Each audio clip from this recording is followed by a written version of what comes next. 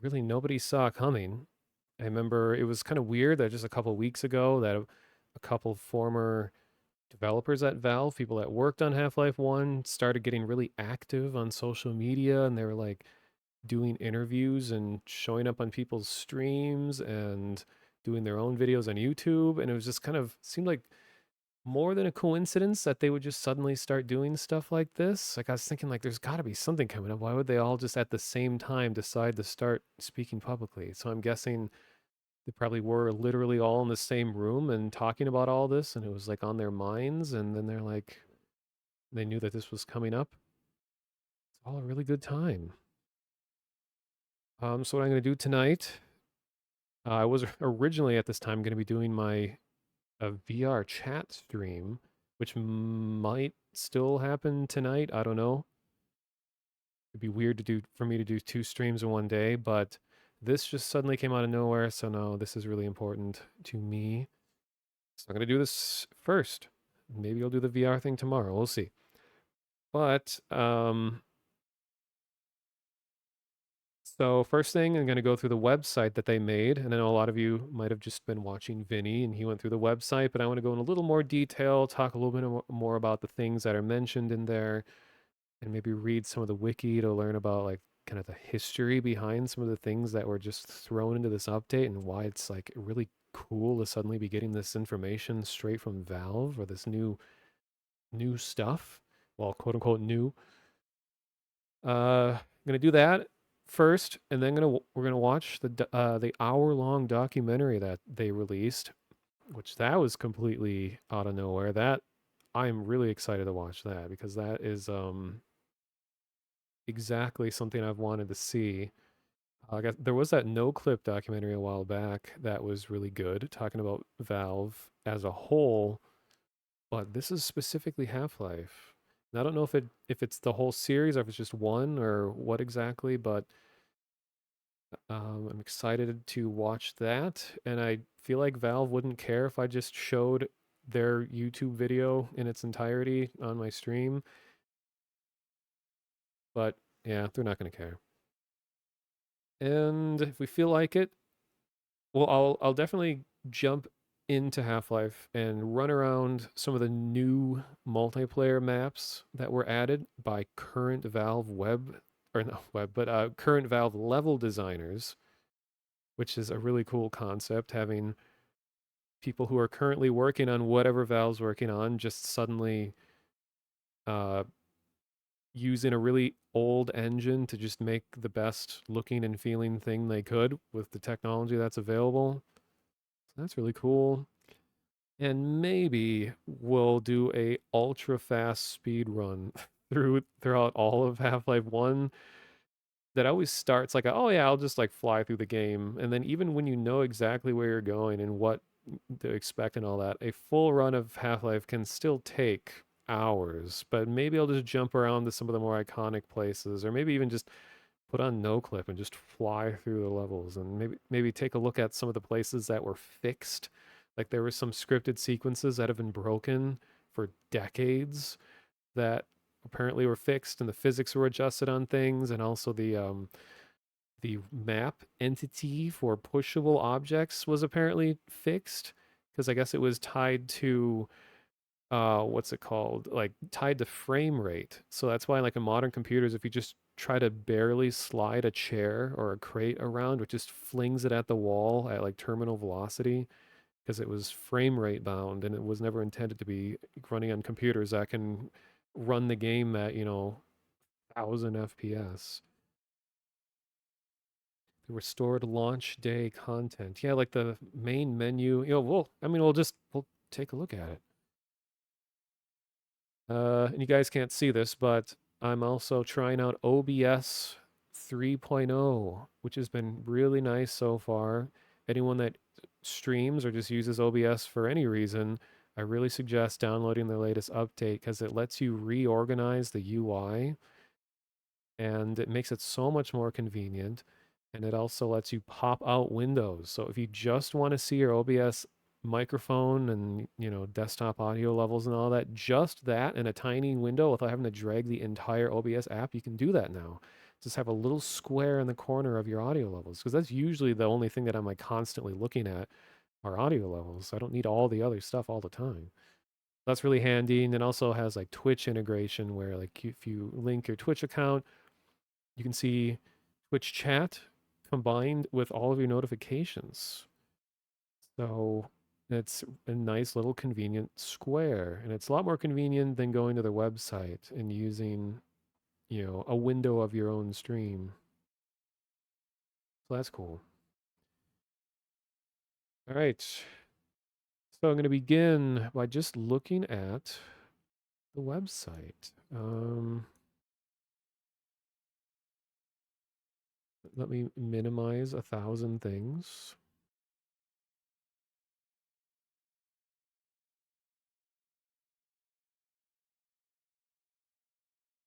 One thing that is a little annoying with the Twitch integration thing in OBS is that like when you pop out a window, they'll always be on top of the main OBS window. So I can't make the main window go on top of the smaller windows. It's gonna be kind of annoying, but okay. So gonna capture window for Half-Life. It's gonna show up. It is. Nice. Well, this is especially wide because it's doing full width. And it made sure I don't have any weird favorites at the top. That would be alarming. Yeah, nothing alarming up there. Anyway. So, this is kind of further down. This update just came out today. And as you can see at the top, technically the birthday isn't until Sunday. You can see some old names here. 3D Sierra, powered by Rage, PC CD-ROM software. All this stuff is just like so weird to see again. He's like the original concept art of Gordon. Run, think, shoot, live. Best action game. Greatest game of all time. GameSpy readers. Damn, GameSpy. Rest in peace. Quantum Leap Award, Gamma Sutra. I think they even changed to a different name now. Game of the month. PC Gamer 1998. Best game of all time, PC Gamer. AIAS, I don't know what that is. Computer Game of the Year. Best action game. Game Critics Awards. Amazing. And I should just say this anytime I'm playing anything that is related to Half-Life in any way, I always want to mention why this game is very significant to me.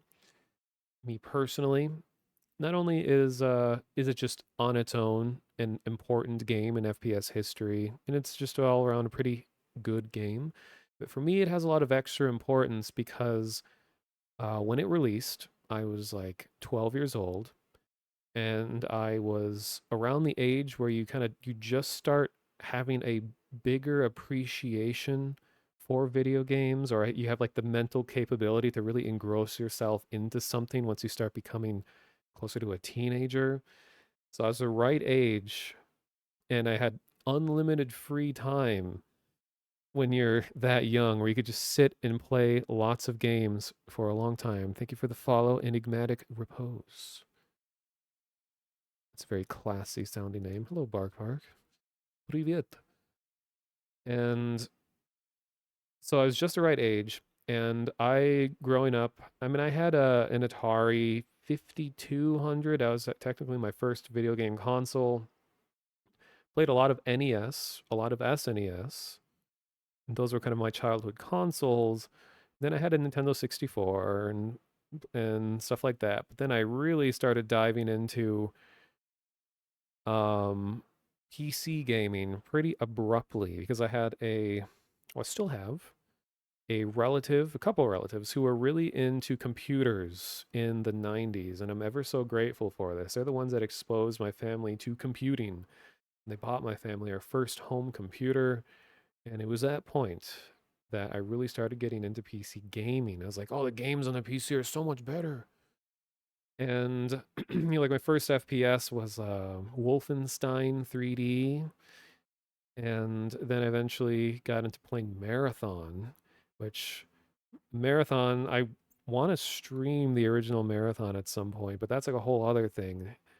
It was one of Bungie's first games, and there's this new Marathon game that's supposed to be coming out whenever. No one really knows because there was a whole bunch of restructuring and layoffs and stuff at Bungie, and it sounds like the new Marathon game team got hit pretty hard. So the future of that game is kind of in question, unfortunately. I don't know. Well, that's all other thing. And I also played the original Doom. I personally liked Marathon a lot better than Doom.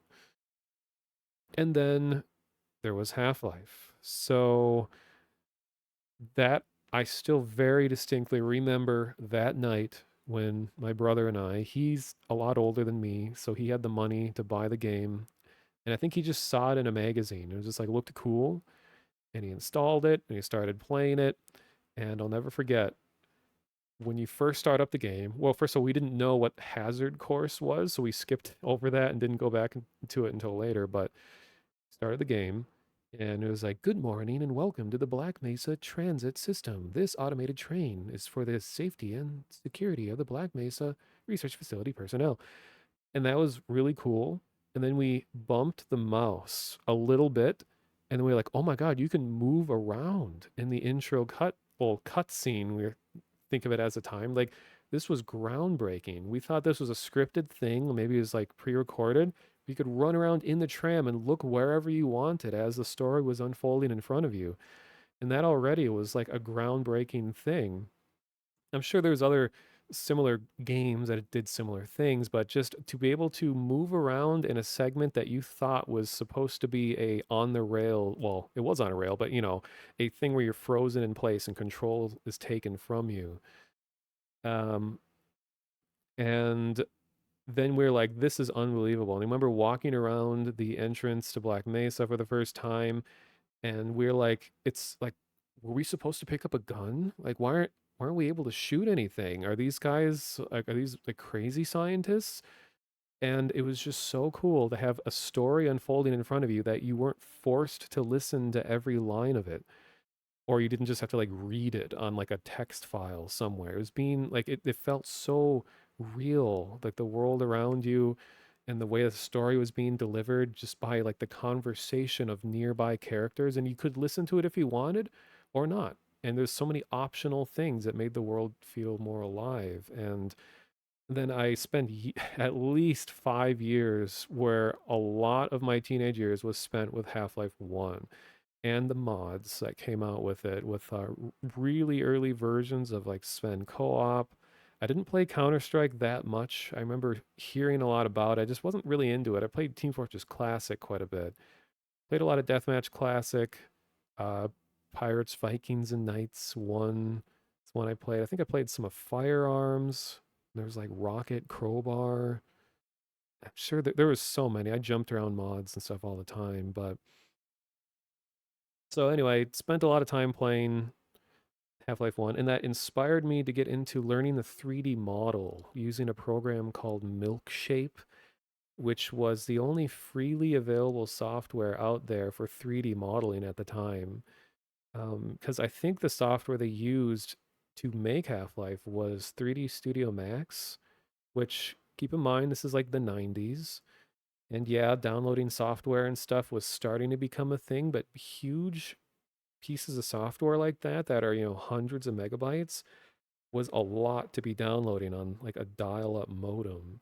And I was just a kid and I wasn't really into um that whole world of like the underground part of the internet of like downloading software. And I mean, later on I got into it, but like Photoshop and things like that. But Milkshape was the only way to 3D model. And I was just like, it was like opening up a whole new world to me. I was looking at like all these models are made up of like just little points and lines and just like dots that connect to each other. And then there's like a texture that is put on top of it. And there's like a skeleton underneath. And it was just opening up my whole mind to the fact that of what made this game what it is. And in fact, the skeletal animation system was one of like the premier features of Half-Life 1 because early games like original Quake, if I remember correctly, the way that they were animated is each individual limb of the character had its own coordinates and rotation, and they just had to move around in sort of like a stop motion like style. Whereas when they introduced skeletal animation, that meant that you would have underlying points and lines that all of the 3D shapes would be attached to, and then you'd move this skeleton in a really natural and intuitive way, and the points and lines that made up the model would animate the character, and it made it more lifelike than ever, easier to animate than ever. And this tech has been around for a long time in like CG, like just graphics and renders, but in real time, this was a big deal. And they also introduced other things with like audio reverb effects. A lot of people don't remember being in the game. Had a pretty like a subliminal effect where gunshots would echo when you're outside, and when you're in an event, they would get a lot more like tinny sounding, all those kinds of effects, and just a lot of big innovations, and it inspired me to get into just digital art as a whole and modding and learning to make games. And that's still some of the most important things today. So, anyway, that was really long, but that's why Half Life 1 is important to me. Thanks for the follow, Mr. Alexi. So, here's more of the website. And yeah, if you're watching Vinny, he just went through all this already, but I'm going to just go through from my own perspective and just comment on things, as I see it. So, game updates, bug fixes, new content. Yes, and Half-Life 1 is free on Steam right now. Even if you have no interest in Half-Life, which I don't know why you'd be watching, and put it in chat, just go to Steam, just click on play or whatever it says, and it just puts it in your library. So you will have this important part of FPS history, at least in your Steam, and it's free. So you have like no reason to not have the game right now. Maybe you'll be into wanting to try it out later. Who knows? It's been like $10 for the last like 20 years. So, well, no, I'd probably like 10. And this is what we're gonna watch in a few minutes, or however long I keep blabbering about. Um, yeah, everything Half-Life related is on sale as well. Yeah, so you can get the whole, I think it's Half-Life 1, Opposing Force, and Blue Shift for like $1 or something. It's crazy. How much was it on release? Oh, I'm sure it was like $50, $60. And this box that you see in the documentary here, or in the little window, that's the box that I had. And apparently this is a pretty rare one. And I feel so terrible that this box is in bad shape. I don't even know where exactly it is. For it being such an important game for me in my life, I if I was if I could go back to my 12-year-old self, I would have like preserved this thing so well. It's like really it's crushed, and it's like sitting in a cardboard box somewhere with like few dozen other boxes, and luckily it's not like torn up or anything, but I remember it being in pretty bad shape, unfortunately. But this box folded open, and it had like a big spread of a scene that actually didn't make it into the final game, but had a scene of like grunts fighting zombies, and you could see an old beta version of the zombie model. And it's funny, like when they make all this promotional stuff, like this is before the internet, really. And they had to make all these assets, like they had to take whatever the current state of the assets were, because they had to make print deadlines to go and print all the boxes and send stuff out to the press and magazines. So a lot of the early promo that you see, screenshots and stuff, is uh old like beta assets. And that happened with Half-Life 2 also. Like when you look at the Half-Life 2 box that made it out into stores, that almost nothing on the box is in the final game, or it doesn't even like look the way that it looks in there. And that was confusing to me. I was like, when am I going to get to that scene with the big like blue appendage that stabs through a guy with the Hydra, which ended up not making it into the game, but um Make you want to dig out your box, see what condition it's in. Yeah, I'm a little afraid to go find it. I know at my parents' place somewhere, but my EverQuest box I think is in really good shape. I don't know why that one is in better shape. When they bought both, well, I was given these games for like my birthday or older sibling around the same time. So I don't know why one is in much such worse shape than the other. Got a Zombo and a Walter. Stop. And yes, I did play Abiotic Factor, which is a very Half-Life 1 inspired kind of survival RPG-ish game that just had a playtest the last couple of weeks. I liked the game a lot. I like to think of it as a combination of Project Zomboid, but in the Half-Life 1 universe. And you spend time in a giant science facility progressing through cooperatively. And definitely suggest checking out Abiotic Factor if you like the Half-Life 1 universe. And I played it with Vinny and a couple other surprise guests. And I think that video will be up on Full Sauce soon. I don't know. You have to check it out and see. It should be soon. I had a family member that owned a PC repair shop. Uh, and you stared at that box inside and out for weeks when you were little. Yeah, it is kind of an unusual box. Like when you look at the history of game art, that there's definitely trends that games follow, and you'd have like no idea what this game is just looking at that.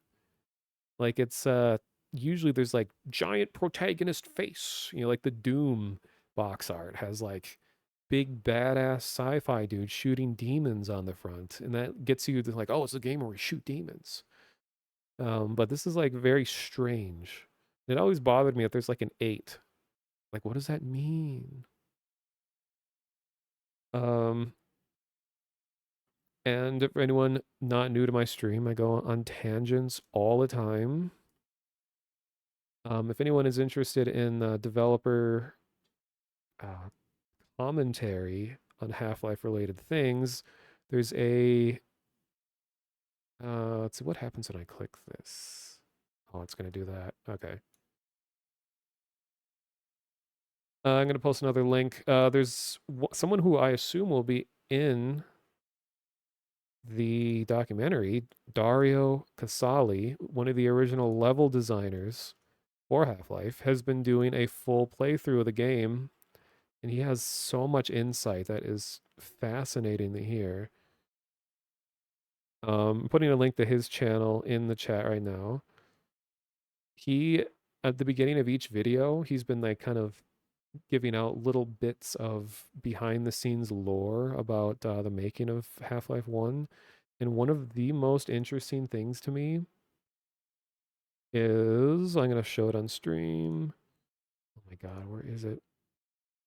Where is it? Where is it?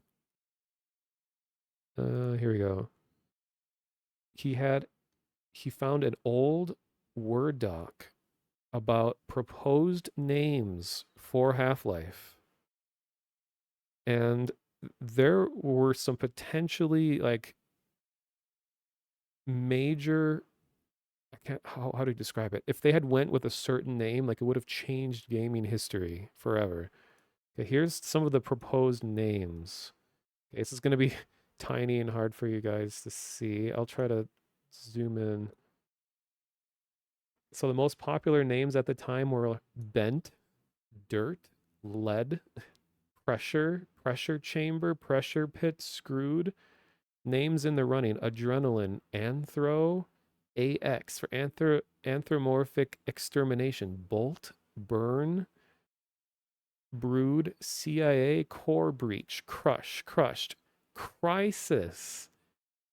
CRYSYS. Can you imagine if Half-Life 1 was called Crisis? What game would we use to test our video cards? I mean, that game would have Crisis as we know it would have still existed, but it would have had a different name. But most of all, Fallout. Can you imagine if this Half-Life had been Fallout, and this would have been before the Fallout 1 released, like what would Obsidian have named their game if Half-Life took claim to the name Fallout?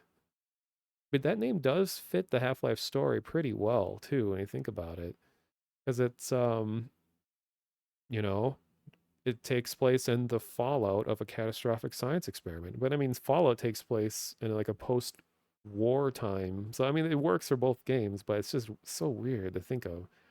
Free Radical Half-Life was way down on the list. And the actual guy who came up with the name Half-Life, he was on um oh my God, what's his name? Uh Mick Vicker. I always forget his first name, but he does the Valve News stuff. He recently did an interview with the dev that uh, came up with the name Half Life, and he explains why and all that. But Trash. Imagine if the game was just called Trash, The Pit, Shiv, The Silo, Unstable Element. Very cool. Oh, Tyler McVicker. Yeah, yeah, yeah. Watched a bit of his playthrough. It's funny how everyone back then had their own weird control scheme because WASD wasn't commonplace. He uses ASCX. There are a couple people I know that swear by ASCX. I can kind of see why it was that way. Other people, there are a lot of people playing Half-Life 1 DM right now, actually. Yeah, I checked before the stream. There was a few thousand people playing right now. Fallout Crisis. Do you know what the lambda symbol came from? I believe that's just a symbol used in the equation, mathematical equation for Half-Life. Like, I know Half-Life is a term related to radioactivity of something, like the decay rate of radiation or something. But I know lambda, is just a Greek symbol that's used in mathematics, but I'm sure in like physics or something it has some oh, it's like a wavelength. Yeah, I know like opposing force is also a physics reference, and blue shift is as well. Like they're all scientific phenomena of some sort. Okay, so we're scrolling down. So they included uplink into here. And uplink, it says originally released on CDs and exclusive for magazines and hardware manufacturers. This is a mini campaign built by the Half-Life team right after the game went gold, meaning right after it was officially done. Uh, this was many people's first experience with Half-Life. Thought it was finally time to bundle it with the main game. No sound card purchase necessary. That's something a lot of you youngins don't realize is that there was a point in PC gaming history where it was kind of outrageous for devs to require you to buy new hardware to play their game. Because a lot of older computers, they would have like a speaker, or first of all, they might not have sound, period, at all on the computer. But some motherboards might have a speaker built into it, so your sound would actually be coming out of your motherboard. Like, it would just be like beeps. But we are progressing to a point where you'd have to buy a sound card, like a sound blaster card, in order to get like stereo sound to come out of your computer. And there was also the late 90s, early 2000s when games are starting to um, require video cards as well. Like, EverQuest is another game that is very important to me. And EverQuest, that was the first multiplayer game, I think it was, to require a video card. And and when you look at what video cards looked like back then, they were like cell phone sized cards that you wouldn't even really see it in your computer. You like plug it into your motherboard, it just looks like another sound card or something, compared to today where like the video card is like half of your case. Very different time. My first video card was a Voodoo 2. Actually, I think we had an older one. The Voodoo 2, I remember when we got that, like this, it was cutting edge. And eventually got a GeForce, GeForce 3. So it went from Voodoo 2 to like GeForce 3. Was a colossal upgrade, I remember. Yeah, your sound card works perfectly. Lambda is the letter for the decay constant. Okay. Yeah, I never played Uplink when it was a new thing. I probably saw screenshots of it or something. I wonder if I can just zoom in to make this a little easier for you guys. Here we go. See if their web designers were good and they allow it to scale properly.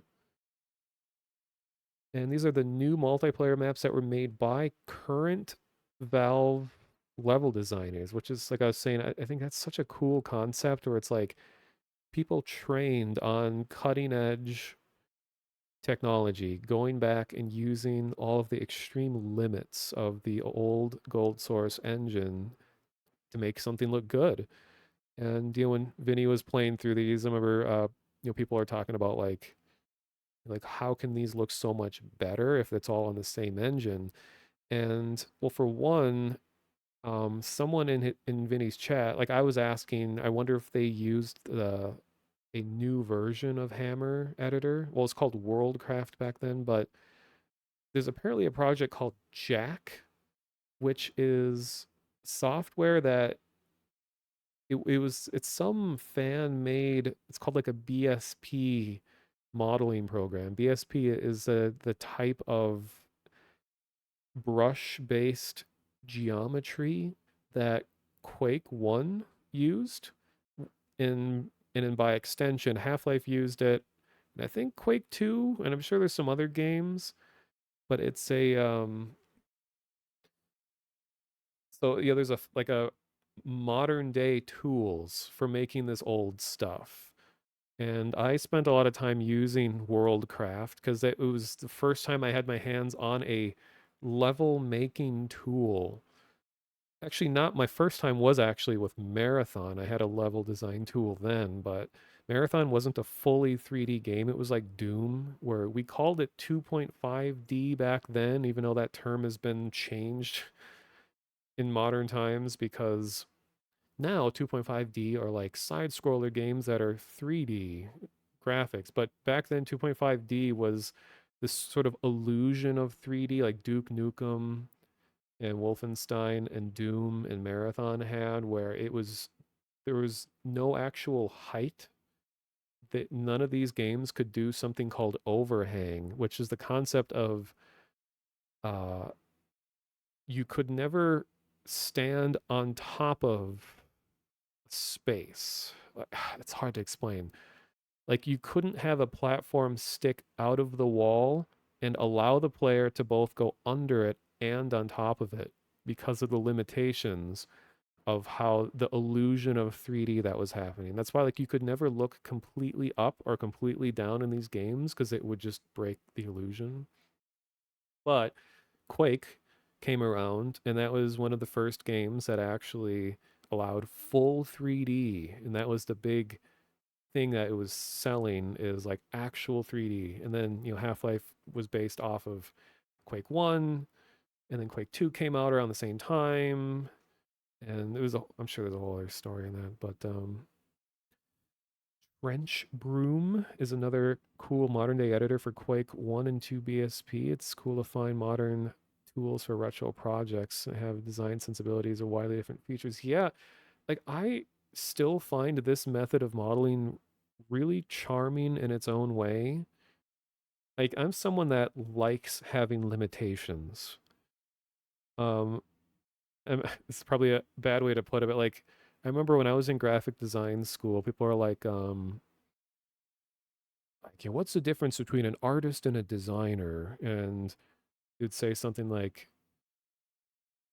uh, like artists create with no limits and designers create within limits or something like that, which I know isn't really true because artists have limitations all the time. But in general, like, design is kind of a different way of thinking where it's all about making the best out of strict limitations.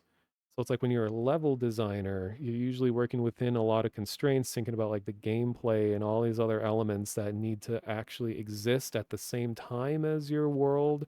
But I like limits and I like just big, rigid geometric shapes and things. And that is definitely what the original Half Life looked like. So yeah, here's these new additions to Half Life 1. It's just crazy to think about. And then we got the barrel mech dude here on the right. Originally, this guy was going to be a uh, you're going to be able to control this model originally on the right, but they had to scrap that whole section of the game because I remember it was just too. What was their reason? I think it was too hard to make it a fun segment or something like that.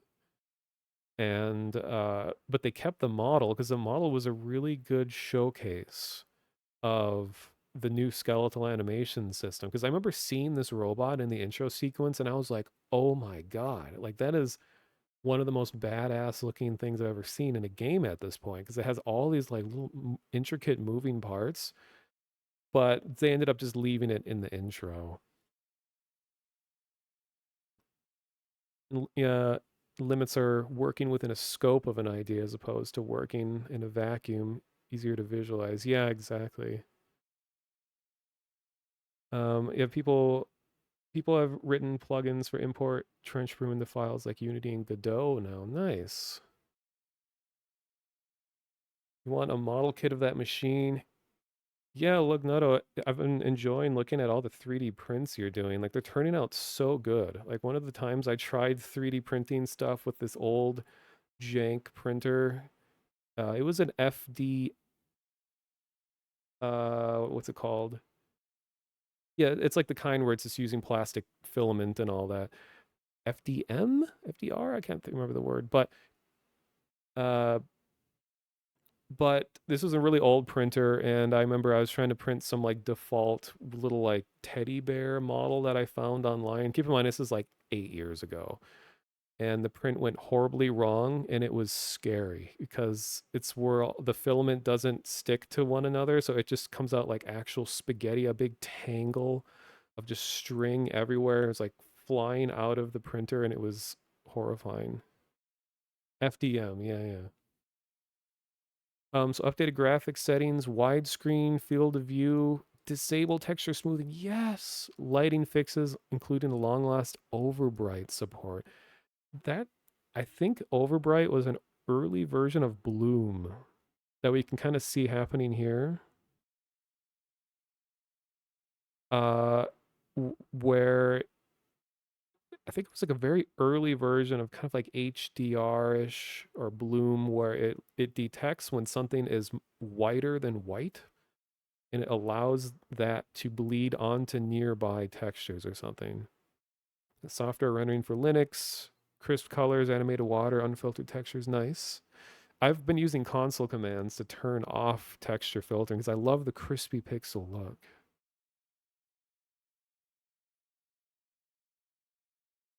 Using ABS filament. I know there's like PLR and ABS. I think like PLR is like softer, like corn based filament and it's biodegradable. Whereas like ABS is like oil based and it makes a lot of like intense fumes. So I hope you have like an open window. um, Immediately recognizable to me and you still love it. Yeah, Icebreaker, there was I keep wanting to bring up other stuff on here. There's a TikTok video of all things of a one of early Valve developer. He's probably in the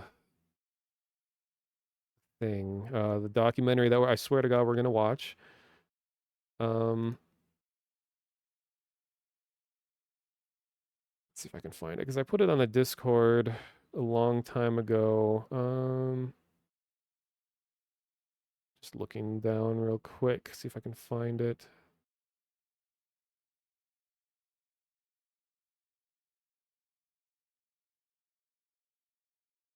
Hmm.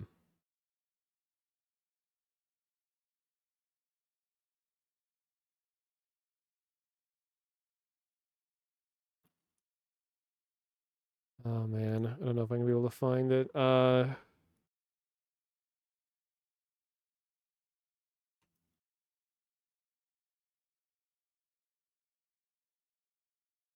Oh wow, putting Half-Life TikTok was a mistake. Oh wait, no, I actually found it. Holy crap. Okay. This is not crack, but this is oh, you guys can't see this, which is good because I don't like unexpectedly seeing things that I'm not aware that you can or cannot see. Okay, what window is this? Archive. Here we go. So Brett Johnson was one of the former developers at Valve, and he recently found a disc that had really early level design, and it is like the missing like evolutionary fossil. Like what was that thing for a long time where it was like to find the missing link that connects apes to modern humans or something like that. Like this is the content that connects Quake to Half-Life, this like transitional thing. Let's see if you can find it.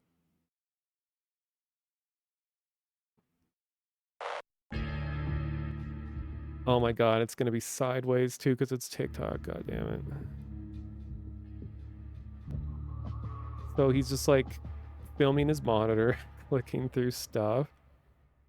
Um, so something that's interesting about this though is that when you're in Hammer Editor or Worldcraft, the original one, there's all these uh, prefabs that come with it. And I remember as a kid, I was like, who would ever use these prefabs? They're really ugly. They don't fit anywhere in the game. And it turns out a lot of them were in these old versions of the game, and they just never made it into the final one. Okay, this is a little more eye-opening here. So You are from the anomalous materials here are lab. Yes, some I early recall. versions of maps.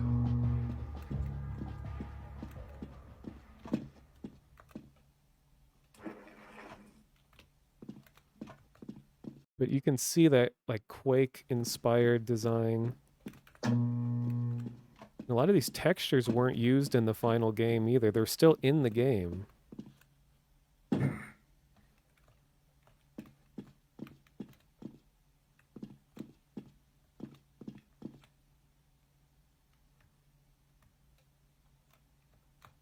Like this sort of aesthetic, it like screams Quake to me, where you have the platform in the middle, and then you have these gaps on the sides, and then sort of like, diamond shaped or trapezoid hallways like this, which you didn't get a whole lot of this. I guess the Lambda sector of Half-Life 1 kind of looks like this. So these are maps that weren't uh, in the final game. I guess technically, yeah, half a hexagon.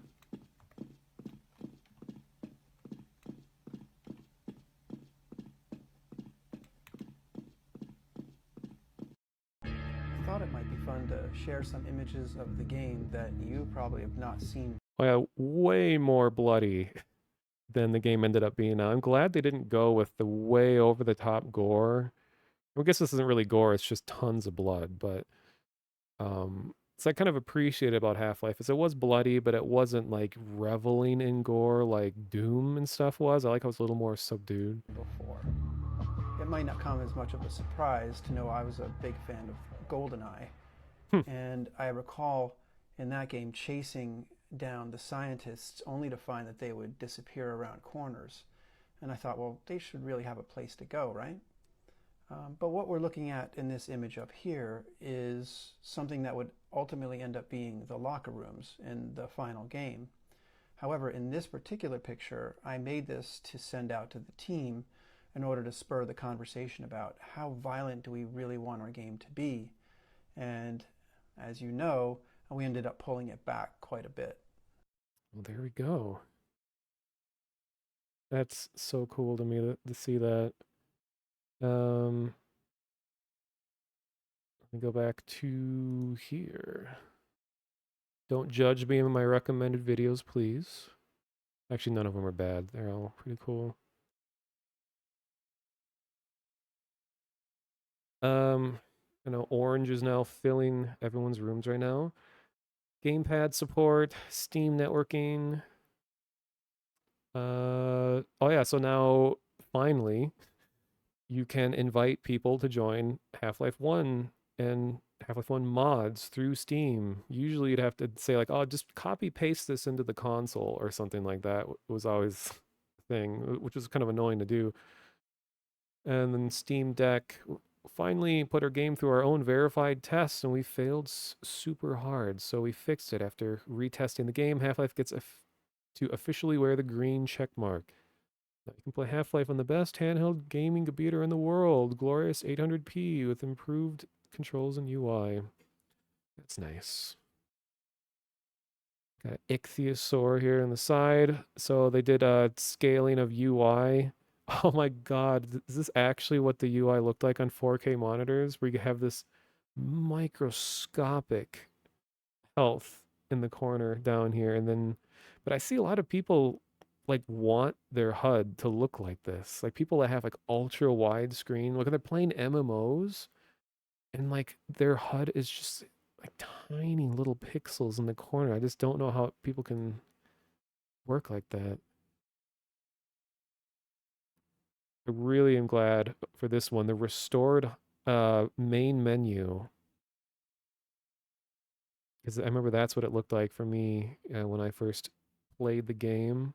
And I wasn't sure if it was glitching because I was like, why is the title cut off at the top? That's weird. It's an artistic choice. Yeah, I wonder because there was a Sierra logo that came up before the Valve guy. Wonder if I know Sierra isn't a company anymore, but can they like legally even bring that company's logo back up?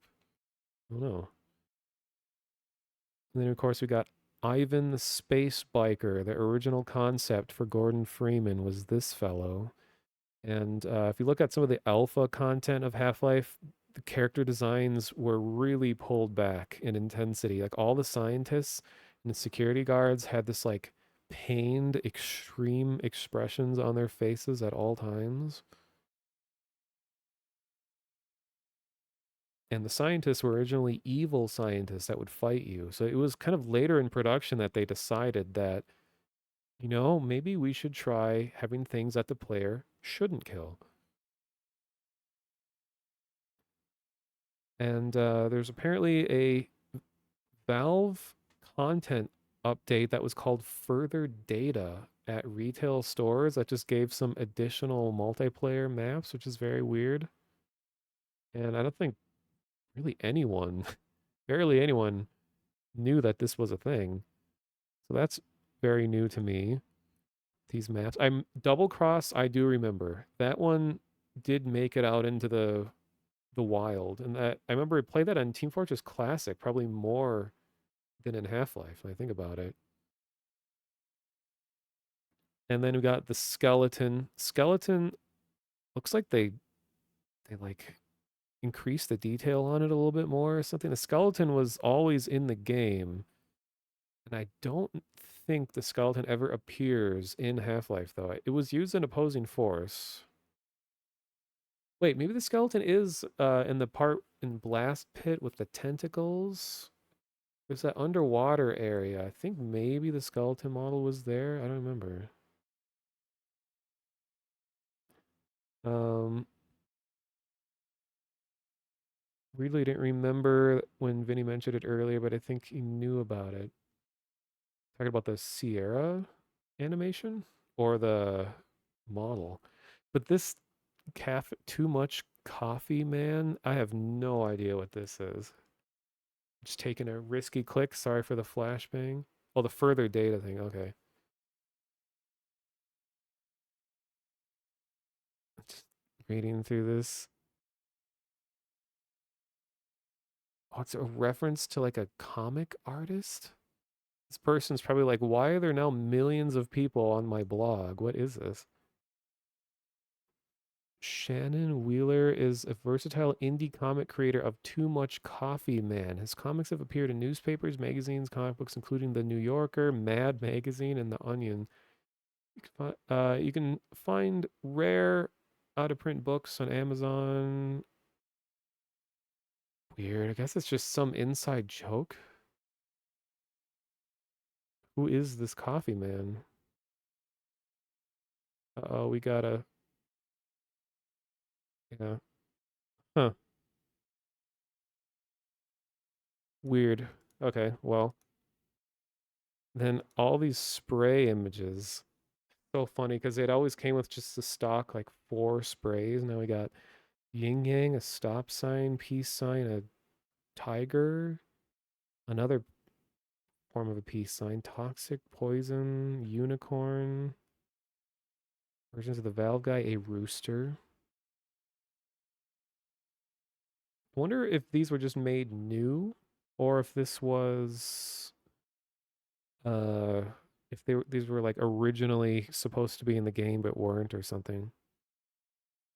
Kept wanting more sprays, so we grabbed several megabytes of them. Oh, from the further data. Okay, so they are from the old time. Okay,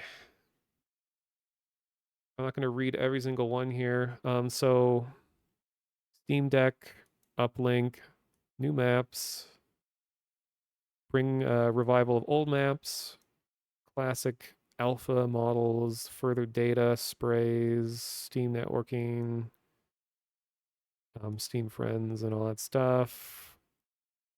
Oh yeah, you can turn the video off if you don't want it. Updated the main menu. This is gold right here. Change the default models to the original non-HD models. And I know that's like anyone who's a Half-Life fan, this is always like a subject that is talked about.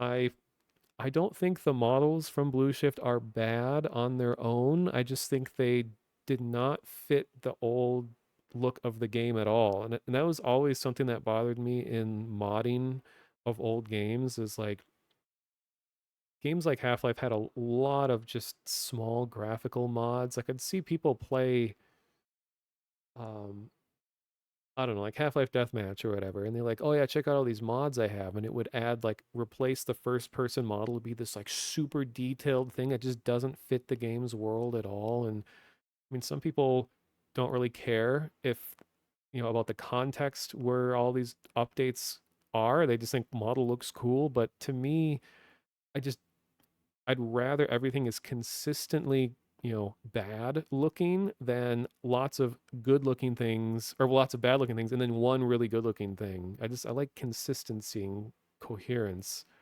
So I'm really glad that now it will default to the non HD ones. That's the most authentic experience. Grenade physics improved, randomness for multiplayer spawning, so less gibbing, I guess. Satchel charge controls. This is weird. Like, what prompted them to want to change these things? Primary fire now always throws a new satchel, and secondary fire always detonates. I just got used to the weirdness of the satchel controls. It'll be weird to go back to this. And this makes sense that it was changed. This I'm really curious to try. Fixed pushable entity movement. So like the chairs and crates that it was super glitchy in modern computers where you'd fling them into the wall at speed of light and I guess it wasn't supposed to be that way. Players with high frame rates freezing in place on death. I remember seeing that a few times. Get stuck, level transitions, cases where characters would interrupt important dialogue with greetings. I thought that was intended. Fixed view bob weapon angles, red barrels at the start of surface tension not launching as intended. I This was like a weird fragmented memory of mine. I could swear that I saw barrels that launch into the air as a kid, and then I went and replayed it later and they didn't. So this, I guess, just confirms that it really was a thing. Snarks attacking FL World Brush entities such as Funk Walls. That was a problem? I didn't even know that was possible. Failing to deploy a snark or crouching and looking down.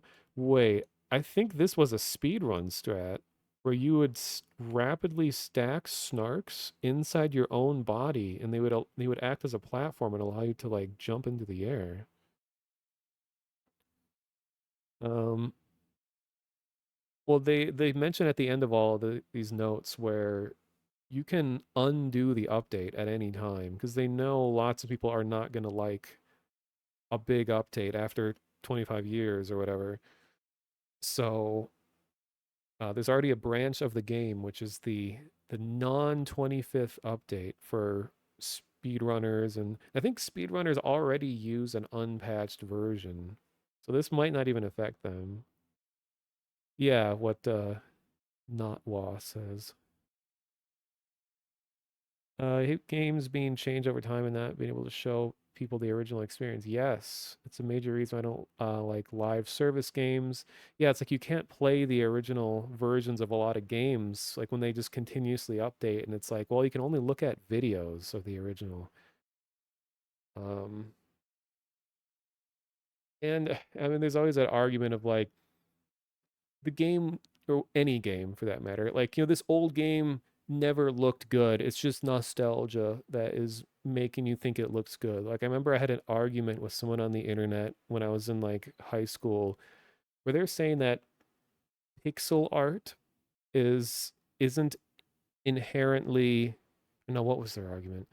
Saying that pixel art is just a technical limitation and that on its own has like no inherent beauty, or it was some weird, like strangely profound statement that they were trying to make. They're like, oh, it's a technical limitation, it can't be art because the artist is being held back by their limitations, which I completely disagree with. Like I think pixel art and like low poly art and all that can absolutely stand on its own, and it's like it's beauty in the limitations. Well, plus like mosaic art, ancient Rome. I mean, so that style of limited artwork, works of art for that matter, has been around for, an extremely long time. They use a specific version, the speedrun. Yeah. You missed the PlayStation Home for PS3. Is that preserved anywhere? That's one of the very few things I actually did on the PS3 was I played around in Home for a while. It was cool. I mean, it wasn't like I don't remember much. I remember thinking it was cool. Interesting. So fixes to console commands, flashlight showing empty. Man, like I wonder how they knew that these things were problems. Would they just like look at Steam forums to see things that people reported?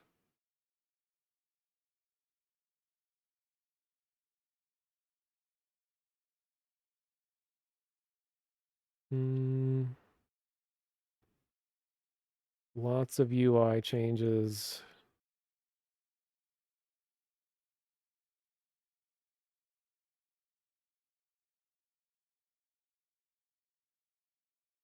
We basically rewrote it all. If you've got a custom Steam input controller configuration, you should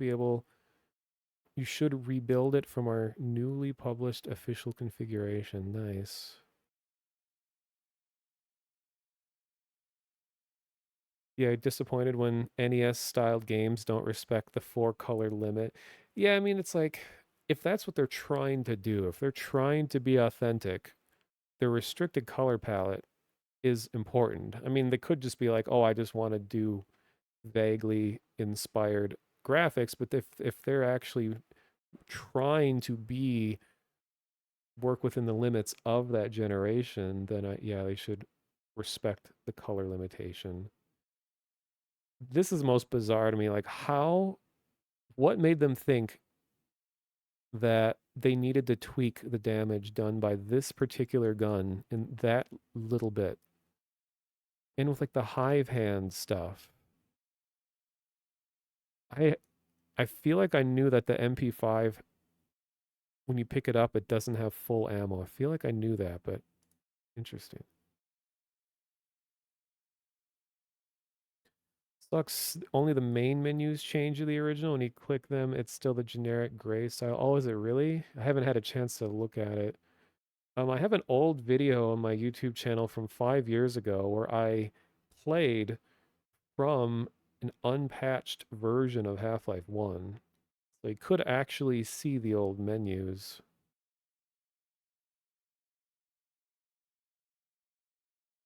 Okay, we're almost at the end here.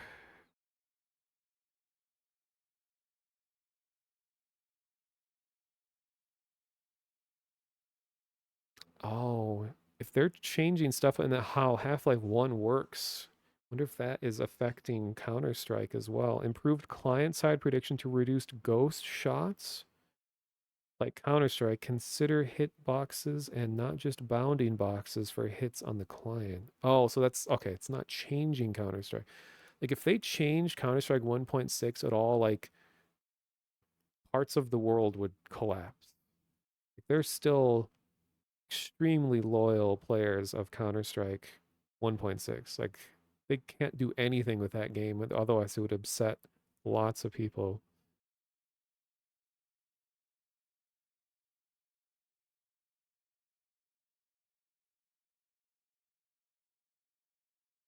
Mm, well, I haven't seen a lot of people say that this update broke a bunch of stuff, but wonder if that's just if you leave the patched version of Half-Life 1.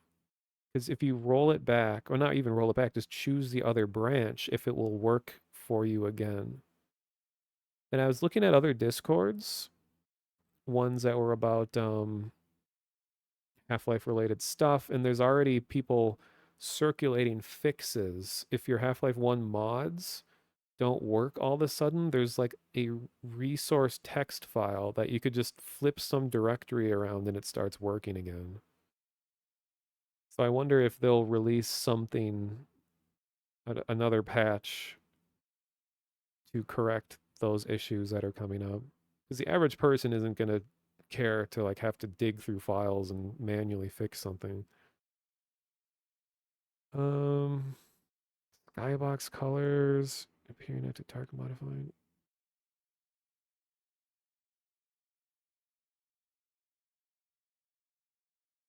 Huh. This is cool. Improvements for mod makers. You can have more than 8 sounds playing at one time. Oh, thanks for the follow. Uh, Nikatomics.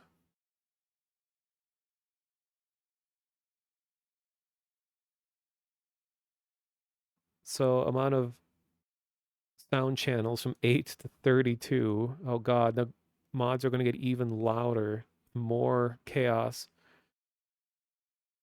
Maximum limit of sentences from 1536 to 2048.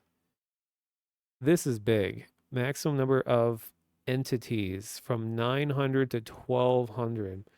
Like this will vastly change the complexity that gold source maps, how complex they can be, because that hard limit I remember was a big obstacle for a long time. I think over the years it has very gradually increased too with different patches. From 256 to 1024 max packet entities. I'm not sure what that means. Okay, lots of just big improvements. Increased software render geometry limits. This is interesting to me. Cycler and function button entities can now be the target for scripted sentence entities and are allowed to speak in multiplayer. It's crazy because it was like cyclers, a weird turn of events when a bunch of us with like Vinny and a whole bunch of other people, I think like Videobum was there and Bass Clef and I think Desert showed up. I know there's a bunch of us that were playing those old Counter-Strike maps. And that one Jurassic Park one we played had cyclers in it. And I remembered that random ass name of an entity. Cyclers were what we used to force a custom model into a world that isn't supposed to be there, that isn't tied with any AI or anything else. It was meant to just be a way to show a model. And they would bleed black. And every time you would crowbar them, it would change what animation they play. And if you push U's on them, they would freeze in that pose. And I won a screenshot contest in like 2003 for Sven Co-op by using cyclers. I used a server mod that allowed me to spawn stuff, and I spawned tons of cyclers of different monsters, and I manually posed them all. This is way before, this is before Half-Life 2's, before Gary's mod. I was posing characters in real time to create a big elaborate scene. So I made like this impossibly complex combat scene for Sven Co-op, and I won the contest. And then finally, Function Vehicle, one of the most one of the weirdest additions to classic Half-Life that was usually only in Counter-Strike, but now it's for all of Half-Life. It's amazing. And Linux stuff, security fixes. And then, yeah, a branch that is unpatched for people to test things on if patch broke something. And then finally, they are uh, reducing the visibility of Half-Life Source. Now, I just want to say, Half-Life Source is known as being the worst version of Half-Life, and I think it is, but it's in a very weird point because I distinctly remember them saying that the only reason Half-Life Source exists is so that Half-Life 1 mod makers could see how to port your mod to Half-Life 2. Because that was a very controversial thing at the time, is people are like, um, Half-Life 2 releasing is gonna like kill the mod scene because no one's gonna want to port their mods to 2. And then Valve came out and was like, no, we're gonna make it very easy for you to port everything over. So they just decided to port all of Half-Life 1 to the Source engine, and Half-Life Source was freely, well, it was supposed to be freely available, but I think they actually charge money for it, which is why I think that's what kind of convolutes everything. Is like this is supposed to be a tool to convince mod makers to port their mods to Source Engine, but they're charging money for the example project. But it is an awkward part of Valve's history because it wasn't meant to be this is Half-Life uh remastered or anything. It was just very subtly changed, and a lot of textures were ugly. There's just that they just made generalized changes to Half-Life 1, and a lot of it didn't. The changes didn't work across the entire game, so it ended up being quite ugly in a lot of places. And they removed gibbing, if I remember correctly. All the characters just ragdolled instead, and that gibbing is like a pretty iconic part of Half-Life 1. The water looked, it was using the Half-Life 2's like reflective water, which I don't think fit the world at all. And there's a bunch of like broken scripted sequence. There's just so much that was broken with it that they really shouldn't have just released it in this way. Because people would get the impression that this is supposed to be like an enhanced version of Half-Life when it was barely, you could barely consider it an enhancement. So I'm really glad that they are reducing the visibility. They're not killing it. They're not getting rid of it. You can still get it on Steam. It's just it's not going to be included with like packs.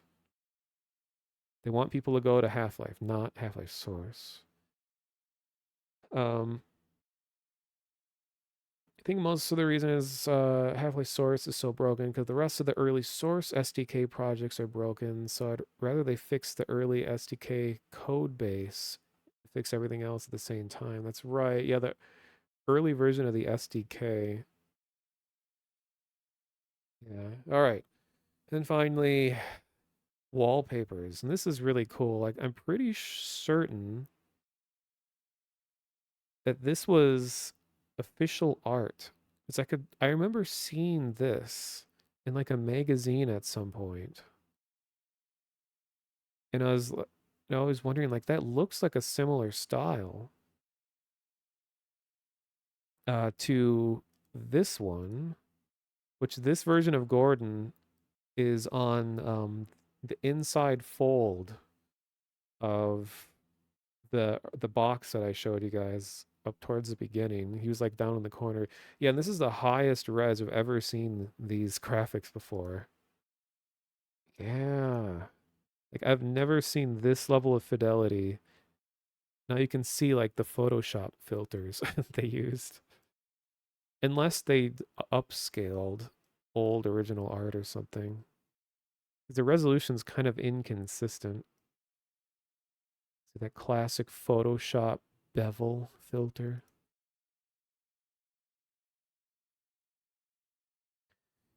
Yeah, Lugnato, that's true.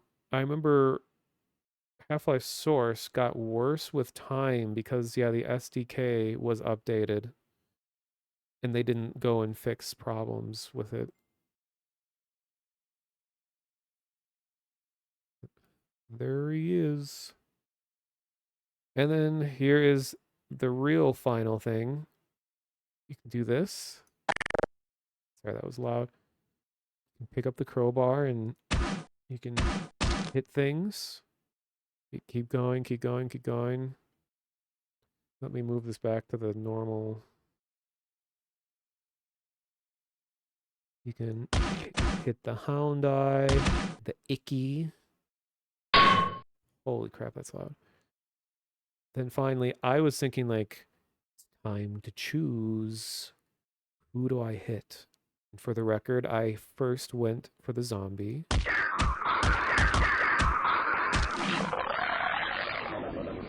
But I had to give it a shot. Ugh.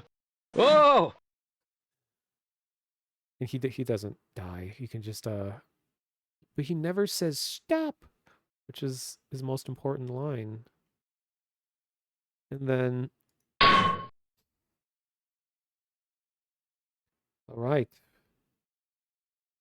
Post Orange Box updates broke Half-Life 2 Deathmatch, and the problems compounded with Half-Life Source, and I think it broke a lot of old Source mods in various ways.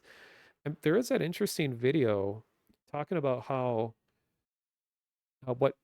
different TF2 looks now compared to at launch. Just the light shading and the textures and stuff. I mean, obviously there's a lot more content there, but um all the updates to the source engine over the years had, unintended changes to older games. Like I always felt like subliminally, here, I'm gonna turn this off. Um TF2 just looked a lot different when I was playing it, and I think it ended up being true. Like the colors were more vibrant at launch. They're much softer, and like the specular highlights on things were more pronounced and all that, and somehow that was lost over time as more upgrades were done to the engine. Okay, now if anyone's still out there, echo, echo, echo. We're gonna watch the hour-long Half-Life 25th anniversary documentary that was just released 5 hours ago. Really excited to watch this. Probably one of the most exciting things for me that Valve has released in like years, because this is exactly what I want to hear more about. I'm gonna try to just run it without me saying anything. I mean, if there's something that I feel like I really need to talk about, I'll chime in, but largely I just want to absorb it along with all of you.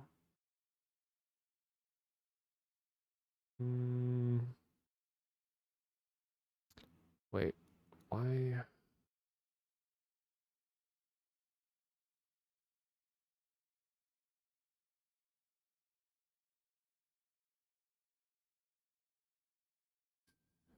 I know you can't see it yet.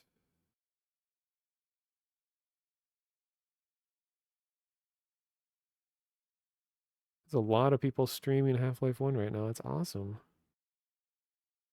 It's not even a Remember Freeman event.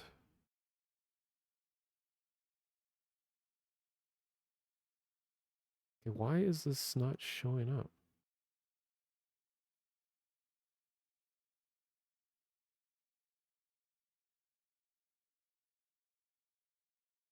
Is this the right tab? No? Oh. Oh no, that's not it.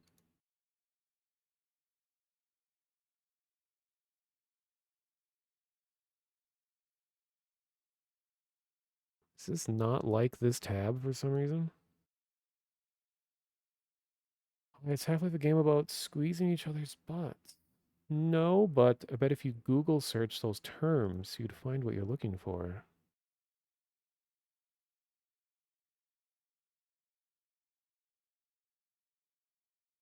I don't know why this tab is just refusing to be captured.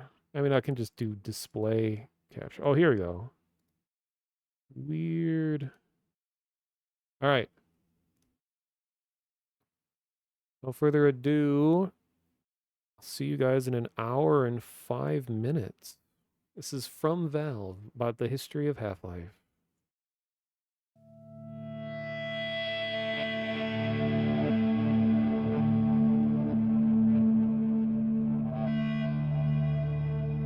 You just go over the mountains over here and you're in high desert. You get past Ellensburg and it's high desert. So I spent a lot of time out there getting reference.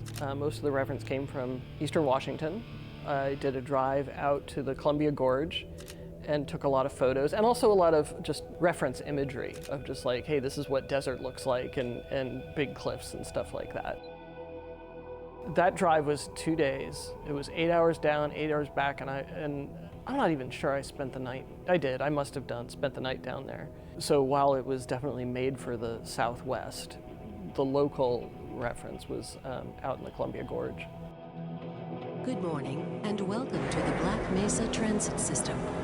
This automated train is provided for the security and convenience of the Black Mesa Research Facility personnel.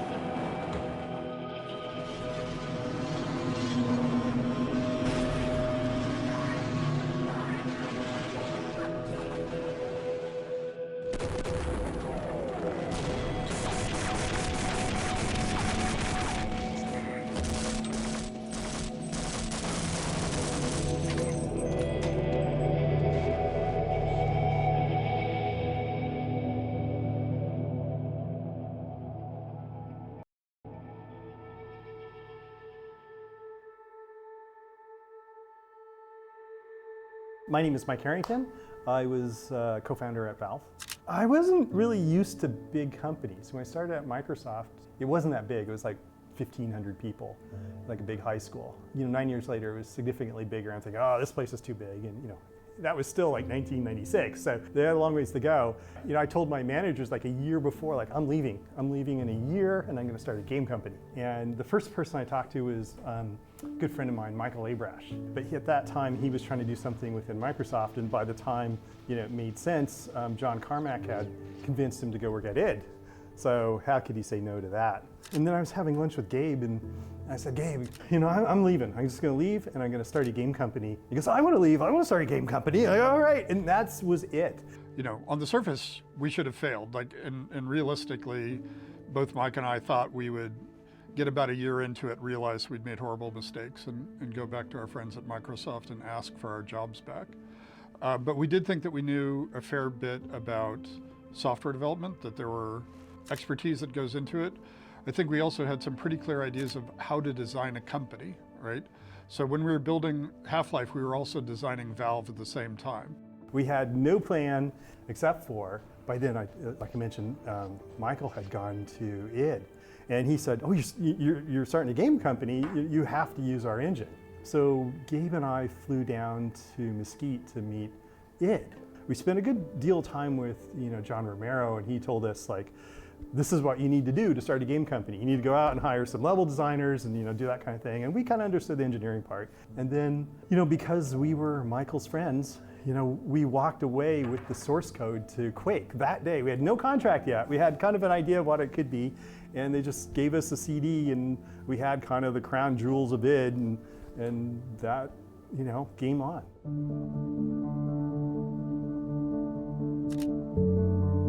I think most of us had no game development experience. We were either amateurs working in our homes at night for fun, or some people were from the software world, but they had never worked on a game. I think we had 3 or 4 people in the entire company who had actually shipped a game when we started Half-Life. We have to figure out what is Valve's first game. So we have to come up with an IP. So everything is done from scratch. Gabe came into the office and he said, I read this story. I read this Stephen King story called The Mist. Stephen King, it's got monsters, people in a grocery store, fog comes in, monsters in the fog, use your imagination. We didn't want to write that as a game. That wasn't really the point, but it was just the tension and how it felt. Well, it was interesting. At first, we had 2 games. Greg was working Prospero, and then Half-Life was originally called Quiver. My job was then build a team and figure out another game for us to build. That'll be the second game Valve ships. What features should it have? How is it going to be different from a normal first-person shooter? Every time the engine got a feature for Prospero, Half-Life stole it. And then Half-Life just started getting visually, more impressive and cooler. And eventually it just, because it was going to ship sooner, it just stole the resources from Prospero, and Prospero just faded away. So I had this character, had like a floating orb, and it wanted to have some, effects on it. It's kind of magical energy, something. And so I worked with them on that and came up with the first version of the beam effects, and they were using it, they were happy with it, and then people on Half-Life are coming over and like, what is that? How did you do that? So very quickly that got into Half-Life. The disaster sequence has kind of beam effects all over it, and we ended up using it for the Vortigons. Like, there are a bunch of things that we were doing that we thought would help us tackle the problem of what video games were. And what video games were a rapidly changing field where, at the time, 90% of video games failed to turn a profit. And a few percentage of them were very, very profitable, right? So it was a field that really valued talent. Like I said, Gabe and I brought some people, and then from there on out we had to hire people. And Romero said you got to hire level designers. So we found some people who had industry experience. Worked on Rise of the Triad first as a pixel artist, and then went with Duke Nukem, and then everything just went nuts. But I was sitting in my office one day, and my phone rang, just out of the blue, and I pick it up, and it's this recruiter. Eventually, he hooked me up with Gabe, and they flew me up here. It was a big surprise. But then we started looking, the nice thing that we had is we had a whole bunch of people in the world who had been working on mods, and so we could start looking at those folks. And that's where we hired a lot of our designers. Steve and Guthrie, Steve Bond, John Guthrie were my favorite hires by far. Other than Doug, Gabe sent them an email and they're like, who is this scammer? Never heard of these guys. Just kids, like barely 20, I swear. And they show up and they're just the most creative, brilliant. Clever. Oh, fucking clever. Steve had the magic ability to make stuff fun. The fact that those guys have been hired to go work on some game for some company, I think that was the start for a lot of people that something cool was going to happen, because those guys were already doing stuff that was cool. And then Mark showed up, and Mark actually knows how stories work, beginning, middle, end, and all this stuff, and he had all sorts of great ideas, and he also would just bring good ideas out of everybody else as well. Like, the person who wrote more code on Half-Life was a chemistry major who decided to be an IP lawyer in Atlanta, right? And he ended up writing more code than anybody else. The creature designer for most of the AI for the creatures in the game was a manager at a Waffle House. It's not like there are a bunch of people that you could say, oh, this person, you know, has a PhD in video game design. It was that combination of both finding those people when it wasn't necessarily easy to find them at that stage in the video game industry, and then also convincing them that it was a better place to work than anybody else.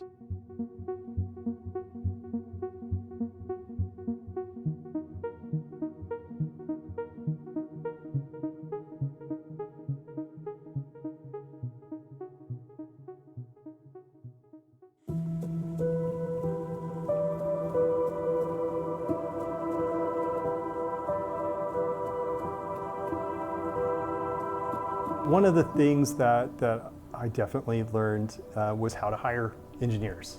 And you know, we needed some engineers. For us anyway, we had licensed ID's engine, you know, we're using the Quake engine. And one of the things me and some of the other engineers, probably Ken, were talking about was if it would be possible to use the save system to kind of like join our levels together in a really seamless way. So you get to the end of a level, save stuff, and then load some of it on the next level. And have it just feel like, you know, the world's all connected. And so we had, like, every once in a while a hallway or the train would get to a point and you would have a little stop for the level to transition. And so he wrote that code leveraged on top of just the save load code to do the transitions. And I think in Half-Life 1 we got most of the transitions were, you know, a second or two. You know, I remember when we went from 8-bit to 16-bit, like, hey, we don't have to have all our textures fit in a certain, you know, 256 colors. That was a huge liberation. The two tech investments we made for Half-Life was to get to 16-bit color and skeletal animation for all the monsters. But at the time, it was completely revolutionary. Your Quake characters were, it's like a text file of vertex positions over time. I wanted so much more animation, and I wanted the animators to have the freedom to put in 100, 200, 500 frame of animation, if not more. And then you can do all sorts of other things because you have a skeleton, so it's like, oh, I can hook on a gun to a character. I can start to make changes of characters and replay the same animation or reuse most of the same model, so we can swap out heads, we can swap out this, we can swap out whatever. Like, all the technology that went into the game to make it as fun as it is was not available one generation before. So licensing the Quake engine, which was, you know, very mature and had level designers who'd grown up just goofing around with it.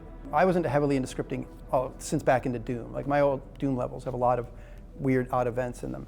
I think I asked Ken, is it possible that I could, you know, have access to the character's animation, like a trigger? Like what I mentioned, I could make the guys go into an animation, I could make them run, and then I would configure everything. It was all hack. This is total hacky stuff. And that is mostly what I built, was like things like characters reacting and jumping out are made to look like, or I'd use a push brush to throw a head crab out to make it look like it launched at something. Or if a loud sound happened, they would respond, would cower. Gabe's dictate was, as you walked forward, something needs to happen like every 3 to 5 seconds. Yeah. The player stands still, Didn't have to be much. Universe can be quiet. But if they move forward, if they're active, the universe needs to play back something, needs to do something, even if it is a scripted sequence or even just an interesting sign or a sound or some vignette or something. So I came up with this interaction method where you could do little AIs where the characters would talk and interact with you a little bit. And then we wanted to do spectacle. And that was scripted sequences where you could tell a character, you need to run here and then jump into this animation. And then have a bunch of you all synchronize your animation because it's somebody flying through the air, they're smashing something, or they're doing something like that.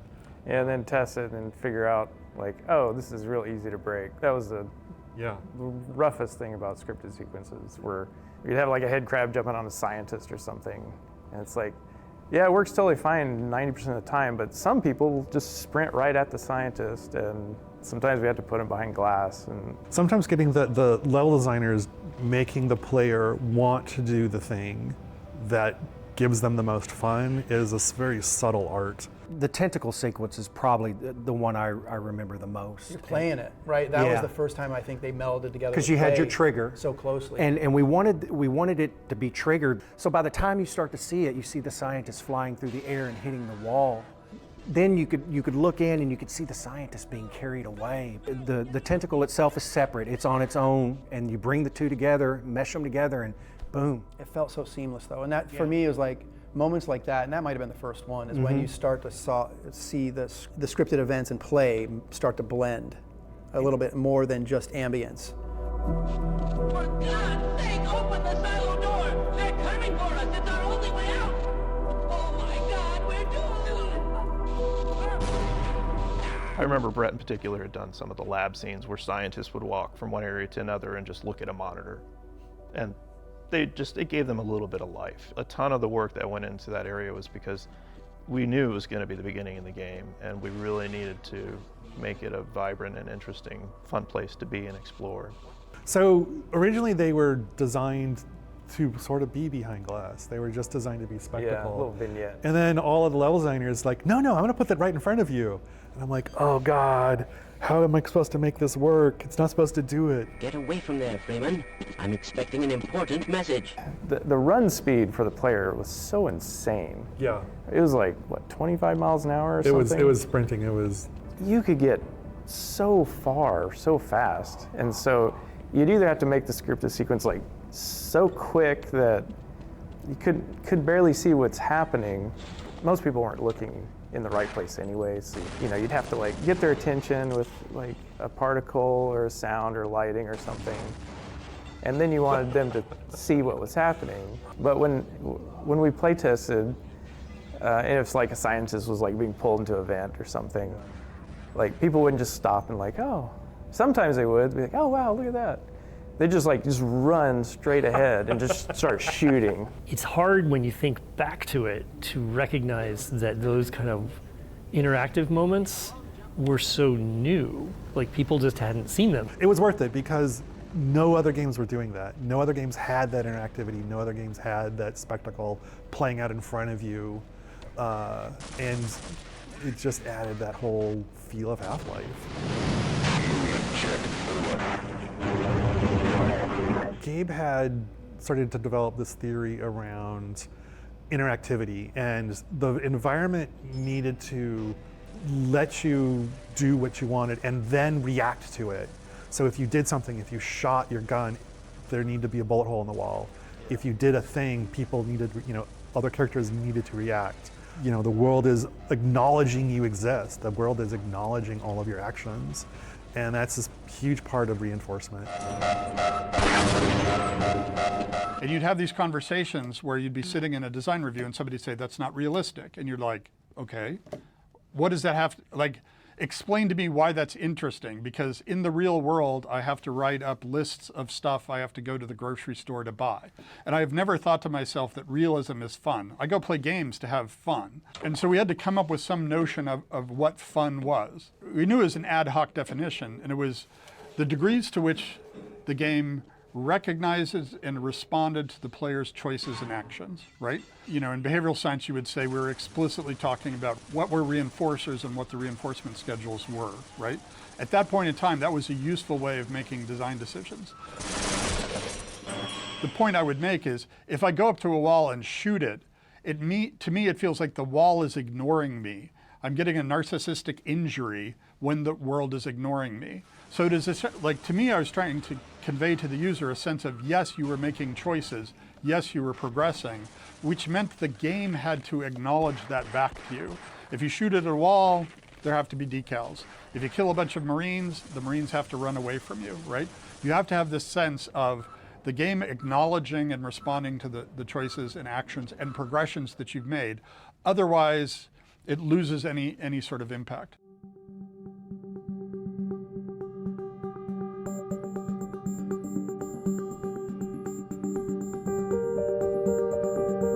Ted and we were on the same page in terms of what the game should look like, which would be just sort of alien in a very naturalistic kind of way.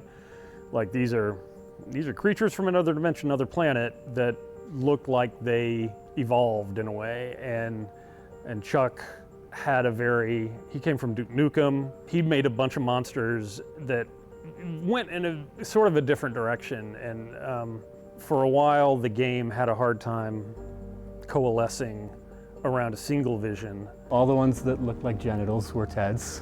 Yeah. And all the ones with shiny bits that looked like alien soldiers were Chuck's. That was a thing when I first came in, Ted's style and mine. And trying to figure that Trying out. to find the harmony between the two to make it work. Yeah. Ted he really liked the Wayne Barlow aesthetic, and I had a little bit different, but it worked. Ted made these really weird. He did the head crab. You know, that's pretty much the symbol of it all. And I remember taking his head crab and putting it on a scientist and making the zombie. Right. Well, we pretty much we talked, and it's like, okay, you do that, and Ted did the soldiers, I did the scientists. I did a lot of the aliens, and with the Hornet gun, I did the Hornet gun for that one as well too. You know, the alien slave. Well, I did some animations for the bull squid or bull chicken. I have to call him that. But that's a Ted creature there. The hound eye was Ted's as well. Yeah, a lot of the fleshy. If it's got a lot of flesh on it, maybe too much. Yeah, that's a Tedism. You can always tell Ted's designs because they're much more aquarium than aquarium and/or like unspeakables. You know. Oh, Big Mama! I forgot about Big Mama. Oh God! It's a testicle, right? It's like so disturbed. I concepted a guy in sort of a NASA spacesuit, a scientist guy. He was actually modeled after a couple of programmers I know. Big, beefy, bearded Linux programmers, And so that's where the HEV suit sort of emerged out of. There was a lot of desire for not having a space marine or a soldier be the guy. And then Chuck Jones went off and did a pretty different version of him that became known as Ivan the Space Biker. Oh God. I remember telling myself, it's like anytime you make a screenshot, make sure it's good, because you don't know where this is going to appear again. We didn't know that. And Ivan is the prime example of that one. Sure, so you're looking at go look at Quake. It's like, okay, I'm looking at that, and he's got this incredibly boxy head. And you're always hearing, don't put too many polys in it. And it's like, okay, so Ivan got the square head, and it was kind of an early, just a rough prototype of a Gordon Freeman baby. And I remember we didn't know what Gordon looked like. So it's like I was looking for somebody, and I found Mike Harrington. It's like, Mike, what does Gordon look like? I don't know. Put yourself in there. It's like, oh, okay. And so I went in and put kind of my likeness on the early Gordon model in the game. And it kind of stayed Did there. Did you have a ponytail?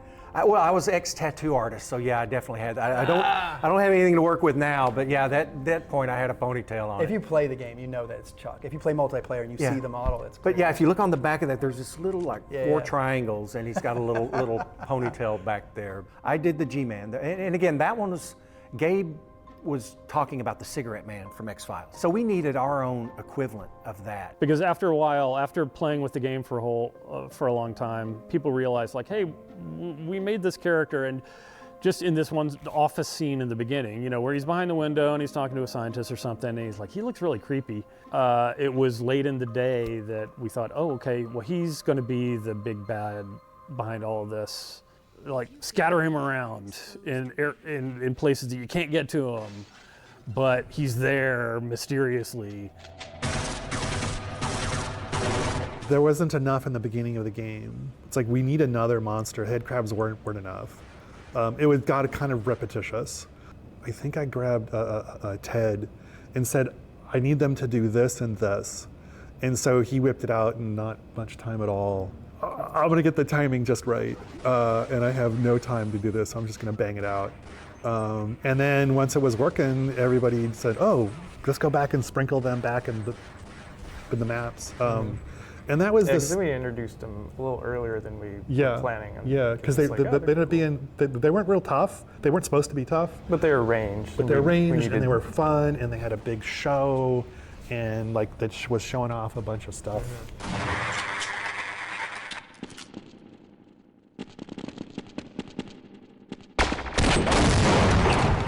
I remember the assassin came in pretty late. That was it. It was like, okay, I have a week and a half. It was already done, it was already all modeled, already all animated, and the requirement was it couldn't have any new animations and any new anything. So had to come up, I grabbed a bunch of Steve Bond's AI and banged that thing out. I built a level super crude, but it had all the right spacing and all the right heights and all the right, geometry. Again, it's just a presentation where this creature gets to shine, this enemy gets to shine, and is your entire focus for that scene. And it's kind of a memorable experience because it just takes place in a different fashion than other encounters, and you get knocked out, and there's all kinds of, like, the lights go out and you get dragged through a corridor and things. So again, it's something you remember in the game. And if they find the body? Body? What body?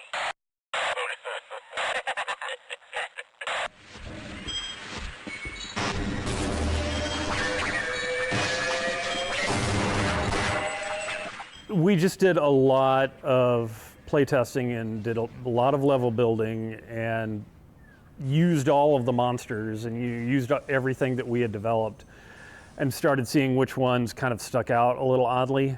Like we had the hound eyes that Ted had concepted and Kelly had done great sounds for them. And so they seemed like a very oddly plausible sort of alien creature. And Chuck did what we called the panther eye, which was this big black panther looking creature that also just had a big red eye for his face and a big shark fin coming out the back. And design-wise, he seemed like this is a very useful creature. It's like when you design things, you like to have a gradient of difficulty, a gradient of escalation in threat. And so if we had these hound eyes, then yes, this like panther, bigger, scarier looking thing would be more of a threat. It was in the game for a long time and then sort of just worked its way out because folks couldn't find a way to incorporate a creature like that into the environment and make it seem reasonable. The Stuka bat was, it was something that I did, just another creature from the air. We had the chub toad that we were going to use as a feeding animal to help, and they had a mechanic to where they were going to use this to distract monsters so you could possibly get by. And it pretty much reached fruition to where we created the object, but then again, time became the factor and it had to get cut.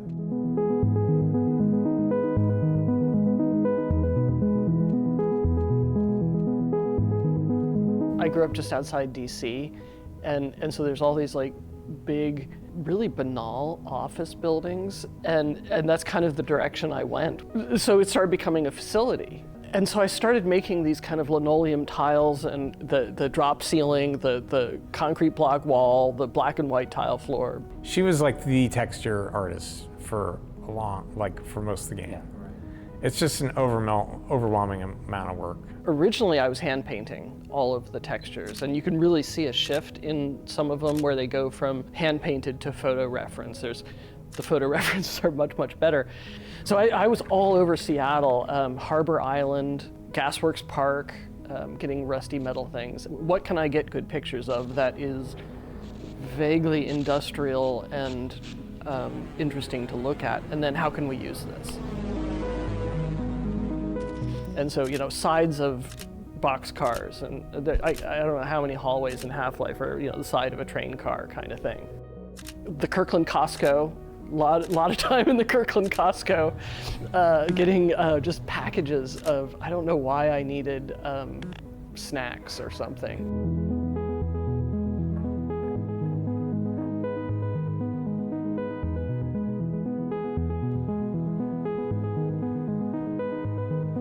The first year was all about opportunity, and it wasn't quite as focused. We were finding our footing. We were getting into the 3 months before supposedly shipping in '97, and it's like, this isn't gelling. This is really not good. This is like, quick knockoff, cash grab, stupid, and let's not do that. There was a lot of disconnect between what all of the different groups were doing, what engineering was doing and what level design was doing and what animation was doing. We had a bunch of monsters that had no plans to get in the game because nobody else was assigned to work on them, and we had a bunch of levels that like, what's supposed to go in here? Oh, I don't know, everybody's gonna do a bunch of stuff, and like, no, that doesn't work that way. So here we were, all these people doing all these cool things, and just everything's just this random collection of, oh, here's a cool moment and a cool this, and and then it's gone, and oh, now on to the next thing. Because the way we were building the game was every level designer was kind of his own silo, his own universe. And I think that just grew out of our kind of mod developer roots, but it wasn't cohesive, and it certainly didn't have a strategy for like maximizing any of that stuff. You must have been in the meeting when we reviewed all the levels. It was like the first time everybody piled into a room, right? And Gabe had his crazy Hellraiser chair with the beautiful Mac monitor, and we played for 2 days. He played everyone's levels. But I remember one moment he turned around. He was like this with his hair. He's going, "We're gonna fail. We're gonna fail. We're gonna fail. We're gonna fail. We're gonna fail." And I was just like. It blew me away. I was like, oh shit, this isn't good. We were doing our best trying to make this game and the story, and we had a schedule from Sierra, and it was a tight schedule. And we told them, like, we're not going to ship this, and we realized that you're not going to pay us to continue developing this, but we're going to do it anyway. Late is just for a little while, suck is forever, right? We could try to force this thing out the door, but that's not the company we want to be. That's not the people we want to be. That's not the relationship we want to have with our customers. And so Kelly and I kind of sat down and sort of tried to take an inventory of all the cool stuff we had built, and why weren't we just, building more on top of that? And those discussions kind of led to us building this kind of design cabal process to try to give some cohesion to the game and kind of changing the way we were approaching it. And so a cabal was a small group of people, multidisciplinary group. There's like an artists, level designers, engineers, and everything in that. And a small team that would write up a spec for a level. There was the arc that Mark had written, so we knew how that fit into the story. And we got a small group of people together, and we started with the beginning, and we went through literally what map do we need to build to tell us the story we're going to have to tell, and then what does that connect to, and what's the next piece and the next piece. The strongest and most influential thing that came out of them was, to me, the sketches. And they were really the visual meeting notes, right? We came up with a formula for how that worked. We had a certain percentage of the time where you were fighting, a certain percentage of the time where you're exploring, a certain percentage of the time where you're solving puzzles. And so we could apply that uniformly through the game, and that worked pretty well. Testing. Everything seems to be in order. Good morning, and welcome to the Black Mesa Transit System. This automated train is provided for the security and convenience of the Black Mesa Research Facility personnel. The whole opening of the game was specifically a reaction to how all the other first-person shooters were, whether they had cutscenes or not. Like sometimes, like they would just open without a cutscene, but you're standing in a room with a gun and there's a thing attacking you. So we could look at examples of all that, and I think there was expectation that that's what Half-Life had to do because every other game was doing it. I can tell you the number of people who started up the game, were staring at it, and then accidentally bumped their mouse and realized this is live. Yeah. And as simple as that sounds, it was mind-blowing for so many people because there was too much going on. This isn't real time, this is a recording, That was sort of the way we, stumbled through a lot of the new narrative tricks. Was like, well, what can we do that you could do this in a movie or a story, but nobody's doing this in first-person shooters. You're this anonymous scientist and you're riding on this train into work and rolled the credits at the beginning. It was kind of like a cinematic experience almost. Like I don't think games had really gone down that road. It's so funny to look at it now because it's so primitive, but at the time it felt like you were really in this Black Mesa world. Pre-disaster survived from the first year, so a lot of that geometry was from that first version of the game, but in a very minimal way, right? Just the basic style of some of the hallways, the curved corners in the hallways, things like that. They more became sort of like Lego pieces that John could use and stitch together and extrude. And I know Brett did a lot of the raw geometry from pre-disaster, and then John did most of the work to ship it, and then the post and the train ride was all John, I think. The Sector C, so those are heavily influenced by NASA control rooms with my favorite green hammerite. Really influenced a lot of like we started with the kind of the consoles. I'm trying to remember, and then there was just lots of hallways and people were getting lost, and I did the color stripes to help people follow them places. One of the things that was actually super exciting was how quotidian a lot of it really was. You know, the lunchroom with the microwave, you press the button and it would go splat. My God, what are you doing? Yeah, all this work so you can start a microwave and blow up some soup, which was a reference to real life, because that happened regularly. Like, we regularly accidentally blew up. Laidlaw mostly, wasn't it? There were a few people who were just, you know, challenged with kitchen appliances, and you know, at one point we had a company fire. we had a lot of things going on in that kitchen. All of that stuff had a real kind of eloquence that in the late 90s, in a world where everything was so over the top, you know, but we still got to go on flights of fancy. Welcome to the HEV Mark IV. I think like a super pivotal moment for me was when we came in this one morning and we saw the test chamber sequence that Kelly and John Guthrie and Wedge was in that office, and Dario Driller, they were all in this corner dark office where so much cool stuff happened. But so Kelly and John stayed up all night and did the test chamber sequence, and it's pretty much like the one we shipped. I mean, that was a lot of what went on in that room that we called the submarine. It was just improvisation, you know, just what can we do to solve this problem? How do we connect what's happening before to what's happening after? This needs to be somehow important, but we just don't know what to do. John and I talked about it. I went home that night and I sort of sketched out, like, you know, maybe we could do something cinematic.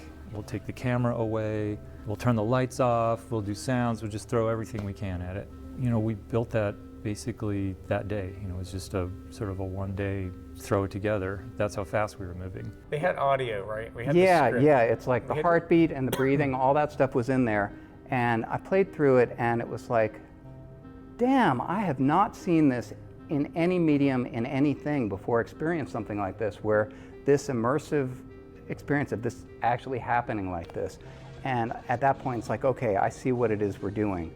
And it's this kind of immersive, unbroken experience that happens to you, the player. And then that was this key principle about how, you know, we never take you out of that role. Personally, the difference between before the disaster sequence and after the disaster sequence, I felt we really had, I had an understanding that this product was going to be special, or it was going to be possible, it was going to be tied together. Whereas before that, there was a lot of really good stuff and a lot of little things all disconnected. But you guys managed to tie two very different parts of the game together really well. And I thought, oh, okay, now I feel like we're on a track for finishing this product. To me, it shifted my brain to have a lot of confidence that this product's coming together rather than just generating a lot of content that exists independently of other content. One of the ways we were funding our development was we sold a preview copy of Half-Life to a video card company, I forget which one. And so they had in their contract that we had to deliver it to them by a certain date. And we got like the first 3 levels done for them. It was really a good milestone for us, just, you know, from working as a company, because hey, there was a deliverable. We got it done. And, you know, we shipped it off to them. And then I swear the next day it leaked. And I was just livid at first, which was stupid. But I was just like, oh, I can't believe you guys let this get out. Like, you know, this wasn't us, you know. And then it turned into something amazing where people started playing it. And it was all over, and we started, you know, seeing it, you know, online, what people were thinking about it. And I forget which magazine who said, usually we don't review, you know, beta software, but they reviewed it and said, this is awesome. And that gave us a tremendous amount of confidence. You know, it was an outside validation of what we were trying to do, you know, that it was the right thing.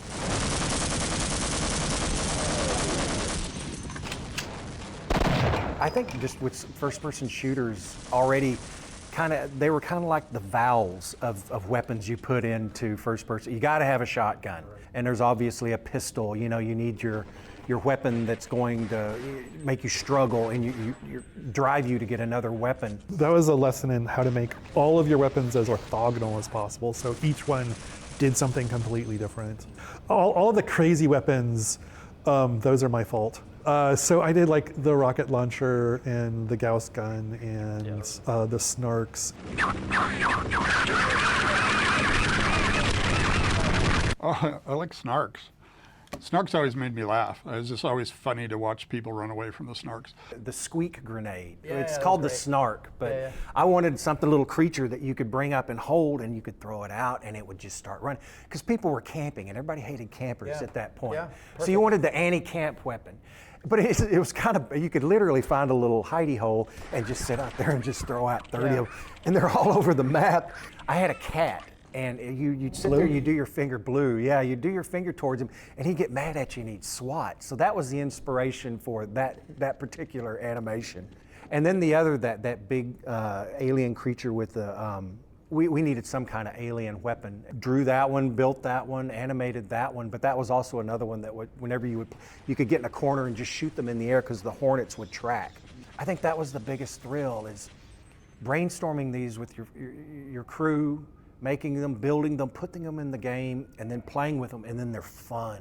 So there's sort of a trope of having a melee weapon. I think it was Steve Bond and Ken Birdwell and I were saying we wanted a device where the world was reacting to. It really goes back to that theory of fun. But we were just running around like idiots, smacking the wall. It's an odd thing to know in retrospect, but at the time it felt profoundly satisfying to be able to smack walls. And that was just an example of how that fairly abstract notion of what fun was ended up translating into a set of decisions that were really visceral. When you're going around whacking a wall, a crowbar is an obvious thing to whack the wall with.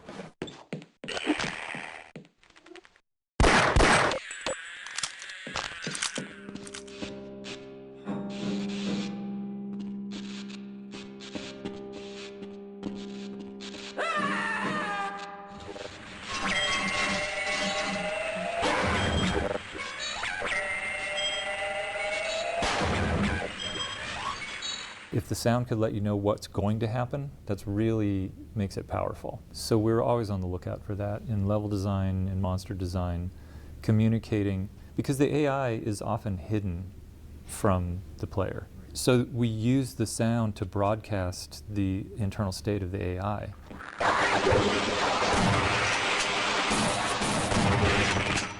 You know, soldiers, they tell you, I'm injured, I'm going to throw a grenade, I'm taking cover. You know, they are broadcasting as constantly as they can what's about to happen. So it was really important to try to keep those states distinct so that as you play the game, you're actually, whether you're aware of it or not, you're starting to be able to tell what's about to happen. We knew he was a musician too, so he could do sounds, but you know, he also decided he was going to write the sound engine. And then he wrote the soundtrack. And he'd never written a soundtrack before, and he wrote the whole, soundtrack for the game, and it won an award, and it was crazy. There just weren't that many of us. I had a little bit of a background playing music. I understood the sound engine really well, so it was really easy for me to just hook sounds in, and I understood enough about the level design side that I could kind of connect those things a little bit. The sounds could come from anywhere. And then I just heavily modified them. Usually those are animal sounds, reversing, changing the pitch, chopping them up and rearranging them. Head crabs were rats. The little squeaky, yeah, that's a rat slowed way, way down and then reversed. Yeah, the DSP stuff was another cool thing that Kelly built. When you got an event, it sounded like you were an event, and that wasn't really happening, I guess, at least in Quake and other games I was playing back then.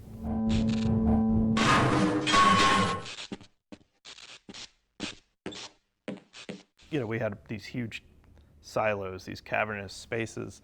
The day they had their own echoey DSP, it made an enormous difference, right? You believed the space.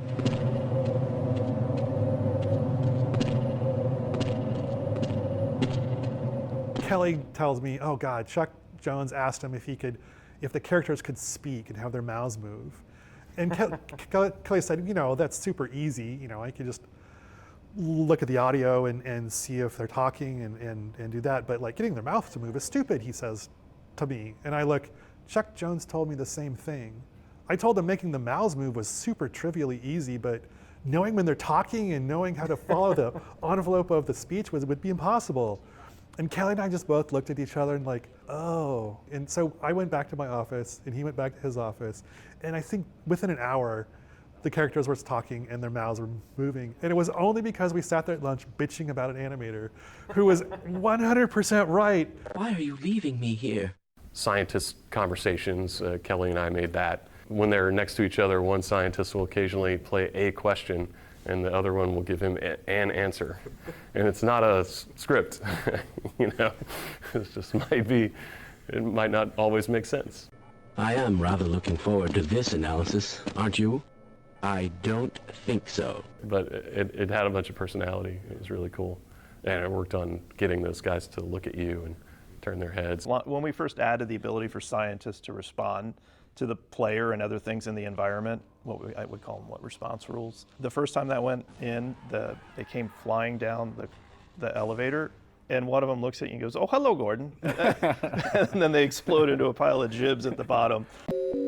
Hello, the Automatic Diagnostic and Announcement System welcomes you to the Black Mesa Research Facility. Remember, have a secure day.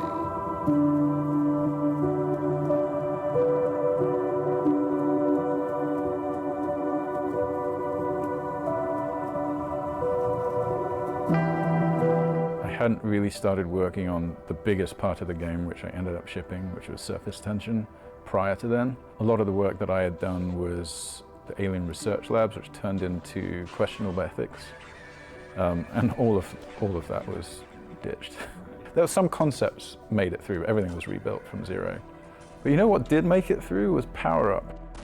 Yeah, basically that geometry survived completely intact. It was so closely designed for that creature that because the creature survived, the levels survived along with it. Yeah, there's this sort of central circular thing where you have to rotate the train and you have to kill the Gargantua first because he was always defending the way out. And then you have to go to another area which looks very much like it was designed for Quake, because pretty much it was. There was a flooded pump room and you have to drain the generator and then you can switch the power on and then you can take the train out. Yeah, I remember him being totally central to this whole thing.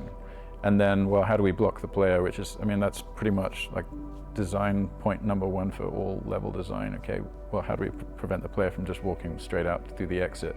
And you design backwards from there.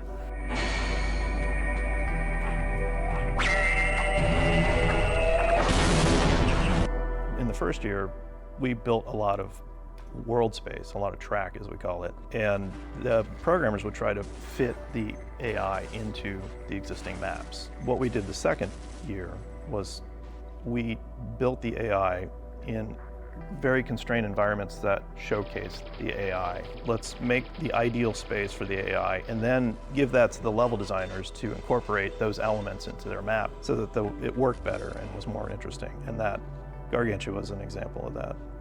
And the grunts especially. Yeah, we had the AI that Steve had been working on, and he had designed all these interesting encounters with them just in his test map, and so he had them up high and down low, and so basically we just sort of re-leveraged that and say, okay, let's start where the player comes in low and there's a Marine on the same level, and then the next one they're up high and then they come running down, because it was really neat to see them retreat. They'd try to run back up the stairs and try to flank you from the other side. So Steve Bond, like I mentioned earlier, was this really young guy who had been making mods in Quake C, really the designer for so much of the AI. All the stuff that's good about the soldiers, the grunts you fight in Half-Life. Yeah, we had a little bit of a language we could sort of use to say, this is a place they can climb, this is a place they can jump to, this is a good place to hide. These are good places to go in general, or interesting places. So, the AI had a little bit of help.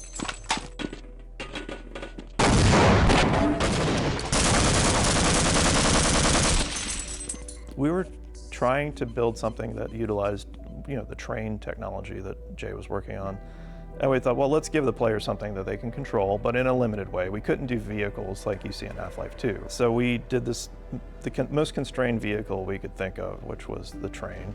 Players didn't always bring the train with them. And so you had a bunch of these poor people walking down these tunnels. Oh, is that why you electrified the And rail? yeah, and the rails, that was part of the Kept feedback. dying from that. Part of the feedback was, well, you can just bypass all that, so we made the rails electric. It's like, well, maybe that'll teach them to bring the train with them. But the basic idea was, let's explore that, and then also reveal some of the hidden deep parts of the base, the abandoned areas where you might get a lot more of the Zen creatures. We had designed some of the ones that didn't make it into the game to appear there, bats that would dive bomb you, and while you're on the train, Stuka bats, and then we also tried hard to not make it feel like it was this super linear thing, so we tried to give little branches, and so there were some challenges there.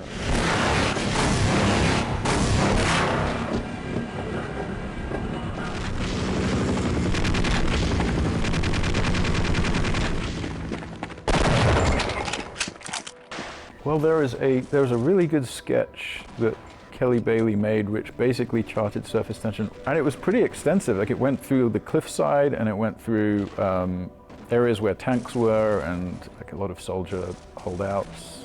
Yeah, it even went through the desert with the cactuses and the helicopters, and then across a dam. It was pretty extensive. When I saw that sketch, I was so motivated to just start building all of that stuff. So I ran ahead with a lot of level design, a lot of geometry, and it seems like a lot of it stuck in some way or another, which is really amazing. I did the dam, which was funny. I just did that in a day. Like, it was like about 4 or 5 hours. I did a Hoover Dam thing because I like the Hoover Dam. I saw a concept of the cliffside. I think Harry Teasley built that render of the skybox. Yes. And I just thought, holy crap, this is perfect for Vertigo. Like, whatever we do here, we have to play on Vertigo and like narrow little ledges and places you would like to normally dodge a grenade that you can't.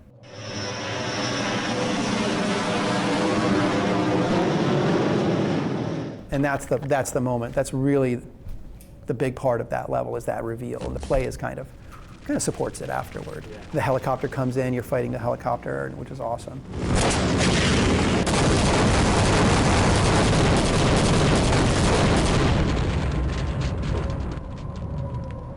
First of all, I had a bunch of textures, and then every time I made new ones, whoever was working on the new levels would be like, oh, fresh textures, I'm going to use those. Somebody making another level would start using them, and I was like, no, this is chaos. We need to restrict this. So I started naming the texture sets by the level that they were made for. I was trying to enforce some sort of like visual cohesion, and so that really ended up working. There was one level I did, it was the introduction of the sort of the bounce pads, the alien bounce pads in the real world. And because, story-wise, like, okay, you're getting closer to hitting the alien world. So I was, well, let's get a little bit of alien world infection into the real world. So I had done it just as a visual thing. John Guthrie made it 10 times better. And that's actually where he found the photo of my daughter, because I didn't put my daughter in Gordon's locker. I hid her in like this destroyed office someplace, as a little Easter egg for myself. And John went and put my daughter's photo in Gordon's locker, which I think was a good decision.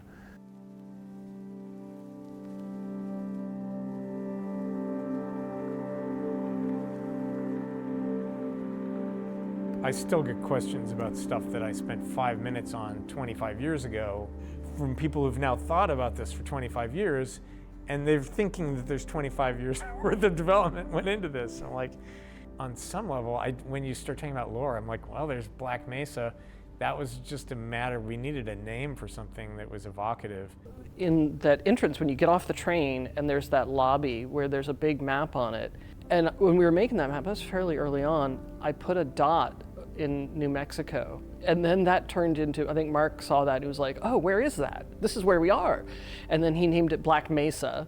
That is a favorite thing of mine, actually. If you come up with a name for something and it evokes something, then you don't have to write the whole story. It's because it's a conspiracy plot. Everybody knows more about it than you do, so you don't have to answer those questions. just keep raising questions and make the mystery kind of thing. Like dialogue came in later. Also, a lot of the scripted sequences came in later, and those helped to kind of sharpen the storytelling aspect of it because, I mean, setting expectations to get up to the surface and then like, oh no, they're not here to help us. The whole thing about diegetic writing, right? Like keeping the exposition in the game instead of outside the game. You know, I give a lot of credit to Mark. After playtests, we'd realized that maybe you need more of a dialogue cue about something. That's when we started to do like scientists who were literally pop up in a corner and go that way. There's a few of those that we stuck in right at the end when we'd like, well, we get one more session with Hal. He can say, go down here, you know, go around that corner. Well, so much for the government. Their idea of containment is to kill everyone associated with the project. Judging from your hazard suit, I'd say you were part of what went wrong. I knew Hal from San Francisco as an artist, cartoonist. He was also an animator and an actor in some science fiction movies. So when we got down to the wire, we did a bunch of voice casting and nothing was right. And I just kept thinking of Hal. And I finally just called him and said, Hal, I want you to at least talk to people here so they can hear your voice. And I got him on a speakerphone and I had a bunch of people gathered in my office. And I'm like, okay, Hal, everybody's here. And he's like, well, what would you like me to say? And everybody was like, this is him. This is the guy. Why do we all have to wear these ridiculous ties? Another interesting voice thing was the G-Man. So we liked Mike Shapiro's work. So we knew we wanted to use him, but we brought him in to do Barney and also the G-Man. So we did a take on all the G-Man lines with kind of a straight voice, and it was thinking that, okay, we have something safe, but we're not super excited about it, and give us something else. And he does this crazy lizard voice. The border world, then, is in our control for the time being, thanks to you. Quite a nasty piece of work you managed over there. I am impressed. And we took it back, and everybody just loved the crazy lizard voice, and so that's how it worked out. Did you do the Nihilanth? I did. Okay. Ladies and gentlemen, the Nihilanth. Just imagine his head floating in space as a baby.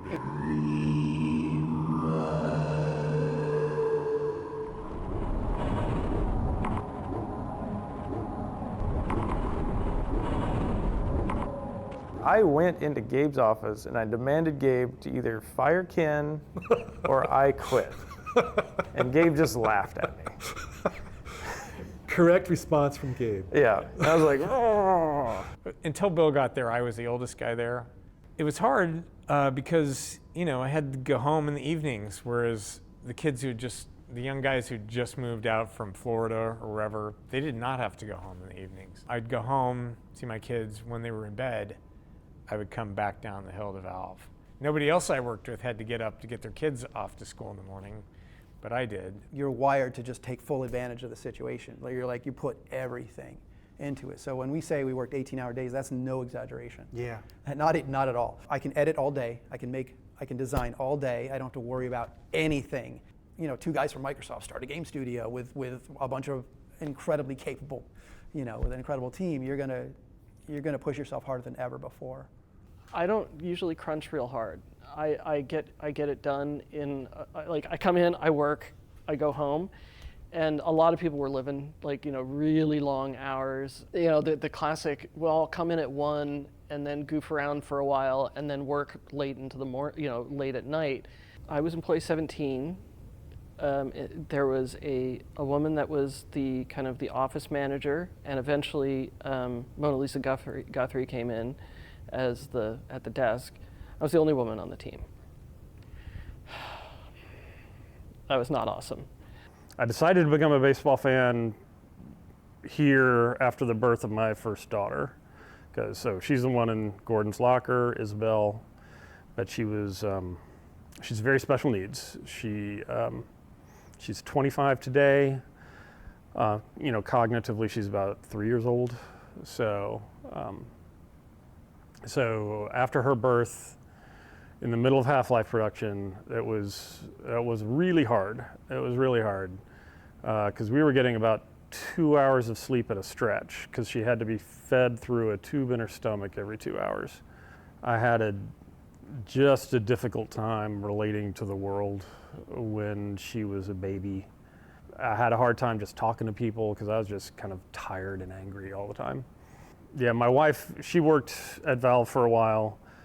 She did a bunch of textures for the game. Like I said, she did those soda machines. She did just a bunch of level textures. She textured Big Mama, the sort of boss creature. She textured him. But when Isabel arrived, she obviously had a lot of issues. So yeah, it's had to stop working and stay with her at home. And it was the last year of Half-Life, and we pretty much crunched that whole year. So I was at work a lot. It was hard. It was definitely a hard year.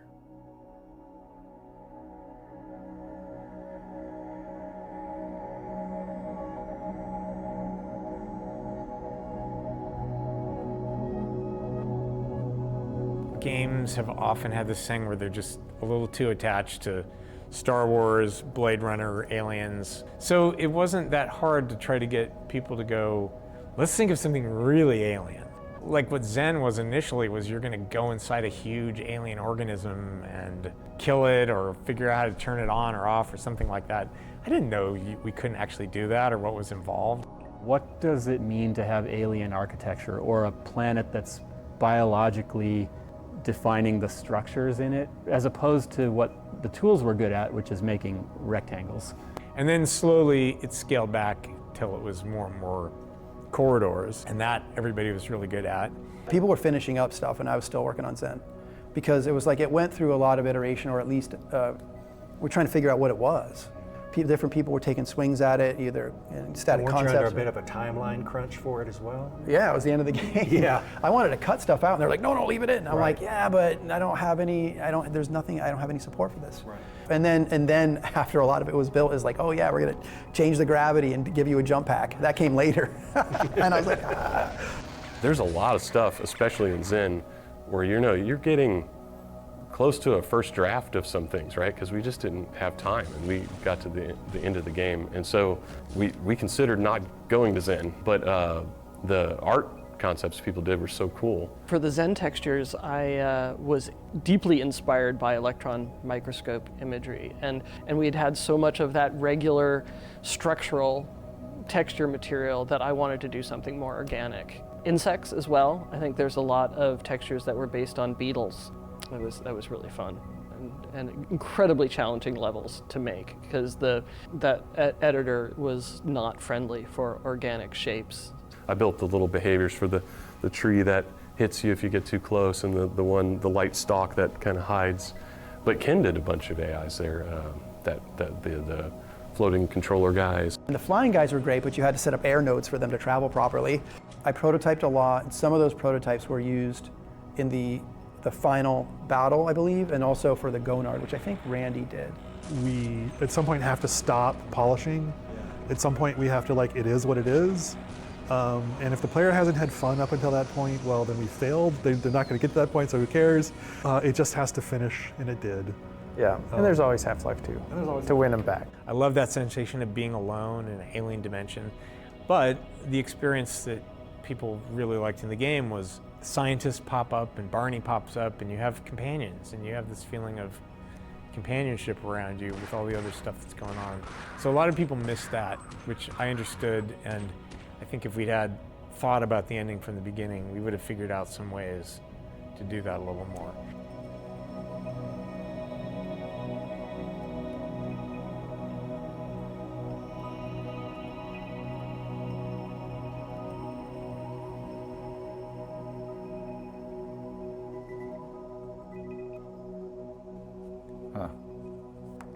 I remember coming back from downtown Cabo very drunk and then running to the beach, but didn't know there was like a 6-foot retaining wall there, so I just went right over.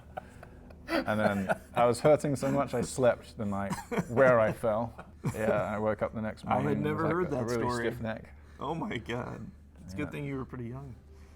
I remember after we'd gone final on the game, I was home one morning, taking a shower, and my wife asked me, it's done. Is it any good? Is the game any fun? I don't know. Like, I hope so. I don't think it's exaggerating by saying if any one of the crew had disappeared for a month, we wouldn't have shipped. You know, it didn't matter who they were. You know, everybody was mission critical. My inspiration from Valve, what I really took away with me was that the thing that is most important to me is what are we making? Coming in as a texture artist, you don't have a lot of expectation that you're going to get to influence that. And I was able to have quite a bit of influence on the what. It was so fun to work with the people who were making Half-Life. The collection of people were diverse, at least like in their professional backgrounds, was kind of all over the place. And so figuring out how to work with all those people, but also just the fact that we had hired really stellar people who were good at collaborating, like they're conscientious people, deeply passionate about what they wanted to create. That just was a recipe for a professionally, like, really good time.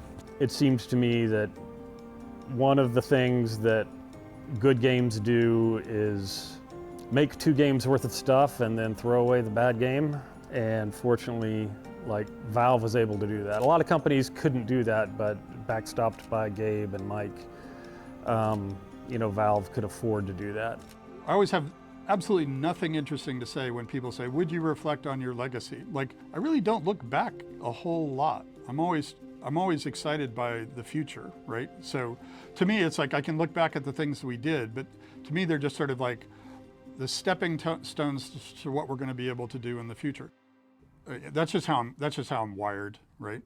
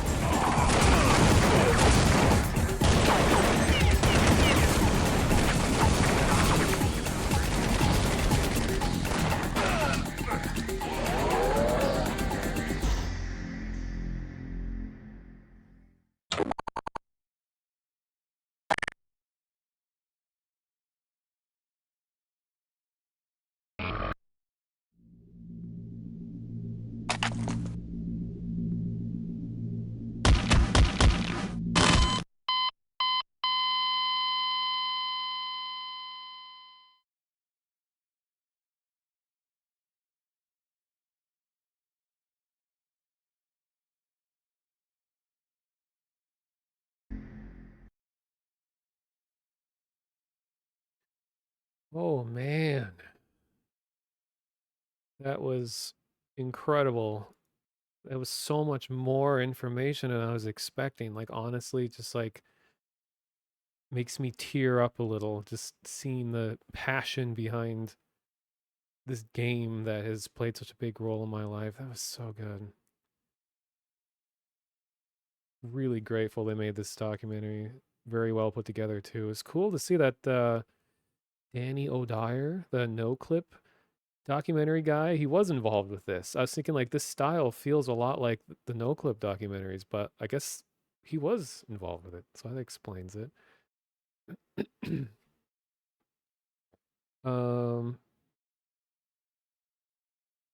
wanted to talk about how the crowbar goes hyper speed when you crouch and pulp corpses. There was some explanation as to why that happened that I heard somewhere. I don't remember what it was exactly. Yeah, there are like details of things that I would like to hear even more about. Yeah, exactly, like her texturing process. Sorry, it's gonna be a lot of like full screen flashing between things here. What was that? Like, these textures are so just branded into my mind. if I see stuff that even vaguely resembles some of these in other games, I'm like, oh my God, that is the texture of that door that's at this segment of that game. Same with the sound effects and everything too. Or certain lines of dialogue. Like if I hear anyone say, my God, I always think, what are you doing? You know, like if just pieces of dialogue like completes in my mind. Like, same goes for Half-Life 2 also. Like I played a lot of Half-Life 2 as well. And all the sounds, all the dialogue, just all like it's just when you play a game enough, it just becomes a part of like your mental vocabulary. It really sticks with you. Yeah, if anyone uh missed this video, here, I'll put a link to this in chat if you want to go back and look at it on your own time. It's just on Valve's main account.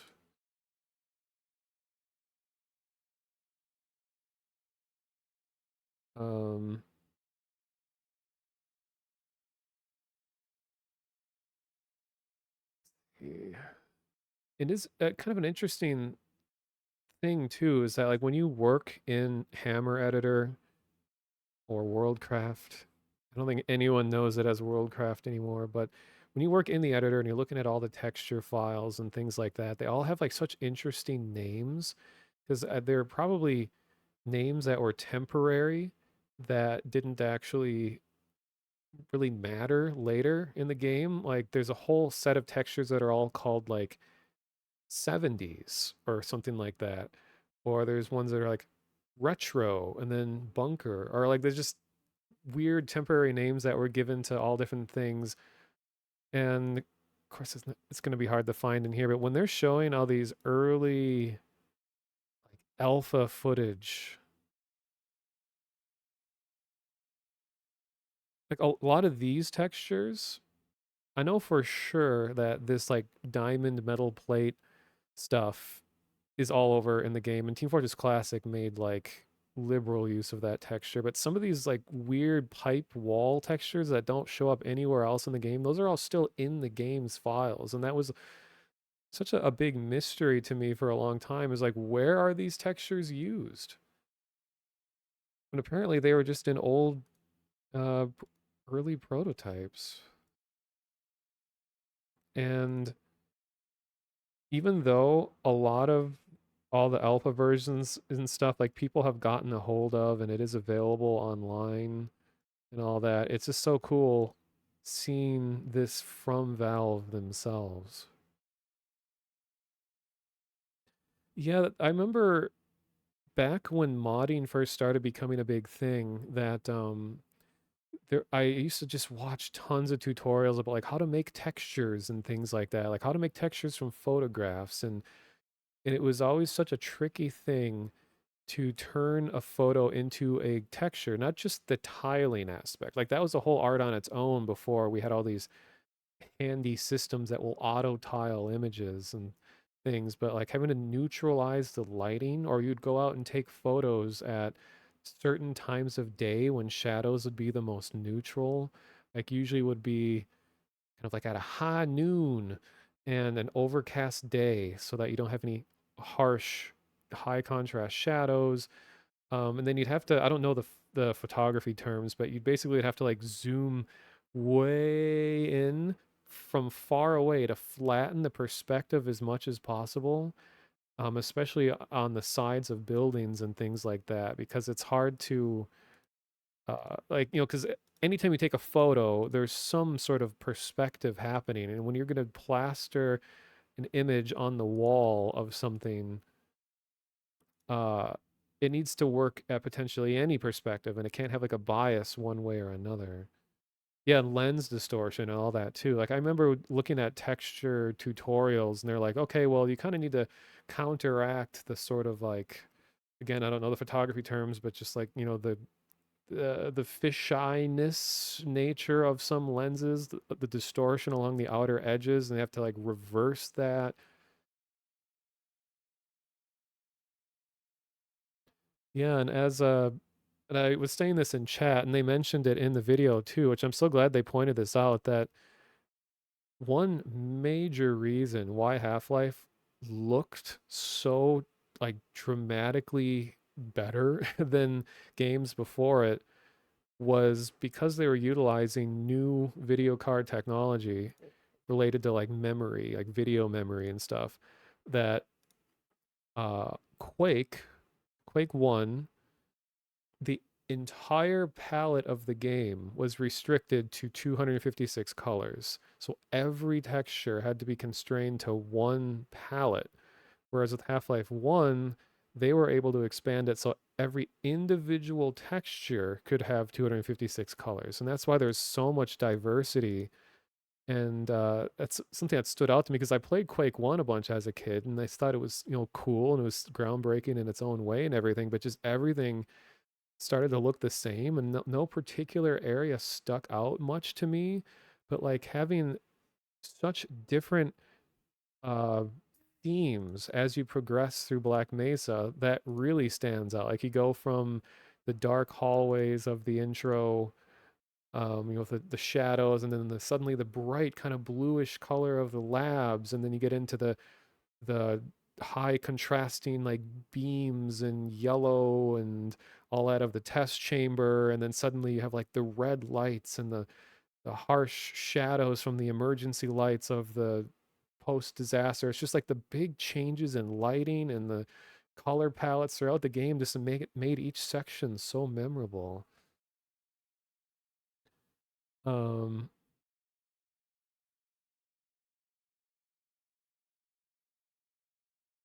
Yeah, I mean, I think like with any game developer, is working with the limits they have. So I think Quake did a really good job utilizing the limited colors that they had and went with kind of a gritty, like gothic style that fit that sort of like dinginess atmosphere. Like if Quake 1 tried to be like a realistic, somewhat modern day setting, it would just look so washed out and bad. So like they made a really good decision to make it about like monsters and kind of like medieval-ish looking architecture and all that.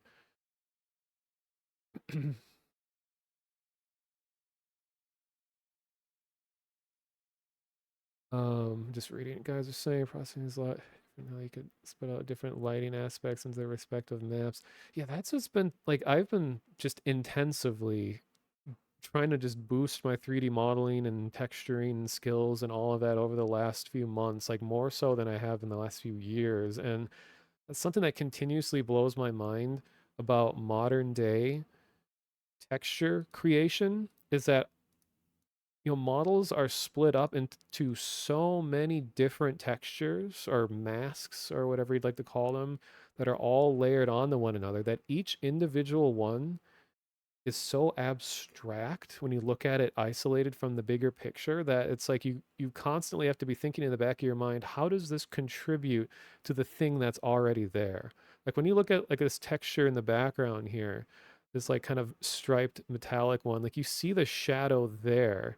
And it's the shadow is painted on as part of the texture, and then you see what kind of makes it look metal is it has a little bit of a sheen to it. So you see some of like the specular and the roughness of it there. Like all this stuff is painted right onto the texture. Like in modern day engines and all that, like you'll have just the flat color that's there. Like it'll literally just be like a white square and then maybe a grayish rectangle at the top, and that's it for like the diffuse slash color slash albedo map.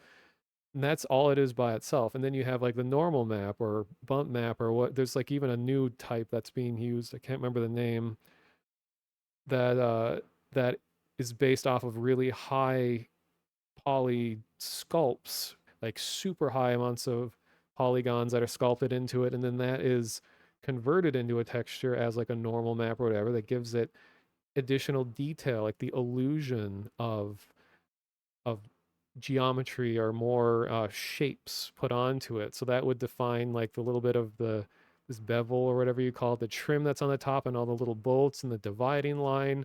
And then you have like a roughness or specular map, which defines how like reflective or rough something is. And then that'll oftentimes just kind of look like a cloud of gray put on top of it.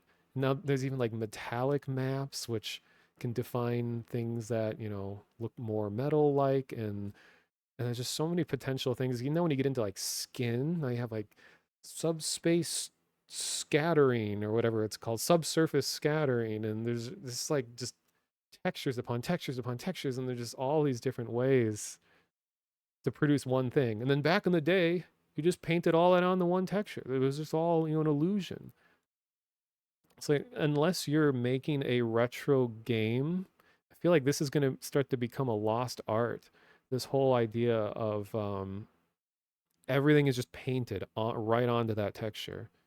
Like I remember watching tutorials of people explaining how to paint on all these. They'd have like a Photoshop file that has like 40 different layers as they piece each little element on you. Like, okay, we're going to apply a gradient here to look like a shadow. And then we're going to add a layer effect with a drop shadow. And then we're going to put another gradient on top of that. And then we're going to, it's just like, just layers upon layers upon layers. And then your final product is just one singular exported thing. Oh yeah, and exactly, Immoral Crow. Yeah, then now we're getting to a weird place with Unreal Engine 5, where look at their nanite stuff. It's like, yeah, let's just drop this 50 million polygon model right into the engine, and it will just take care of it for you. And with each big advancement in tech, it's kind of like a celebration and a bit of like a, I can't think of the word, but like a celebration and a memorial for the old ways of doing things. Like you have all these people who've trained their whole life to learn about making optimized models and doing all these things with like limitations, knowing that you want to give the illusion of this and the illusion of that. But then engines are becoming more capable where they can just straight up do the thing that we were trying to do illusions of before. So I'm just curious, like 10 years from now, how different will like the 3D asset production line be like? Like maybe we'll have cameras. Well, I think this already exists. We're just like, oh, we'll just have a camera where you take a picture of a thing and it just gets all the information. It can look at the like luster of the material that's there. It can look at the surface detail. So it'll make the model, the textures and everything. And then it will intelligently make perfect edge flow and geometry of the shape. So it's just like with a singular camera, you could just make game ready assets from taking a single photo or something like that. So just be so aware of what's around it.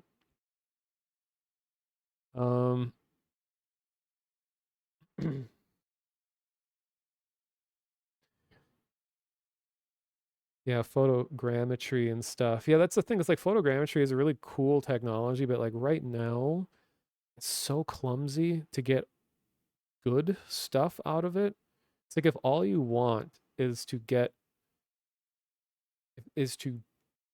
transfer the thing you're looking at into 3D space just to look at it.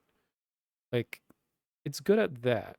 But then the thing where it's becomes really hard is that if you want to do anything other than just dropping it as a static object in a scene, it requires like so much cleanup to make it not look like a weird like melted scale model of something. Like those Quixel mega scans or whatever they're called. That are like laser scans or whatever it's called, like of real world like rocks and cliff sides and dirt and just like every natural thing you can imagine. Those are some really impressive models and you see them used all over the place. Because like there's only so many ways to make a rock. And rocks exist in a lot of games. So it's like, well, we'll give you this super high fidelity rock and then people kind of utilize it in their own way. I know you guys can't see anything. I'm going to find that photo of me where I touched the valve at Valve for my 21st birthday. I'm going to see if I can find that photo. It's of me with hair.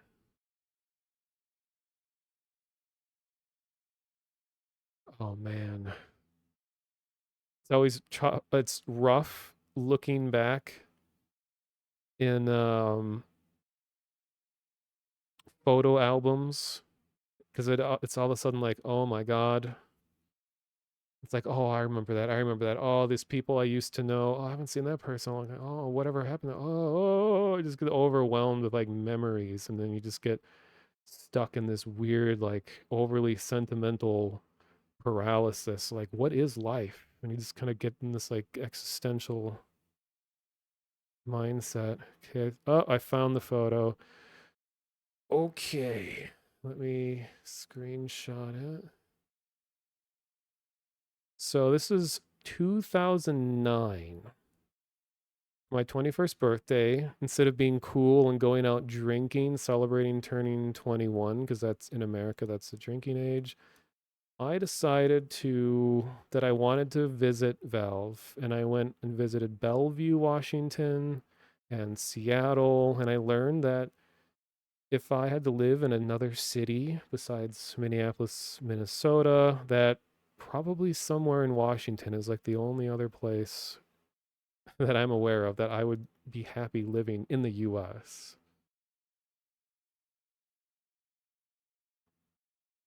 All right. So this is me, 21. This is before they painted the valve red. And I remember them, I asked about the valve, and they said that like during the early stages of making Half-Life 2, they were looking at old Russian like oil rigs and stuff. And they found this valve there, and they were like joking around saying that, like, what if we just kept this? And I guess they contacted proper parties and stuff, and they actually had this like extremely heavy, real giant valve shipped back to America from somewhere. And I don't think it was straight up Russia. It was some East European country. I think it was like Estonia. And then they eventually painted it red. And this was their, yeah, it's a nude valve. This was their second office. So at this time, 2009, this would have been shortly after Left 4 Dead 1 released. Because I got to play, don't get jealous now, but I got to play an early version of the Xbox 360 version of Left 4 Dead. So I got to play Left 4 Dead with a controller, which I never, like I had already had a lot of Left 4 Dead experience because I played it like crazy when the first one came out. And then they're saying like, oh, do we have any tests going on? At like the desk person was saying over the phone, and they're like, yeah, we got like a play test of Left 4 Dead if you want to try that. So I sat down, and they had like the developer version of the 360 sitting there, and which just looks like this big computer attached to like the console.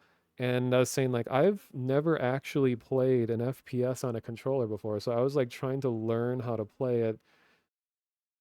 And the funny thing is that when they test games, they intentionally find people who don't have experience playing their games for most of the tests. So none of them had played Left 4 Dead before, and when it was my turn to be the tank, when we were doing versus, they didn't know that the tank could throw cars around. So I one-shotted the entire team by just flinging a car at them as they're all in the corner. And I was like, felt cool.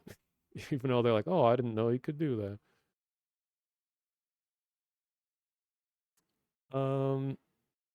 And I saw Gabe when he was here. Okay, let me explain what it was like when I was at their office. So when I signed up for it, all I did was like, hey, it's gonna be my birthday coming up, and I'm gonna be visiting Washington. Is there any way that I could just stop by the office? Like Valve are the makers of my all-time favorite games and all of that. And this was kind of not too far away from when they had all the like Half-Life 2 leaks and a whole bunch of security breaches and stuff. So they are very careful about letting anyone physically in their office. So they're like, can anyone show our guest here around? Because normally they take big groups around, but I was just here alone. And so they just sort of passed me around. First person that came out was Mike Booth, who was part of Turtle Rock Studios. He was the guy who helped produce the first Left 4 Dead. And he just kind of took me back to where a few of the people were on the like I remember looking at someone's monitor and he was making like promotional art for Left 4 Dead 1. I remember seeing the giant hand that had 4 fingers up on his monitor and he had Photoshop open, was doing stuff. And at the time I was fooling around in Hammer Editor trying to get custom Left 4 Dead map to work. This is before they released an SDK or anything. And I kind of sort of managed to get some of it to work just fooling around with console commands. And I told Mike that I was doing that. And I said like, hey, I've been making my own custom map with Left 4 Dead for a while, just using console commands and stuff. And he's like, oh, that, what did he say? He was like, that sounds like a daunting process or something he said. And I was saying like, I'm having some trouble where like I can make the common zombies show up and do all this stuff, but they don't react to pipe bombs or anything for some reason. I had some specific problem. And he's like, oh, well, here. And he just like gave me his email. And he's like, yeah, if you have any issues, just let me know. And I ended up emailing him afterwards, asking about it. And he was trying to like help me through some of the problems. But yeah, I was 21 at the time and I was still in college. And that probably could have been a window or a potential foot in the door if I had really worked hard on pushing to make my own custom Valve stuff and showing that like, hey, I can use your tools really well and I'm like passionate about doing this and this. And maybe in another world, I could have really felt motivated and been at a happy place in my life to have eventually maybe worked at Valve, but didn't happen. But at least it was a really fun time. And I remember after that, I got to talk to the lead animator of Team Fortress 2. And I asked him about the spy crab because that was a meme at the time. And I asked him, do you know about the spy crab when you take the disguise case and you look straight up and walk around? And I don't remember his exact words, but he said something like he's definitely aware of it and he doesn't want to ever fix it or something like that. And he mentioned to me that, I don't know how it came up in conversation. Isn't there like an Egypt map, like a fan-made kind of Egyptian themed map that was like added towards the actual game? And it came up where he said, like I asked, like, what kind of stuff are you working on right now? And he was in the process of replacing the hieroglyphics in the Egyptian map because there's a concern about there's some weird copyright stuff going on regarding Egyptian hieroglyphics. So just to be safe, they needed to change all of the graphics to just be made up symbols because they didn't want to risk infringing on anything. So like that's what he was working on at the time, or like a texture thing. I don't know if it's as simple as like, oh, Egypt, the country, has copyrighted hieroglyphics. It was probably some weirder thing. Like I'm sure the modern incarnation of what we think of as hieroglyphics have probably been like commercialized and probably some brand came up with, I don't know, it's just weird stuff like that.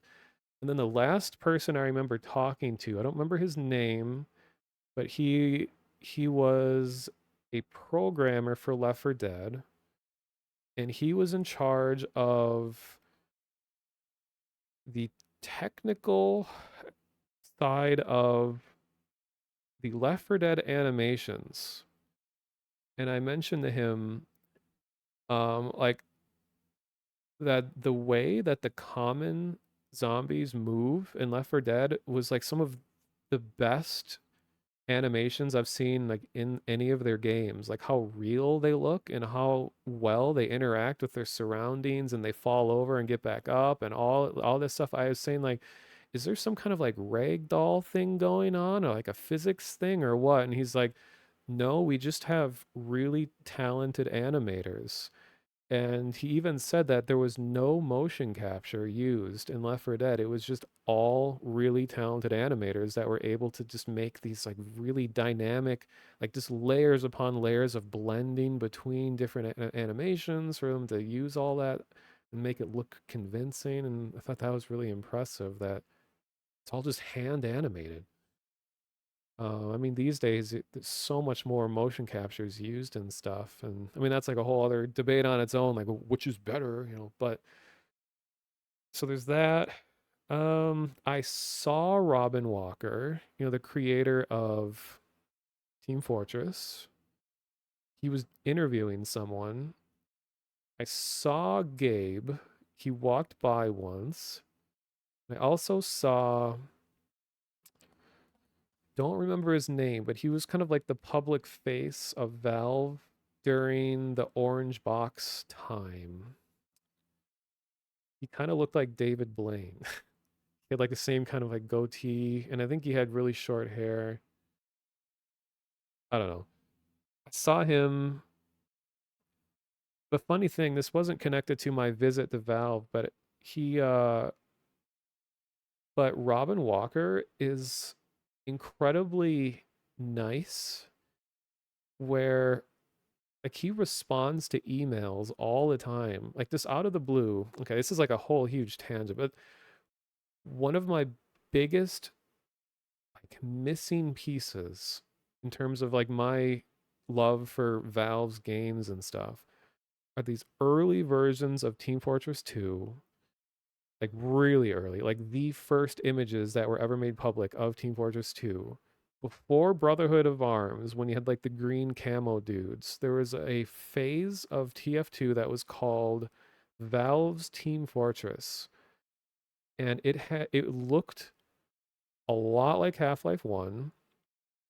And let me just bring up pictures of it, so you don't guys have to stare at this guy any longer. Oh, they have a big golden crowbar sitting on a pedestal off to the side that you guys can't see in that picture, but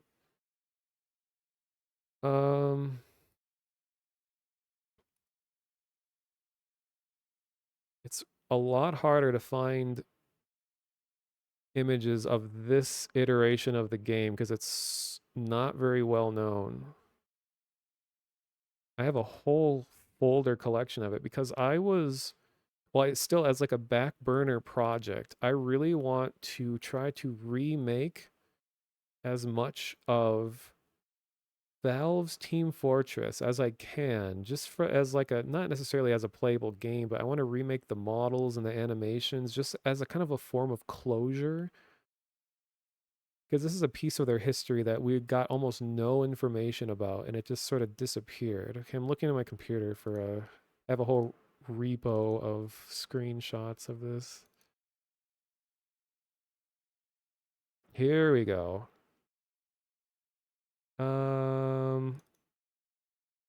All right. Now look at this. I'm guessing most of you have probably never seen this before. So this was the original class loadout of the original Team Fortress 2. And what I liked so much about this is that it looks a lot like Half-Life 1's aesthetic with the low poly nature. And the thing that was going to set this apart from the later iterations of the game is that there was going to be a commander role that didn't have a physical presence on the field. The commander was going to be an invisible player that would overlook the battlefield and make everything like and send commands. In the classes, yeah, there was they're worded differently. I have a whole elaborate Word doc. Like I had a brain blast moment when I was digging into this project where I thought like if I could take the ideas of the original TF2 and if I were to make it into a game, what would I do different? and I had a brain blast moment where I just wrote this like massive document, like detailed gameplay breakdown of how I would design this game and make it a lot different than what Team Fortress 2 is now. But anyway, that they have different classes, like the far right dude. I forgot you guys can't see my cursor because I'm looking at OBS right now, but the far right dude is basically soldier. Far left dude was called like light infantry, basically the scout, and then the spy is the dude with the black shirt, and then demolitions guy is here, engineer. Ugh, you can't see my cursor. Okay, far left, light infantry, black shirt, spy. Guy with grenade launcher looking thing is demoman. Guy with the black apron, engineer, and then the red plus is medic, and then heavy was the guy with all the belts on his chest, and then sniper with kind of the striped sweater. And there was 2 variations on faces. There's basically like well, white guy and black guy. And every class could potentially have different skin colors. There was no specific identity. Let me show you guys some other screenshots. And it wasn't red team versus blue team. It was like tan team against bluish navy gray team. So here's like the sniper. And there's a lot of escorting of APCs in this version, and we never got video of this version. There was only just like literally 10 screenshots of this version of the game. Come on. I'm hitting shortcuts. I don't know what they're doing. Okay, here we go. And spawn points would move with the APC and the class loadouts. Oh, here's one of my favorite screenshots. This is really dynamic.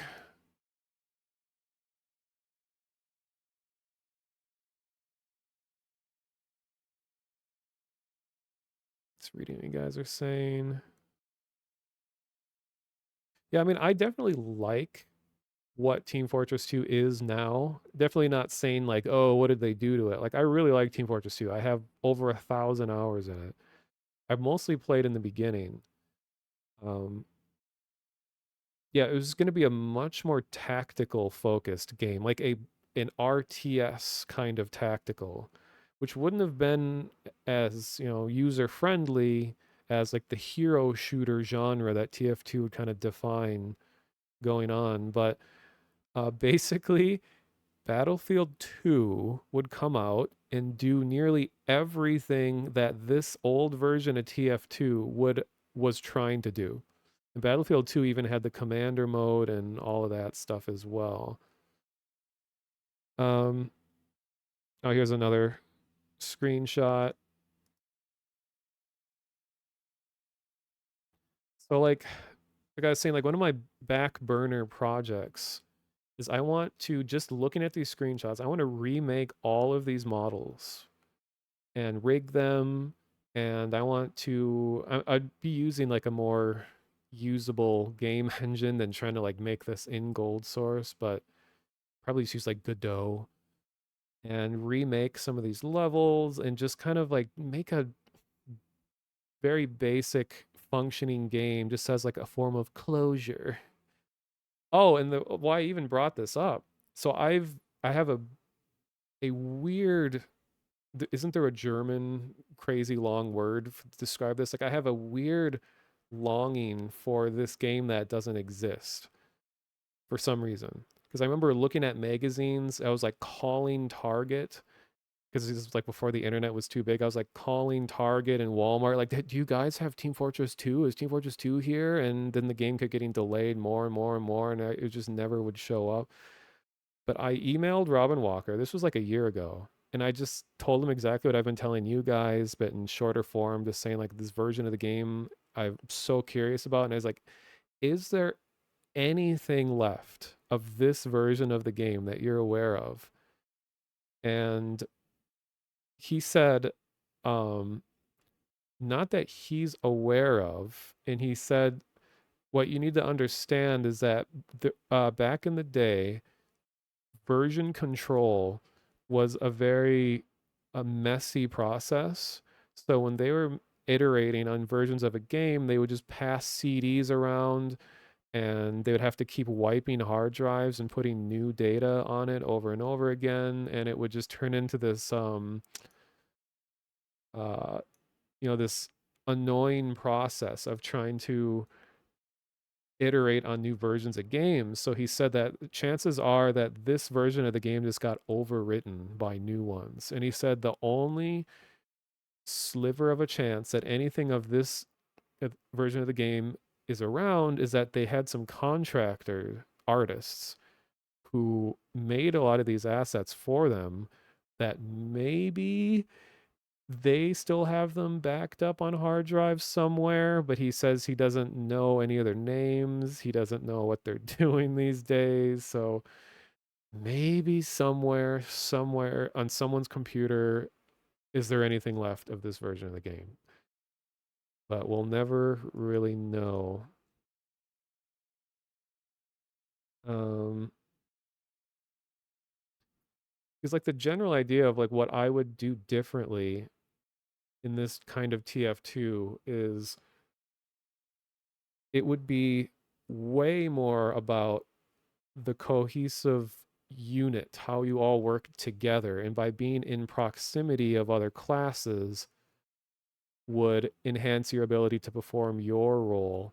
So like engineer would resource gather in crates and things like that. Actually, this is going to sound a lot like abiotic factor, but in a PvP setting. But you'd be like gathering resources and things like that, and you're gradually building up bases going towards the enemy base.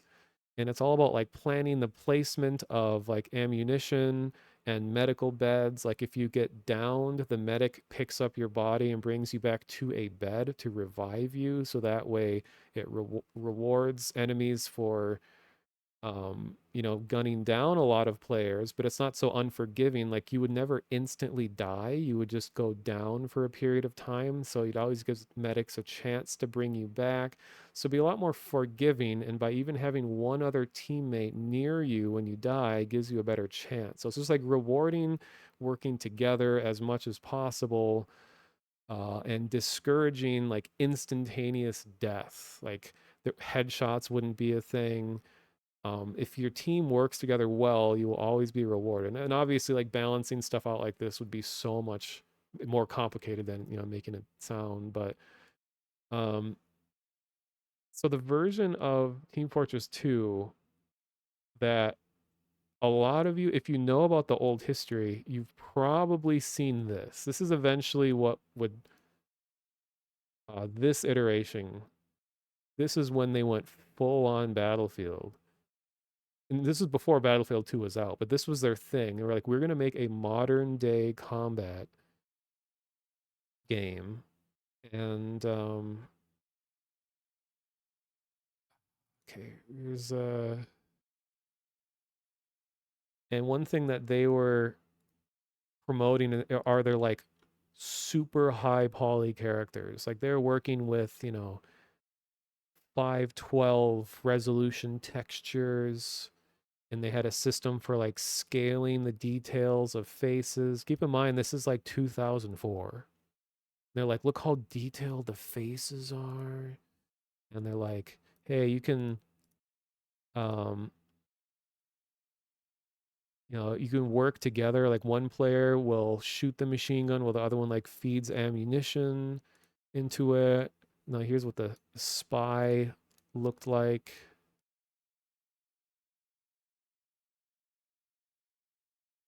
So yeah, this version a lot of you've probably seen. This is a more well-known one. But interesting thing that happened is, does this look familiar to anyone? Okay, what? Oh my God, I can't click on. What's going on here? Then you look around, let's see if there's another screenshot.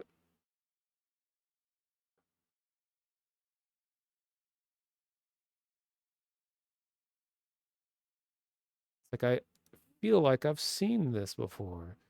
So what happened is that from this version called Brotherhood of Arms of TF2, this version is right before they dove into the art direction that TF2 would become today.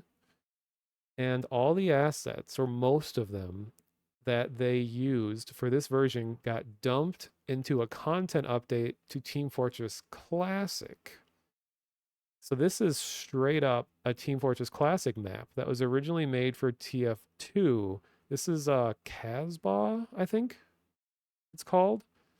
So all these textures and things that were specially made for that were just put in the TFC, and then TF2 would go on and be its own whole thing entirely.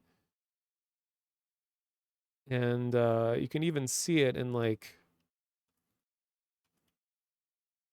trying to get a good picture of the characters. Like here's the Team Fortress. Oh my god.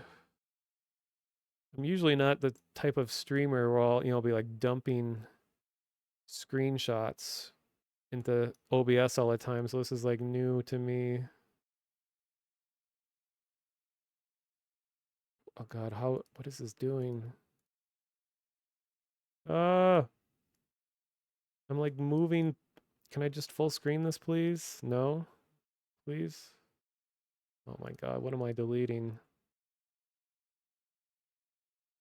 Deleting invisible things. Okay, let me just do it this way.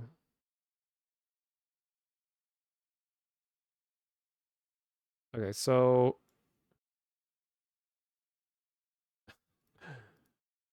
okay, so this is the original Team Fortress Classic.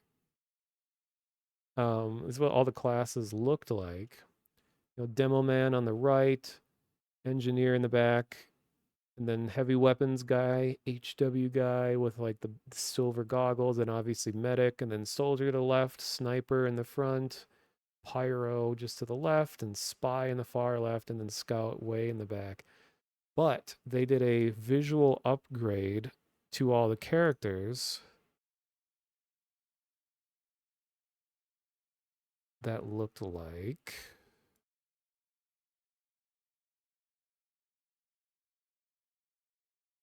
this.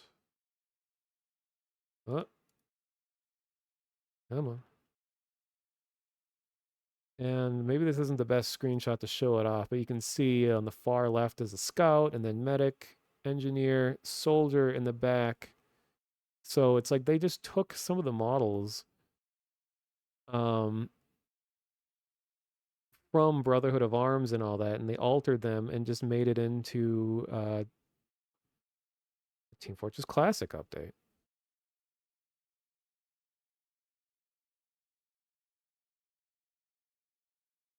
And there's whole like detailed documentaries about like the history of TF2 and all of that. Oh, now I'm reading back into stuff you guys are saying. Yeah, the TF2 developer commentary does make mention of a lot of this.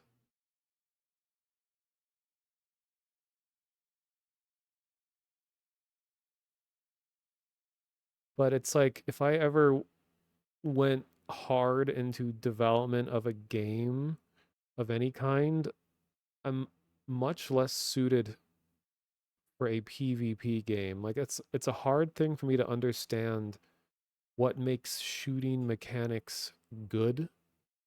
Like I've enjoyed pretty much every Battlefield game, even the 2042 that a lot of people are shitting on. I had a lot of fun and all that, but then when people come out with like tons of criticisms about like, oh, it doesn't feel right, the gunplay, blah blah blah, all these things, like I don't have a natural sense for what makes PvP feel good.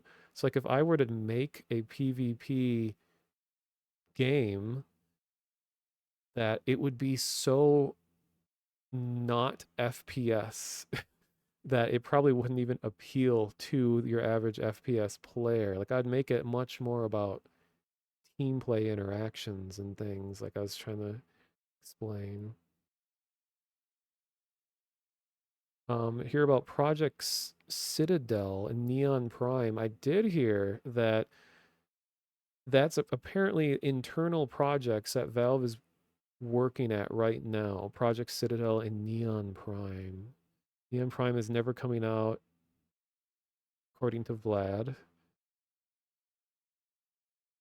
Yeah, I still have the magazines where, like the screenshot we're seeing on the stream right now, the magazines where these were printed in originally. Like these are scans from like, what was it? Well, there's PC Gamer, but I also had another magazine that was called like Game Pro magazine? No, something like that.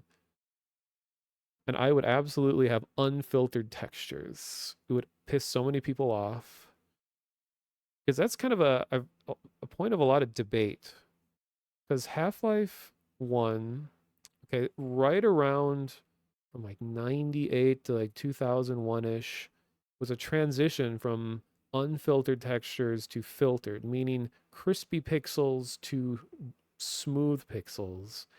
So depending on when you played a lot of these like foundational games, you'll have you'll lean more towards one side than the other. And I definitely lean on the crispy pixel side. Uh, like I like PS1 graphics, whereas N64 was a big proponent of smoothing out pixels. So part of that blurriness is like a staple of N64 graphics. I think it's specifically a technology called Gorad shading or something like that, about like using vertex lighting to influence, to like artificially light things. I don't know, it's a weird complex thing. I'm reading back really far. Have you played Empires mod? Yes, I did. I played a lot of Empires mod back in the day. It was really fun. And one of the funniest things to come out about Empires mod was that they reached the map limit on how big you could make a map in the source engine. So they shrunk everything so that they could make the maps bigger. So like the player models, the game thinks the player models are really, really short.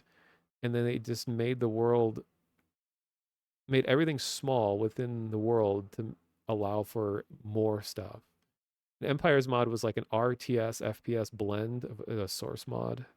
It was a lot of fun, but it's not a very easy game to just jump in and play because it's like you need competent commanders to even enjoy it, and it's hard to just jump in and have fun. And I'm sure there's like a Discord out there that like organizes games or whatever, but I really enjoy FPS RTS hybrid games. Like yeah, Natural Selection 2. I have like 500 hours in NS2. I played NS1 when it was a mod for a while, but NS2 really refined the idea so well. I felt that was a lot easier to just jump in and play. NS1 was not as forgiving.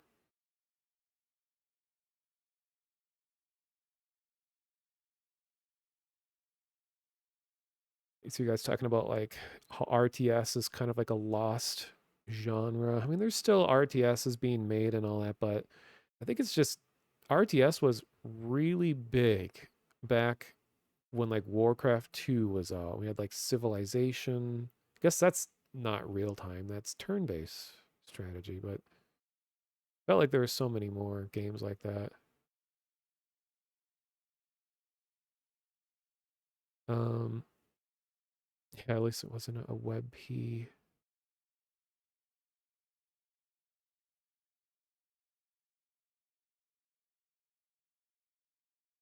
It's reading down the stuff you guys are saying. Yeah, bilinear filtering. I feel like if your game's textures are already like 256 by 256, I think you should just let those crispy pixels shine, let them be as angular as they want to, but then filtering becomes essential once you get out to like 512 and beyond, because there's no way I could just demonstrate this right now, but if you look at an unfiltered, really high resolution texture, it looks like a sparkly mess. Because at that point, the game needs to blur stuff together because of the resolution of your monitor. It will just like rapidly flicker and look really glittery if it's not filtered right. That's where like MIP mapping and stuff comes into play too, where dynamically textures will lower and raise the resolution depending on your distance. Otherwise, things just get really sparkly and distracting looking when they're far away. It's just kind of one of those invisible technologies that you don't even know that it's happening until it's not happening. And then you're like, what's wrong with this game?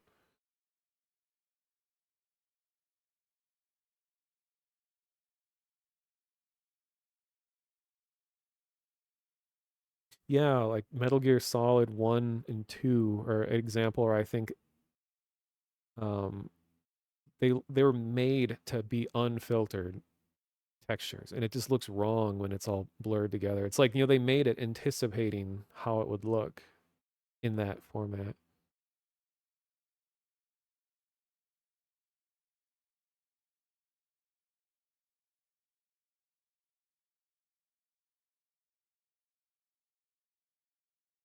Do I have any other interesting screenshots in this folder? I mean, I've like gathered, I think, every screenshot ever known of early Team Fortress 2 prototypes. There's videos and stuff too. So far, I've made 2 models for this back burner project. I don't have screenshots of them, but they're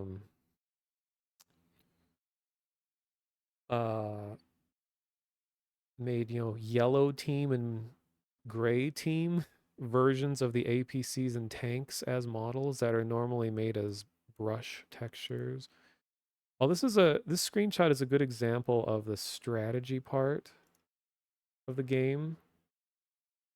So this is real screenshots from it. And then this looks like a posed screenshot, like they placed these models around or they had bots or something set up. So there was like a HUD of sorts. Differences in the classes.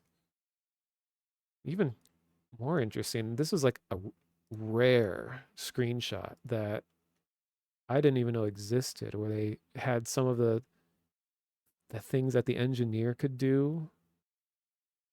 Resupply point, I guess a dispenser, energy, battery, recharge.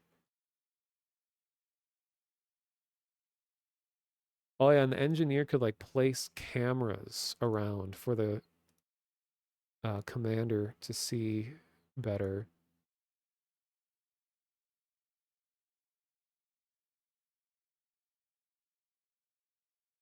Okay.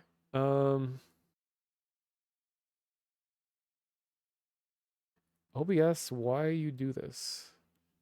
I don't know why it's highlighting things blue when I click it. It's so strange.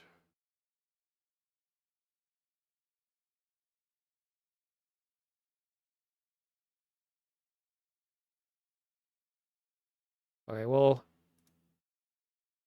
that's a fun tangent to go on. Oh, here's some of the magazine scans. This is actually where this art comes from, and it was gonna have like a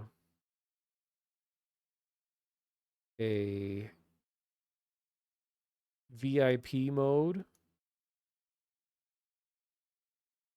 where I'm sure it was placeholder, but like someone would be the G-man and you'd have to escort them. Kind of like Team Fortress Classic has that VIP hunted mode.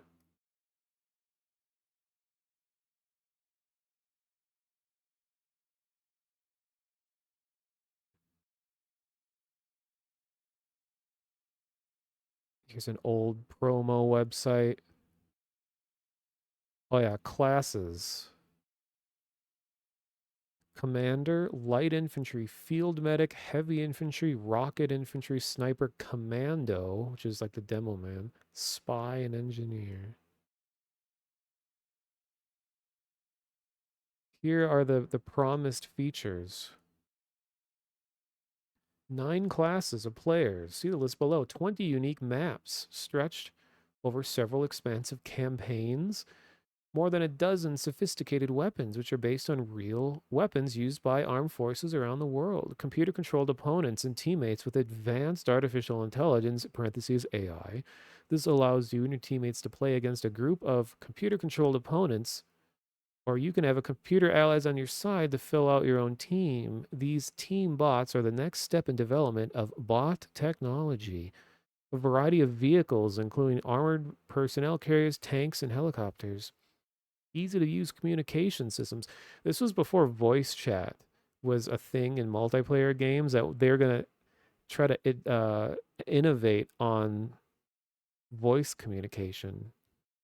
And I remember there's a famous video where they show the voice comm in play, where there's like paratroopers coming into a base and a guy goes up to the screen and he's like, "We got them coming," or something, or "We've got them covered." It was like someone talking through a mic.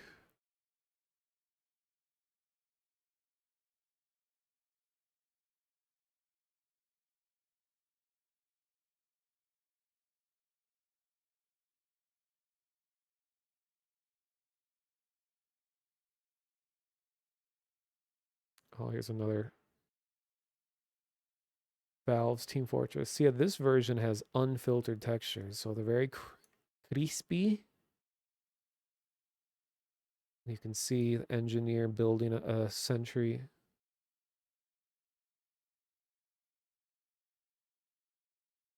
I like the idea of like a blue team versus yellow. Or I don't know how you describe this. It's always kind of a tricky decision to make at what team colors teams are, because like red and blue are generally stand out a lot in their environments, but if you have like tan versus gray, like visually they'll have advantages in certain environments, because like tan is going to blend in, you know, sandy desert environments, and then gray is going to hide well in urban areas. But for my own version of the game, I was thinking of kind of taking advantage of that, where like it wouldn't be a perfectly symmetrical, where it'd be like if it was like an attack and defend scenario, that like the home turf of one team versus the other, the defenders would be in an environment that matches their color. So if it's an urban concrete environment, the gray team would be the defending, and then in a desert environment, the yellow team would be defending. So it's like the kind of fit, just like in TF2, where it's like red team is generally more like rural farmland, and blue team is more industrial, like factories and stuff. Like I really love, well, who doesn't love the art direction in Team Fortress 2?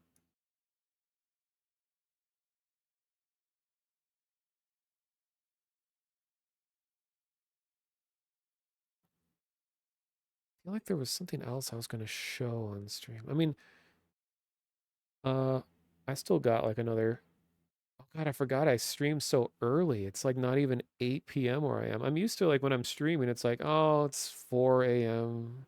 Like it's still early. Oh yeah, army men.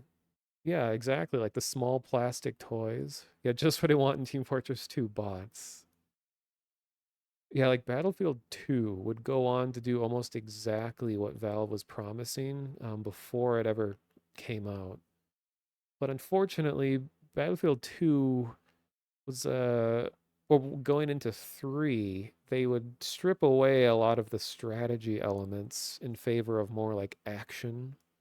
So they didn't really have a commander role. Yeah, I still vividly remember when I first bought Battlefield 2, I had one of like the most immersive, intense multiplayer game sessions I've ever had. Like I played the BF2 demo a little bit and I enjoyed it enough that I bought the full game, but I joined a tactical gamer server, which I didn't know was like a group that took the game very seriously. And I had like the most coordinated, intense game of Battlefield I've ever had. I was just put into a squad.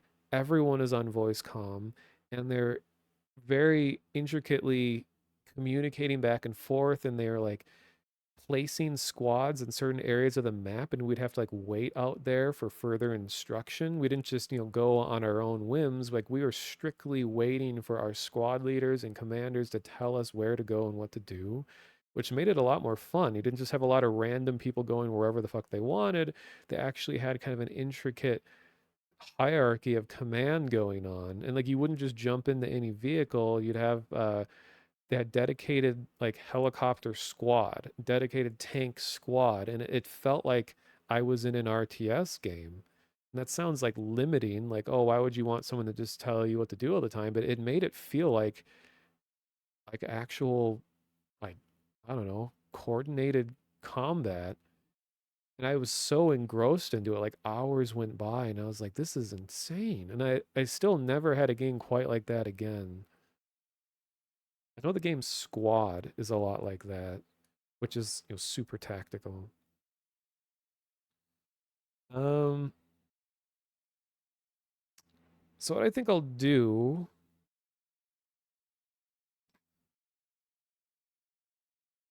is I'm gonna just look at some of the couple of the new um things talked about in the Half-Life 1 upgrade. Like I want to check out the alleged barrel cutscene. Not cutscene, but the effects. See how that looks. I might do a really fast speed run of Half-Life 1 where I put God mode on and I just no clip through every map as sort of like a uh, a nostalgia run without the challenge. I did do a full run of an old version of the game on my YouTube channel. If you guys want to see me actually play, that's a 9-hour video. That was me taking my time and really just, playing the game as intended, but I feel like I don't really feel like doing a full run of Half-Life 1 even if I like the game. Like in preparation for maybe eventually making this like my own version of Valve's Team Fortress, that old one, I went through Half-Life 1, Blue Shift, and Opposing Force and just took like hundreds of reference screenshots of all the architecture of this, of how they make maps look like they fit into the Half-Life 1 universe. So I did a lot of runs of this for like artistic inspiration. And it was really fun just appreciating like how is lighting used here? How do they break up the differences in environments and stuff and looking at it from that way. Yes, function vehicle has been introduced to all of Half-Life 1. That's a game changer. We're going to get vehicles in everything now, I hope. It might even be fun sometime because I have the original Worldcraft before it was Hammer Editor. I have that on my computer. I could just like, hey, let's make a Half-Life 1 map the old-fashioned way. And I did do a test run where I just made a concrete box, put a player in it, opened Half-Life, and it worked.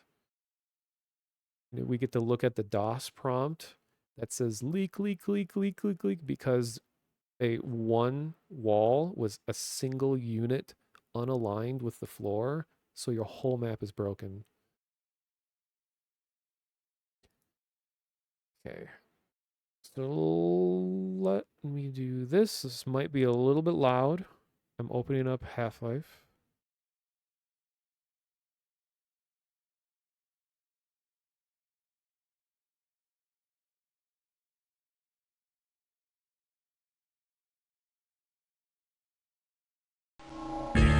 Oh! Sorry.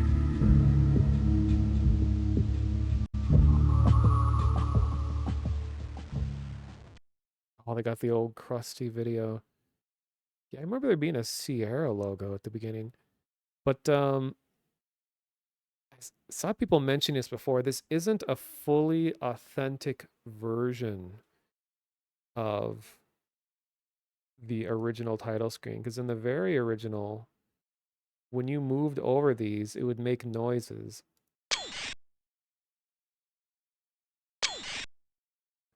Here, let me lower the audio a little bit.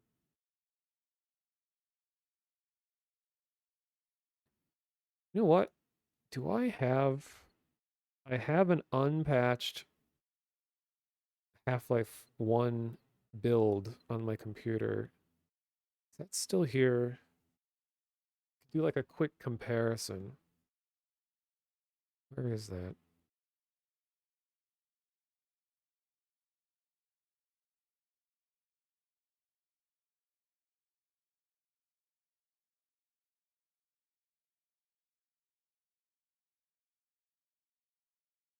Uh,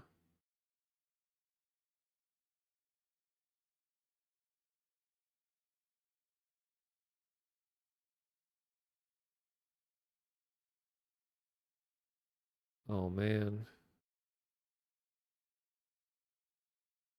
The depths of my computer.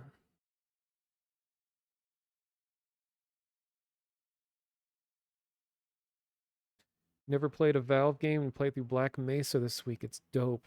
It's awesome. Yeah, it's like I still personally haven't played Black Mesa, mostly just because like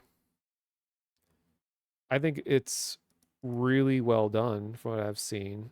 I don't really feel the urge to play it, but I think if people want to have an appreciation for the Half-Life universe, like just an overall picture of like what people love about its universe, I think Black Mesa is a good place to play.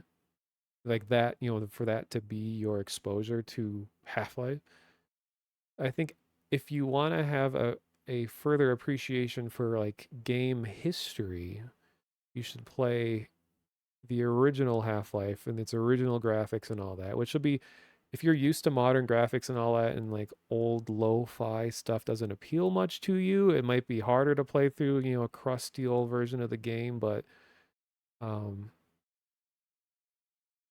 yeah, I definitely think, you know, Half-Life, the original still has its place, even when Black Mesa is like arguably a better portrayal of the bigger world of Half-Life. Because it's cool thinking, because Black Mesa was made after Half-Life 2.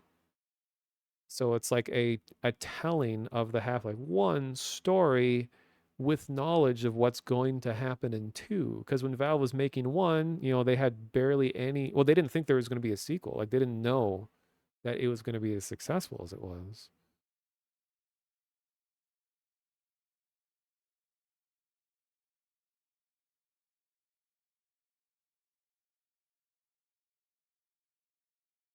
Mm.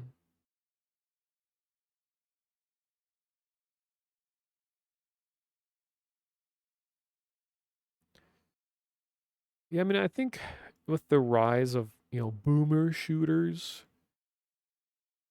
I think there is still appeal in that type of game design, even if you don't have nostalgia for it. Like a lot of people argue that you can only care about old FPS design if you have nostalgia for it. But I think just that general design has more going for it than just nostalgia. I mean, yeah, it's true that you probably won't have as much like of emotional investment in that sort of thing if it, you know, if you didn't grow up playing it or whatever, but I still think um it has a lot going for it. They're like simpler times. Oh, while looking for, okay, I don't know if I want to do this tangent, but I found the archive of photo references Like we saw in the documentary, she was talking about all of the photos that she took to make the textures of Half-Life. I found that directory. I knew I had it on my computer. It's huge. It's like, how big is this zip? Oh, it's like 500 megs, but I think there's tons of files in it. Like you can see all of like, oh, they're all PSDs. That's why. I don't have Photoshop, but I think GIMP can have a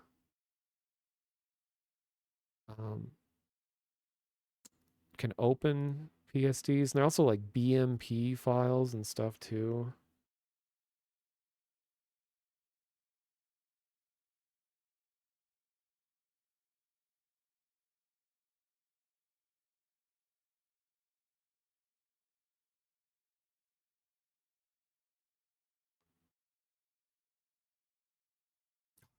God, all these old file formats. Like I haven't seen TGAs and BMPs in a long time. Remember that was what everything was in textures back then, but now they're really annoying files to work with. Well, that's a whole other tangent, but yeah, the woman who did all the photography to make the textures of Half-Life released all of her reference photos online. I'm sure you could find it if you Google it. But it's not very easy to show on stream because, like I said, they're all in like PSD, TGA, BMP formats that are really annoying to work with.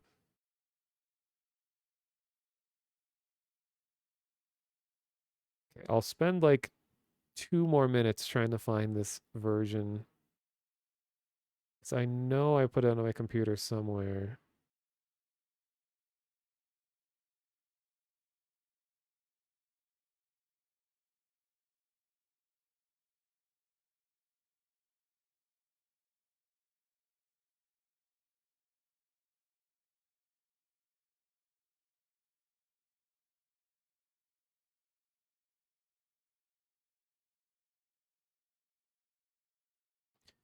Yeah, Amoral Crow, I get that. You know, you feel that way about film. So many brilliant black and white movies that younger people, even a lot of people your own age, have zero interest in.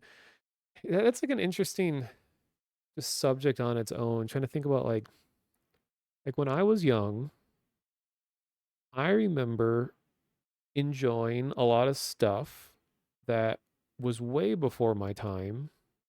Like I've always enjoyed like old analog radio stuff from like the 70s. Uh when I was born in 88. So I don't think it's like, I don't know, maybe it gets more attention when a young person's like, "Oh, I don't care about this old thing," compared to the ones that just enjoy it and don't make a scene about it. I don't know. So it's hard to say like kids these days don't have appreciation for blah blah blah. When, there's people that like collect vinyls and stuff, which is decades before they were born. Will I play? I'm not I'm not gonna do a full run. I'm in the process of yeah, I don't think it's gonna be worth. I'm trying to find because I have an original unpatched version of Half-Life 1 on my computer somewhere, and I just can't find it for some reason. I wanted to compare their Valve's recreation of it compared to the real thing, but it's just gonna be too annoying.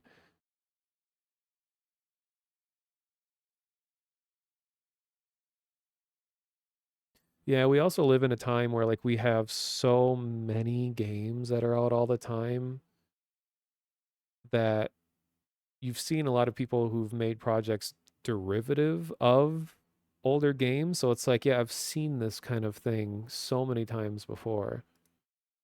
Like if you've seen lots of like boomer shooter games like Dusk and what's that other one that's really big with like the coin flipping and like the robot character, like a super fast-paced game. I always forget what it's called. If you've played all those games, Ultra Kill, yeah. And then you go back to and you play like Quake 3 Arena or something like that, you'd be like, oh, I've seen this before. So you just kind of more have to tell yourself that, oh, well, this was the original. That's cool and everything. But it's not going to have as much appeal of like, oh, I remember this. Okay. So, yeah, this already isn't totally authentic. Like this green thing, this color scheme didn't come about until Steam was a thing, because Steam wasn't a thing yet. Oh, I know what I can do. I'll just bring up my old video where I did have that version of it.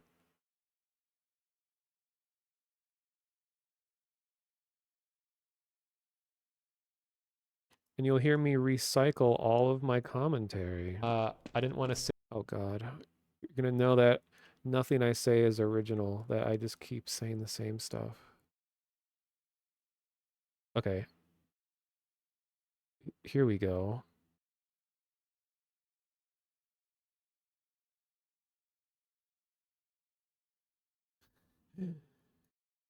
Here's my 5-year-old video of talking about the same stuff. Of some of the New Mexico desert parts of the game. Here's me reading the instruction manual from the old original game. All right, so here is how the game actually looked. Dream, and now it just shows up as the main menu, black.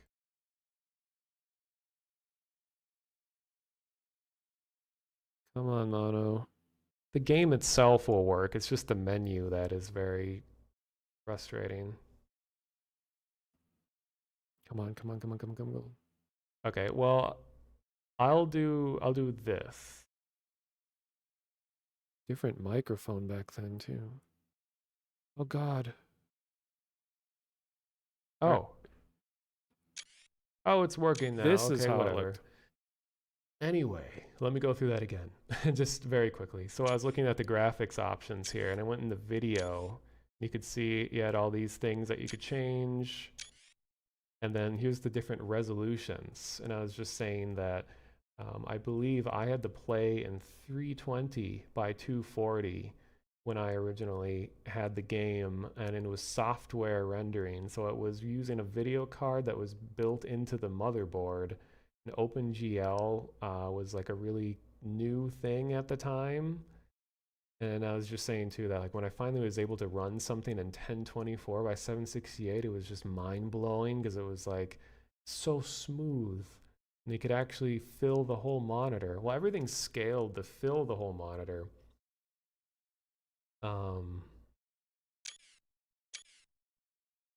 You can have parental controls, which basically it turns off all the blood. And I think like the German version of this game, all the blood was like white or black, and it replaced all of the grunts with robot grunts, and that's where the Robo multiplayer model came from, was the German version of the game. So all the soldiers were robots, and when a scientist died, they didn't have a death animation. They just sort of, they like sat down and then they faded away. That was what was allowed at the time. And I said that I'm turning off high quality sound, and that when you look at multiplayer and you're like, oh, let's start up a multiplayer game, and then it's like logging onto one, and it just sits here forever, never connecting to one. Yeah, this is before Steam. One was the multiplayer system that was used early on, and it was replaced by Steam. And I remember being in the alpha test of Steam, and I was like, why would anyone ever use Steam? It's so dumb. I want all my games to be physically on discs that I can put into my computer. I don't want to download a game. And I forgot that Juan had chat rooms, so none of these are going to work. You can visit Juan's website, which, as you might guess, isn't down anymore, or is down, isn't up anymore. And use player, and you can see the multiplayer models that you could use. And this was before they added the G-Man and other characters. I guess it might have been a spoiler or something. So they only had scientist, a really ugly grunt, Helmet, and Gordon and Gina. And I thought it was so cool that you could change your colors. So you could be like, oh, I can be purple HEV suit. I can be, you know, all these different versions. But you could never look just like the actual Gordon because you couldn't get orange. And this worked by using RGB values of a particular range, and it looked for those colors in the texture. And then you have all these decals. So you got the 8-ball, you got Andre, no camping, chicken, skull, crossbones. I don't know what this is. And then Lambda, and then these are all classics.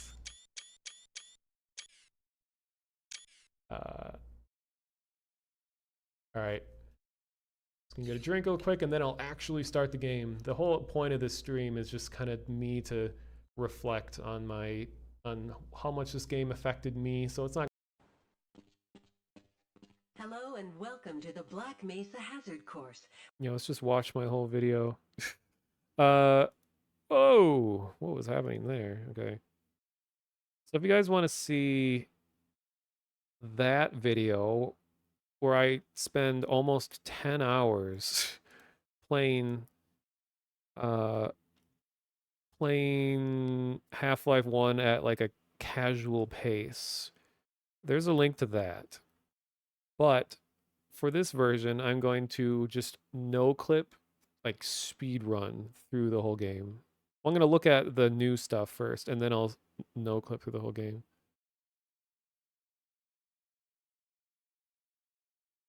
Bookmarked, well, thank you. Is it Orbinko? Orbinko? Looks like a very, like, Ruski kind of word. Maybe it's Orbunko. All right. So back to this.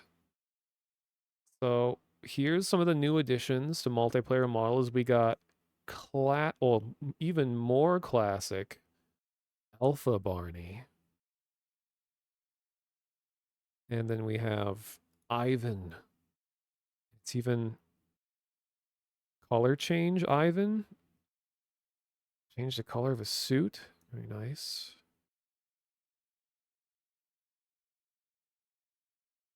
I think all the oh yeah, and then skeleton and like color changing abilities on the skeleton. That's new. Oh, and even the bone color.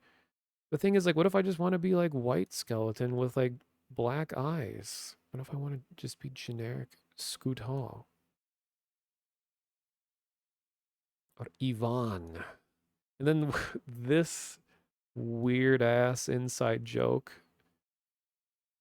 I don't understand that reference. I know we looked at the blog earlier. Apparently it's like a web comic that must have been popular at the time. But I almost always just go with G-Man and multiplayer.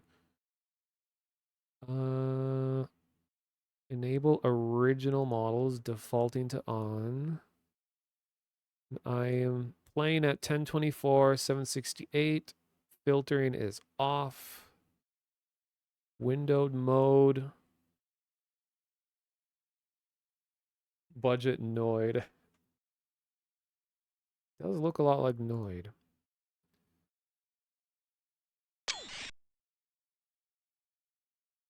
All right. Putting a mystery password. Oh, you can see it.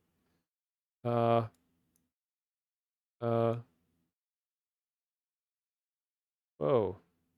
Okay.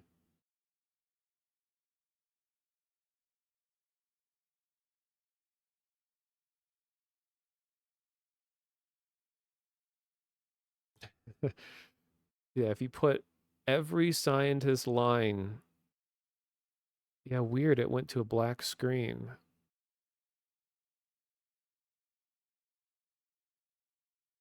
All right, let's take a look at the first new map.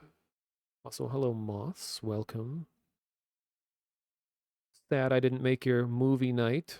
It looked very interesting, but Half-Life happened, and it overrode everything I was planning on doing today. So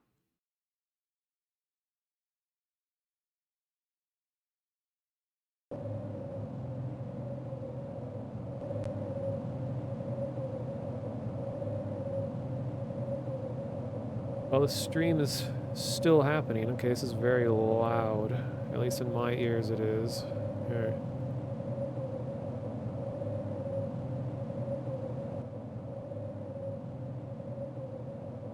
So, Jesus, the game is...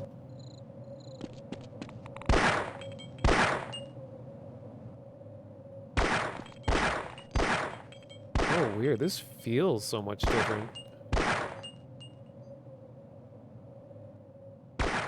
Okay. So, look at the delicious, unfiltered textures. Lovely. You can see every corner, every 90-degree angle.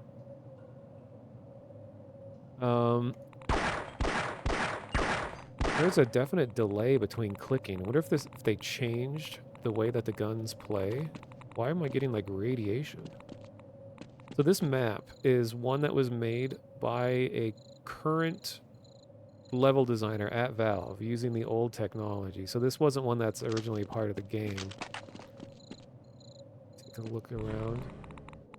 Let's see how they fixed something with the crowbar too.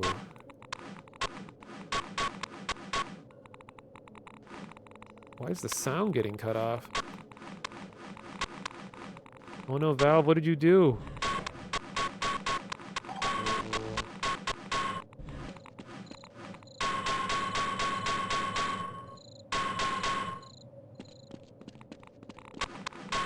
Huh. If the radiation sound is playing at the same time, it like overrides other sounds? What's going on here? Sound effect, volume. Oh! Wait, wonder if this makes a difference. Let me try. No? Huh.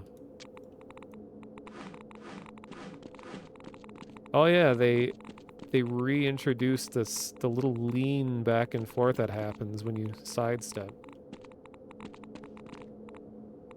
Yeah, it's like they specifically mentioned in the update that they increased the amount of simultaneous sound effects that can happen. So it's weird that a problem was introduced of sounds overriding one another. I don't know if I'm the only one having this issue.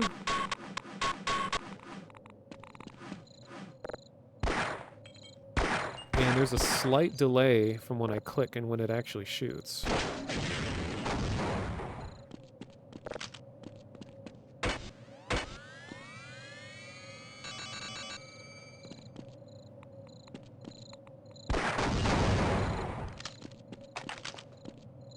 Does it work with the crickets? Let's see.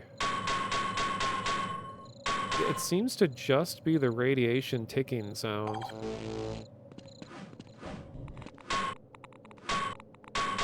Yeah, it's definitely that radiation HEV noise that's interfering somehow.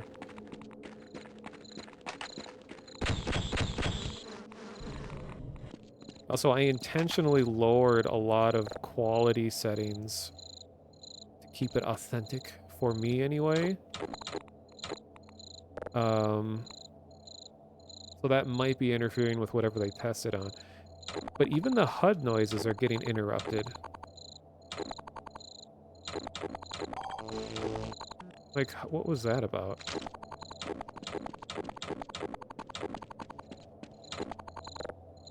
Okay, it's not doing it now. Huh, okay.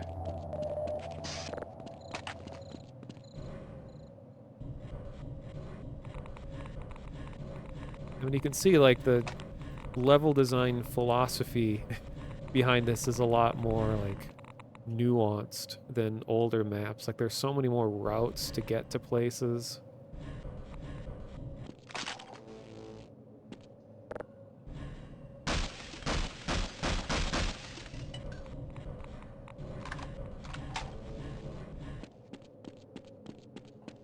Yeah, I know that in older games, I mean, I think all games actually, to some extent, yeah, they have different layers where, might not be the right term, but where audio is reserved for certain layers.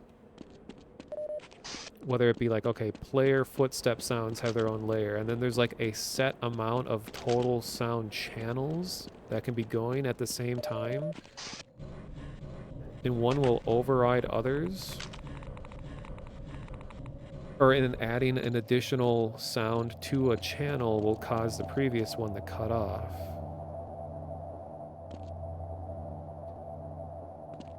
And I think something with this like new version, like this new old map, is the light map resolution. So like how this baked shadow goes along the corner like this feels like a shadow that is higher resolution than would normally have in Half-Life. And someone, I only have one random person in Vinny's chat that said this, but they said that these designers used a fan-made level editor called Jack, which I guess is being used in the kind of like the Gold Source and Quake community to, in modern times, make these old style maps. So that might have like extra abilities to create light mapping that looks better. I wonder if I could do this.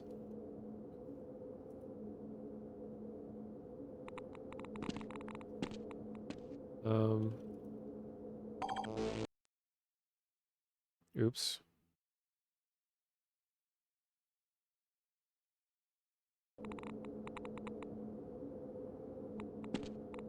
What did they do to change it so it doesn't...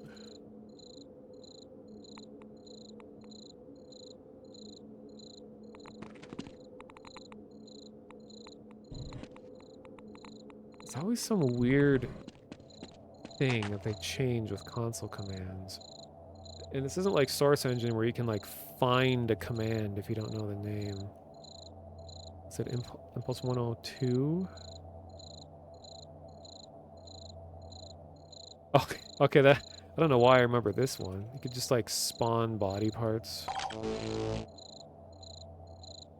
We've all been there, you know, when this happens.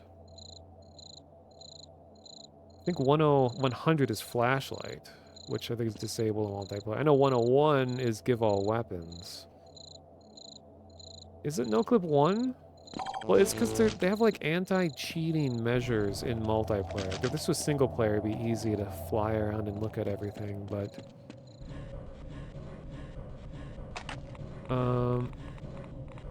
Map looks very cool.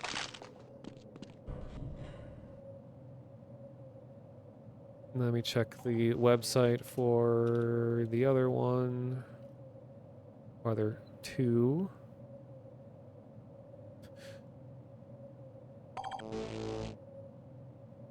Wow, someone other than Valve owns Half-Life.com, so you have to do half and hyphen life.com. I feel like Valve would have Half-Life.com unless the person's asking for like $1 million. Okay, Pool Party is another one of the new ones. Hey, people are trying to join the server despite there being a password. Quest failed. Okay,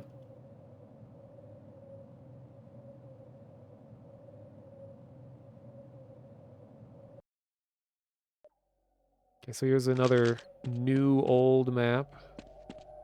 Very Zen-like.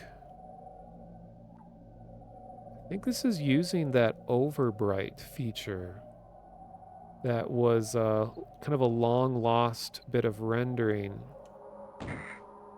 It's like an early version of Bloom. Unless this is just using sprites.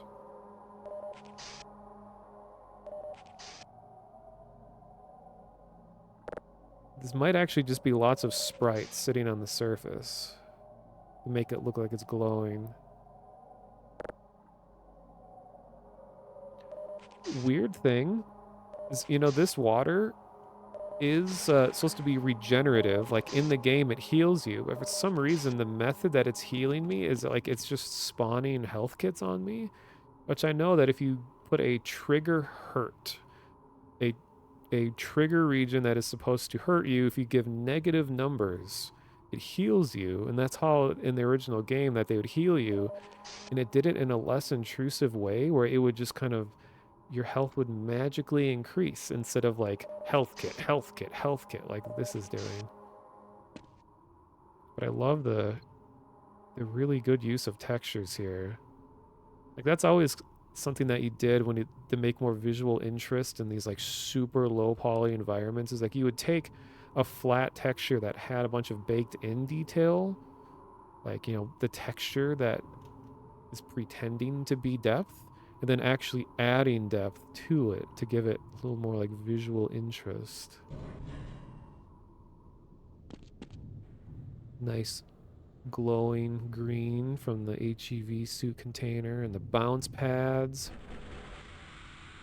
Ooh, they added a few more polygons to it. Normally the bounce pads would just be like a pyramid, like a sharp pyramid, but they made it a little more smooth and not deafeningly loud. Normally those things are loud as hell. It's like light flares. I know there's like a special render mode used for flares on lights, like here.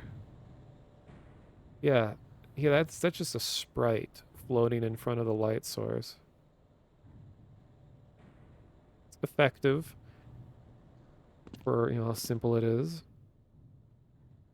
And it still annoys me. Like, one of the story elements of the original Half-Life that I've never liked is the fact that Black Mesa apparently has known about aliens and been on the alien planet for like years already.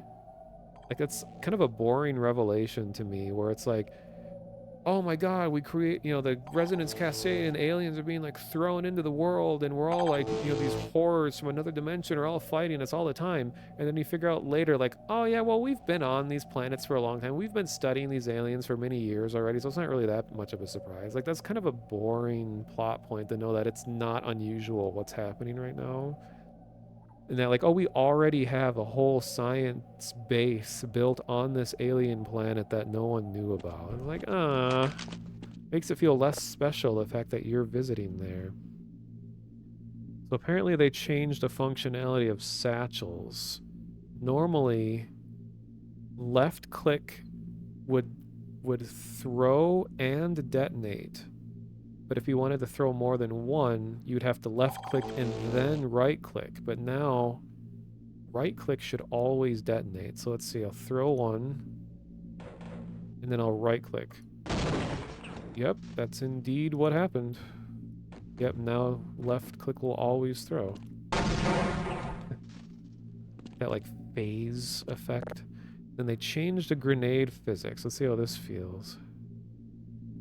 Oh, that's way more reliable. Oh my god. Grenade actually goes where you want it to go. Grenades were so... like, they felt like throwing water balloons originally in the game. That's a big improvement. Am I still getting that issue? No, it must have just been that specific radiation noise that was causing problems. These rooms look very nice. All the, like, additional depth added to the walls. And I wonder what's going to happen when I break this down. No? Oh. Can't interact. One of the new maps lets you interact with the soda machine.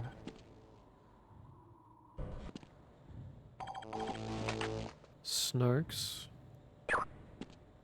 We learned in the documentary that that animation of putting your finger up next to the snark was inspired by the animator's cat, who would attack his finger anytime he held it up in front. Does anybody remember what the name of his cat was? I think he mentioned it.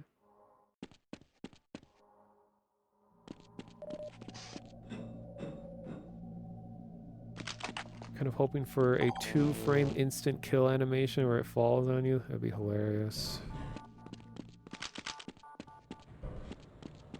Oh yeah, I feel like there was a map where you'd use the vending machine and it would instantly crush you.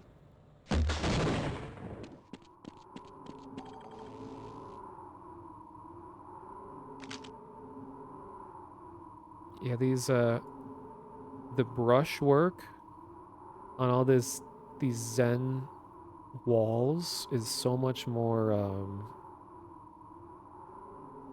like higher poly than it ever would have been normally.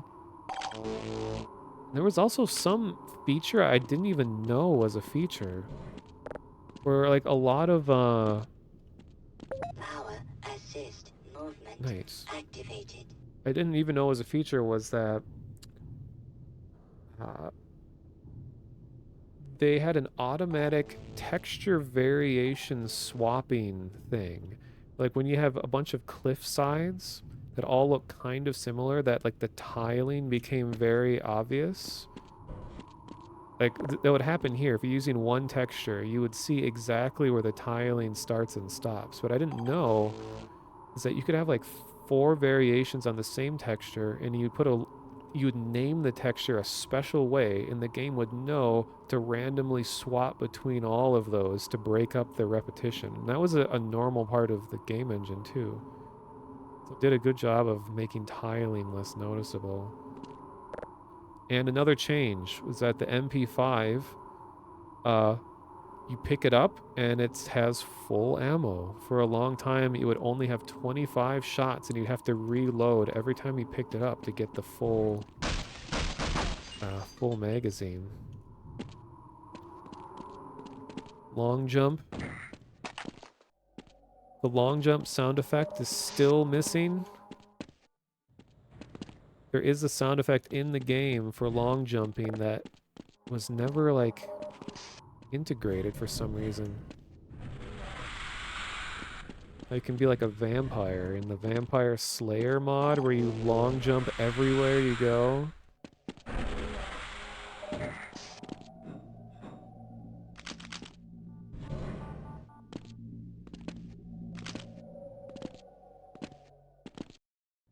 I've had dreams like this where I can just like leap around.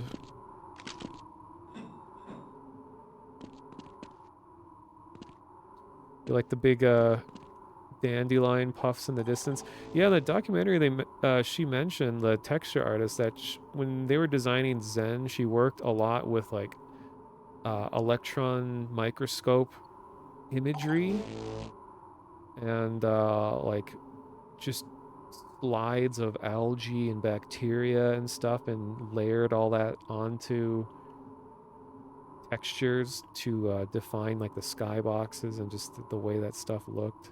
So these probably are real like pollen particles.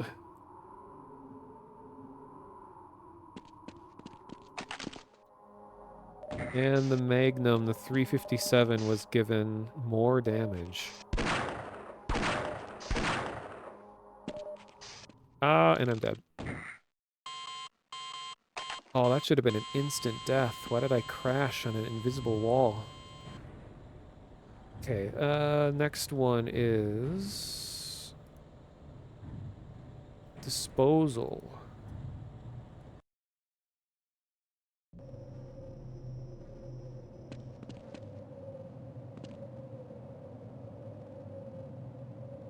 I'm shrimping too much. I'm changing my posture. All right.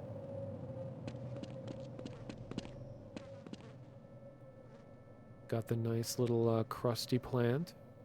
Alpha plane plant.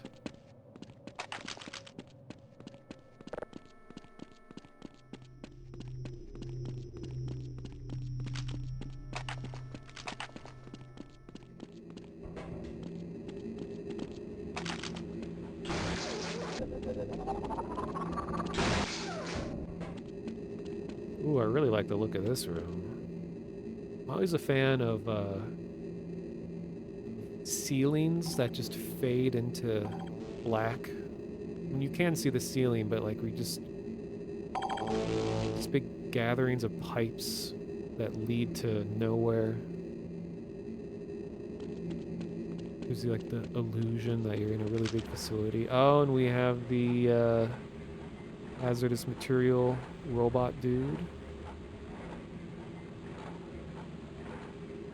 These weird like power generator things from the intro.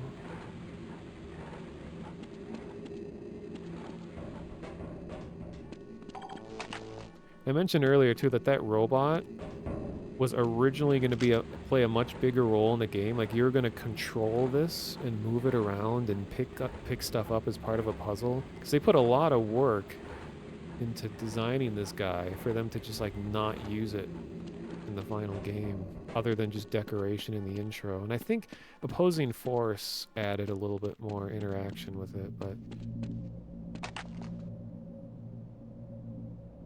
this is an interesting like hybrid of like this map, hybrid of a lot of like environments. I don't know what you'd call it visually, like motifs. Like if you go all the way through Half-Life, there are certain texture sets that are always used together, but they're not blended together generally. So this has like a mixture of some of the like lambda sector with like the bright white with like primary color painted on the walls, that tech, and then like the dingy outer bunker colors that you don't really see until surface tension with like the grunts and all that. So it's like a weird hybrid of like texture sets. Yeah, I guess like biome is like the word I'm thinking of. Like usually biomes are only used for like natural places. It's like, I don't know, settings?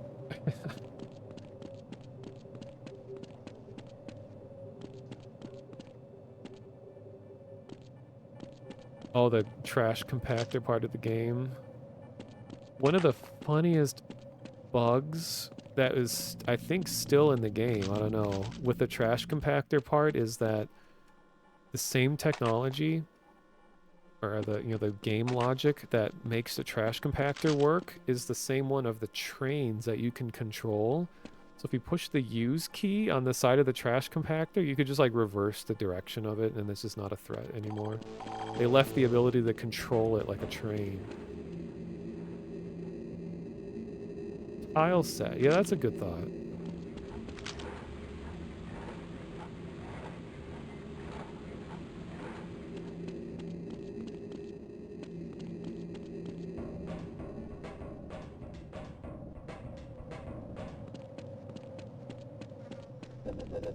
Check out this Tau jump.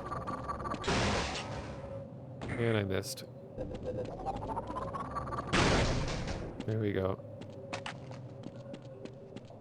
I know some people call it the Tau cannon or the Gauss rifle. Gauss? Gauss?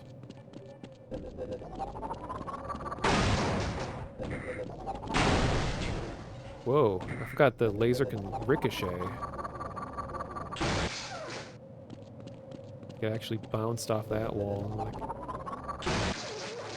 some like crazy trick shots like around the corner. Like if someone is coming this way, you can be like, okay, that didn't work.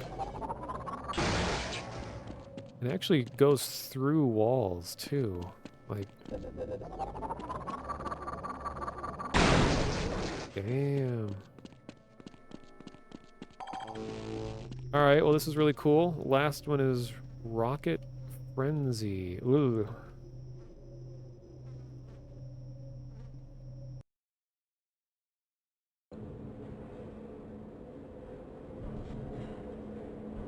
Power assist movement activated.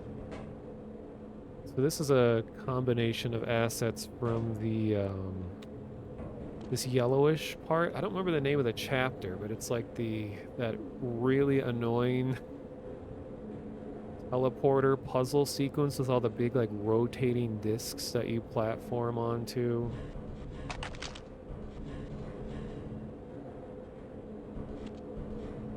This level design reminds me of Natural Selection a lot.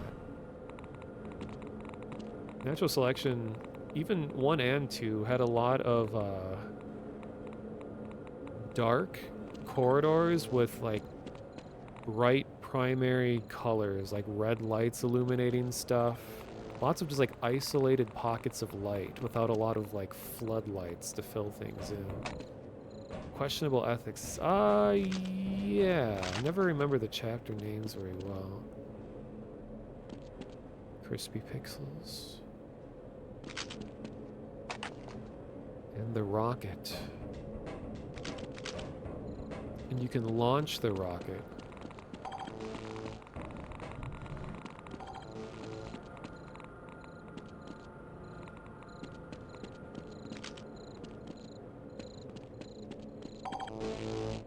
Let's see, how do I do that? Oh, and we got the mounted turret.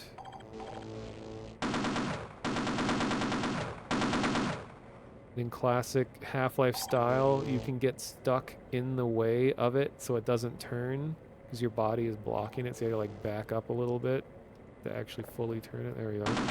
Nice.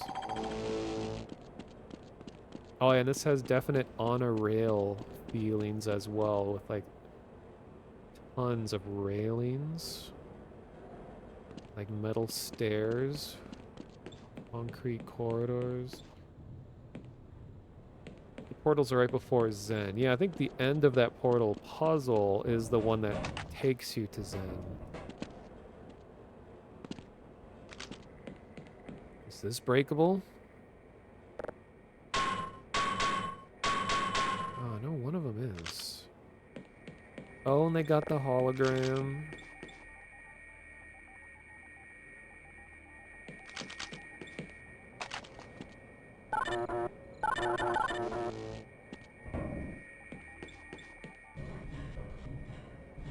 Lovely rows of computers. Sci-fi beeps and boops. Very nice.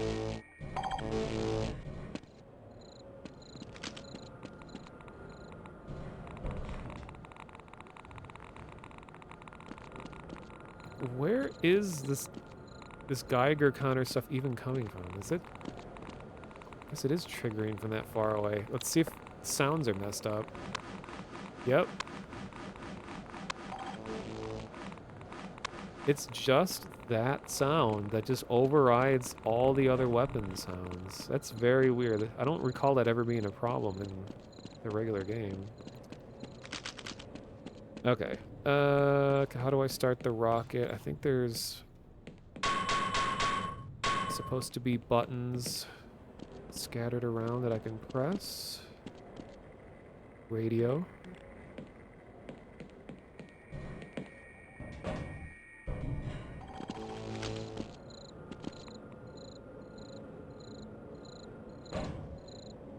Ow.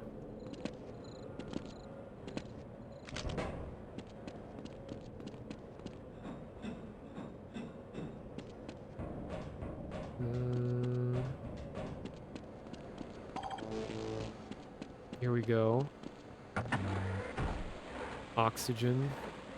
Nice, got a little break room. I can't destroy the casserole.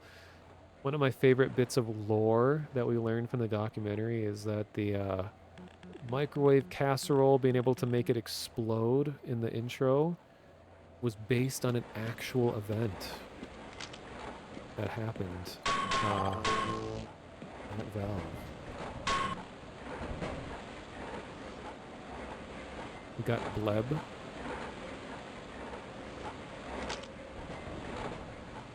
Yeah, why would they show a player a microwave casserole and not let you blow it up? It's devastating. Well, thanks for the follow, Icebreaker. Ooh, looking elevator. Whoa. Oops.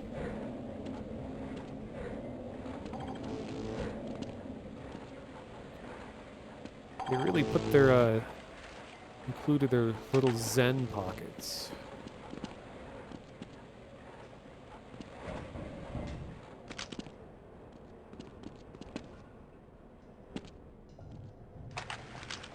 Ah, yes, waterlogged engines. Or, turbines, I guess. Wait a minute, orange cones are not canonically a part of the Half-Life universe. I don't remember there ever being an orange cone in the game. The immersion is ruined. Oh my god. You just barely touch an elevator and it goes up.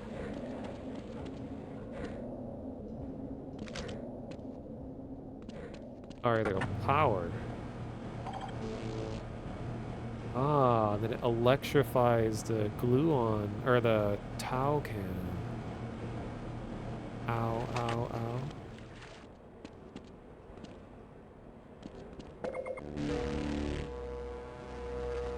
Have you guys heard the musical remixes of the HEV and Health loops? Because they're actually really good. Here.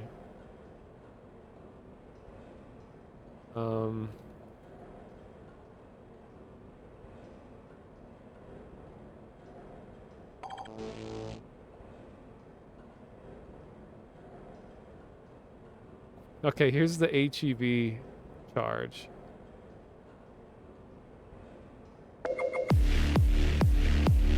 Ah, yeah.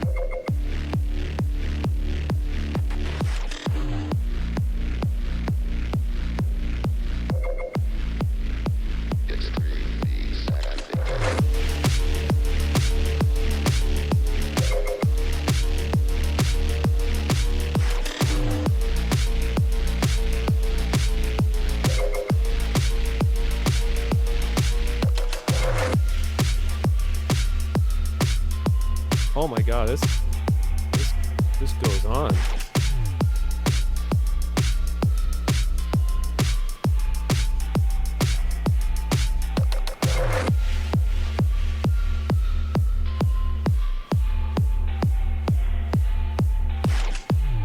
Wait, the main theme is being played with crowbar bangs.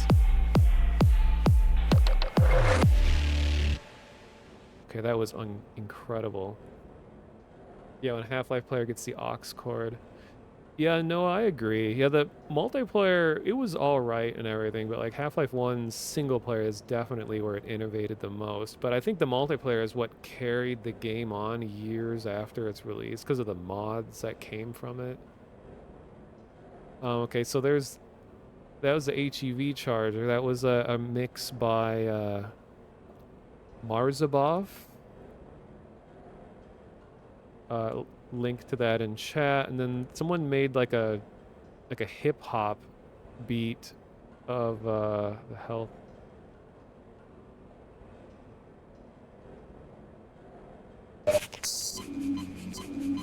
Okay, no, that's just the actual sound.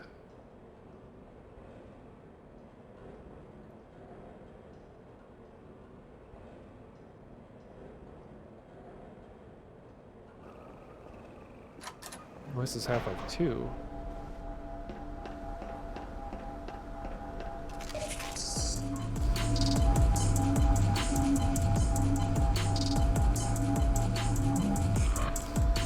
Oh wait, here's a better version.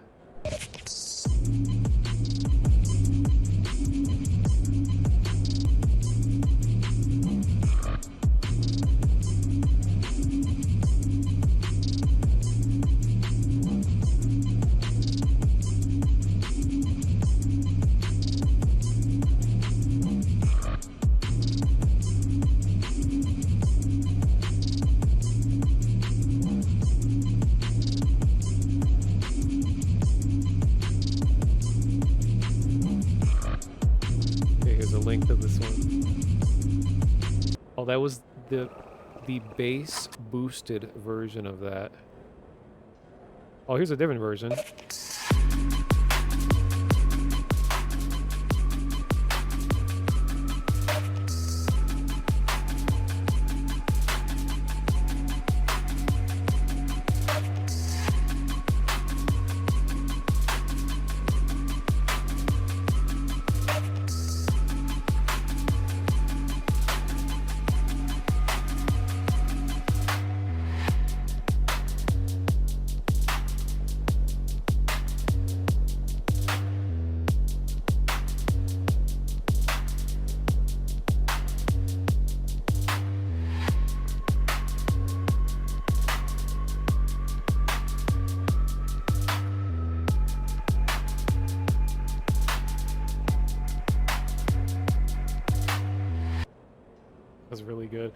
It's making you want to go reinstall Source Filmmaker, make a shitpost animation of Gordon putting his finger in a charging station, jamming out. Oh, you should.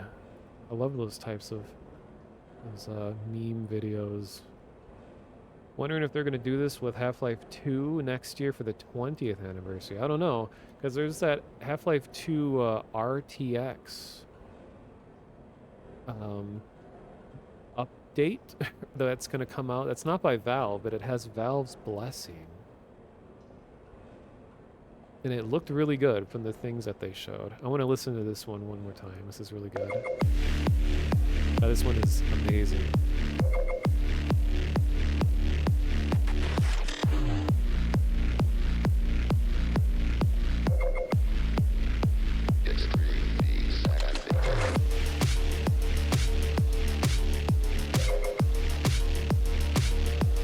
So good. Okay, anyway. You'd have to relearn Source Filmmaker. You vastly prefer Blender for animation. Yeah, I've always kind of wanted to learn a bit about Source Filmmaker, but yeah, I'm in a similar situation where I know so much more about Blender now. It'll be hard to learn all of that again.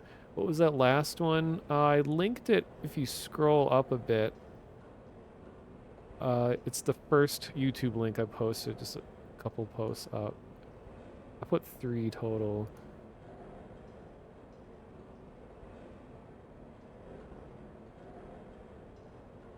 Okay. So then we have the weird little like that I didn't even know this existed. There was like a small content release called where is it?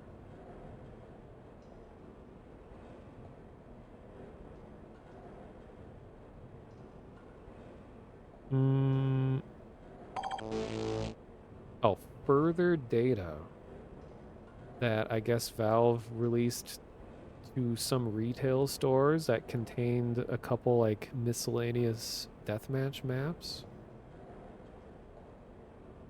Zen DM.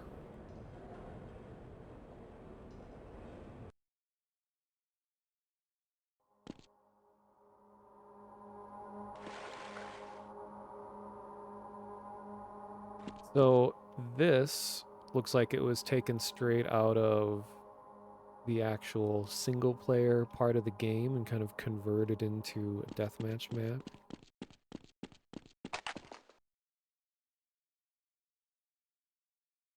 But this is like actually from the 90s. This isn't using, you know, all the modern versions of the old tools that allow you to make such better looking things. Ah, there's the pointy bounce pad I was talking about. Much louder. Got a little spin platform. Textures aren't aligned very well.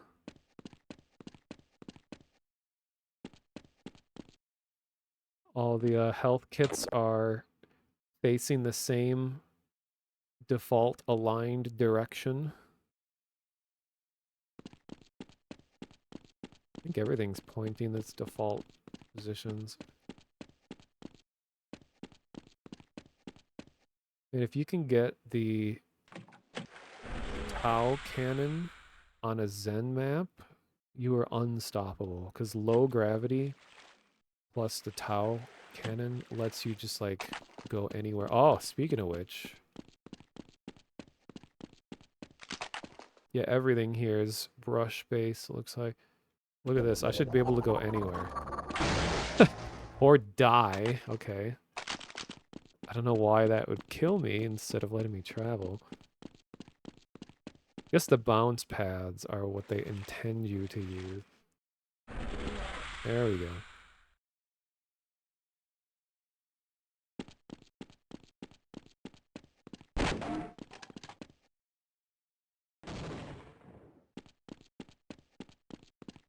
Maybe I can do a grenade jump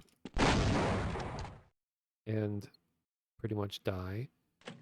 But I want to see if they used the proper rejuvenation trigger If I can get back there.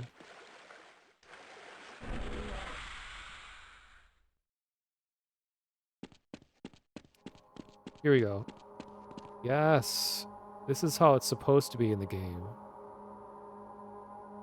But maybe that was a gameplay decision. The new maps made a loud health kit noise when you walked over them. And I guess to people who don't normally play Half-Life, that would be a good way of saying, hey, this thing heals you, compared to it just quietly refilling your health like this one. And it's supposed to like fade the screen a little to white as well. I always like these weird little flame lamps that were on Zone. Okay, so there's this one. Then there's Rust Mill.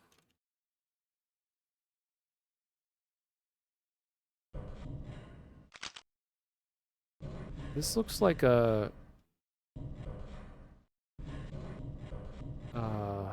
pieces of this look like it's from the intro. Like I recognize those kind of orangish windows.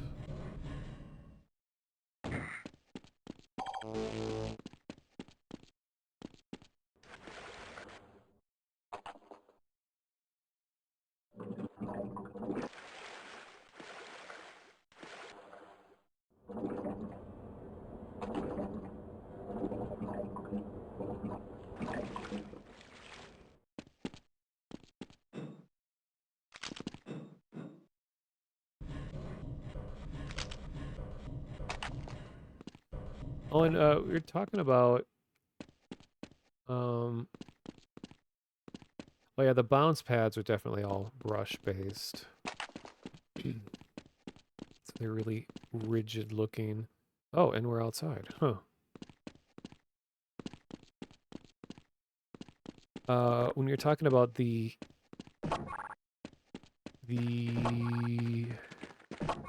this is interesting. Sorry, I keep changing subjects. A two-person button on a multiplayer door. You expect people to cooperate to open a door? What's behind here? Sometimes if you're fast enough.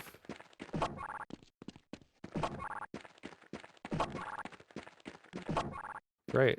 Oh, I really want to know what's behind there, but no clip isn't working for some reason. Talking about the DSP.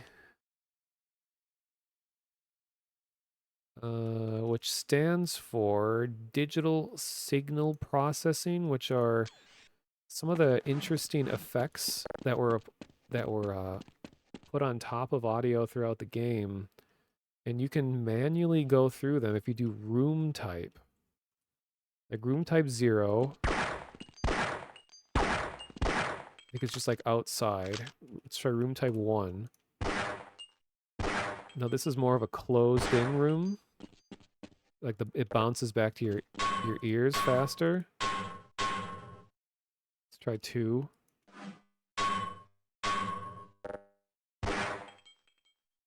Oh yeah, you can definitely hear like the reverb. Oops, try 3. Even bigger room. Actually, this sounds smaller, like a smaller metallic room, I guess. Now this is a bigger room.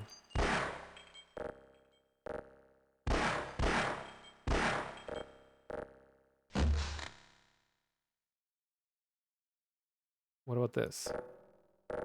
Ooh. No, this is like inside a vent.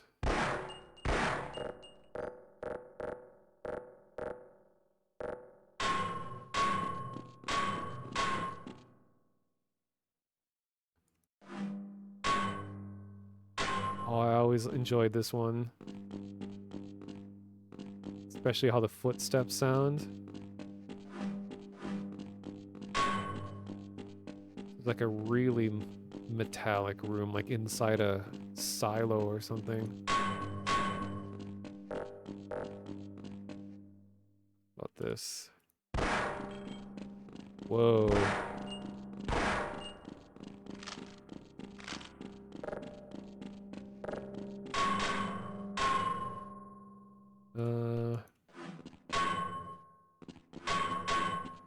outside. There's a really wacky one used for Zen. If I can find that one.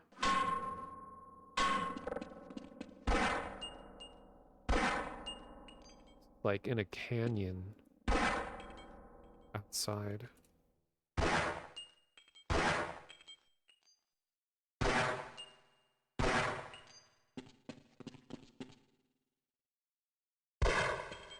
Ooh.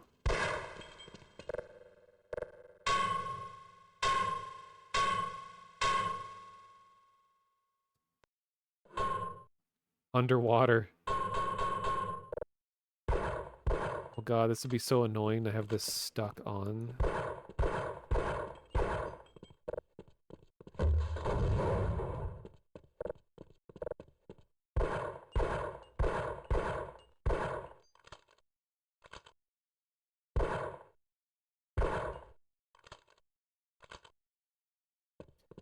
Yeah, it's funny, like, regarding, you know, shell casings ejecting from weapons. I just never noticed it as a kid, and it took me a really long time to understand how bullets work.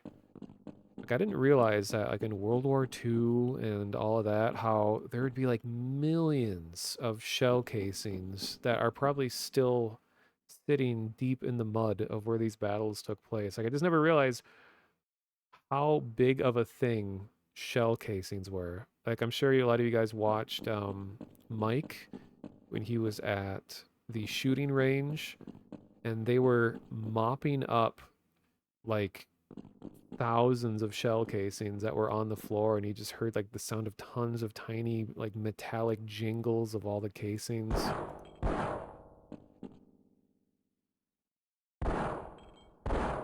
Jeez, this is really muffled.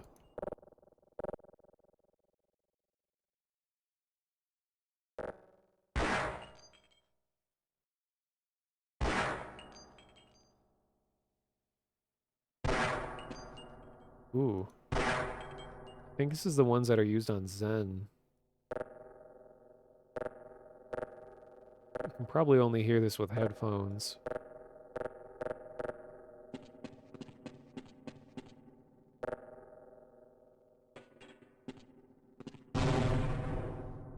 Huh. I think that's all of them. Yeah. Well, those are fun. Okay, and then the last one is Double Cross, which Double Cross is one that I did actually come across. Oops, Double Room. I think this was in, it got out somehow. At least it was ported to like Team Fortress Classic.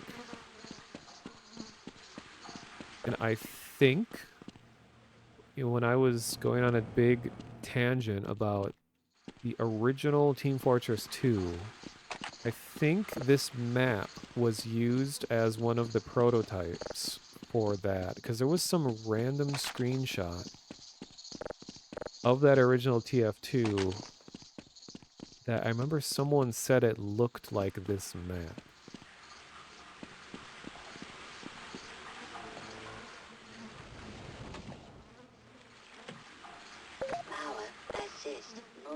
So yeah, this is a lot like Crossfire that you get caught up in. Crossfire is probably the Half-Life Deathmatch map that everyone remembers.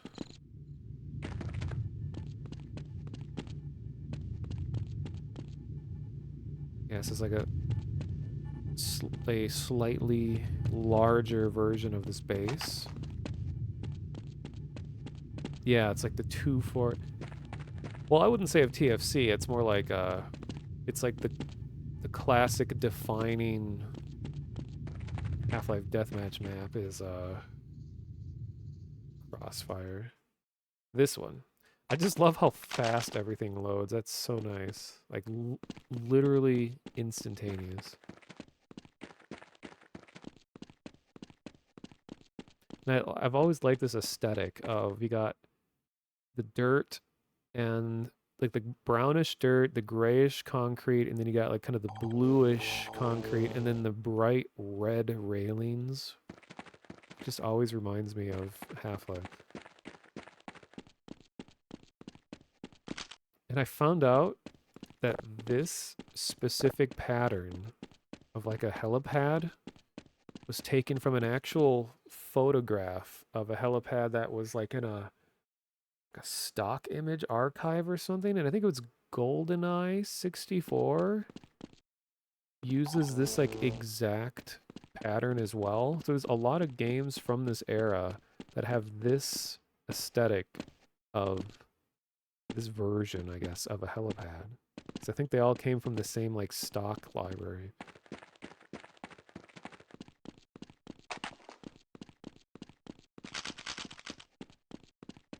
Yeah, this look was used in the boot camp of opposing force.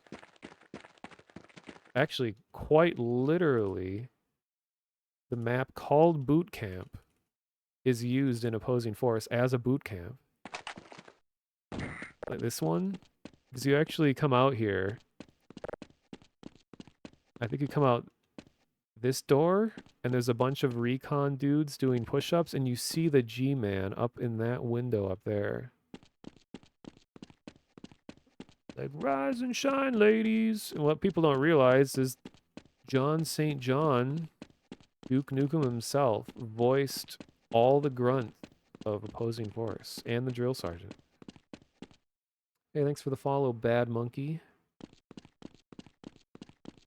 And I always thought these things were weird. I didn't realize that they're like flag poles, but there's just no flag on them.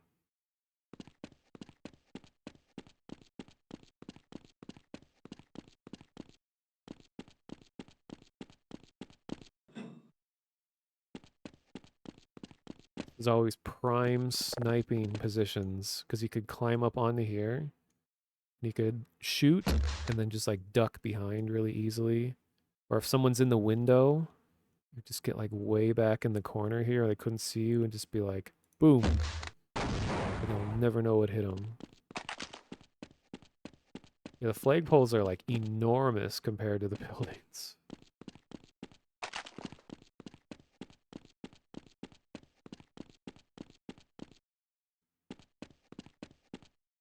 Okay, I think that's all of the... Oh, here.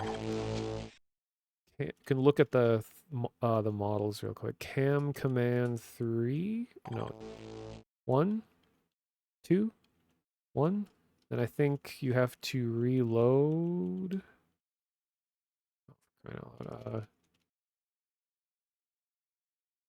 Here we go.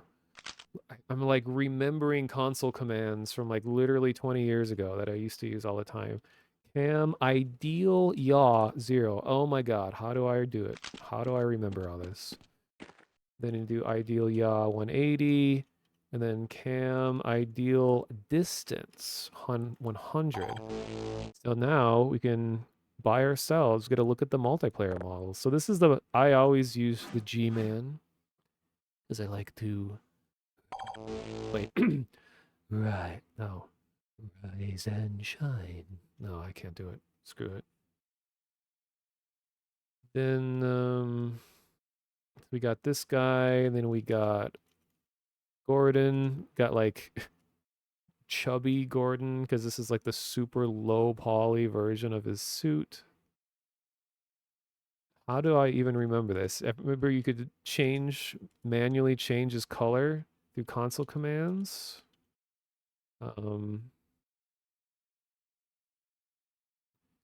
Top color, bottom color. And you could get secret colors. Okay, it's not going to be visible on Gordon, but I think the Robo model allowed you to get like weird kind of iridescent looking. We had Gina, the female HEV character. She is, I think, the hologram woman that talks about the, the hazard course stuff. Helmet. Helmeted HEV suit. And you have to activate cheats in an INI file. Well, you never used to, but I think since Steam was introduced, it like forced you to do more stuff, which is frustrating. H Grunt, which I think is the ugliest model. Like this is somehow even lower poly than the grunt models used in the game, and I thought it looked so bad. Like the face has like no definition. And he's just like too thin. But then they added recon, which is more authentic. And I always like this one because the white camo is what makes the grunts cool. And then Robo. This is the German grunt. Because they couldn't allow violence against humans, so they replaced the soldiers with robots. But get this, you have secret colors. If you do like 300, oh yeah, here we go. Top color, bottom color, 300. Look at this crazy purple. You can normally not access this special purple from the menu. You have to put the console commands in to get this, so exclusive. SV cheats 1 and restart the whole client. Really? Why do the grunts wear white camo in a desert operation? Good question. Well, I think actually, wow, I say the word desert and then suddenly we get raided by Desert P. What a weird coincidence. Thank you. Thanks, Desert. I think it was because they knew their urban operation or their operation was going to be in an interior place. And I think they usually wear white camo in interiors. Thanks for the follow, Old Brick Rosenberg. Rosenberg also is a canonical scientist in Blue Shift. Lots of P happening in chat.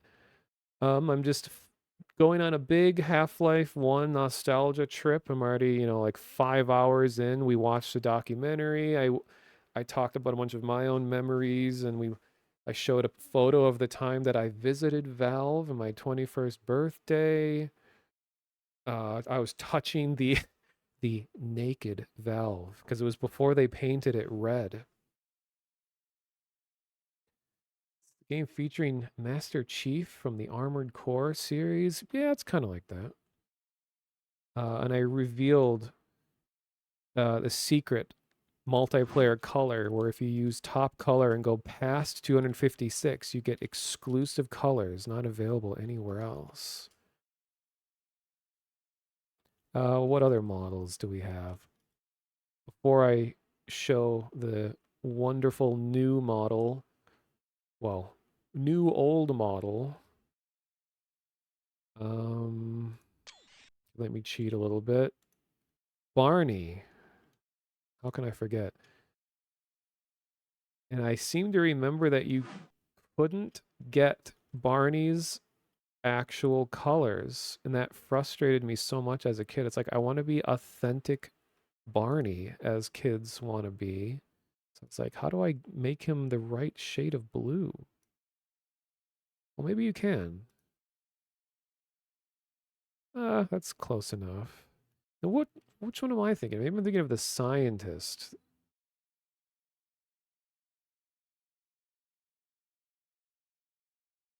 Let's see, Gordon. Well, this is like blobby Gordon. But you can't really get him to be the right shade of orange. He's always kind of reddish. Then the scientist.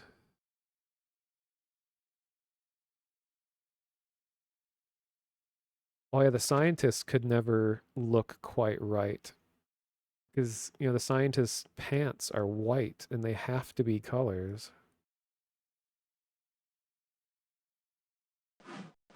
Look at his like angular head. I too have OCD. I don't know if it's OCD. I'm more purist. Zombie Hell yeah. People who use the zombie model as their main multiplayer model were always like a different breed of Half-Life 1 deathmatch player. Like the people who are insanely good at the game would always use the zombie model, like suspiciously good. Okay, I think that's all of the standard ones. Now, this was added with the 25th anniversary update. I think he was supposed to be blue in the original. Let's see. This is Alpha Barney. This is what the security guards looked like in a very early version of the game. They look extremely traumatized. Look at that face. Oh my god. What has he seen? Oh. Look at that. Then we have the main event, which is Ivan the Space Biker. This guy, who was the original design for Gordon. For those that don't know, he's supposed to be yellow. It's all yellow. Oops. Yeah, this is about right. Yeah, this is his default colors. Do you think Ivan would have caught on as well as Gordon did? Who knows? Yeah, he's just Gordon's brother. Yeah, he would have stopped the 7-hour war by himself on his space bike. And then there's this weird ass thing. Not the Noid. Apparently, this is like some inside joke of a character that was a webcomic artist or something. Like we looked at the website earlier and I didn't quite get it, but I have no idea where this came from. Oh, and a thing that bothered me as a kid about the Barney model. Oh, never mind. So it is working. Is the chrome helmet. I don't know if I'm just like not imagining or if I'm misremembering stuff, but I could swear there was more things wrong with these models.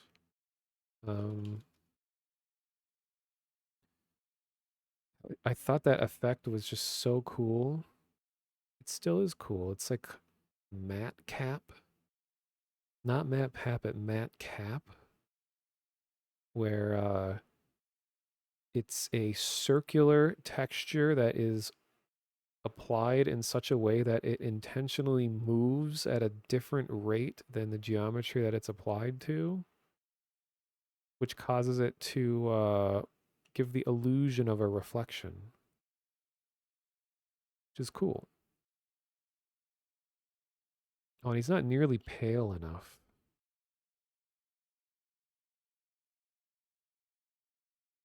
Okay, I think that is all of the new multiplayer stuff. Oh wait, no, skeleton.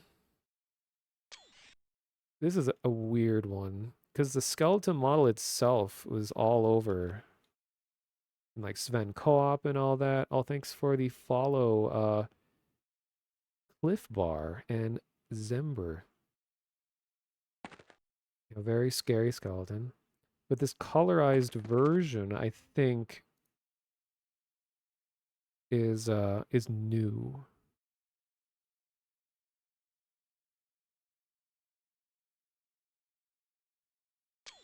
Cool.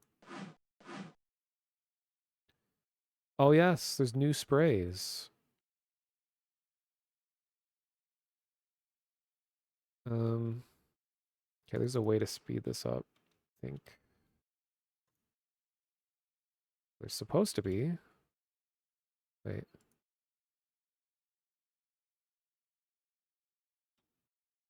Well, in default unpatched Half-Life 1, you could use the arrow keys to quickly skip down.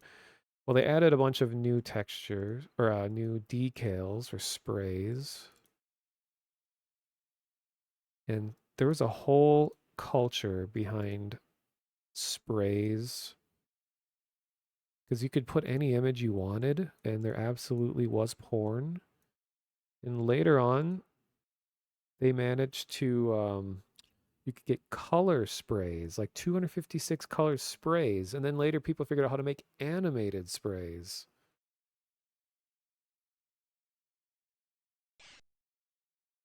And normally, oh, I'm stuck in third person. Let's do this. Ideal yaw 180. What? 0. Okay.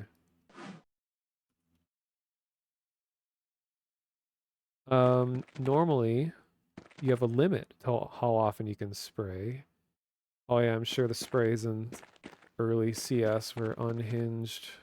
Like, there was straight up a website, don't ask how I know this, but there was straight up a website for porn sprays.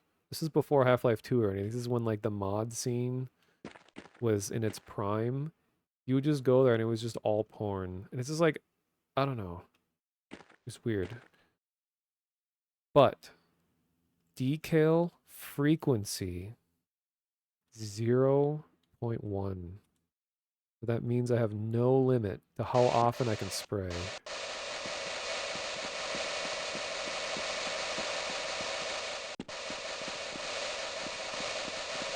For some reason it's not taking my preferred...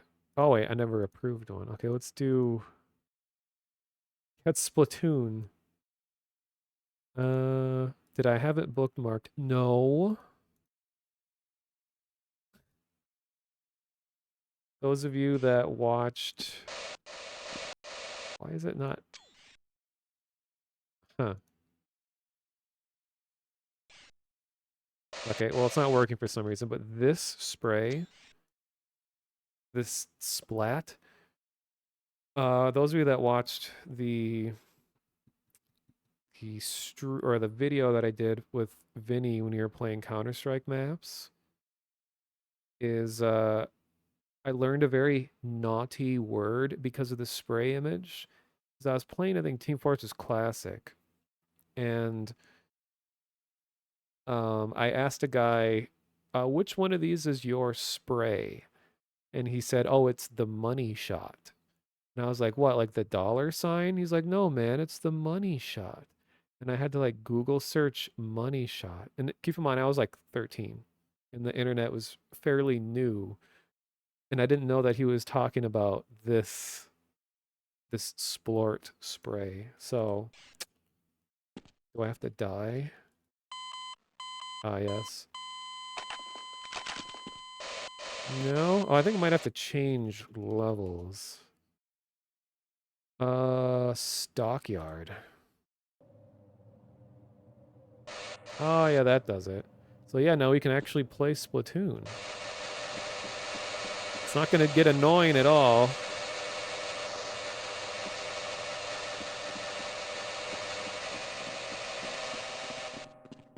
Did you guys know? Did you know, gaming, that there is a secret in this map? You go up here.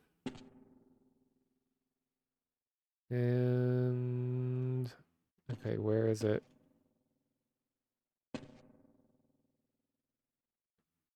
Like, well, there's this little thing where you can get the satchels. There's that, but then there's another even better secret. Where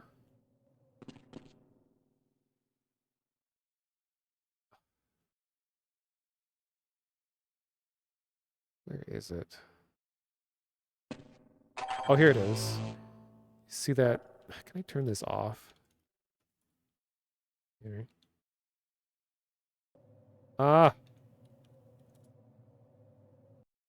Oh my god, I'm stuck in third person for... oh, there we go. Anyway, let's go back there. Go up here, and you fall down here. And I thought this was the coolest shit as a kid. I was like, dude, look at it. It's a fake crate. Slides open. You can come out here, surprise someone. So cool. And it's one way, so you can hide back there.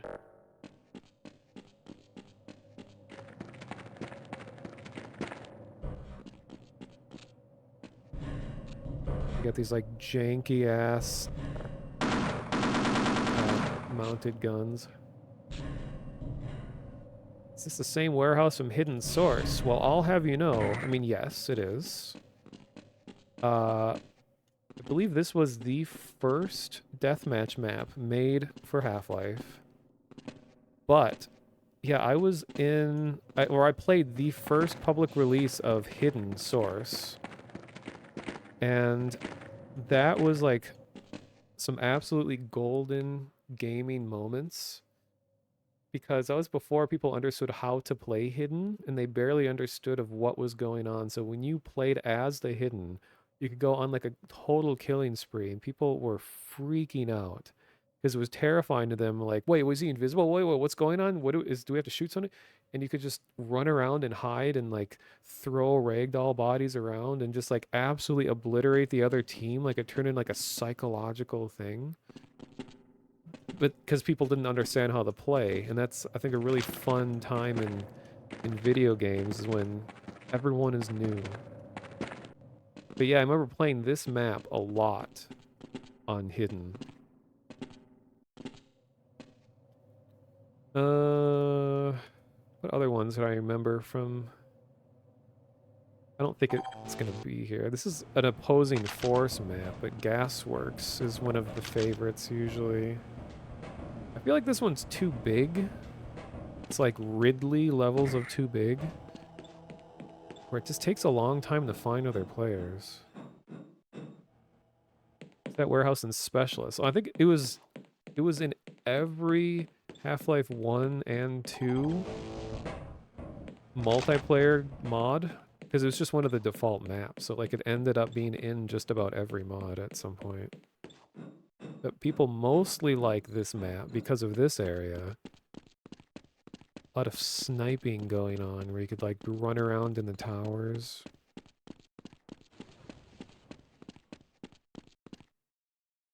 Good time. Yeah, asymmetrical games. That was always such a fun time. Thanks for the follow. Tobes. Tobies? Toes?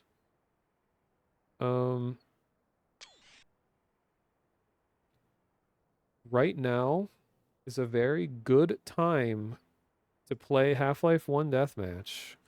If you've never played it before, because there is a shit ton of people playing right now because of this huge update. Look at this. All these 32-person servers are full. And look, most of them are playing Crossfire. Surprise. Okay, it's going to get really loud. I'll jump into a couple servers, and then I'll do a no-clip speed run of the single player of all of Half-Life 1. It'll just be a nostalgia fly-through of the whole game. Crossfire WG on. Oh, they're going to have all these like weird server mods. Zombie Escape. Oh yeah, and for anyone just joining, Half-Life 1 is free on Steam right now, so you have no reason to not have it. I'll even put a link in chat. Just go click the button and it adds it to your library. And it's because Sunday is the 25th anniversary of Half-Life. And they released a huge update that fixed a lot of weird little issues with the game, made it playable on modern hardware, made it so you can turn off a lot of the like texture filtering and things like that. The HUD is now works on like 4K monitors where it doesn't get scaled down to like a microscopic level. You got VAC banned from Gold Source Games? What did you do? All right, this is going to get really loud, but let's join a 32-person server. Server's full. Cool. Let's try what this one. Oh, 16 players. And of course it has all the Unreal Tournament sounds. Oh my god. Okay, wait. 16 is not enough. I need as much chaos as possible. Anakin. No? Don't want a modded server. I want regular gameplay. Filters not full. Has people playing. I remember a time when you clicked to refresh all, you would walk away from your computer and come back because it would take so long to refresh all the servers.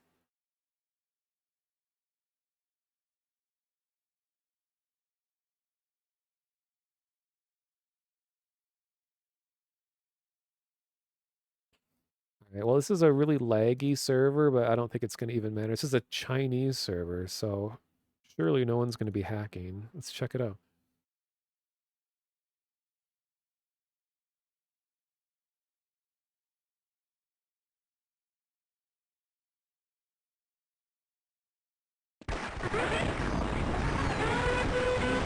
Off to a great start.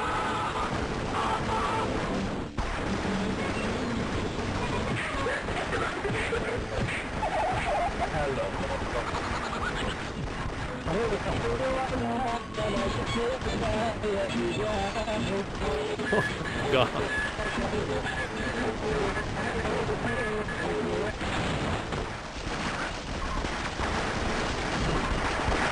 Holy crap.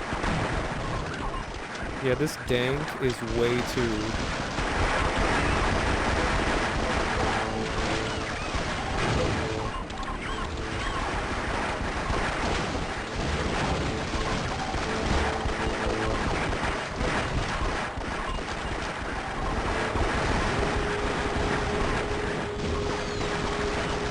authentic lag as well.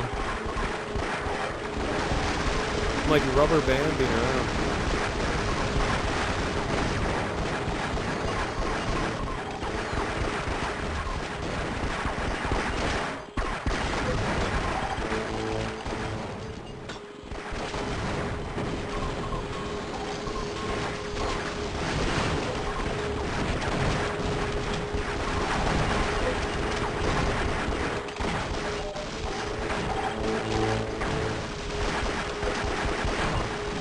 We're gonna get air struck here in a moment. Here it comes. Everyone's gonna die. Oh.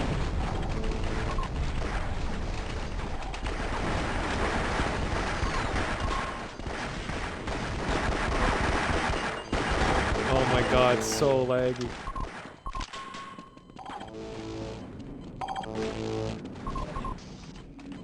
Alright. Oh no you don't, you're not coming up here.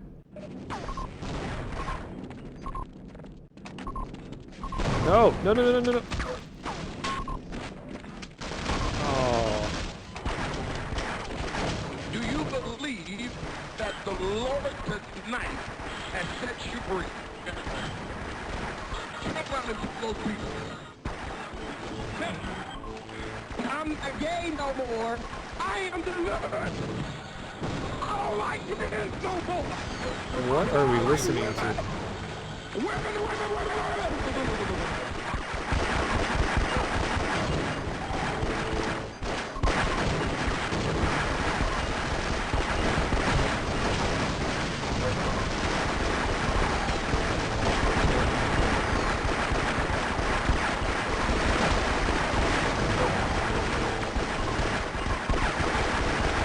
Yeah, this is what my childhood gaming was like, ladies and gentlemen.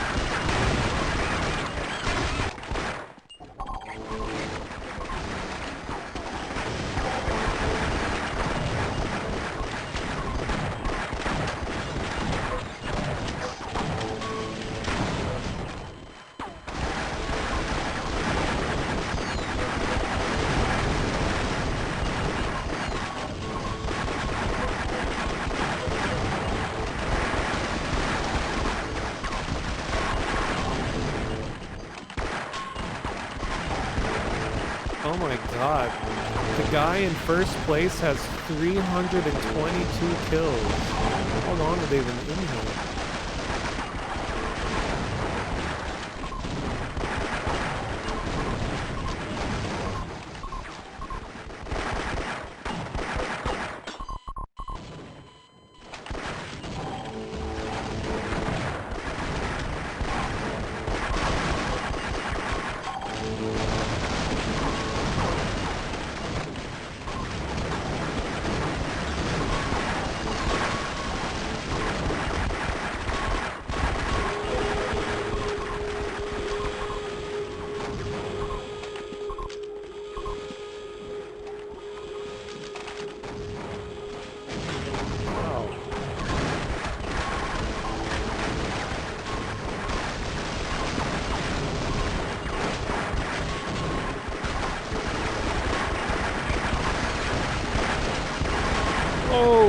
Quadruple kill.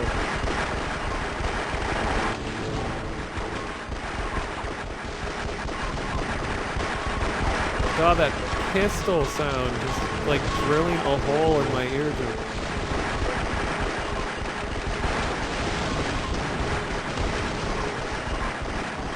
Here it comes.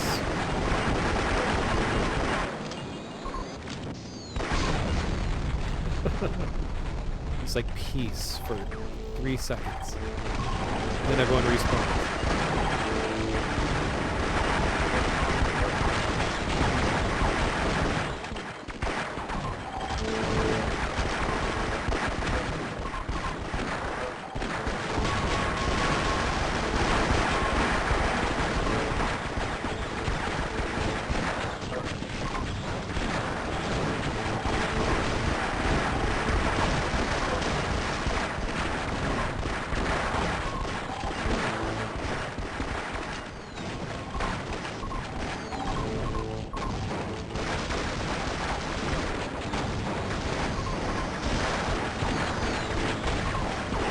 Okay. I'll try to look at one other server.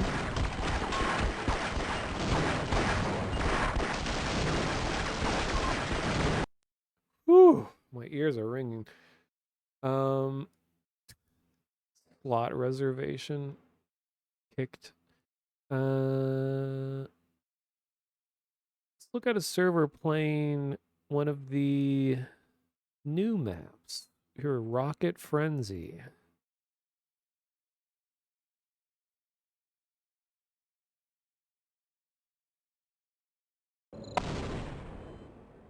It's going to be a lot less chaotic.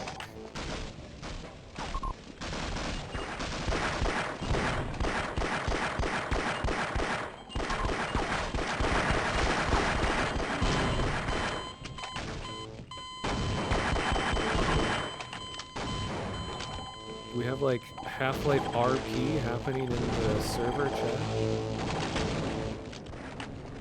Wait, how did I didn't even throw the grenade. Why did it blow up and kill me? Huh.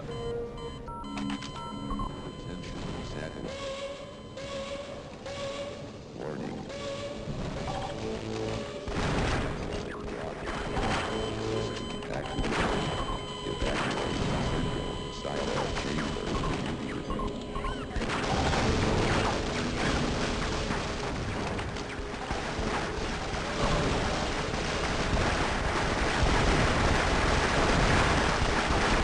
Whoa, this server filled up fast. Holy crap. It's like 20 people just joined.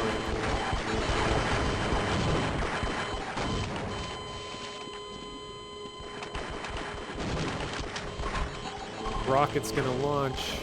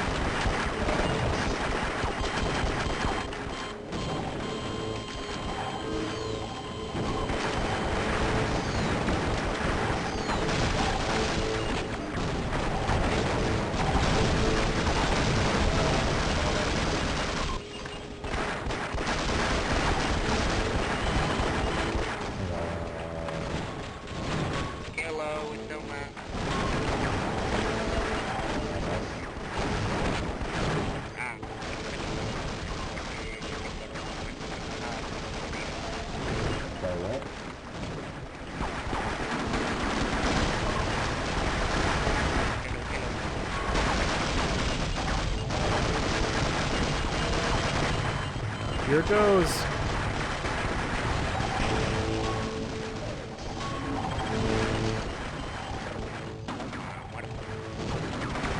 Gotta stay alive long enough to see it. Ah! Here it goes.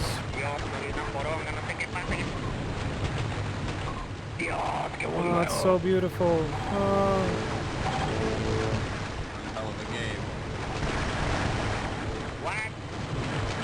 What? Hello? What? Don't hear me? What?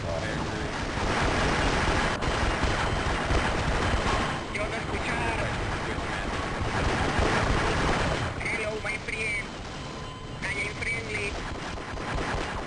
And you? Nice game, nice game.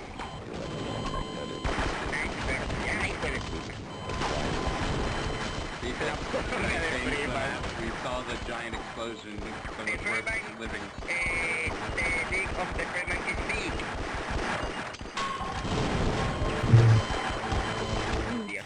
Oh my god. Alright. In like 2 more minutes, I'll go change to the single player, and we'll speed run Half-Life 1 in no clip. What are you saying? Mucho balazo, muchacho. I'm hurt.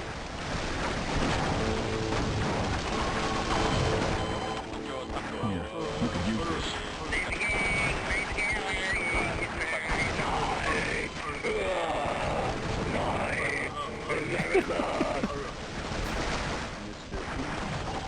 Voice chat is just as coherent as it always has been.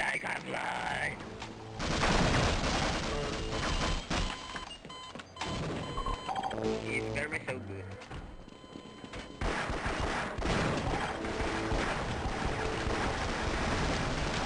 The automatic system on.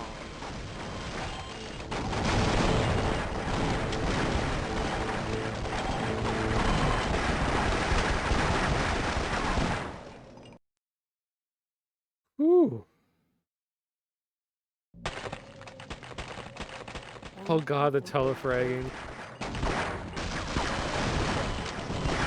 Oh hey, there's a broken machine. Yeah! Dota!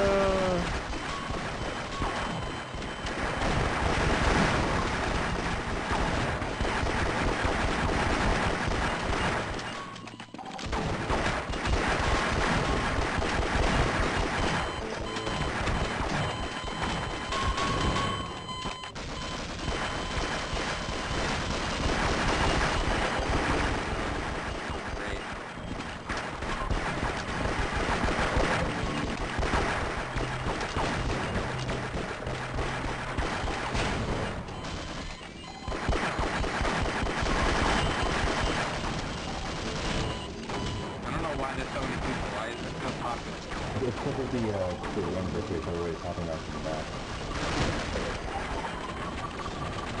I need to transport it, but I couldn't understand the scope of it.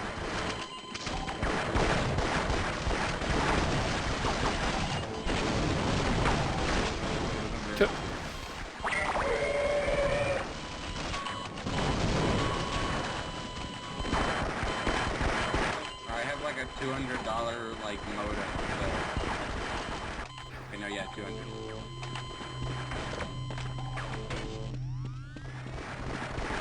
It should be good.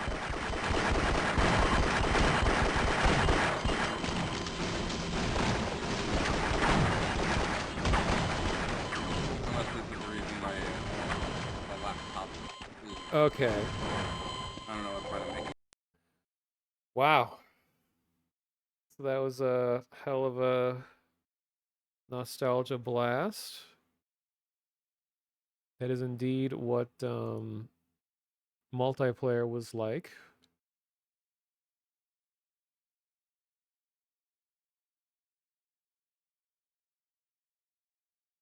All right. The guy was apparently playing from a modem.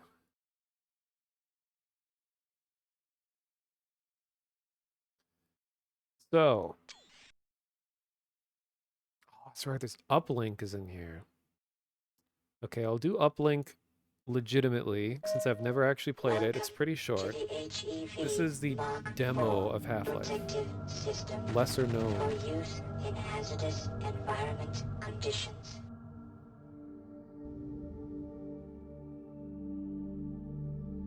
Containment failure in 48 hours. So this is leading up to Resonance Cascade, I guess.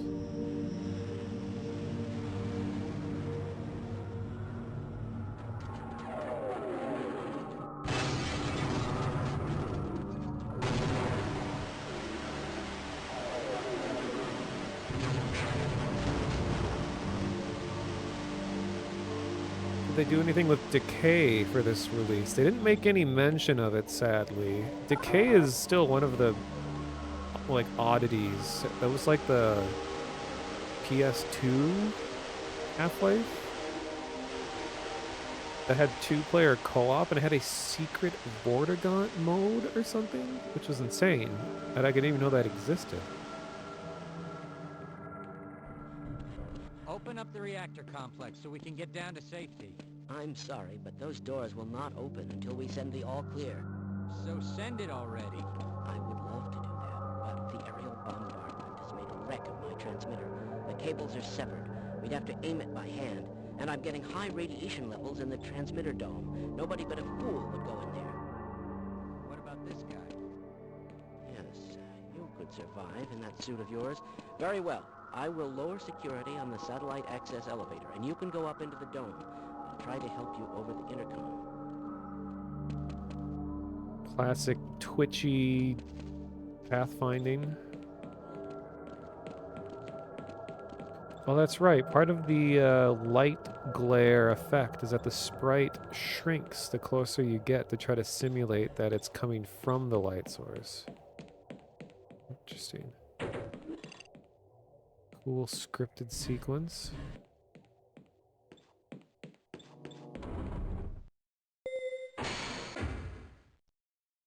Damn. Let's get the hell out of here. I'll stay here and guard this area.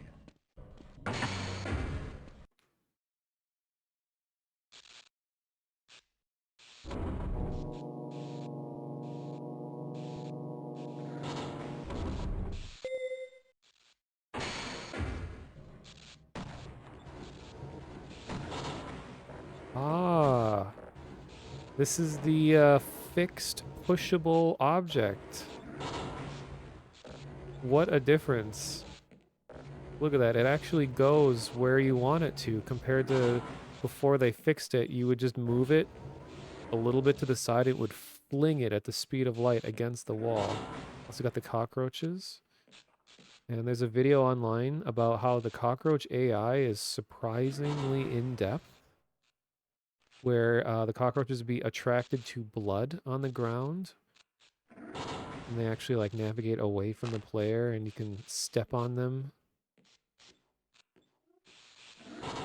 Yeah, he caused the resonance cascade. Yeah, it's because like you would push the sample into the chamber or into the beam or whatever, and you would just barely touch it and would just fling it in, which was never supposed to be that way. It was always supposed to be like kind of this speed where you'd drag things around. It feels so nice.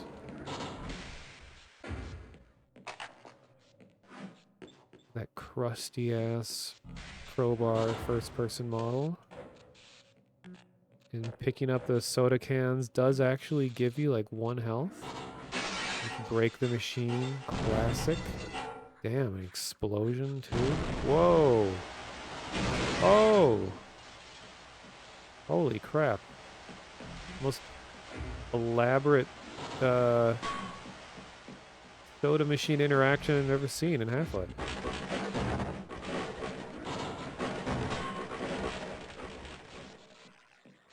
Yeah, apparently, hey, you had, okay.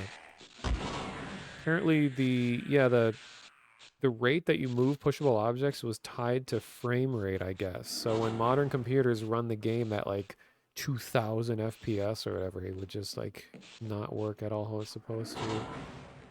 And yeah, there are a couple people working on porting Decay to PC.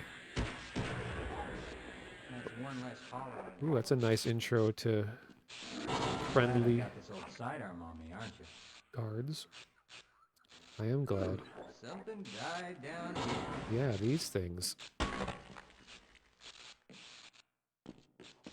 Excuse me, sir, excuse me.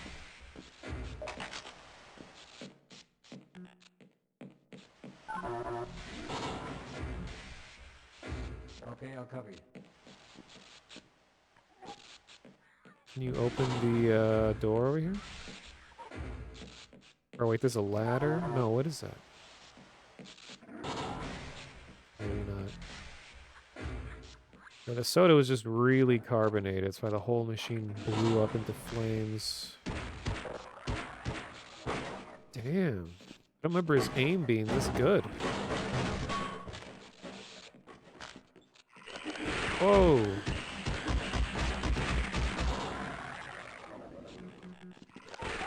Uh-oh.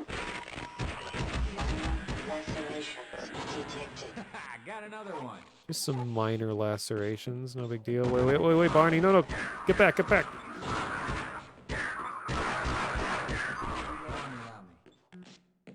we might stand a better chance. You stay over here. Okay, I'll wait here and help anyone else who comes by.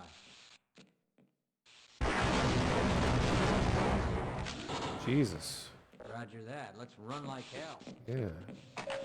Power 15%.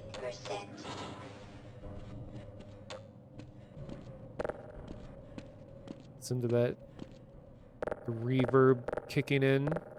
Very effective. Grunts.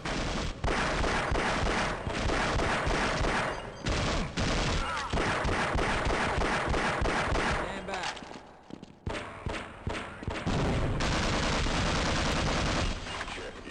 Damn, Barney is kicking ass.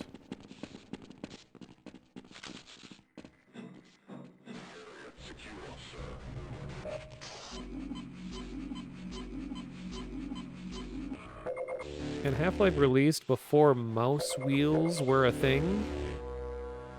And I remember getting a mouse that had a mouse wheel on it, and it was like changed gaming forever to be able to quickly go through a inventory like this, because previously, you know, just use the number keys. You'd have to like press multiple times to go down the category. Which I know some people still do that. Like as like a muscle memory thing for like ascended gamers that have loads of keybinds, help them operate faster.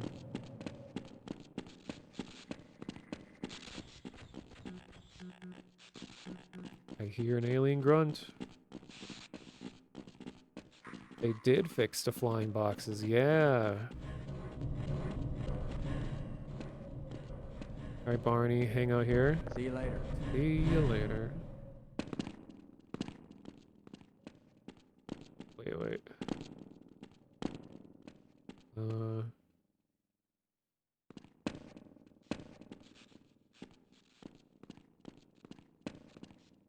Oh, I could just walk across the platform, wow.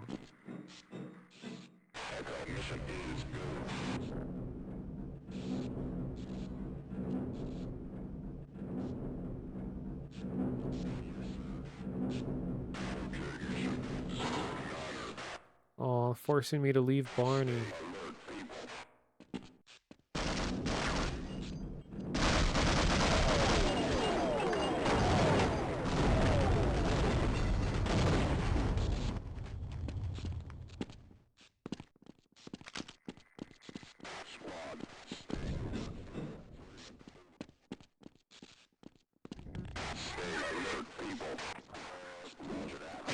Whoa!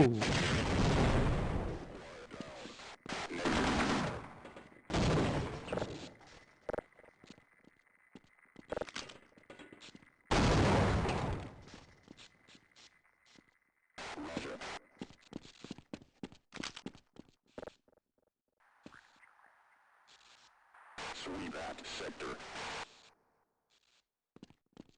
Okay, control. Go. Need suppressive fire.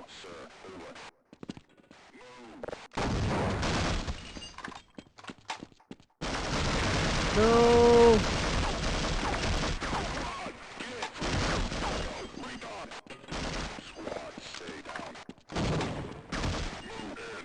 Damn, they're more aggressive than I remember.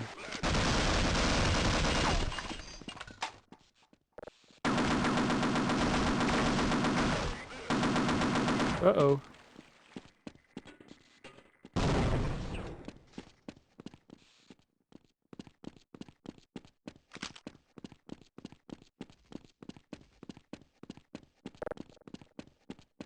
Sound of these footsteps is like ingrained in my memory also.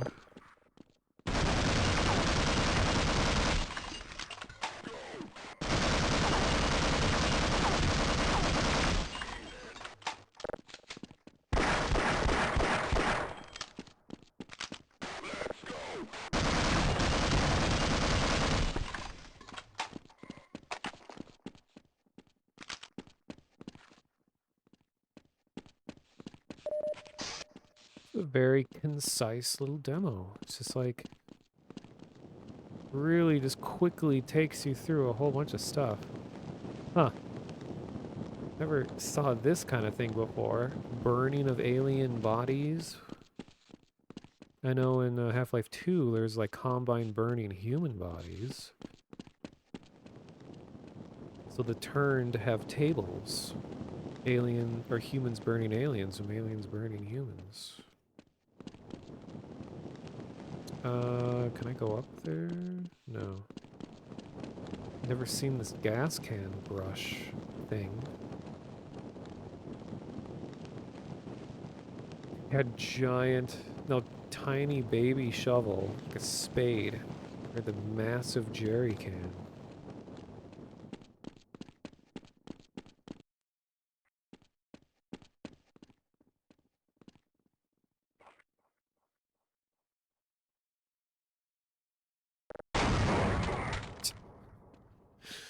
Amazing.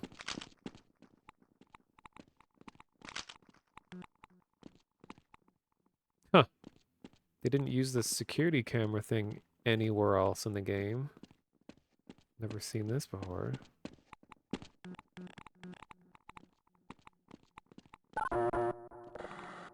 Wait a minute, and I'll let you in. Cool little sequence. Okay, we're kind of at the end of the demo, if I remember. Wait, let's see if the problem is here. It is. It's just that radiation Geiger counter that interrupts other audio.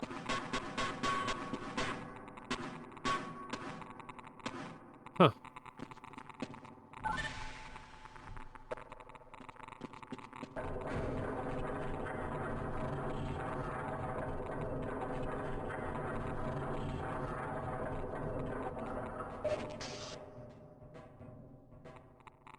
I remember seeing these tags in the game's files. It said like NATO, CIA, Pentagon,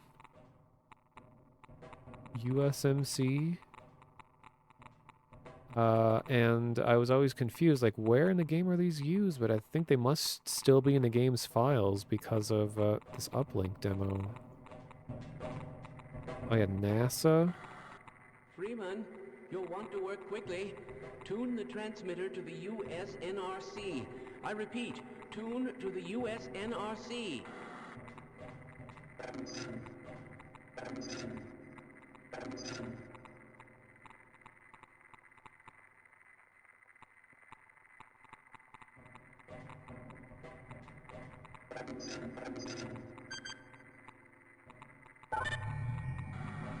Excellent. I'm sending the all clear and the doors should open now. We'll meet you down below. Whoa! Badass.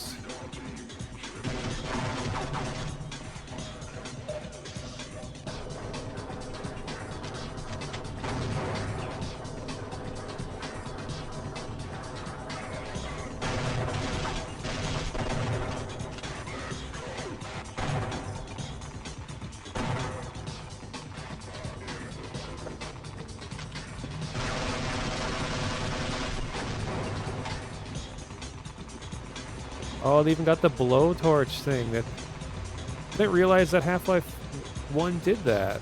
I know Opposing Force introduced that idea, but I guess they actually did it before. Well, that wasn't a very good breach.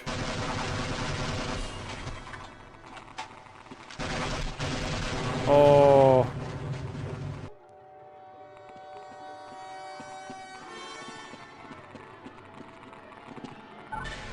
Oh no, I gotta redo that sequence while the music's still playing.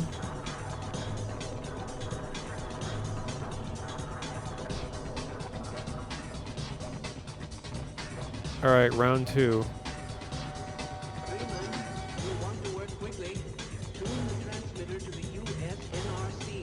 I repeat, tune to the USNRC. Excellent. I'm sending the all clear and the doors should open now. We'll meet you down below.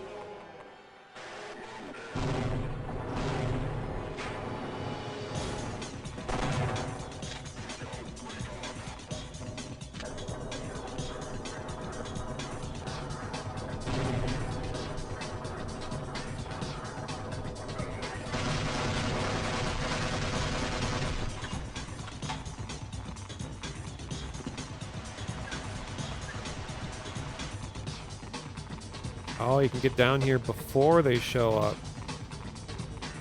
I got a surprise waiting for them.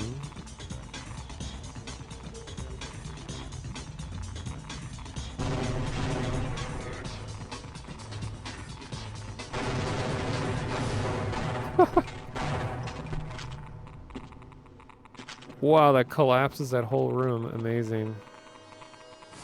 All right. Oh.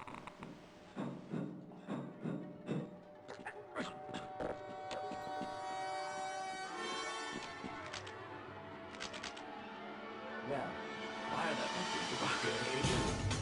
destroy the damn thing before it grows any larger. Stop! Oh, there's this cutscene, or this scripted thing.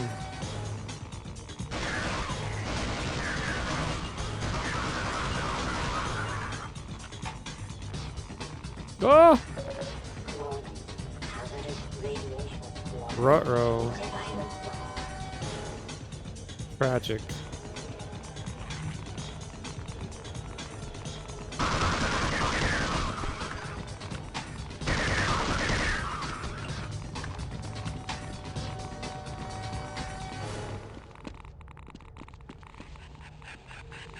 Barnacles.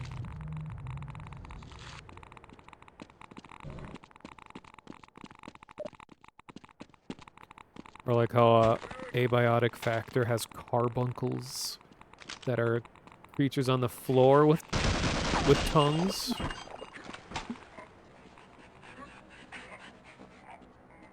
Wow, barnacles are winning.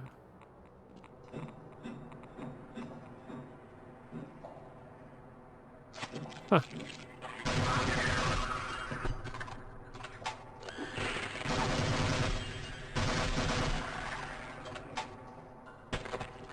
Gib.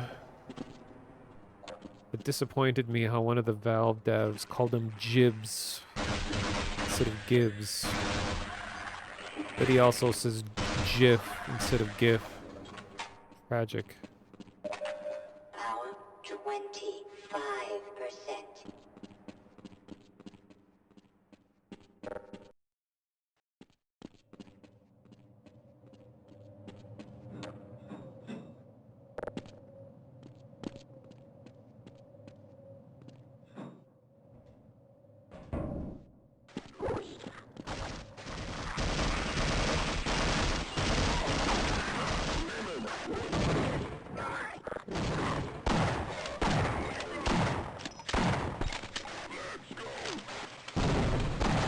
Man, I think like 12-year-old me trying to play all this, like this would have been so difficult for me as a kid.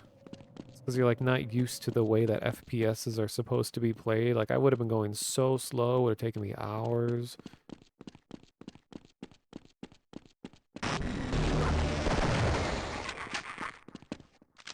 Now I'm just sort of like jumping around everything.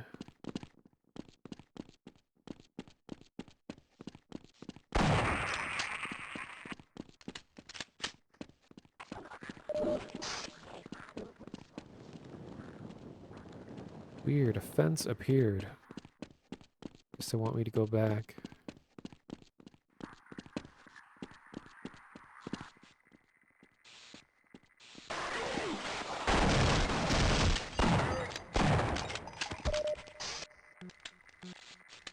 Hey there.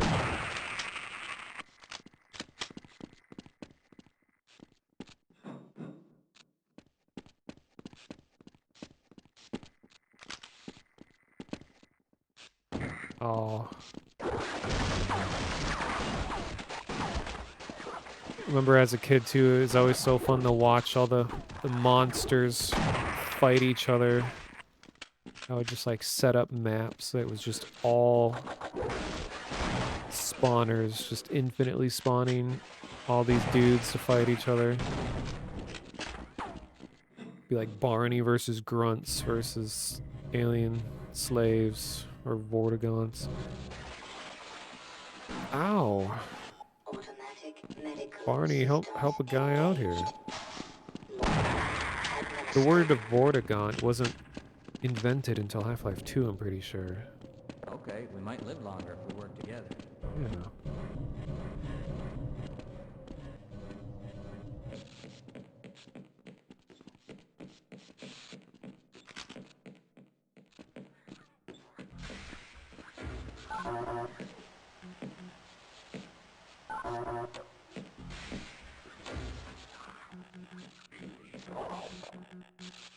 I wonder how you're supposed to get in there. Is there a vent that I missed?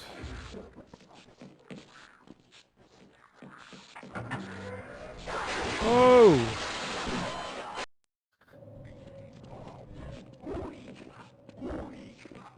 Yeah, woo yeah.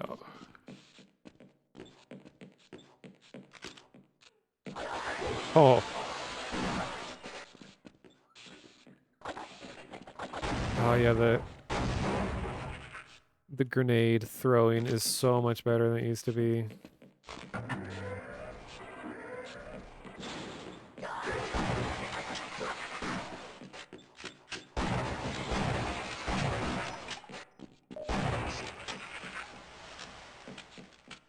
Barney. I'll stay here and guard, okay? Why not? Didn't want to die alone anyway. Come on, Barn. Barney? Wilma! Hello? Guess he's not supposed to come through here? Huh.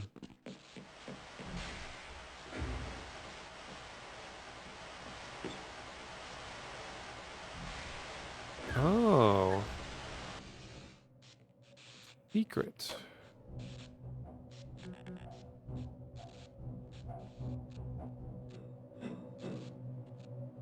There's definitely going to be a head crab in here somewhere.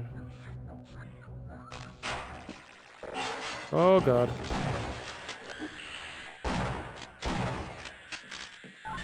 Ah. So that's how you get there. Cool.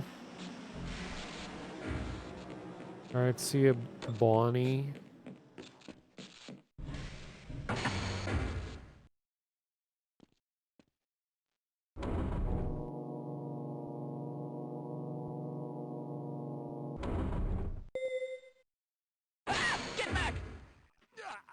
Oh no.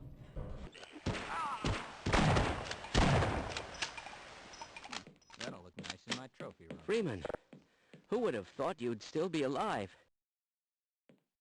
You okay?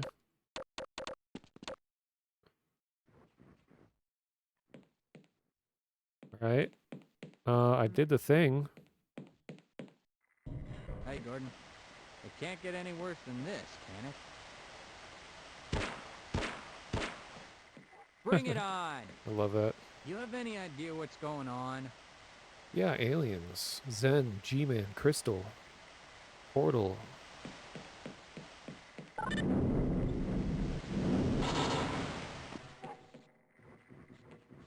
Is someone there? Yep. I can't see a thing. Oh. A lot of these scientist lines that I never heard in the game. Normally, I guess they were in Uplink. Because I remember like, going through the files and listening to all the dialogue. It's like, oh, this is where they used it, I guess. Wait, what was that? Yeah, let's go.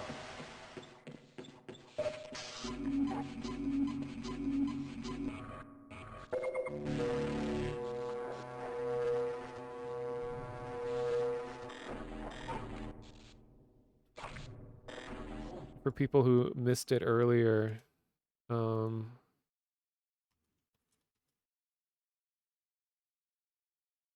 someone made a song out of the HEV charge.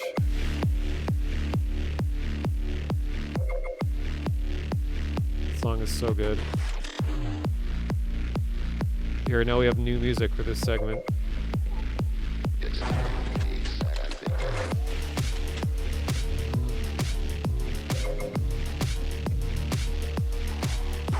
Whoa! Oh my god, what was that?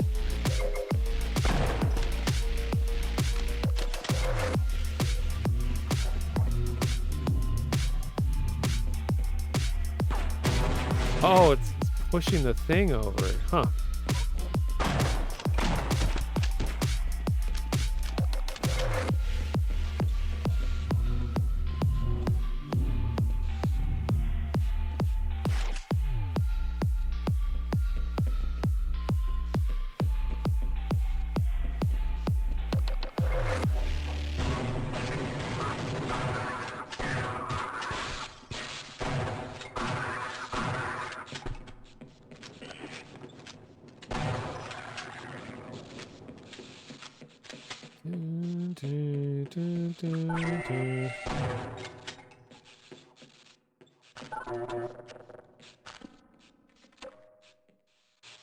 So many cockroaches. Is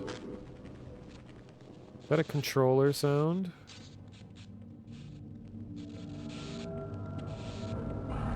Ah, Garg.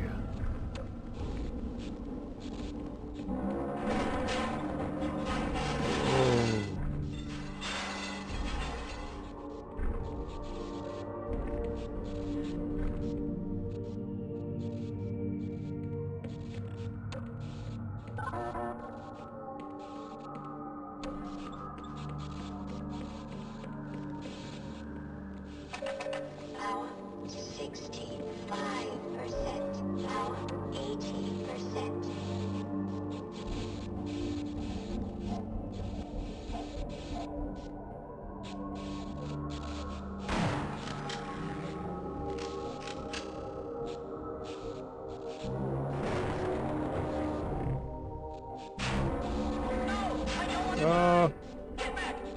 This whole sequence is awesome, if I remember correctly. Oh. You got the G-Man. Oh, look at that. Breaking it apart. Wow.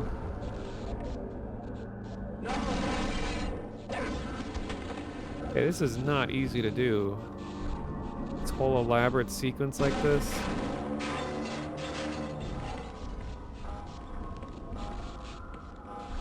Uh-oh. I have 10 hand grenades, but I could take them out.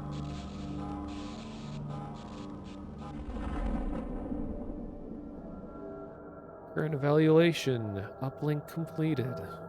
Cool.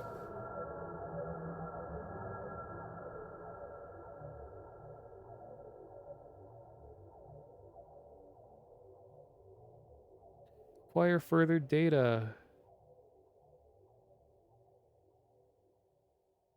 BFEE Discord.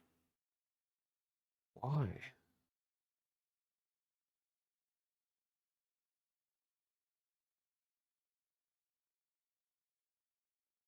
People doing off-topic things and off-topic. Ah, I see. Half-Life meme pointing dudes. Nice.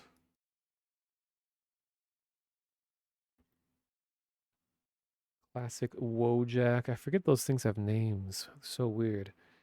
All right, so what I'm going to do now is no clip speed through all kinds of, or all through the single player, because otherwise we'll be here for like 8 more hours. I've already been live for 6.5 hours, so let's just take a look at everything. And I want to see the fixed barrel sequence at surface tension where it's where the barrels rocket into the air after blowing up, which I guess was a broken sequence for a very long time.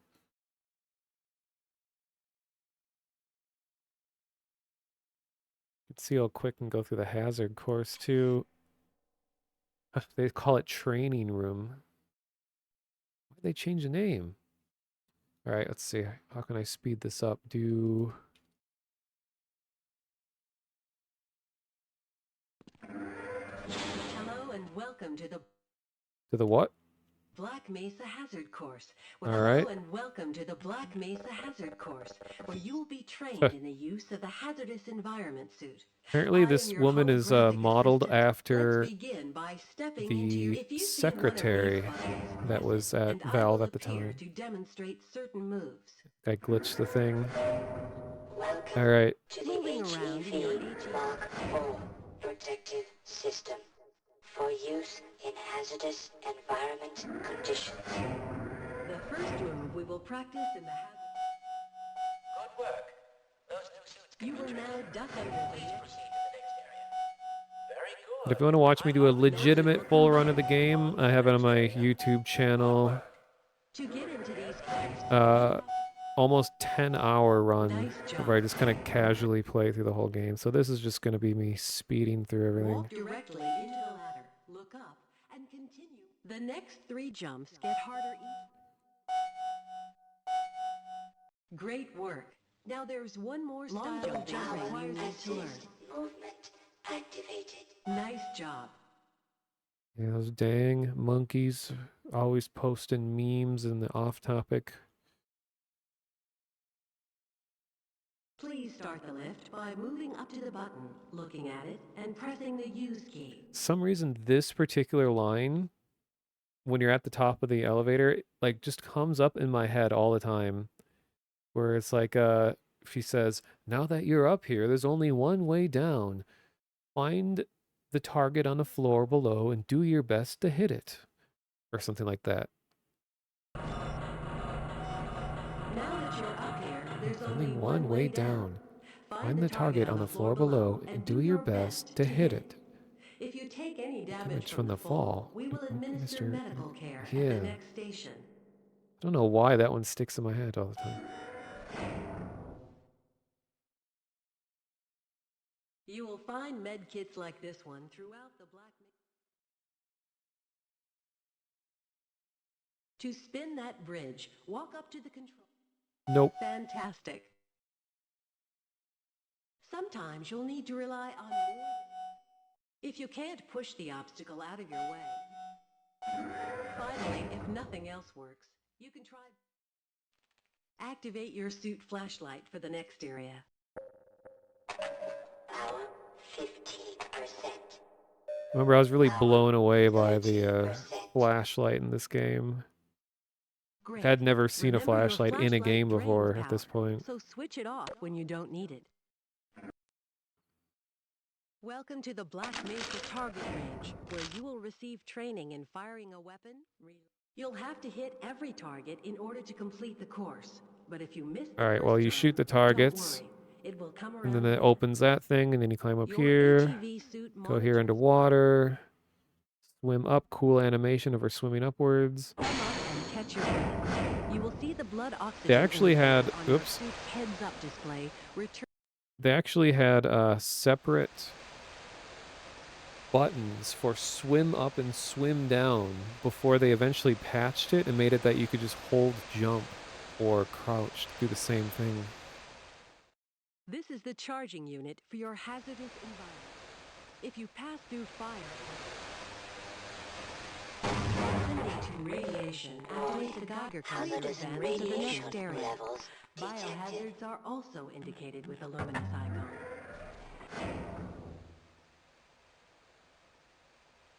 Oh, no clip's probably messing this up.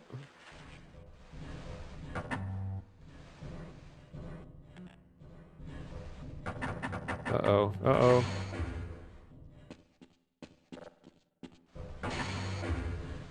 There we go.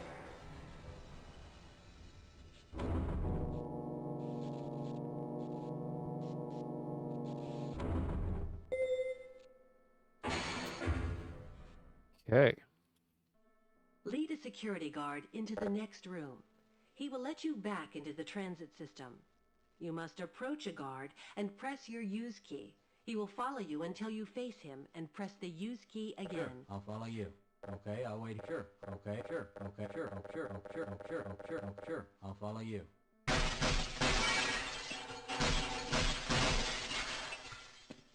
This is part of the training. Yes, I will follow you if you wish. Sure, okay, I'll wait here. Sure, okay, I'll wait here. Sure, okay, I'll wait here. Sure, okay, I'll wait here. Sure, okay, I'll wait here. Sure, okay, I'll wait here.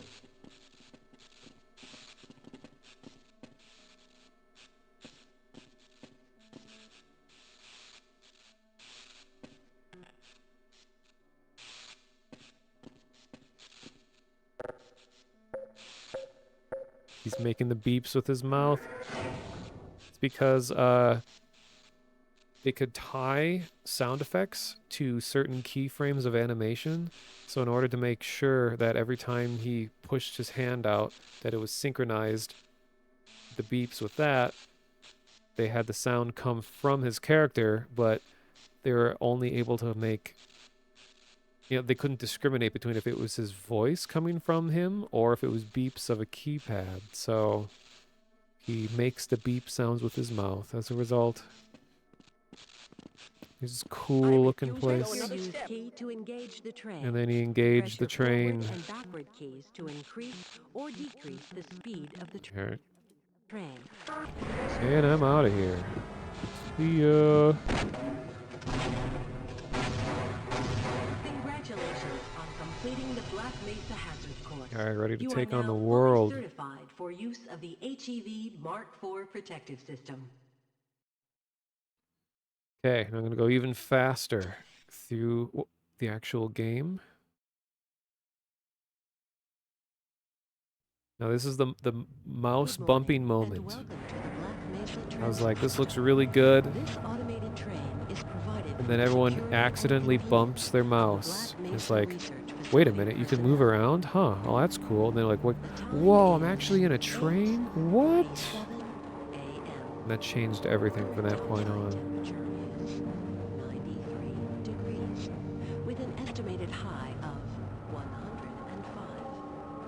So then I'll do, what is it? It's,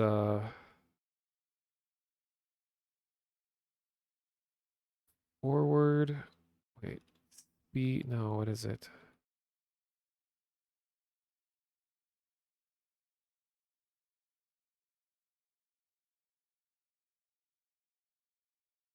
Gonna check this real quick.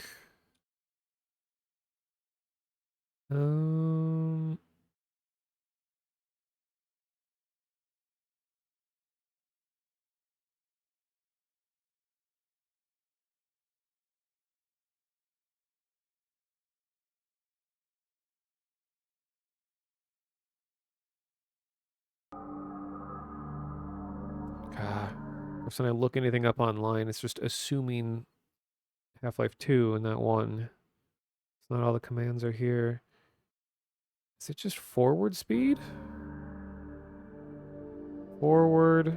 No.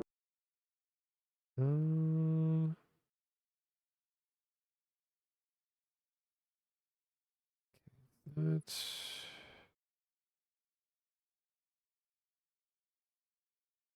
Oh, wait, I think it's CL. Is that right? CL. Ah, yes. Okay, we're going to double movement speed. And it's going to leave without us.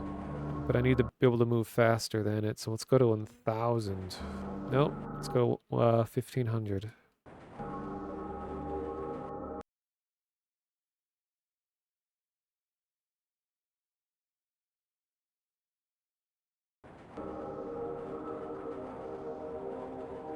Still faster than we are. Let's do 2,500. This train is inbound from. It's not going to let me go quicker. Max speed. Max speed 2,000. There we go. Woo! Okay. Forgot there was a console command to cap the movement speed. So now let's go back down to 1,000.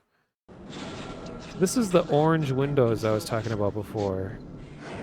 Looks like assets from this area were used in that one like unreleased map. This is so cool.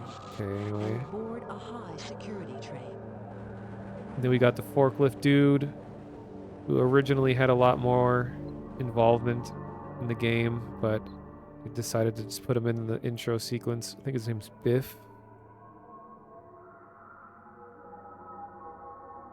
And I think this is maybe the rocket from later. It's kind of small. Resets. I always thought this was so beautiful. It's like this volumetric lighting.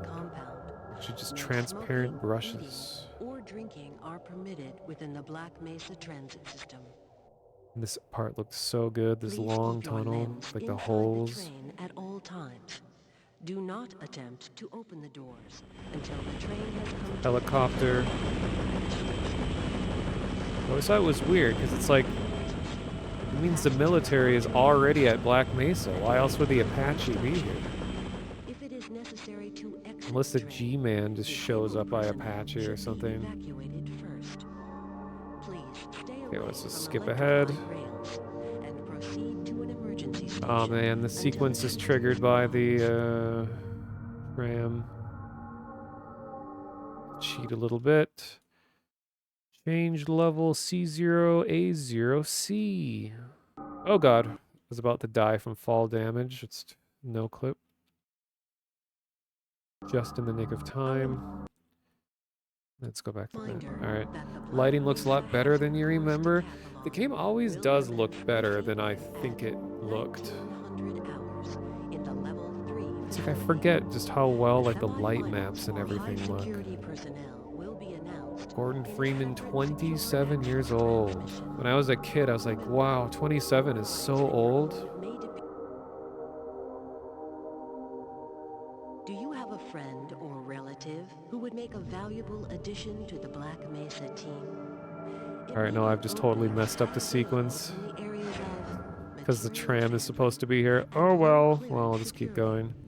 Please contact Black Mesa personnel for further information. Here's these things I was talking about before. They recreated one of these in one of those new maps. Biotechnology or other high-tech disciplines. Then here's this guy. It's the only place this appears in the whole game now. It originally had a much bigger role where you could control it, but this was like a debut of their skeletal animation system. But the sequence is messed up because I no-clipped around. And then you go down here. So now we're at D.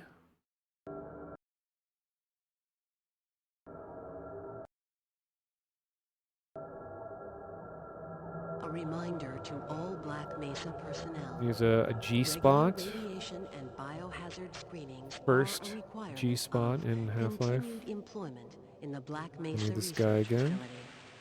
Missing a scheduled urinalysis or radiation checkup is Urinalysis. grounds for immediate termination. If you feel All right.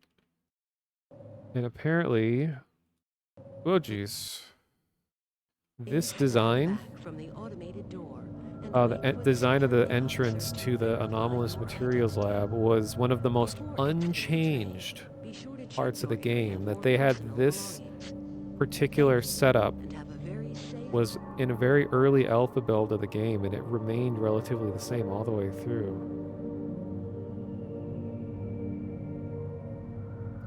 Yeah, the texture filtering, having it off, does a kind of affect how everything looks. Everything looks a little more like defined and sharper, not as blurry.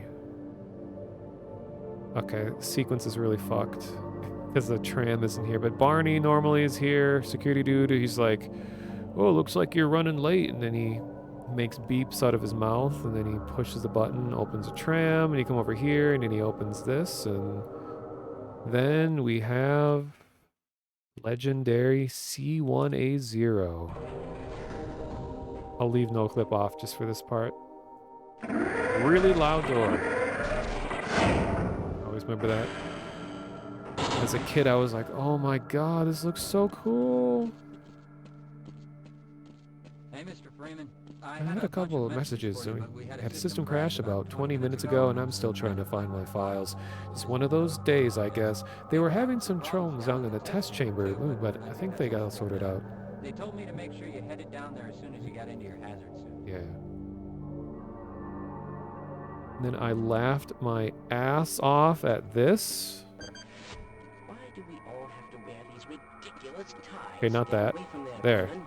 I'm expecting an important message. And then he runs over and turns it off. And then of course, this. My God, what are you doing? Come on, Gordon. You trying to get me into trouble?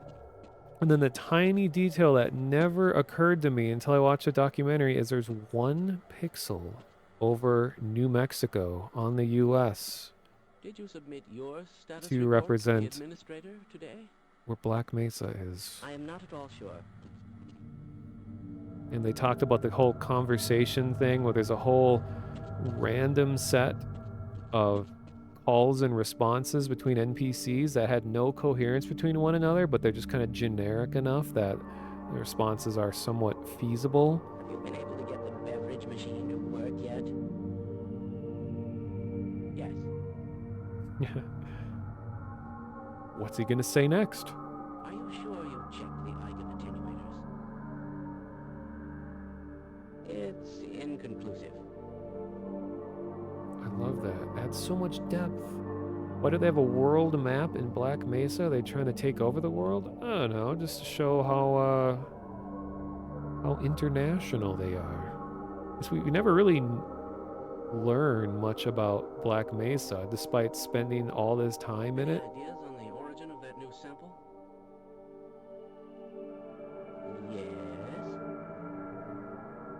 We know that they're experimenting with alien, anomalous materials, and we know that they have a base on Zen already that is secret to the world that you don't learn about until later. Like, largely, we don't know what else Black Mesa does. They just do. I hope those containment parameters are still nominal. Yeah, me too. I can't be bothered right now. Please, leave me alone. You'll just you'll just have to wait until after the test. I thought during the documentary, a lot of features they talked about with the most revolutionary advance were things they show off in most of the Black Mesa pre-Cascade. It is really, Dario Casali, who's been doing YouTube run-throughs or playthroughs of the game, he's one of the original level designers. He mentioned that the tram ride in the beginning and probably a lot of the pre-disaster stuff was done after the rest of the game because they wanted it to be, like to blow people's minds, like to show off all that they had. So they waited till the end when all the tech was developed and stuff to show it off.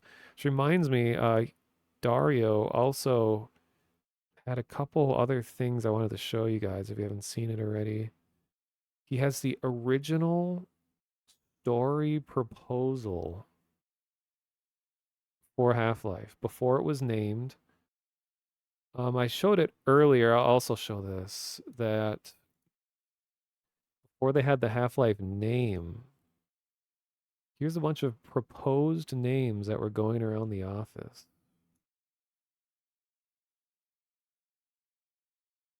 And this is crazy to me that they had most popular names so far have been bent, dirt, lead, pressure chamber, pressure pit, screwed, adrenaline, anthro, AX for anthropomorphic exterminations, or extermination, bolt, burn, brood, CIA, core breach, crushed, crisis, CRYSYS. So imagine if that ended up being the name. Death, Edge, Fallout. They're potentially going to name Half-Life Fallout, and this would have been before the release of Fallout 1. So imagine like the different world that we would live in where this game is Fallout. Free Radical, and then here's Half-Life, way down on the list. Pipe, Shiv, The Pit, Silo, Trash, Unstable Element. So crazy that they're proposing originally. Then here's stuff that I didn't show on stream yet. Yeah, Todd just disappears entirely. Here is the story proposal of Half-Life. Belly of the Beast. A fine product by Valve Software. You are in big trouble. A tidal wave of incomprehensible horror is loose on the world, and it's all your fault. And you had no business continuing your experiments without official clearance. You were a fool to use the detonator from that nuclear warhead. And what did you do when it all hit the fan? You bolted. Now your buddies are toast. The CIA wants you dead or alive. And relentless army of hideous, hellish monsters has you slated for the dinner menu. Target platform and performance. Minimum configuration P133 with 16 megabytes of RAM. And targeting 15 to 18 frames per second at 320 by 240 resolution. Really steep requirements. Then even better is you can see proposed story progression. So chapter 1, you are in big trouble. Here the game begins. You've really overdone it with your experiment, and monsters are beginning to stream out of the portal. Get to the surface and get help. Chapter 2, I fought the law. And it's funny just how like tacky these are all named, but this is like the first iteration of the story. Good news, reinforcements have arrived. Bad news, they're not on your side. So they were going to introduce the military right off the bat in the beginning of the game. Chapter 3, Hellish Triangle. You're horribly trapped. The FBI assumes you're a saboteur.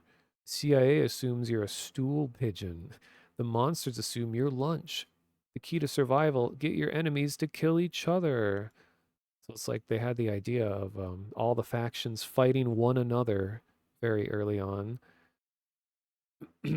Stop the bombs. An awful time element is introduced to the game. An awful time element has been introduced. The FBI agent have begun to place explosive charges around the base. Their plan is to seal off the structure to prevent monsters from leaving the perimeter. Unfortunately, they're oblivious to the presence of their own borrowed nuclear warhead. You must defuse the bombs or the nuclear stockpile will explode, killing everyone within 100 miles and you. So this is interesting. So when they made Opposing Force, I'm guessing Gearbox must have looked at some of the old story outlines. So they had this idea of the government wanting to come in and blow up the facility, like on paper somewhere, and then they just used that plot point in Opposing Force. The other side. You've entered into total weirdness. You must retrieve the bomb from the poor government agent. Then you must return the portal and detonate the bomb. Sealing the portal, you have ended the horrible migration of monsters into our dimension. Or so it seems. And then Ground Zero, the final chapter. As you stumble through the now wrecked base, thanks to your bomb, you realize that many of the lab assistants are no longer helpless, panicking pawns. They've been taken over by the monsters. Many of them have already escaped the base and are spreading out over the desert. You have no choice but to retrieve and detonate one of the nuclear warheads. You battle your way to the crawl space where you originally found the bombs and the start of this whole mess. This time, you prime a MERV warhead and begin its detonation sequence. You have 20 minutes to get to the surface, steal a vehicle, and get the hell out of there. Wow. So that's quite a bit different. But it's funny how you can still see traces of the original progression of the story in there. So I'm glad they went with the more subdued and more sci-fi-ish approach to the story, more science, less like action in your face. Like this kind of reads like a Duke Nukem story where it's like, oh, the secret government agents are here. We got to blow this up and go to the next place and blow this up and shoot and kill all the aliens. And then the government, it's just like less action and in your face and a little more kind of calm and intelligent with the story. And I think that really saved the game and made it become something that stood out among a lot of like the FPS cliches that were going on at the time. Okay. So anyway. Aren't you supposed to be in the test chamber? Yeah.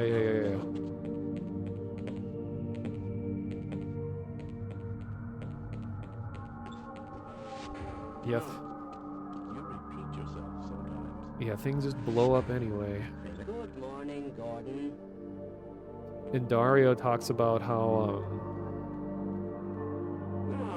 It's good to see you. one of the first big innovations with the portrayal of NPCs was simply having them sit down at a computer like this. Because it sounded like a lot of how the game was developed is where they had a bunch of people in their cabals making their own little levels and like adding things that they thought would be fun. And when Gabe saw just something as simple as having an NPC sit in a chair and do something other than just stand there and wait for the player to do something, that it added so much to the world building.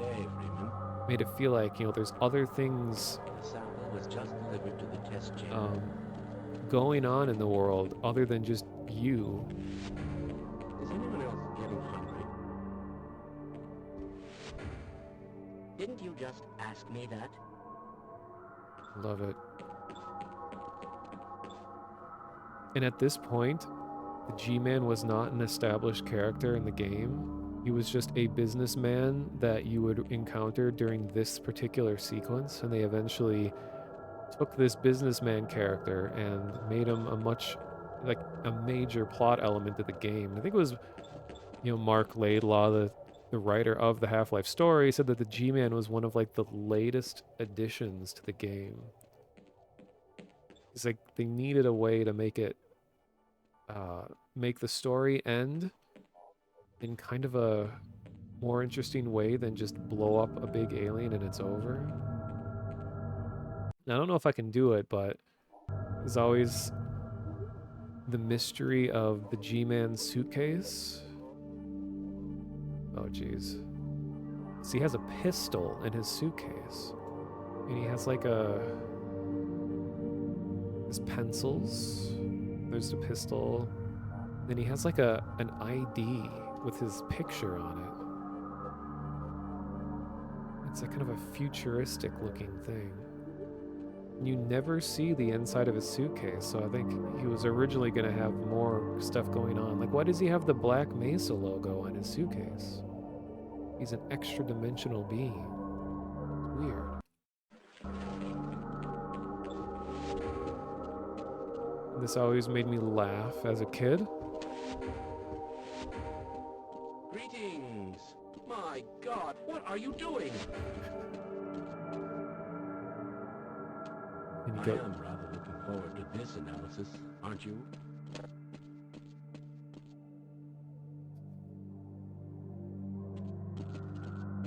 Like they just tolerate it after the second time.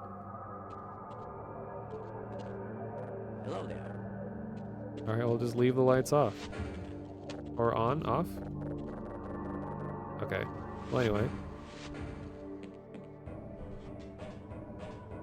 You got the wrong airlock, Mr. Freeman. You know I can't let you through here. True.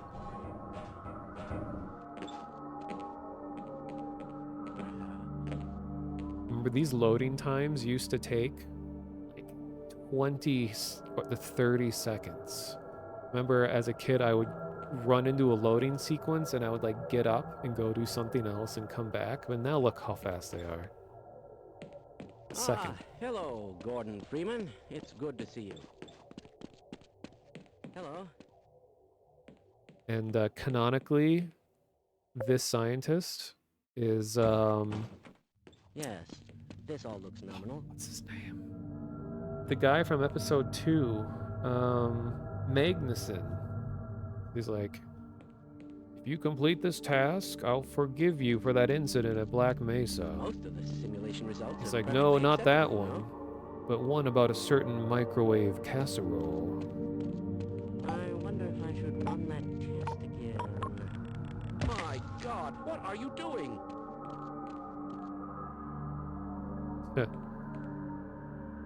I thought I remembered that this scientist would like run over here when you do this. That's odd. And we learned that this exploding casserole was based on actual events that happened at Valve.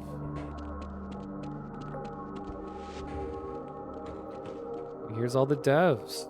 Here's Dario, level designer, who has a YouTube channel. We all have to wear these ridiculous Greg ties. Coomer, Must remember to report. Birdwell, Chuck Jones, Guthrie, Riller, Teasley, Bailey, Kelly Bailey, Eric Johnson, I think, and then Mr. Freeman.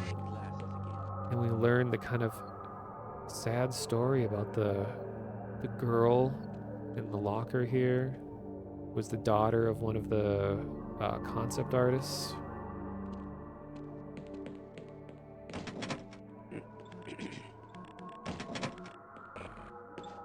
And strategically no mirror in the bathroom. Here we go. Welcome to the HEV Mark IV protective system. You have For to use in nod to the hazardous beat when this starts. Conditions. High impact reactive armor activated. Atmospheric contaminant sensor power activated. Vital sign monitoring activated. Automatic medical systems engaged. Defensive all weapon within theoretical selection limits. system activated. Munition level monitoring activated. Communications interface It's online. Have a very Can't hear you guys. I'm busy jamming out.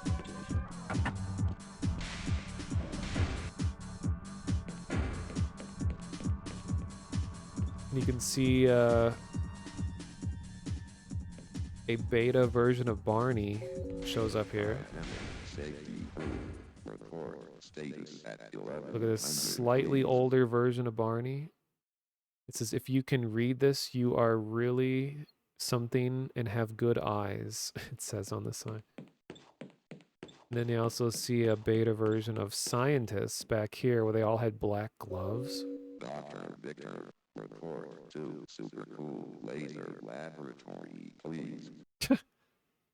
I've never heard that line. Report to Super Cool Laser Laboratory? What?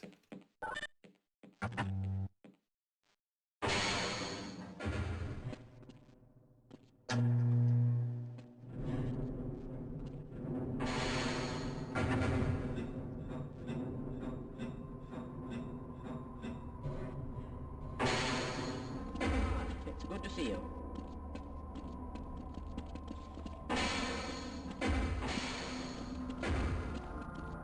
That was a rare voiceover line, speaker line. It's like, I'm just lucky. Hey, catch me later. I'll buy you a beer. Ah, then in Half-Life 2. He talks about that beer that he owed me.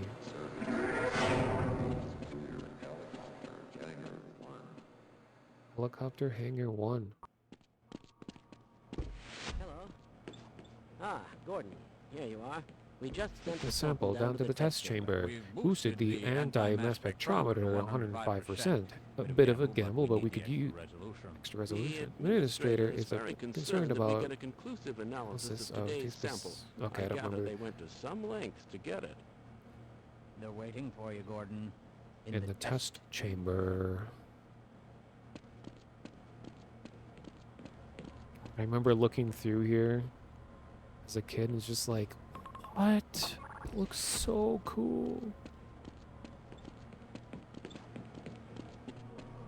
It's about to go critical. It's about to go critical. This guy Excuse what the hell is going on with our equipment? It wasn't meant to do this in the first place. This guy right here is canonically Eli Vance.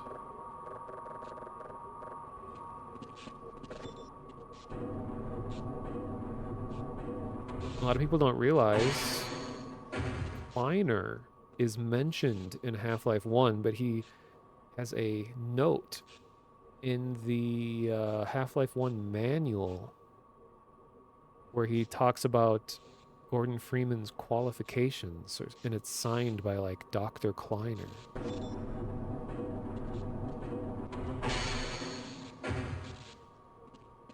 Rotating elevator.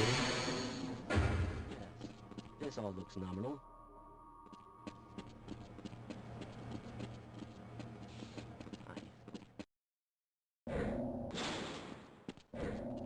I'm afraid We'll be deviating a bit from standard analysis procedures today, Gordon.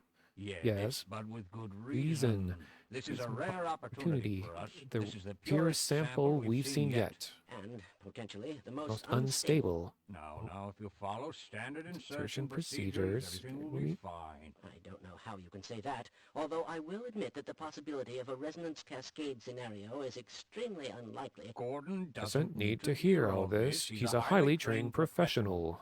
We've assured the administrator that Nothing will go wrong. Ah, yes, you're right. Gordon, we have complete confidence in you. Well, Let's go ahead. Let's let him in now.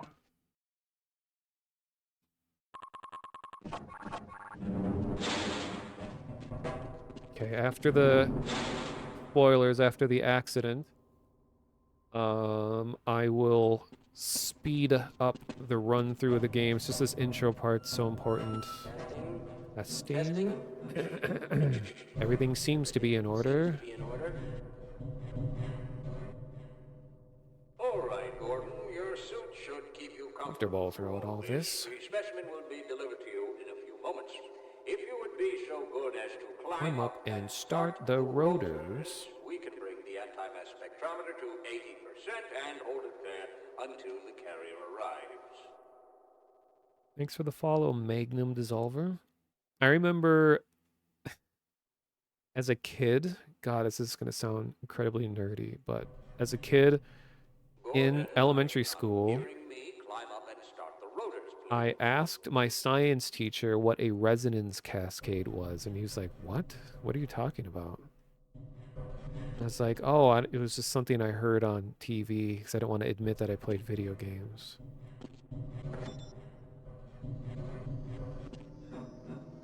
It's a very different time in the 90s. Playing video games was not a very accepted thing. I can't imagine living in a time where being a kid and in school and be able to just freely talk about video games and actually find other people that play them. But anyway, 2, 1. Ooh. I'm seeing predictable phase arrays. Yeah, that sound. I'll never forget this noise of the beam winding Stage up. 2 emitters Activating now. Thanks for the follow, Scrams. Cannot predict how long the system can operate at this level, nor how long the reading will take. Please work as quickly as you can.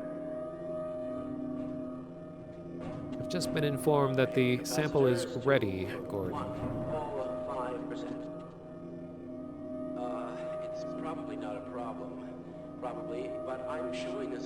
discrepancy. Well, no, it's well within acceptable bounds again. Sustaining sequence. I've just been informed that the sample is ready, Gordon. It should be coming up to you any minute. Look to the delivery system for your specimen. There is a mod out there that is like Half-Life, but if everything went okay, where like the experiment just goes well and then you go home at the end and it ends. Standard insertion for a non-standard specimen. Go ahead, Gordon. Slump the carrier into the analysis. Wait. Glomp the carrier? What is he doing in there? Nothing you need to worry about, Gordon. That's it. Go ahead. Never noticed that he uses a weird word. So this crystal, if the story is what I remember, is G-Man got a hold of this crystal, made a deal with the administrator, aka Dr. Breen, and insisted that they do an experiment on this really pure sample of it. And we think that maybe Breen was promised something by the G-Man if he would force the scientists to use this particular sample. And we don't really know what that promise was, but we know the G-Man makes deals with people that have dire consequences, unforeseen consequences, in fact. Glomp. Glop. What is he doing in there? Alright. So they upgraded the push physics. So now, when you move this, it doesn't just go like flying straight into the thing. You can like precisely move it around. Gordon, we cannot predict how long the system can operate at this level, nor how long. My MIT education really pays for itself. Alright, BRB, changing the course of human history forever. Get away from the shutting down. Attempting shutting down. It's not shutting down. It's not.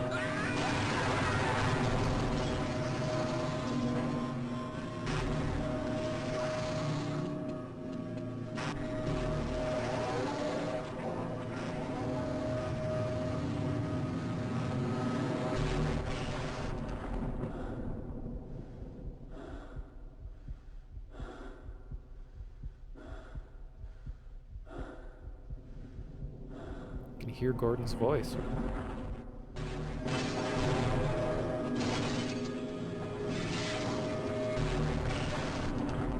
Hey, what's going on, squids?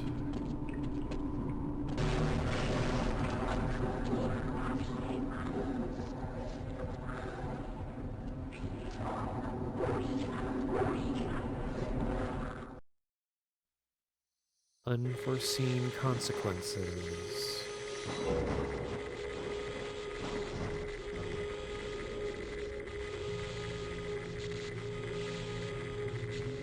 He always wanted some explanation from Eli about the sample in Black Mesa East. I don't know what else they could really say about it. Oh, he fakes you out with the conversation when he shows you the sample. Really? I don't remember how that dialogue went exactly in Half-Life 2. I remember as a kid I sat and like watched this particular thing dangle back and forth because I think like my brother said like, oh, if you watch the pipe up here long enough it falls from the ceiling. I was like, when is it gonna happen? And I like sat here for like 5 minutes.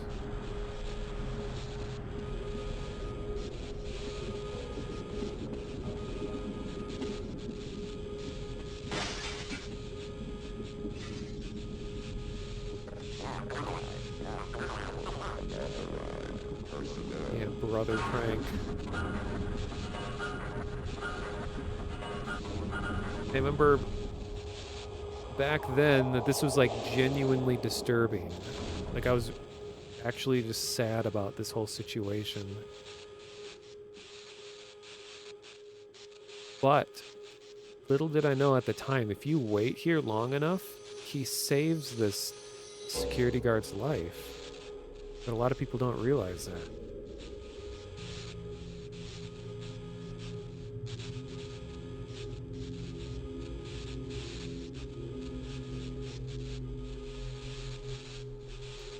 See?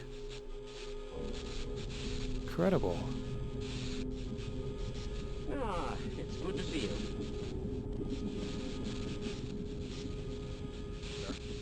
Like, don't they have anything to say about what just happened? Roger that. Let's run. Okay, I'll see this. There used to be a bug where you could, like, talk to the dead body scientist, but I guess everything's working as it's supposed to. Even dialogue between... You have no idea what is going on, do you?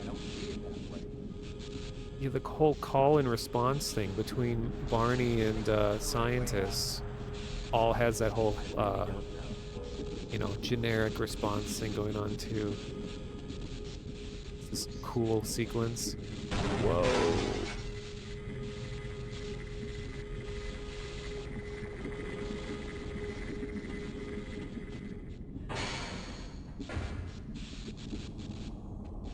Does the animation change if you pick up the med kit? No. For some reason I thought they changed that Barney from being revived.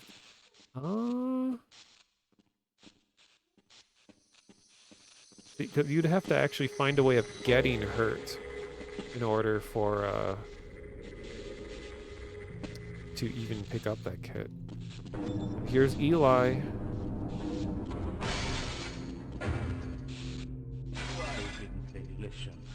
We tried to warn them. I never thought I'd see a resonance cascade, let alone create one. Gordon, you're alive. Thank God for that hazard suit. I'm afraid to move him and all our phones are out. Please, get to the surface as soon as you can and let someone know we're stranded down here. You'll need me to activate the retinal scanners. I'm sure the rest of the science team will gladly help you. With my brains and your brawn, we'll make an excellent team. First exposure to head crabs. And this head crab can actually get out of here if you wait long enough.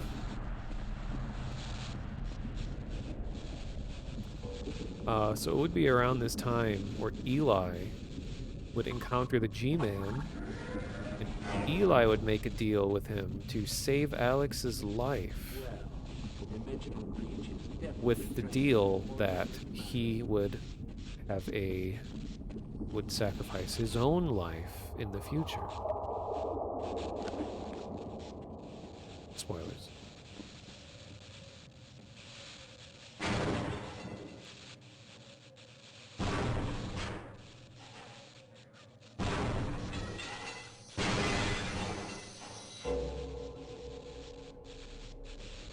Yeah, like with my brain and your brawn, we'll make an excellent team. Yeah, Gordon is just supposed to have like MIT highly educated dude, and he's just treated like a muscle.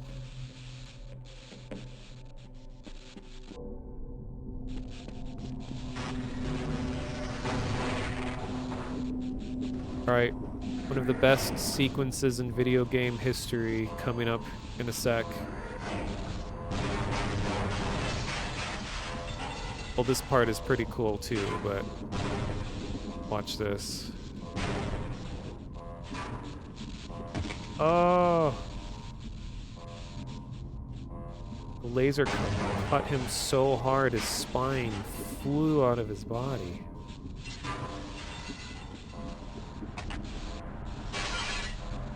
Alright, let's see if I can get the hello as the elevator plummets down the shaft.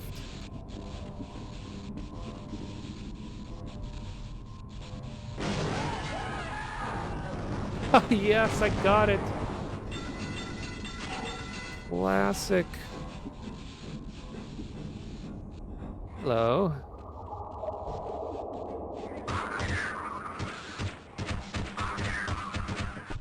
Got one.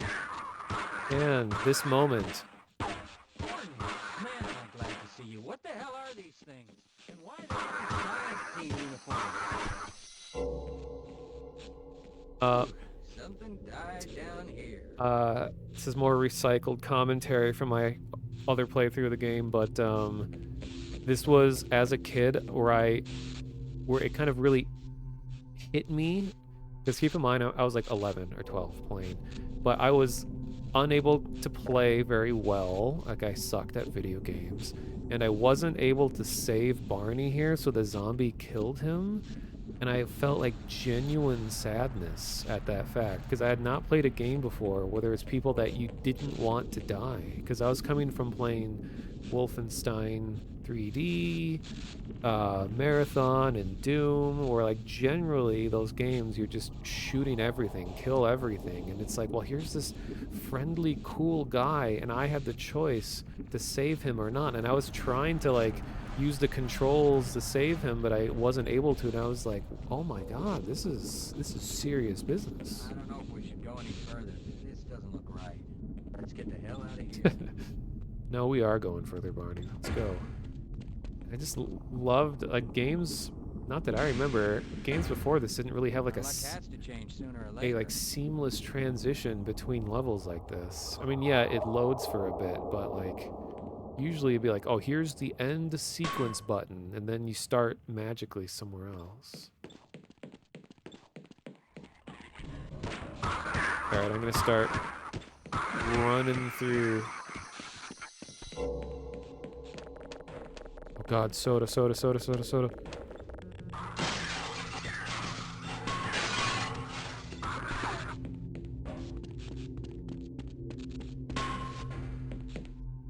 No, his ridiculous tie problems. I guess he doesn't have to worry about them anymore.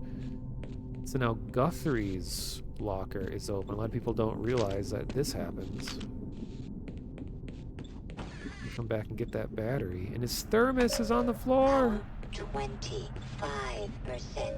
Power 40%.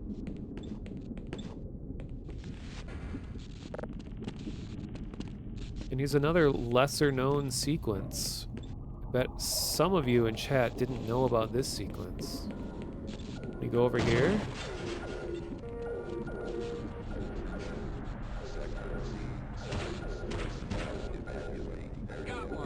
So this door, if you break this, it opens up.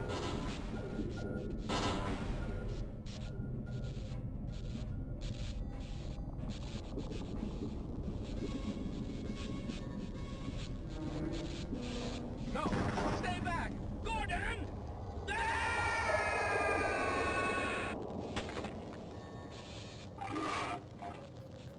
And then you hear the first bull squid.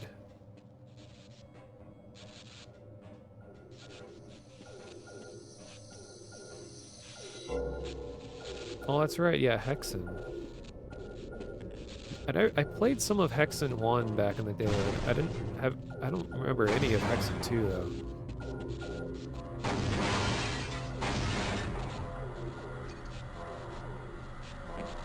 Here's another scripted sequence.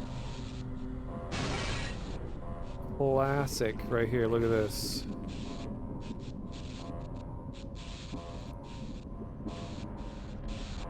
Oh.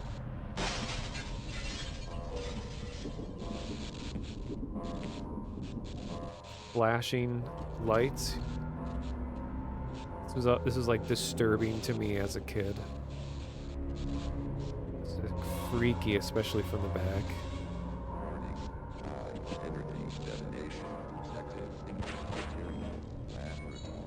Barney, no. Oh.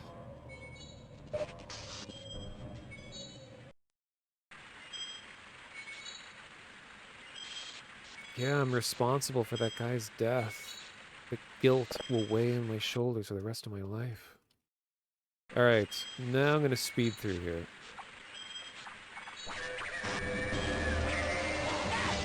And I don't want to die, so... Another G-spot. G-spot, what's up?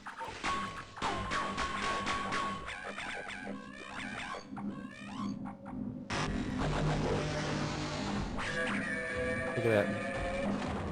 Boom. And look at this guy. Look at this guy. He's hiding in here. And look at this. He has a little elevator. For that sequence, he has a tiny elevator that rides him up and down. And they even like textured it with like little lines and stuff on it too. It's really fun. Alright, so go down here. Let's go here.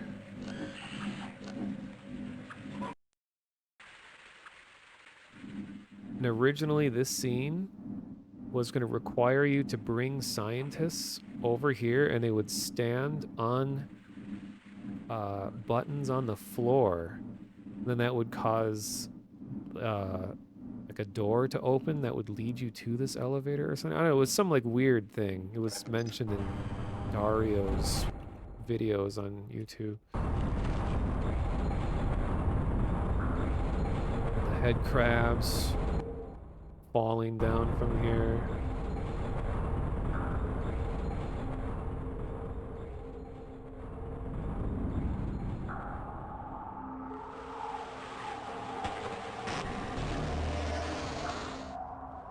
Then the bull squid smashing through this bridge because he's too heavy. Boom. Go over through the pipes. You can either jump down here or take the vents.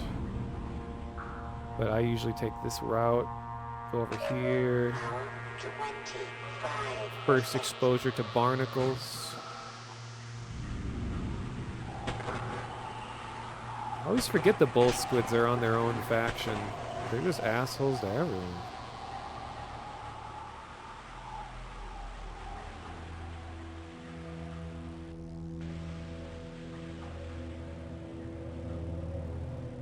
And Dario says that Gabe Newell is to blame for all of the first-person platforming that happened in here, because Gabe personally recommended to everyone that they needed more platforming puzzles. He was like, that's something that's going to make this game stand out among other first-person shooters, is that there's going to be, you know, moments where there's no combat, and you got to, like, you know, use your gamer skills to progress.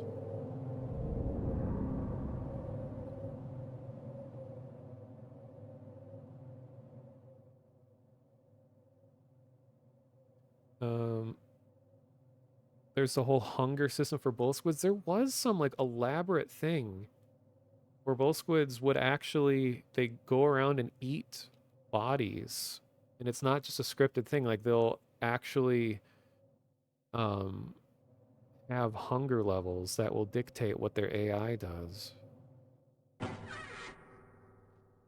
Yeah, the whole freezer sequence is where it really shows it off, because the bull squid will, when he doesn't see you, he'll wander around and like eat stuff on the floor, and it's crazy. A lot of details like that that you don't even notice.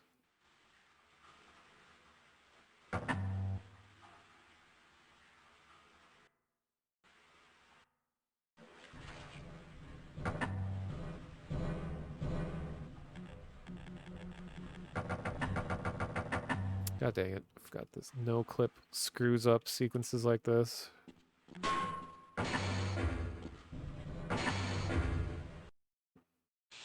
Alright.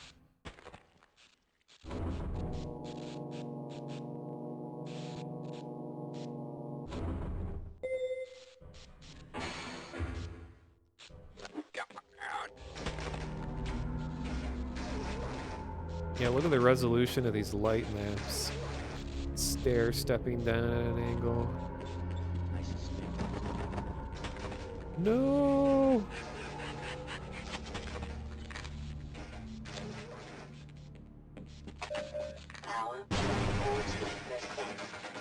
Wonder how many people immediately died trying to walk past here, and electricity sparks and kills you. And how many people go through here, well, the other direction, and get killed by the giant fan. Uh-oh, uh-oh.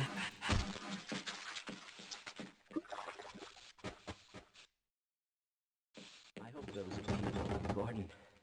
I don't win. Everyone's heading for the surface. But I think they're crazy not to stay put. Someone is bound to come by and rescue us.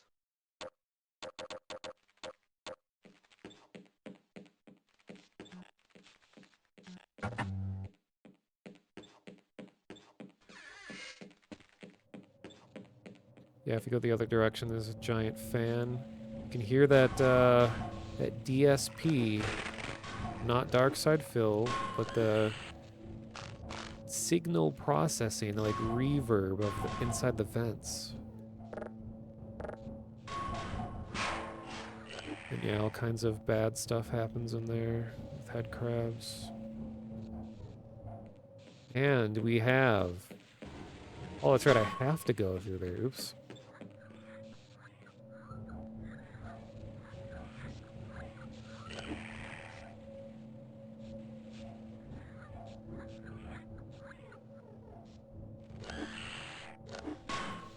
You've always liked the radiance algorithm used for Half-Life 1 and 2. Yeah, the RAD.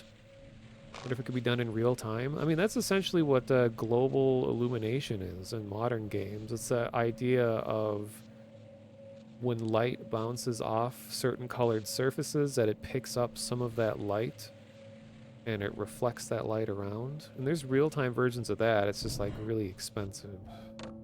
But there's like, you know, like RTX stuff can kind of simulate that as well. Oh my god, I went the wrong way.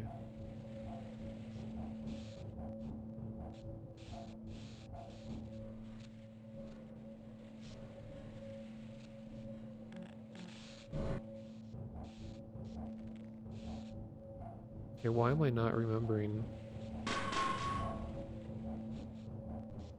Wait, I turned that off. Oh, can you just break this glass? Oh, that's right. So this sequence, which is funny that in Abiotic Factor, they like recreated this room like exactly. This was the prototype of platforming in Half-Life, and this is what caused Gabe to be like, we need more of this. So this was a really early room, and they kept it all the way through production because it was like so respected by everybody. And then electricity's off.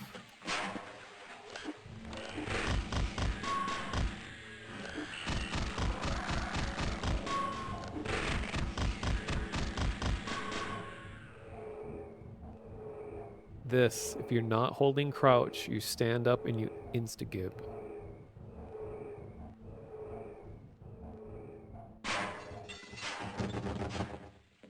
Open the shortcut, and then you stack the boxes. All right, I'm gonna quickly accelerate back over to here. In this moment, the scientist runs out, gets killed by the turret. You're like, holy shit, like that's quite, it's a hell of an introduction to these security turrets. And you like move the boxes around and you get all the way up here and you shut the turret off. I always love the design of those things. Lots of crabs. Now here's a sequence that they used on a lot of the box art and promo stuff. I got another one. Yeah, stand in the electrified water to charge your suit. So much happens in this sequence. It's like Yeah, we might stand a better chance if we team up. really fun combat situation here. That should be very useful. A failure of this magnitude is extremely improbable.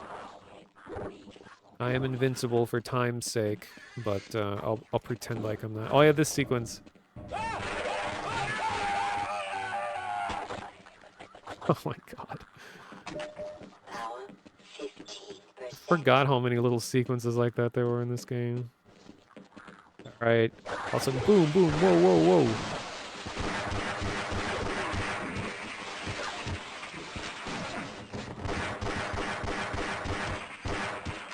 And here fighting with Barney is so fun. Like having AI on your side. Die, you blood It's such a like new concept. It felt good to have allies.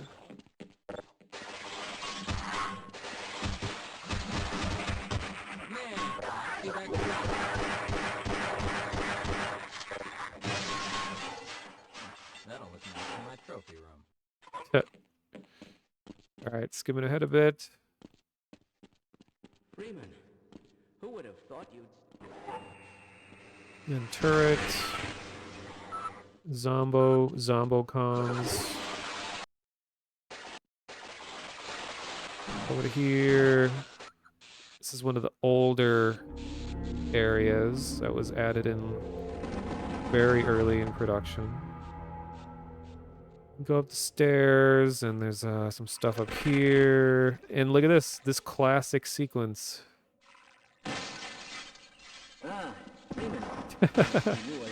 Casually does a front roll somersault through a window, breaks the glass. Like, hello, Golden. I can't hold on much longer. Comically fast fall. Boom, we're all ready to the silo sequence. For God's sake, open the silo door. They're coming for us. It's our only chance to get out. Oh my God, we're doomed. For God's sake, open the silo door! They're coming for us! It's our only way out! Oh my God, we're doomed!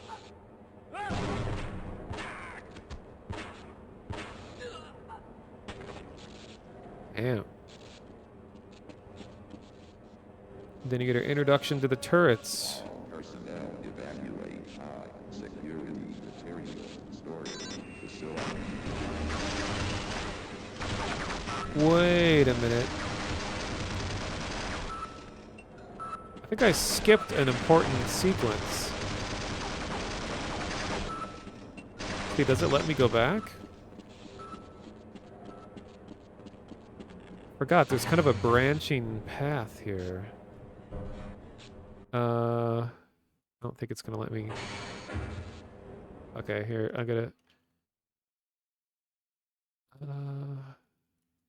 C1A2F E D.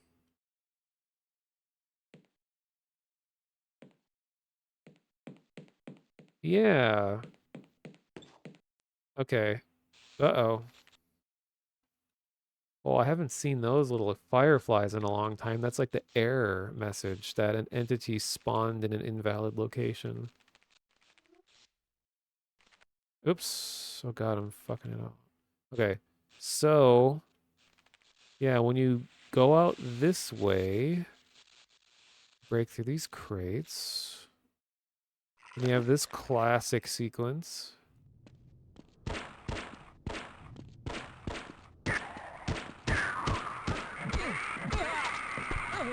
Which, you know, you could have helped him there, but you didn't help him, chat. How could you? But if you do help him, he opens the door and you get a whole bunch of extra ammunition here. In the cool little, like, pipe room. I think that's all that's over here.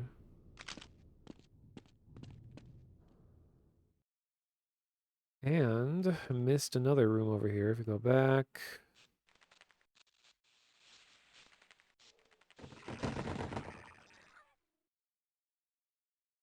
Oh yeah, you can get the shotgun. This is, I think the earliest place where you get the shotgun is where all the hound eyes are.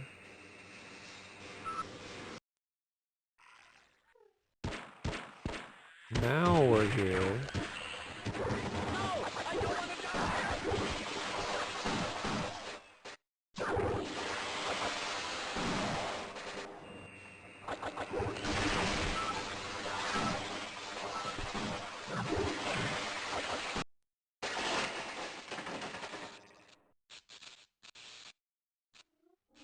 Okay, now here's this weird room.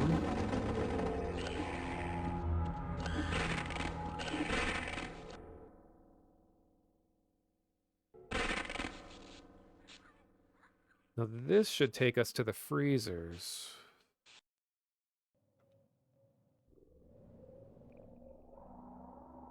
Always like this animation. We're just massaging the scientists, scratching the backs.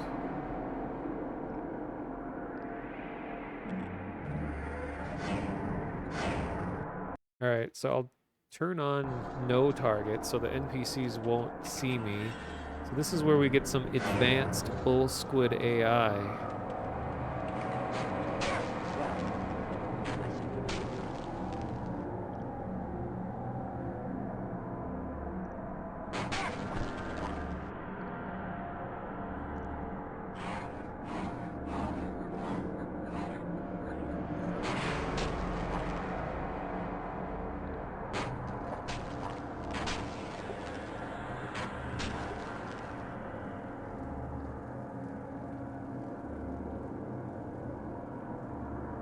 The headcrab zombies try to make more headcrabs somehow? I don't know. I mean, oh no, the AI isn't demonstrating very good stuff right now. But opposing force kind of established that you could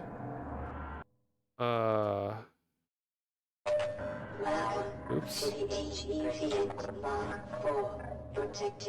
That there was the next phase where they turn into the Gonomes or whatever, which is like a really like super buff version of the zombie. Atmospheric contaminant sensors. Gib the hanging meat. Oh yeah. Vital sign monitoring activated. Automatic medical systems engaged.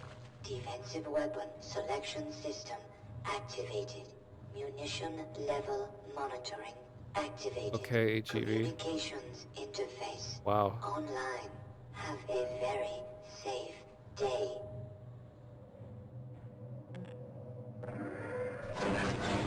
Oh. Okay. Well, I think there's a second one that shows up. Yeah, here we go.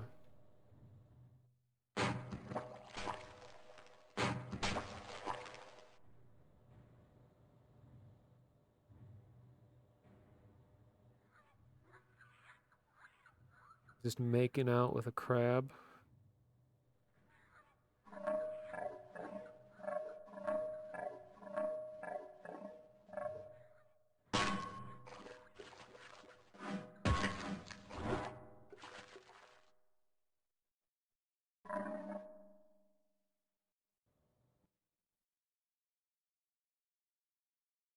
Early in production, these guys were called bull chickens, and they changed them to bull squids. I think no target might be messing with it. Oh wait, no, here he goes. Hey. I mean, you could probably make a pretty elaborate, like, virtual pet out of the NPCs, just using like map entities and stuff. That'd be fun.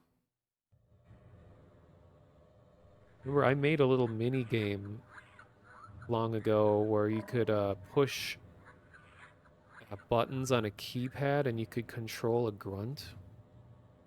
Like you'd push forward and the grunt would run forward one square, and then you like push right. So you're essentially using in-game arrow keys to steer where a grunt ran around in a level.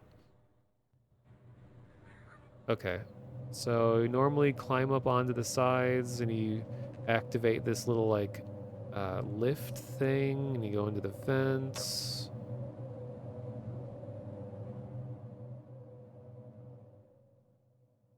Then you... Oh, here's some places where the bones appear. I don't know if there's a full skeleton here, though.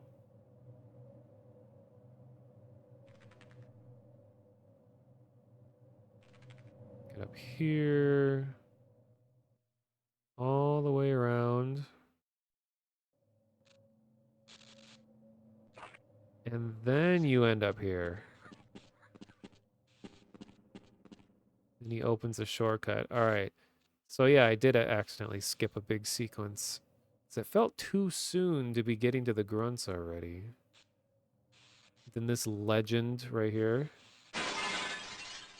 Wouldn't you like to have one of these red samples? He breaks through that. And this guy. I can't hold on much longer.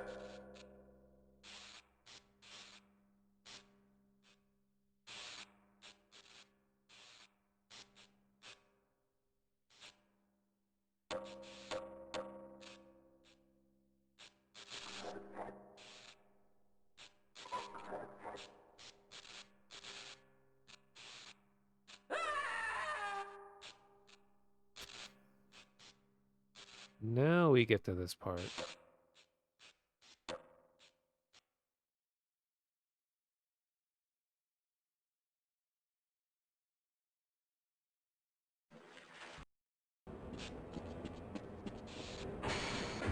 Uh-oh, the sequence is fucked.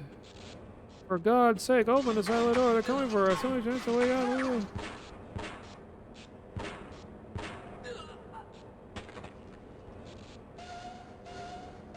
Yeah, if you hit the fire alarm, this door will close.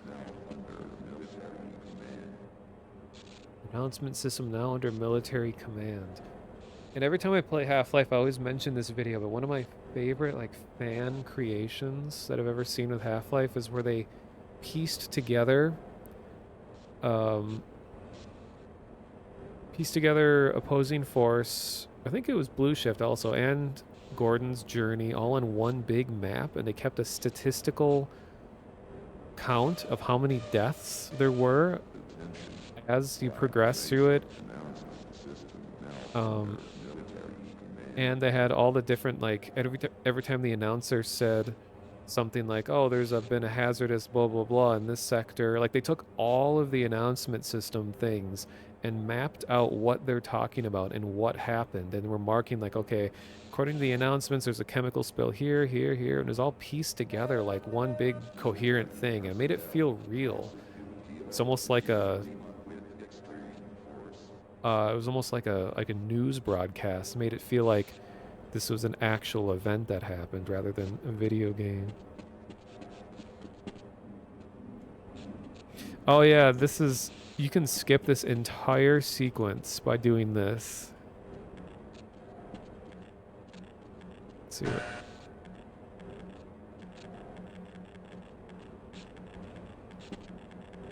Okay, maybe I'm misremembering. There was a way that you can... Oh wait, no, I think you just push the scientist into the door. Yeah, that's what it was.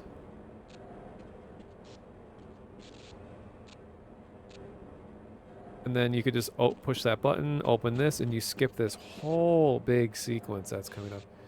Do I have a link to that? Here. I'll show it on stream. It's pretty long.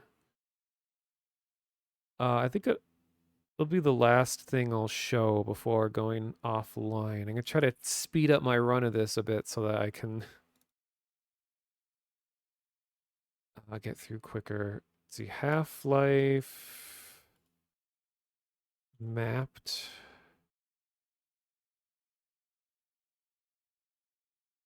Yeah, Black Mesa disaster on one map. I think this is it.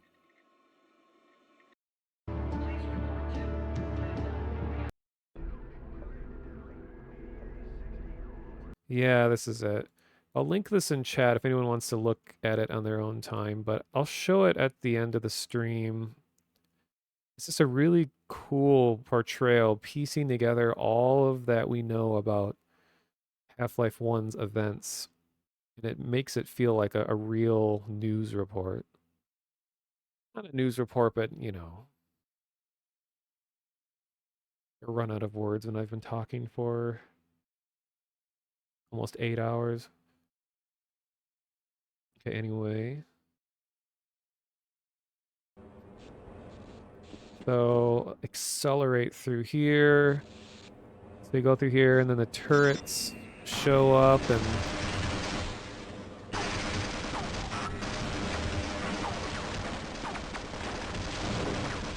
Then we'll just slave here.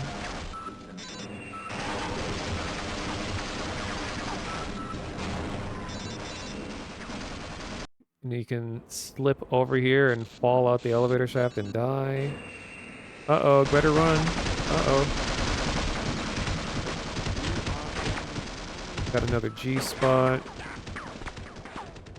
And climb up here. Then here we go. First military encounter. Normally he doesn't see you. But normally he shoots the scientist. Okay, but you go in this elevator. In this sequence. Probably one of the most fun grunt moments is this whole fight here.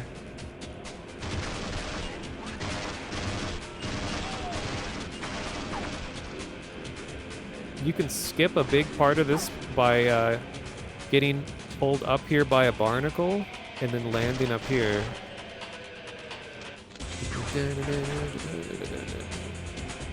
This is a great track. Here.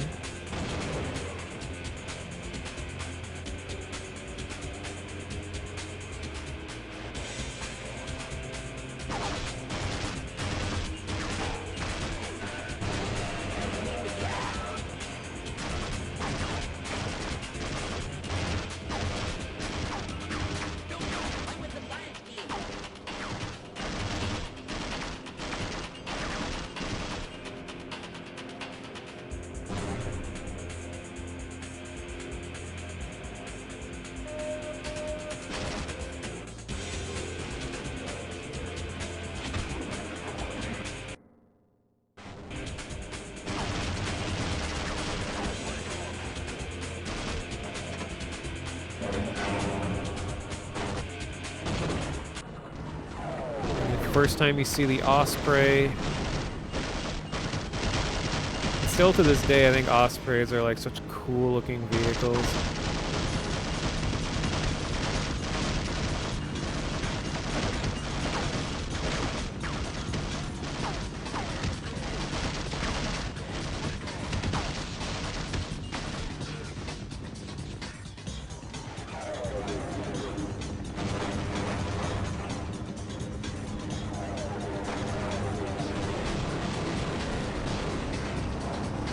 Part is badass. Break through this big like ventilation shaft and they rappel down.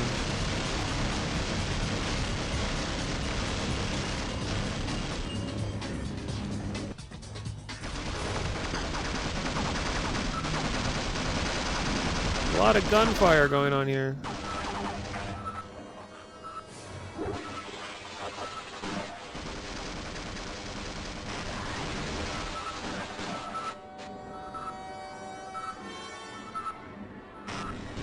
I always get lost here.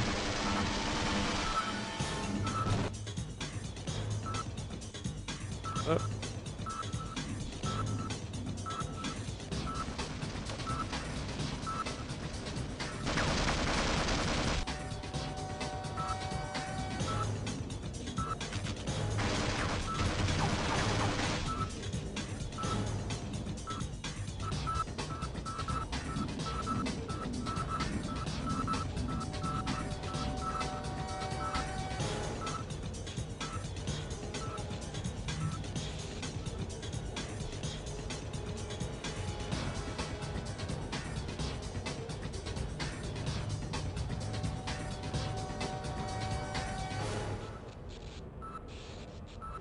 There we go. Okay, then you end up here. Their idea of containment is to kill everyone associated with the project. Judging from your hazard suit, I'd say you were part of what went wrong. Isn't that right? Now look, if anyone can end this catastrophe, the science team and the Lambda complex at the opposite end of the base. With the transit system out, I couldn't tell you how to get there. But there's an old decommissioned rail system somewhere through here, beyond the silo complex. If you can make it through the rocket test labs, you might be able to worm your way through the old tunnels and track down whatever's left of the Lambda team. You can trust them. You can trust them. Okay. Oops. Alright, go through here. This is always a fun skip, but before that, here. Zombie.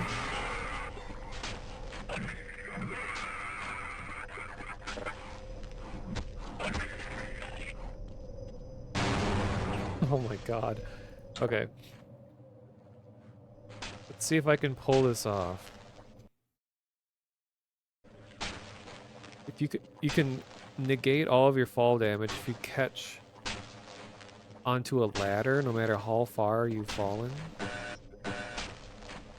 Oh wait, I have to go here.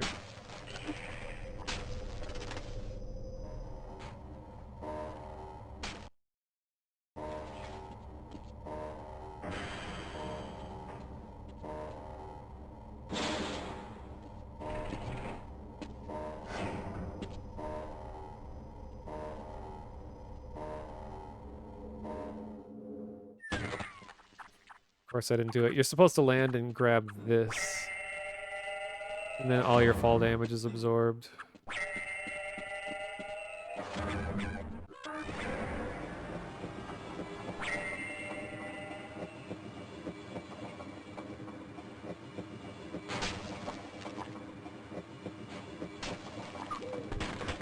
Yeah, the Half-Life 1 zombie, I've always liked the way he looks. Woo! Okay, then I always thought it was weird how there's only one variation of the Half-Life 2 zombies. Where they're all wearing the same clothes and they look the same way. I mean, it's true in Half-Life 1 as well. There's only one look to the zombie, but it was just like... It made sense because they're wearing science team uniforms, but like apparently every person who's ever been zombified in Half-Life 2 is wearing a white shirt and blue jeans. I've seen the headcrab mod for Half-Life 1 where you play as a headcrab. I might have. I don't think I played it though. We got some pipes. In this huge room.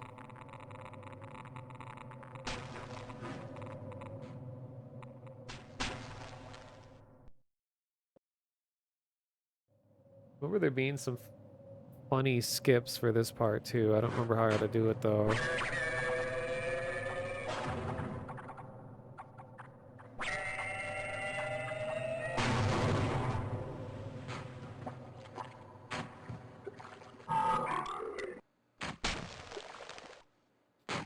Yeah, I guess the security and the Marines are all wearing helmets.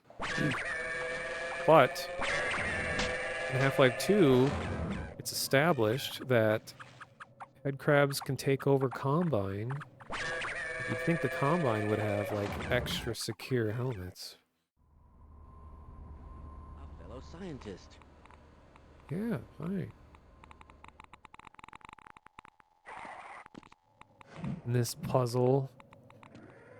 Not really a puzzle, but just like... This is hard to do. Make it up to the top. This is my hiding spot. Wait, what? I don't remember that happening.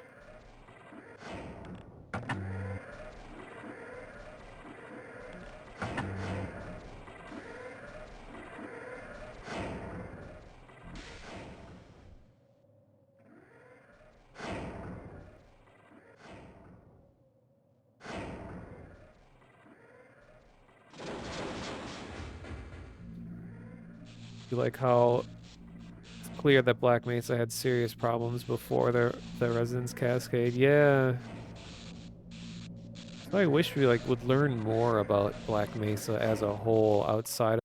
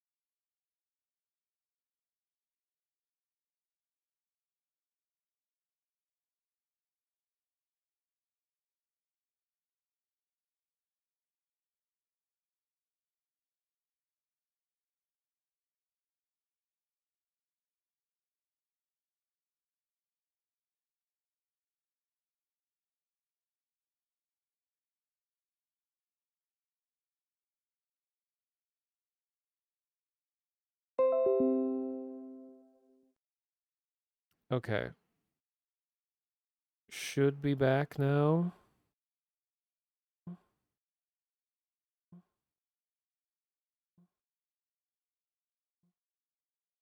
Can you guys hear me? Can you guys hear me? Oh my god, I can hear myself. Oh my god, I can hear myself. Oh my god. Okay, that must be that thing that has been happening to some random people. Like I was watching Videobum and he was having random things where like Twitch would just go down for a few seconds. My internet was fine. Everything else seemed okay. Huh. All right, well anyway. Guess that barnacle managed to grab a hold of Twitch. Yeah. You hear me? You hear me? You hear me? You hear me?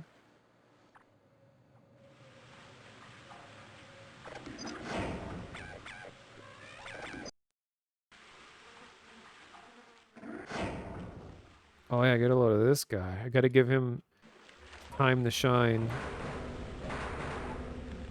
Wait. Oh. Okay, I broke your sequence, I'm sorry.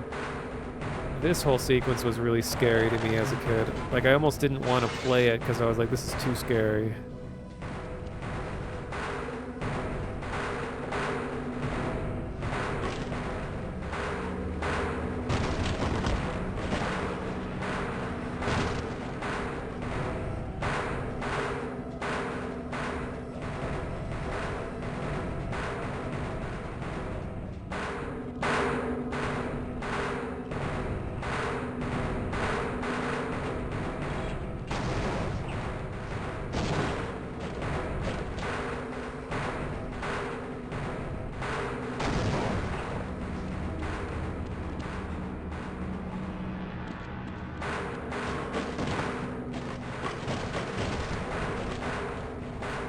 But I'll speed this up so you kind of go around here and you eventually make your way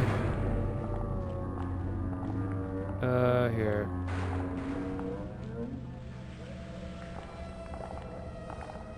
So through here.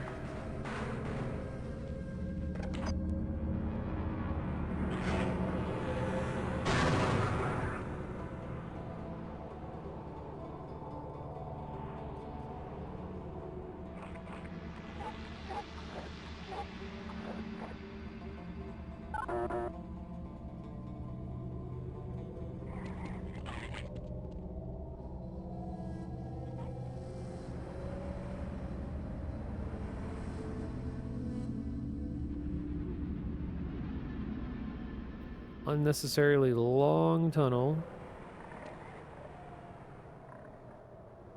Granada.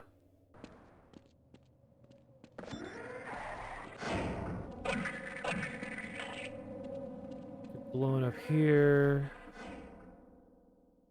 Wait, I think I skipped. Wait. Accidentally skip a whole sequence.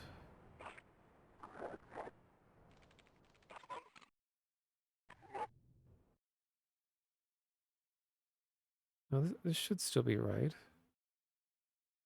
Oh,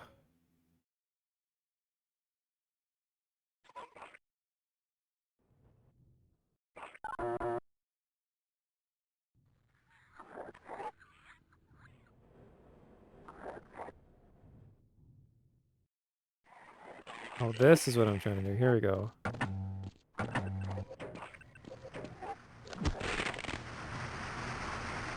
Watch the bleb. Then you go back up. Then you go back over here.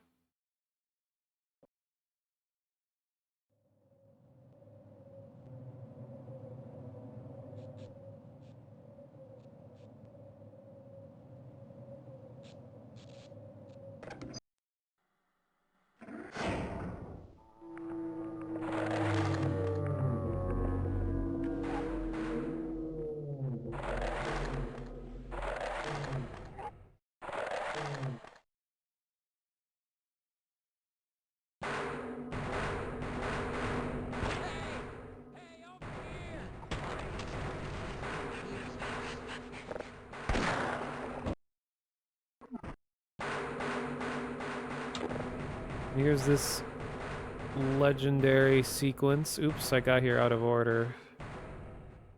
Yeah, you're supposed to enter from this way. The animator in Half-Life 1 in the documentary said something like that this was his favorite sequence.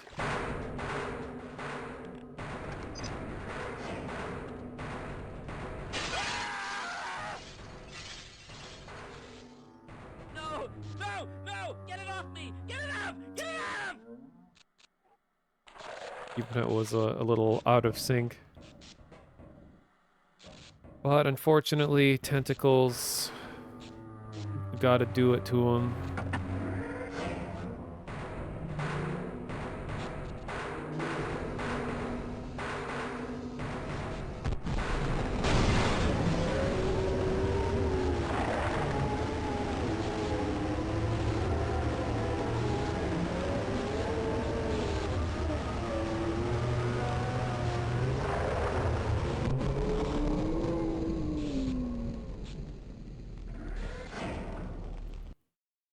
Poor guys. Then, what a lot of people don't realize is that the tentacles are actually a part of one creature. That they're just things sticking out of the head of a larger creature that's underground here.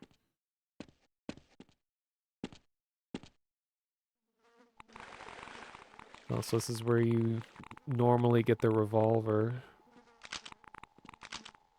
You can pay your respects to the security guard. It's this guy. Look at that. Tentacles are coming out of his head.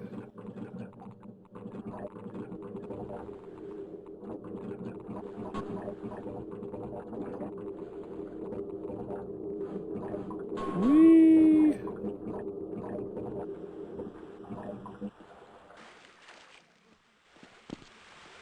Then this is where you ride the radiation barrels. Actually, I don't think you can ride them. The funny thing about this is that they actually made a continuous channel of liquid in order to cause this to happen, where they keep flowing out of here.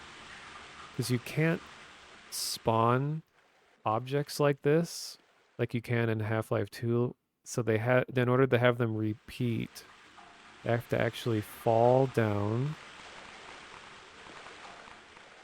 Then they go through here.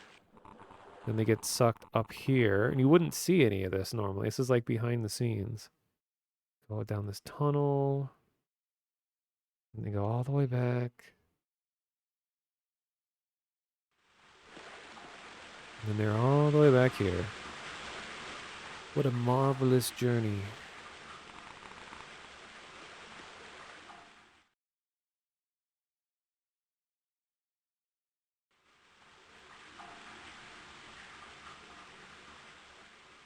All right.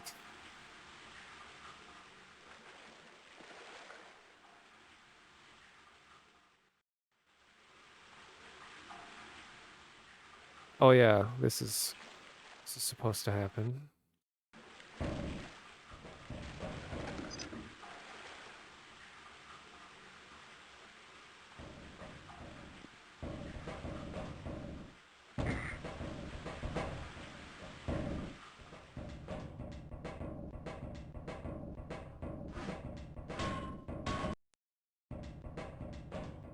I always like this part. Just minding my own business.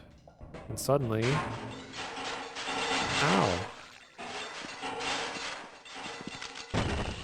If you jump on the table, it squishes down and kills the crab. Boxes full of Pepe.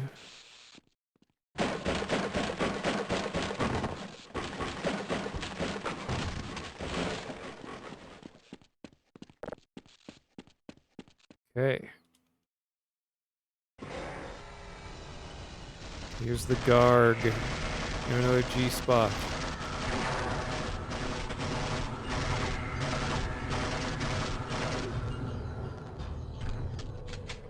Ow.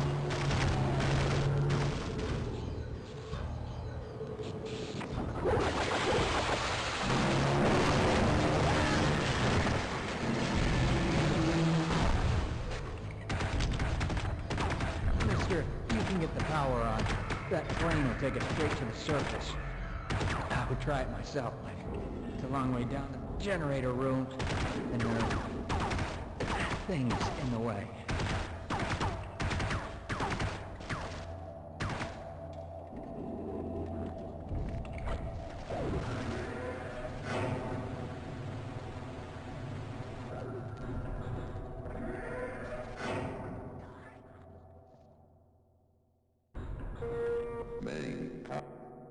Is not on. Right.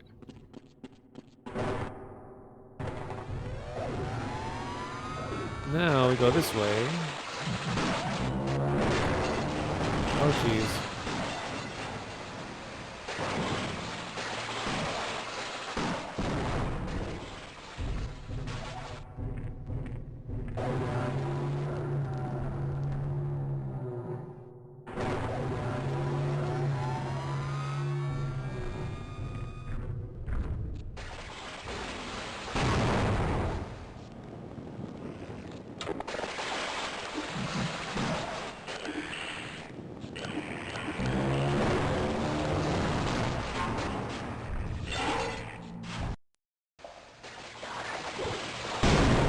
Ooh.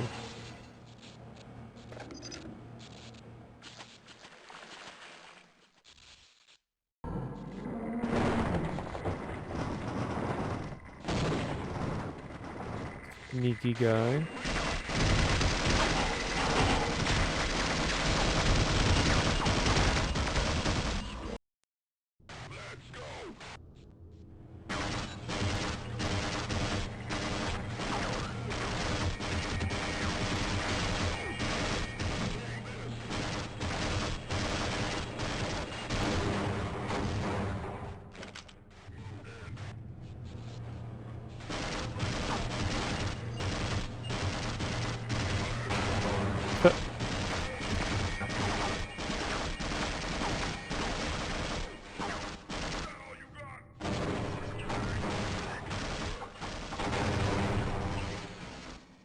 So much going on at once.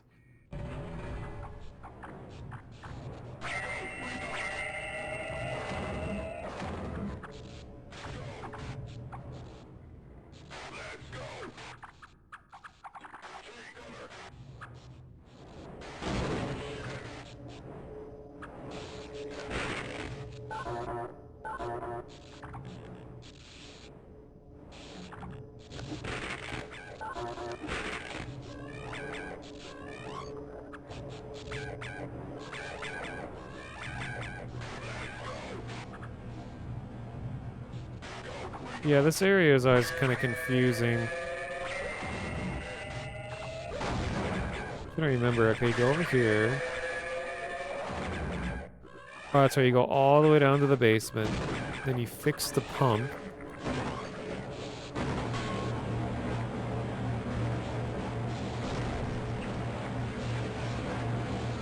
You got the leeches in the water. Ow, ow, ow.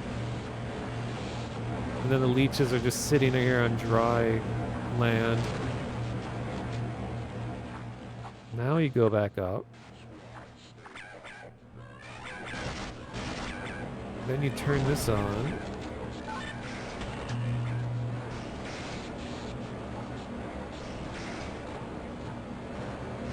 Ah!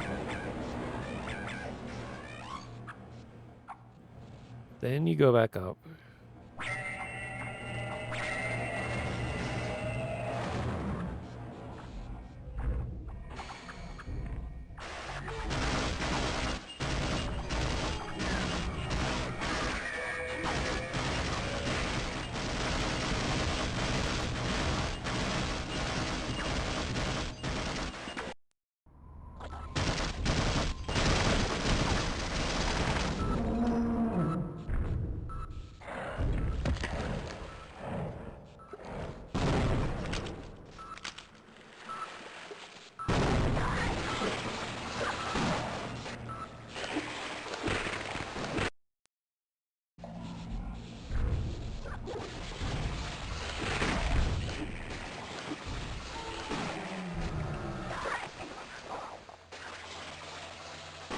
Then you get over here.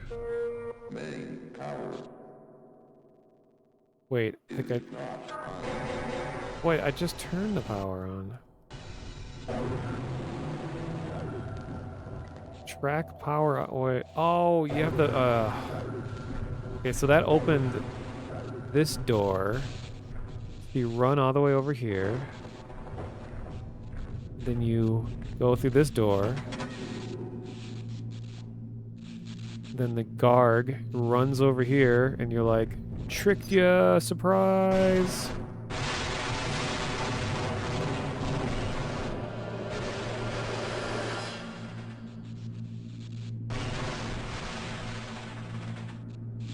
Seems like kind of a dangerous setup to have here.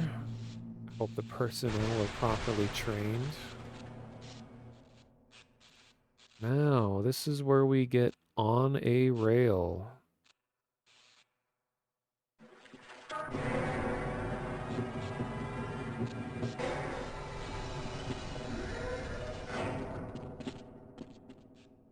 A little skip there.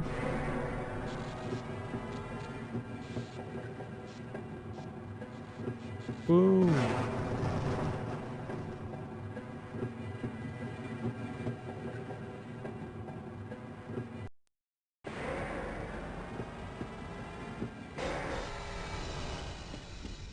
Freeman, I've been waiting for you. One of your scientist pals said to give you a message. You're supposed to take this old rail system up to some kind of satellite delivery rocket. I don't know where it is exactly, and the old guy was so worried about getting out of here alive, he didn't tell me. Main thing is, the military aborted the launch, so when you do find the rocket, you'll have to get up to the control room and launch it yourself. He said something about a Lambda team needing the satellite in orbit if they were ever going to clean up this mess. I've never fully understood the lore behind why this rocket was launched. I think it was like they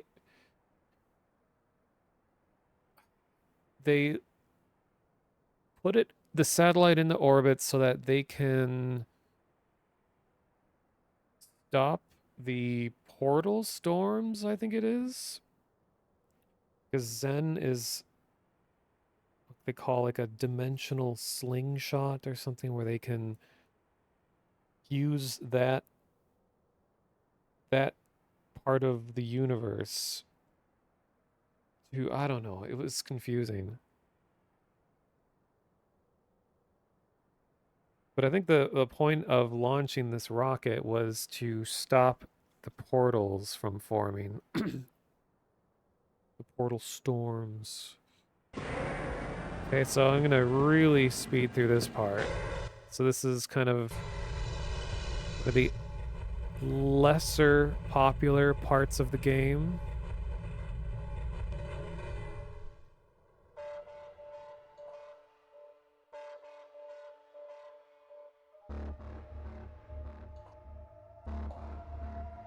Oh, I don't remember this music. It's nice. There's that sound that Left 4 Dead used, the zombie sounds.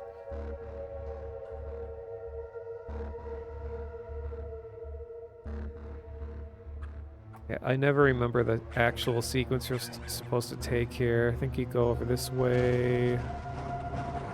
Normally you'd be on that rail car, but...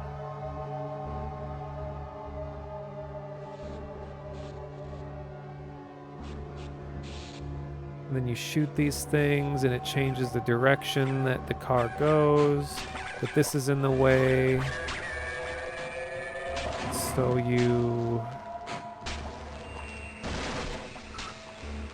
keep going.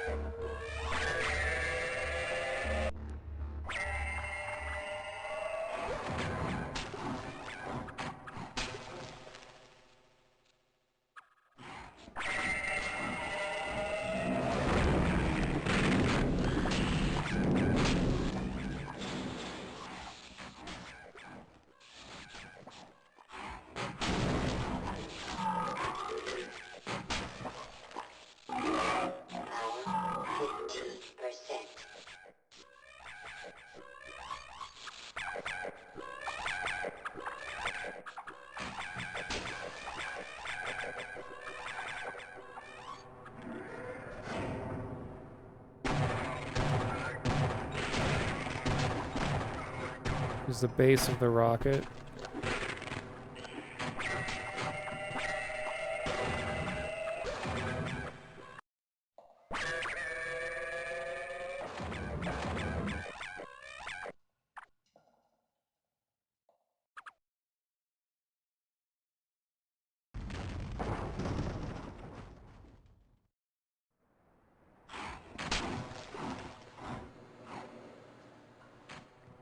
There's all these like little side areas you can go to get more weapons and things. Okay, so then you're through here, then you go up here into this room, push that, and then you eventually get the train all the way back around, turn here. And you get onto this elevator, and you get shot at the whole way up.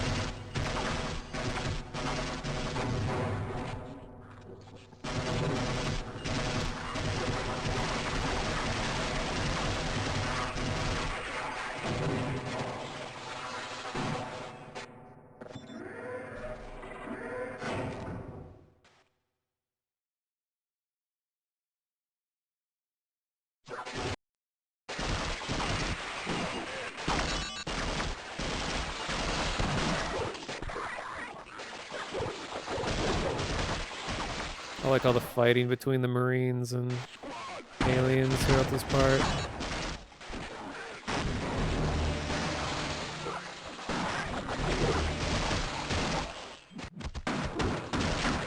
Surrender, Freeman.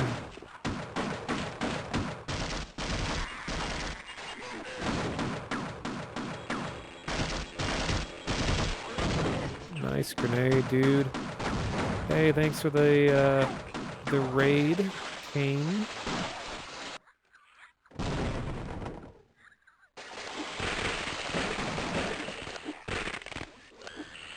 How's the update? It's been pretty cool. I've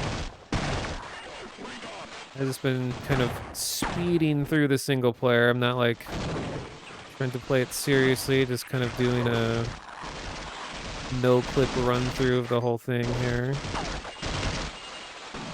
This part is always a little tricky to remember. But I was playing multiplayer earlier, and there's a ton of people playing multiplayer right now, and plus the game's free. So you all have no excuse not to own Half-Life 1 now, when all it takes is going to the store page and clicking a button.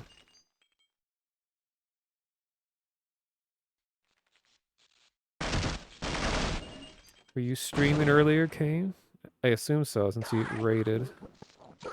If so, what were you playing?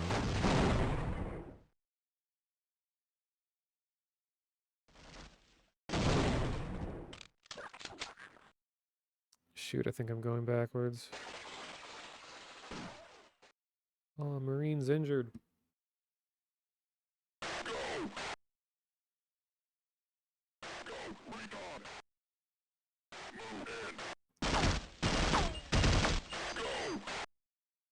Oh, Voices of the Void, nice.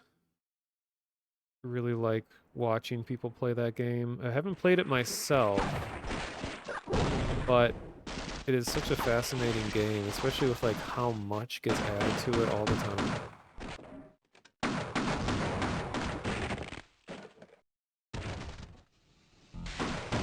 Okay, so eventually this gets unlocked. Get on here. To here.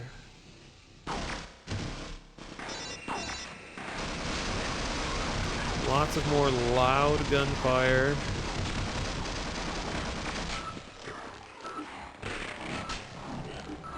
You're dead, Freeman. Y-O-R.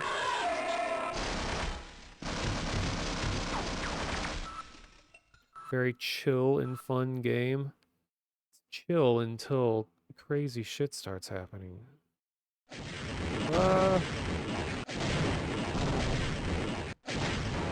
He's not even looking at me. How's he aiming?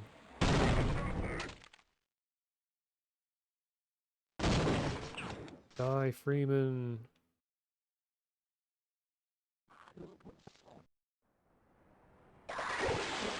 Man, even the alien slaves are telling me to die. Well, you go through there and you get this arm opened, and then you can go down here.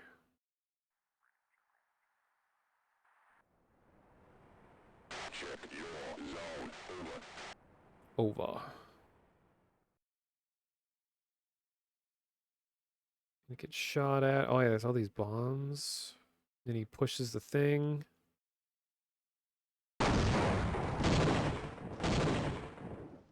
Rude. Then...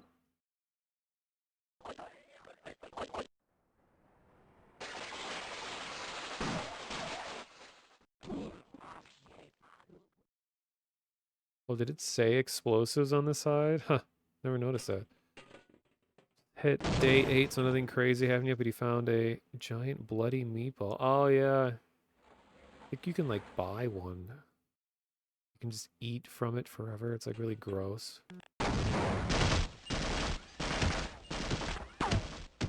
Another raid. Theseus Magnus, welcome. Now, what were you streaming?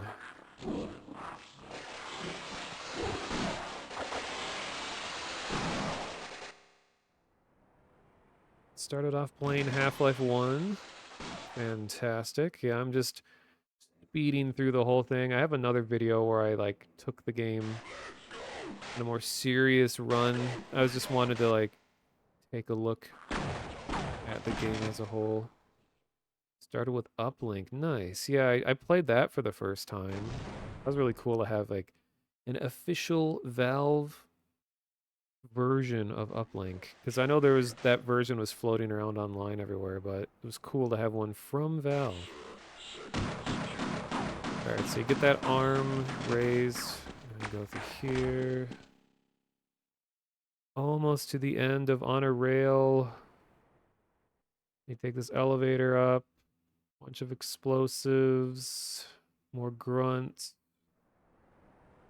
Make your way to the top, get back on the train, CJ, go down here.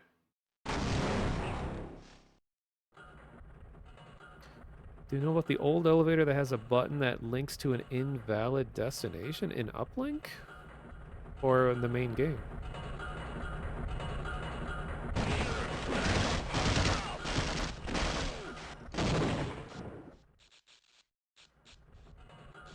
Really? What area is it in? I've probably seen that, but I didn't know the story behind it.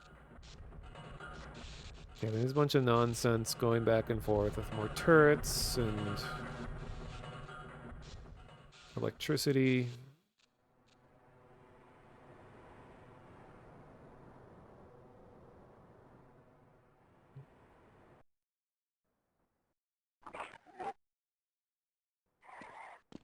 Some zombie business going on here.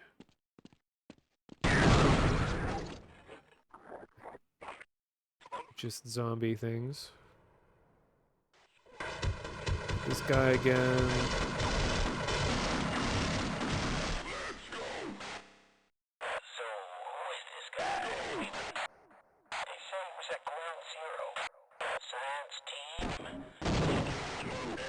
I was listening to that, jerk.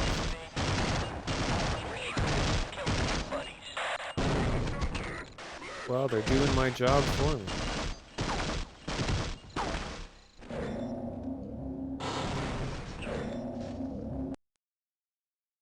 After the part with the Garg and you send in the airstrikes. Okay, I haven't gotten to that part yet. Oh, I'm trying to even think what elevator happens after that.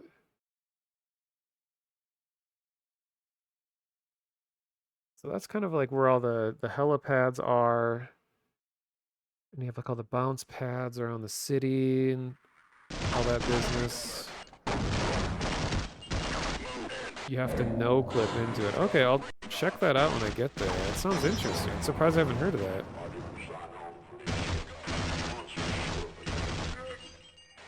Here's the hologram. It should look familiar. One of the new maps uses a lot of these assets. Here we go.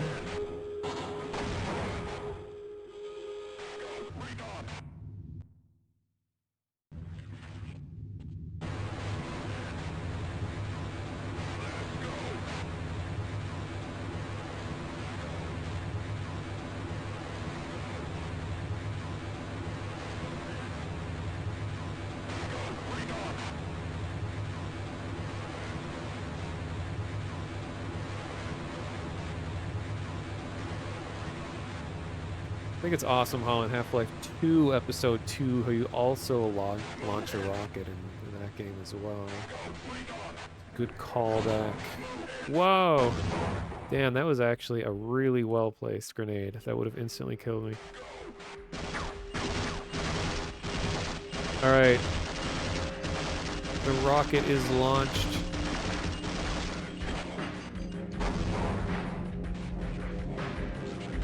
You can see where the rocket got, that it's lighting. Oh, it's actually just chilling over here, I know. There's a lot of these boxes around the game, because objects that move... music's probably kind of loud, but when objects move around, they got to get their lighting one place originally. So they start the map here, the lighting's rendered here, and then they teleport to their new destination. And then they go back when they're done most of the time.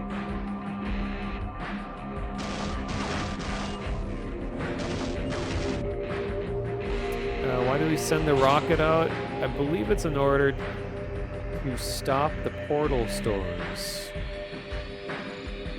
So the scientists do, like, they redirect signals with it or something. I can barely remember.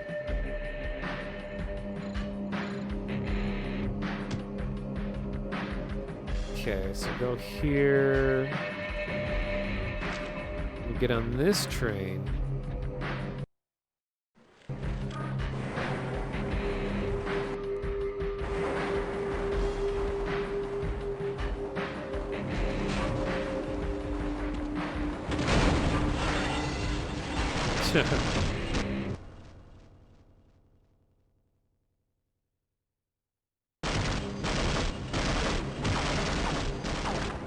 This whole area was always confusing. So I think, okay, you start here, you go into the water, got all the leeches, and you go here to the stairs.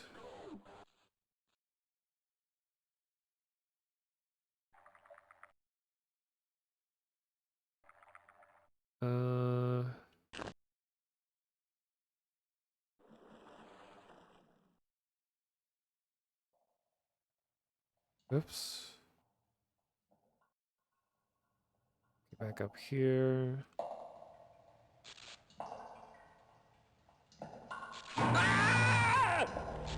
Classic.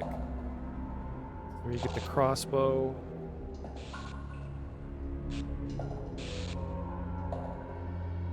Let's get past all these dudes. The ladder.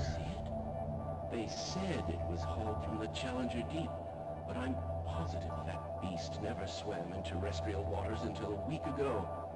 There's a tranquilizer gun in the shark cage, but I'm not sure it will work on this species. You're welcome to try. Wait a minute. Did he just say that the ichthyosaur was already on Earth before the resonance cascade? I didn't even think about that. So that's not supposed to be part of Zen? Or part of, you know, whatever alien world that it comes from? Huh. Because I think all of Half-Life 1 takes place over one day. One hell of a day. It starts early in the morning and it ends at night. Yeah, I know they've been sending scientists to Zen and everything, but I don't think alien life was coming to Earth for that point. It was like implied that ichthyosaur was already here. So I wonder, is that just like its own entire thing? Okay, then you get the crossbow and it crashes down into the water. Speaking of whom, this was so scary to me as a kid too. Like I could never play this part for very long because this thing terrified me.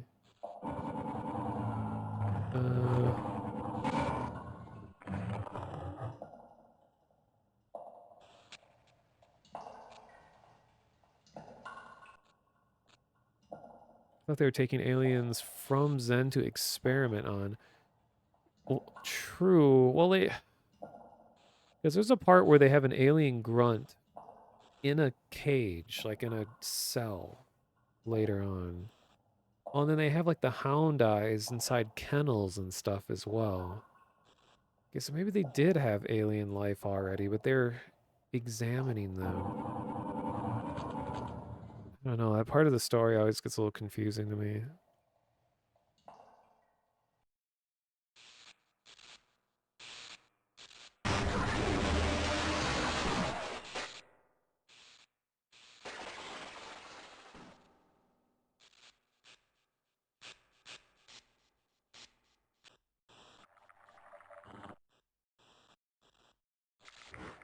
Another G spot over there.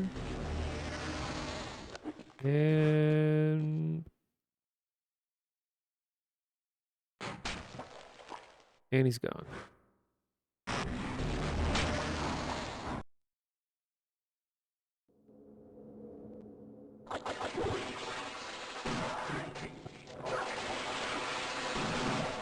Gordon Freeman, it is you, isn't it? The science team has been tracking your progress with the Black Mesa security system. Unfortunately, so is the military. That suit of yours is full of tracking devices.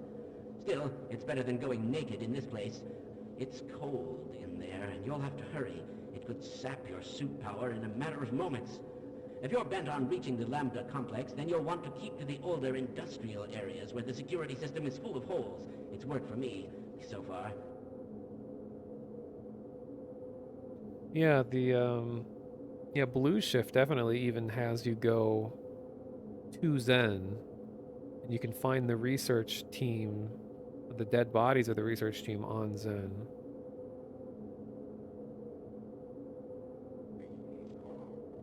And Black Mesa, the game or mod, it really expands on the human presence on Zen.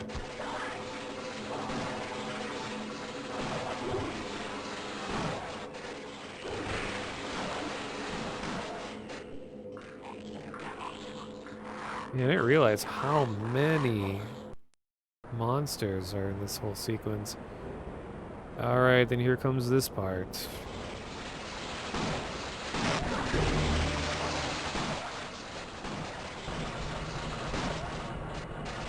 Barney, thank God you're here. Freeman, right? I've got a message for you. Make sure you don't...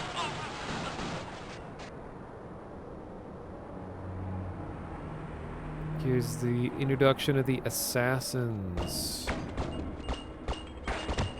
It's a little detail you don't see anywhere else. They're the little, like, flies.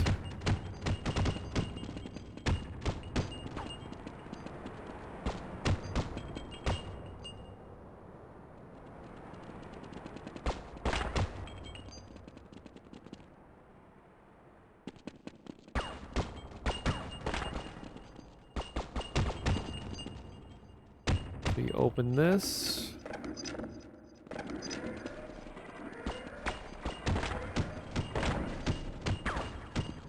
And make sure you don't microwave the casserole.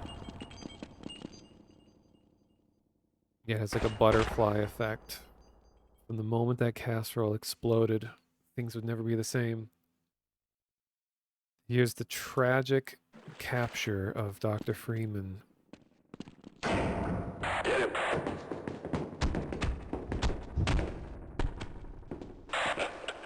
Nice hit. Alright, we got him. And the game ends right there. Where are we taking this Freeman guy? Topside for questioning. What the hell for? We got him. Let's kill him now. And if they find the body? Body? What body?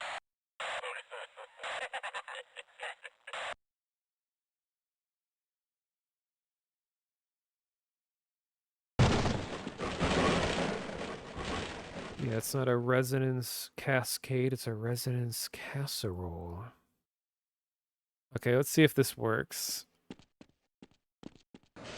So this trash compactor part.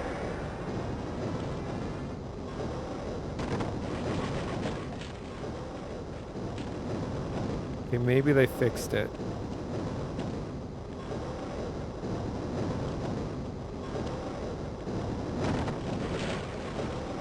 Yeah, you used to be able to push the use key on the walls and reverse the thing because they're using the same functionality as the trains. You have to do it from on top. Oh.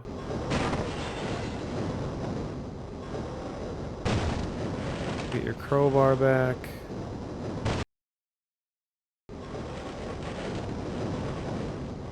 There we go, yeah.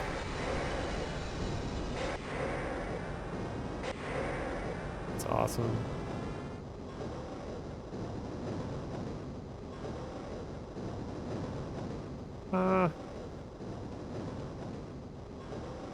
Yeah, when you watch a speed run of Half-Life 1, it's just like one mind-boggling moment after another. It's just like constant, just crazy shit that you had no idea you could do in the game.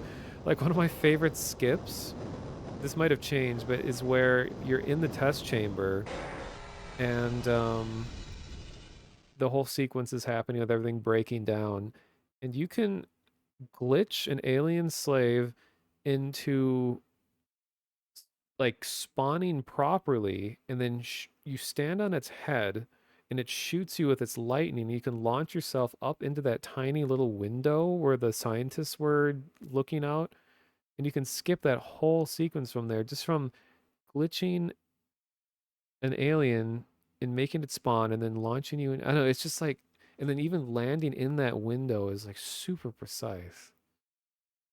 Maybe that's something else we could watch at the end here, is like the current record speed run for this, because it is so funny. Okay, so anyway, break this, go down here. Residue processing. Oh, and you get dumped into the slop. Your first exposure to the outside canyon world. Outside of the intro sequence. Strange room outside this map. Are you talking about like probably the one before this one, but there's all these like dev boxes where the light was rendered for moving objects. There's also the Gabe Newell face room where Gabe's face is like 16 pixels tiled all over the place.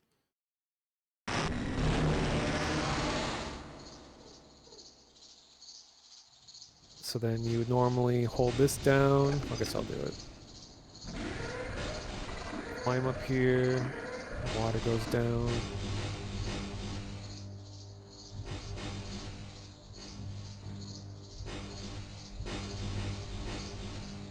Go here.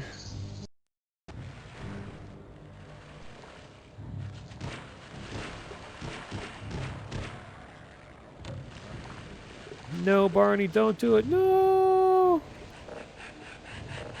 Oh. Alright, so go over here.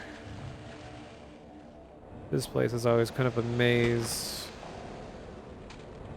Okay, go around the corner. Wait.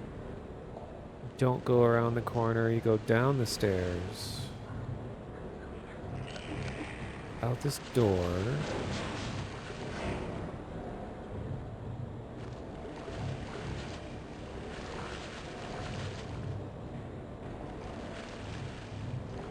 Climb up here. Jump across these. Down into here.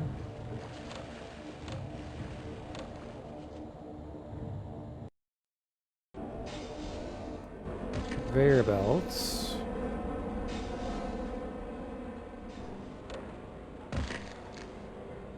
dumped into here with all these like random gibs coming out of these vents.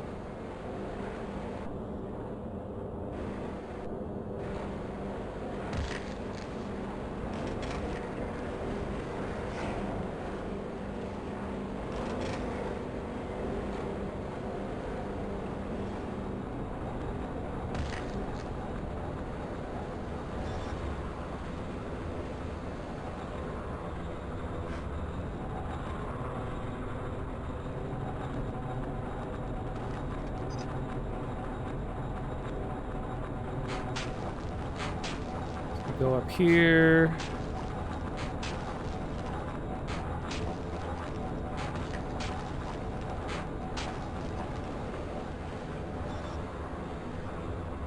Then you get a sequence that lets you go through.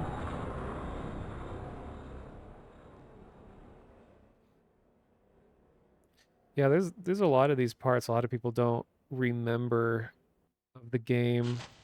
Kind of like filler between the big set piece areas.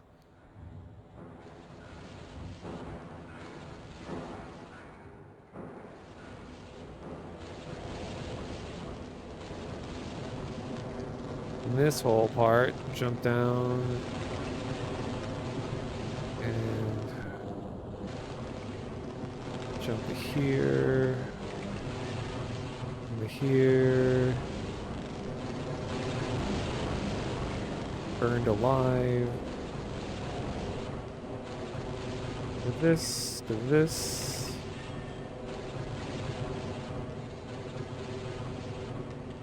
Over to...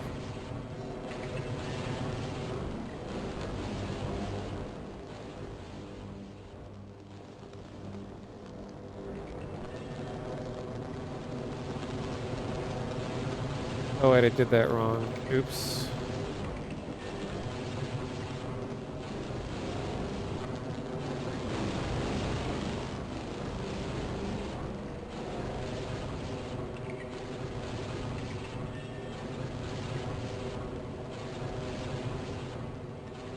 Oh, okay, yeah, you go through here.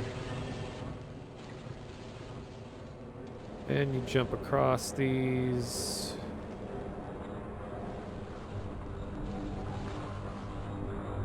Get dumped into this, and...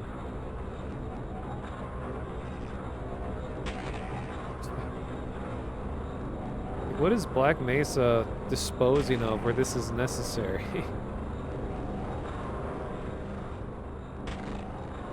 Barnacles.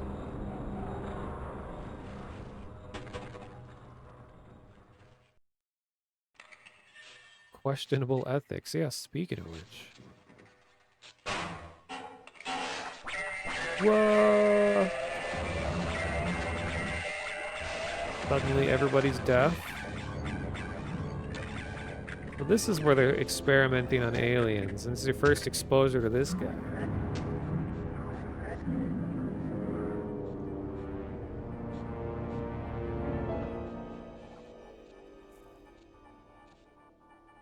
I think I messed up the sequence. Oh, there we go. Oh, yeah.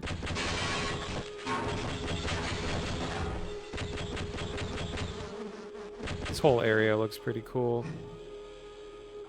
Do I think I'll ever see a game as legendary as Half-Life in general again? I mean, I think that, you know, games are the product of their time.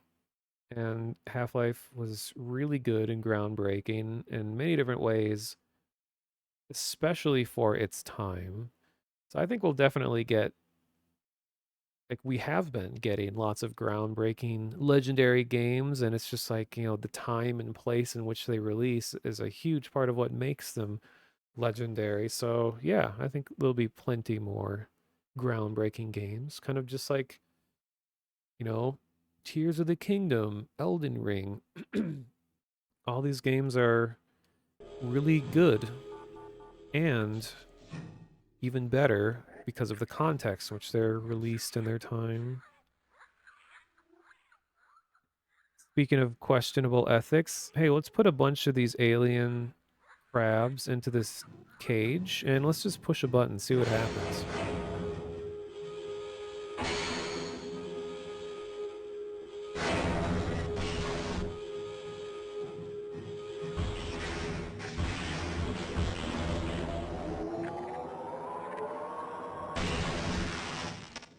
experiment was a success.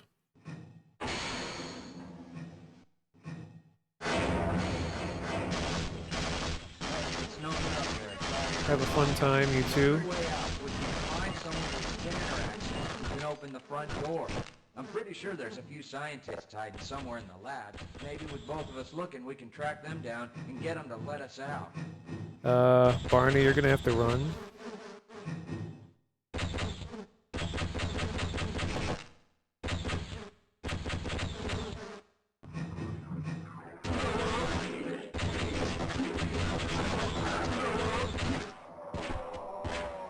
Just tanking shots for Barney. Okay, I'll cover you.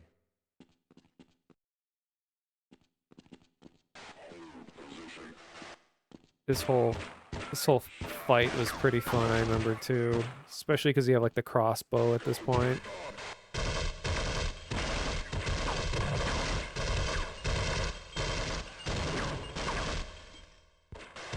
Wait.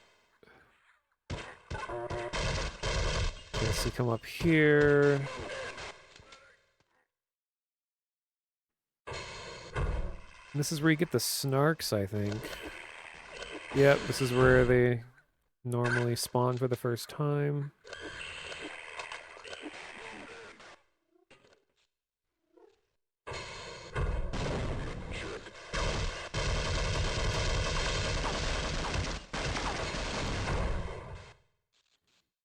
Some more sketchy lab stuff going on.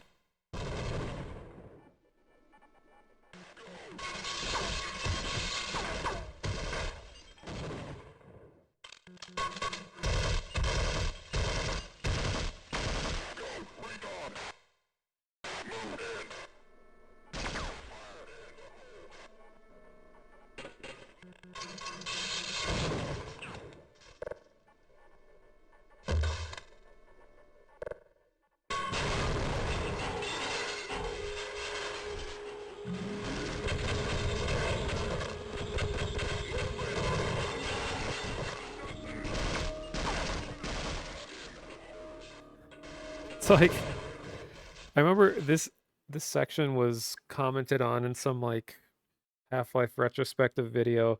Like, okay, some of these other places you can kind of justify, like, maybe the giant waste disposal area was for getting rid of, I don't know, like scrap metal or some kind of materials and all. You can kind of justify some of it, but nothing I can think of justifies this room.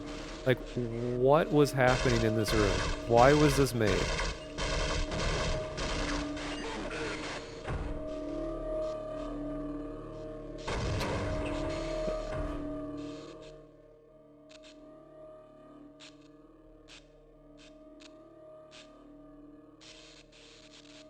Surgical room. Yeah, this looks like very precise surgery happening here, like spinning pokey blades on big arms extended over multiple tables. Okay, so this part will be really annoying to do legitimately, but what you're supposed to do is get these things to stop, and then you bring these scientists out and you guide them. Man, I'm missing a whole section here. Okay, bring them through here. Go upstairs. There's this whole battle going on up here. Turn on the lasers. You can see the lasers going through the ceiling. Really cool effect. What is this thing? Here's the Tau cannon. It's a prototype. Why aren't we using it? It's much too unpredictable. Don't let it overcharge. What do you mean, overcharge? That's a great introduction to this gun. I need to turn on this.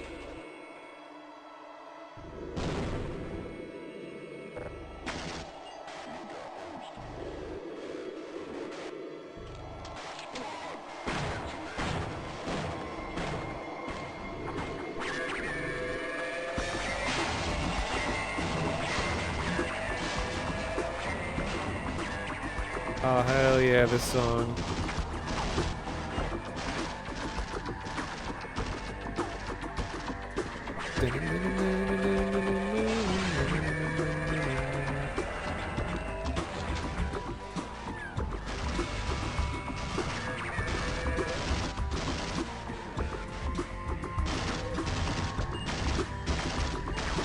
Then you have to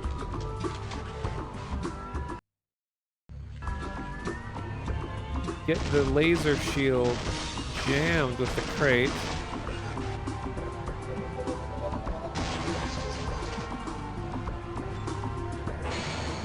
Oh, this is a clever puzzle.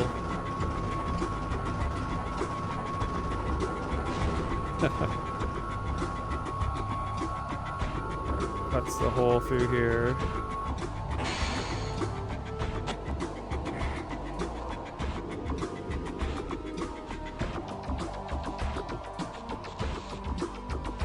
You like how they introduced the glue-on gun in Black Mesa? I can't remember how they do it in there.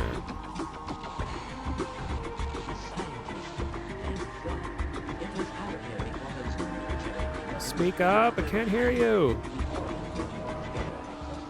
Escort us to the lobby, and we can get out of the lab. You'll have to shut down the surgical unit first. Peters switched it on, but I'm afraid he never made it back.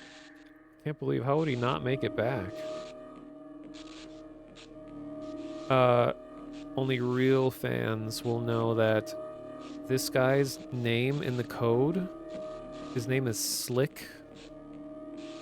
This guy's name is Glasses, believe it or not. And this guy's name is Luther. And then the fourth guy that we don't see here, his name is Einstein. One that looks like Einstein. Okay, so anyway, this part, you would lead them through here. And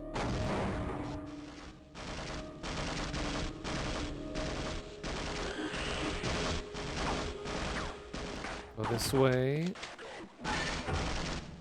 Bring them over here, and they use the scanner, and they open this door, and then you go through this revolving door, and boom.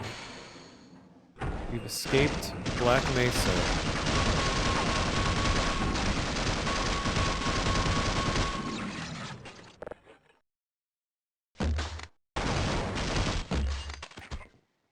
Oh, there's a bunch of scientists that were dead over here. More questionable ethics. This area is always interesting to me. This is like one of the entrances to Black Mesa. I don't think the ambient sound loaded in properly.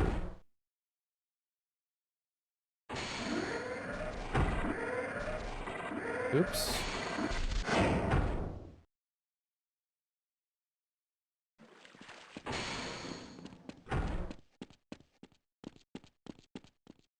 I think you hear Barney and a scientist messing with it, then an explosion, then you enter the room and see smoking boots on the ground. Ah, yeah.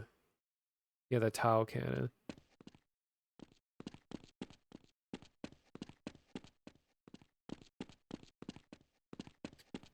Yeah, Decius? We're looking at that sequence. That sequence is one of the most forgotten parts of the game. A lot of people don't realize you can break that panel and go out there and watch him fall. And you hear the bull squid attack him, apparently. This isn't quite the sniper section. That's coming up, though. Okay, so this is going to be important because this is apparently something that was fixed after being broken for like 20 years. That these barrels are supposed to launch up into the air when they blow up. And I remember having a memory of that as a kid, but then when I replayed this game many times later, they always just blew up. So let's see if this is fixed.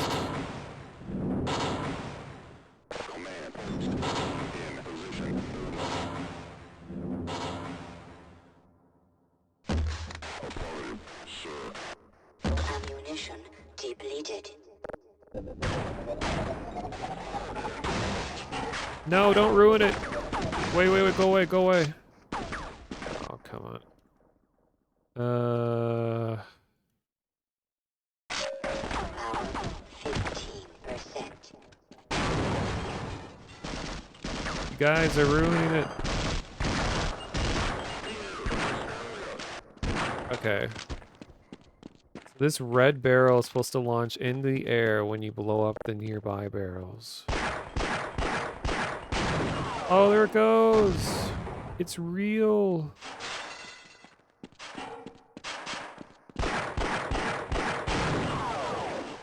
Oh my god.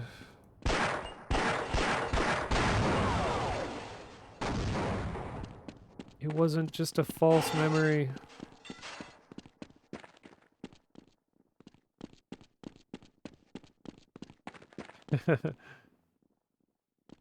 Pain we feel. Broken elevator doesn't come up for quite a while. Now this is one of the most iconic parts of the game. This helicopter fight. I had never battled a helicopter in a game before this point.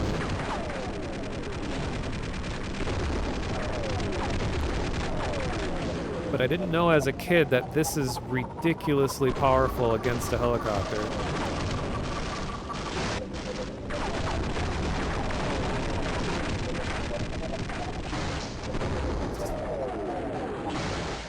Okay, well, the sequence, if it crashes over the water, like you watch it crash to the ground, and it was always pretty cool. There was also briefly a G spot here where the G-Man goes into this little thing. And this is based on a real dam as well. I remember looking at they showed the reference photos for it at one point, I can't remember where. Okay, so you would die if you jump off there, so you gotta go over here. Let's go back to no clip. Probably Hoover Dam, yeah. Hey, what's going on? So they go up here. There's a ladder. We open this. So that you can go down here. And you hold down the wheel. Go through here. Yeah, I wonder what this guy's story is. Well, here's Einstein, by the way. How did he get here? Did he try to jump, I guess? There's supposed to be ambient sound playing. I don't know why it's so quiet.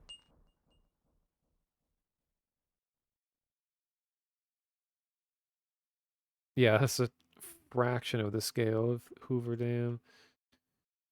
Oh yeah, start sound not pre-cached. Guess I must have messed something up with all my no clipping around and stuff.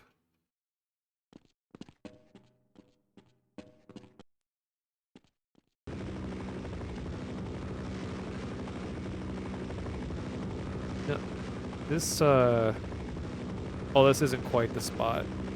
There's more helicopter fighting. This side was so cool that there's like a big, like, patrolling helicopter. And you couldn't predict where it was gonna be.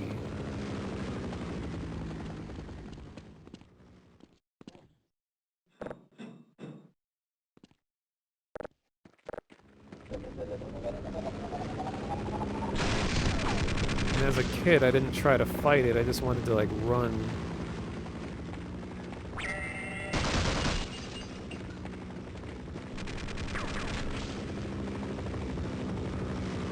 And we got the minefield coming up in a second. Some, like, ammo over there.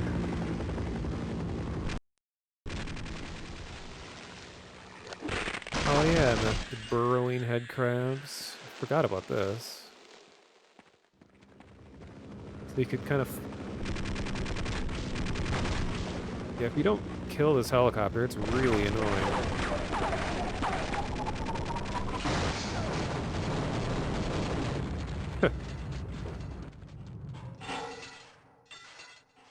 Oh, he did say Hoover Dam, okay.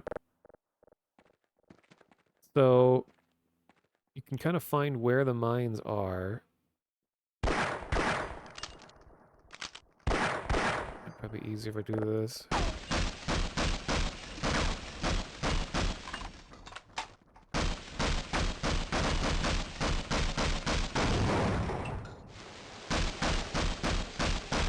Or you could just do this. It's a little faster. Depleted. Huh. Never noticed the sand particles coming back down onto the ground. That's a cool detail. Yeah, I blew up a cactus. Probably a...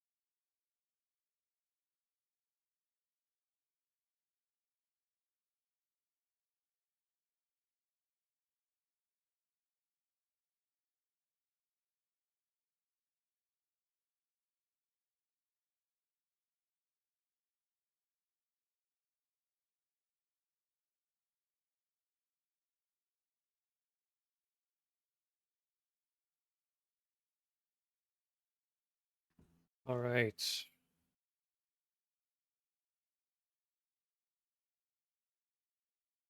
So I think it is back, it looks like.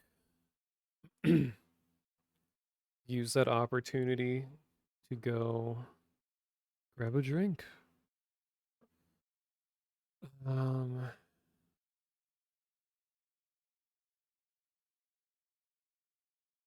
See, why do I have so many notifications on Discord? What is going on? Oh. It's from a VR chat event Discord. Luckily, this hasn't split up the VOD. At least I think it's all still one VOD. Let me check. It's really annoying when you get disconnects and it's just really like, annoying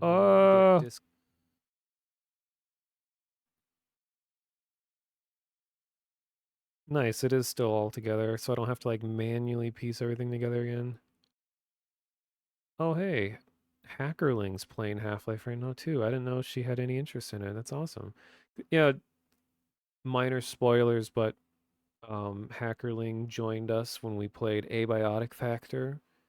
She was saying how she wishes that she was able to experience Half-Life for the first time, but she just like missed it completely when she was younger. So I definitely got to check out her stream, see how she likes it. And judging by...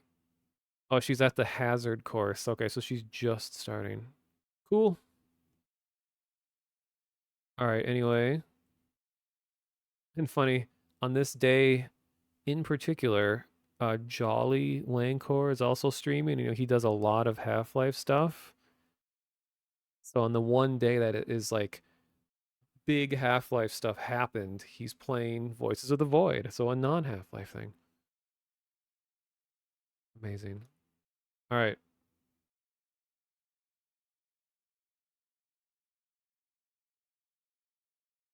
Have I played Lethal Company? I have not. I really want to, and I think I might inevitably end up playing it at some point because it is becoming so popular that I'll probably end up on someone's stream of it at some point. I've been watching Crike and his group play it.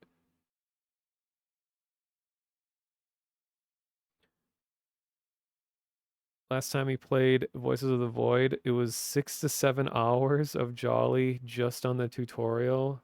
That sounds about right. Okay. Where were we? Oh, hey, the ambient sound is playing. Ow.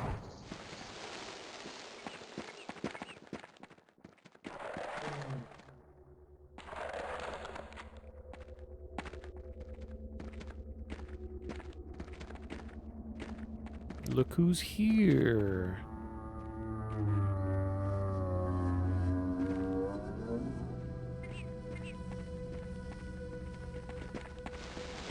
Oh, some more burrowing head crabs.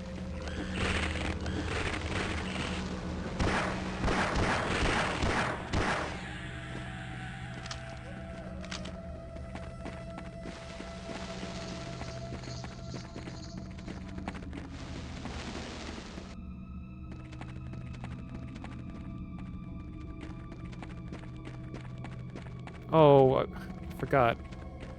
The whole point that I was supposed to go over there was to turn the thing on.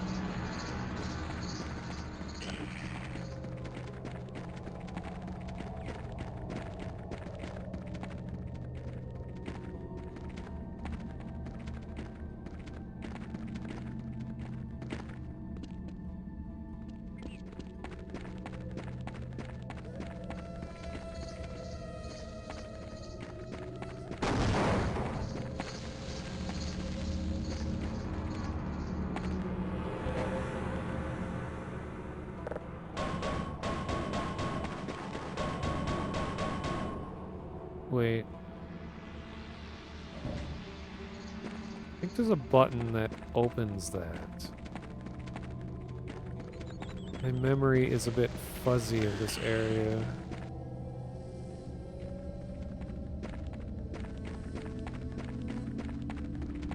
Hey, here we go.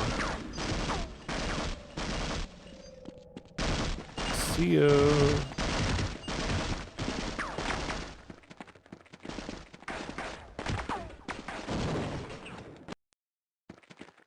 Okay, so go back to speed run. So now this is open. Go down here. Go inside here. Now this part. Another very iconic part of the game. And yeah, this is where the Valve theme came from. It was, you know, originally music for this part of the game.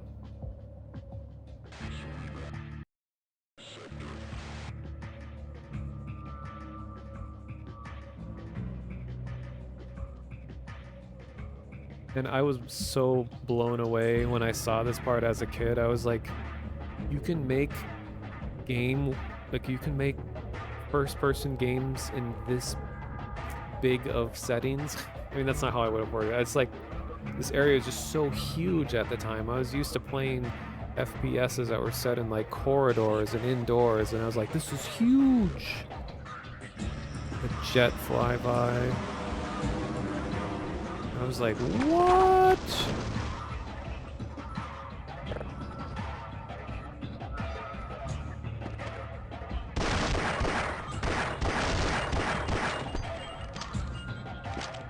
And the whole sky box in the distance there. Ow, stop it. Stop. Oh my god. But this whole part takes a long time. But it's just so cool. Climbing along the edge of the cliff side here. Going down this. Jumping over here. Getting ambushed by shotgun guy. Then, another fun moment. Get the rocket launcher and you're like, wait a minute. Helicopter shows up. You get to use the guided rocket for the first time.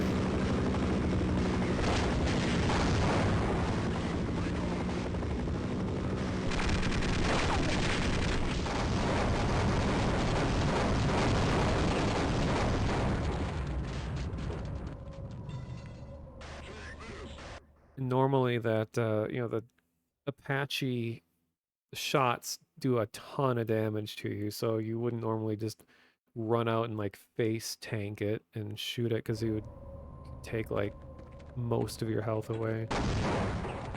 Then this is one of the most evil head crab placements in the game. Going through this platforming here. Oh my god. I was just about to say, you know, as a kid, first-person platforming was so much more difficult. I remember saving after each jump. I was like, because like you have this awkward crouch jump that became like a fundamental part of playing this game. So I'm like, okay, I gotta like, jump and push crouch and then jumping forward and like, oh, it's still tricky now. But this head crab, I swear to God, getting it right up to the top. You're like, finally I made it. Immediately hits you. But if you time it just right, yeah, he just flies out.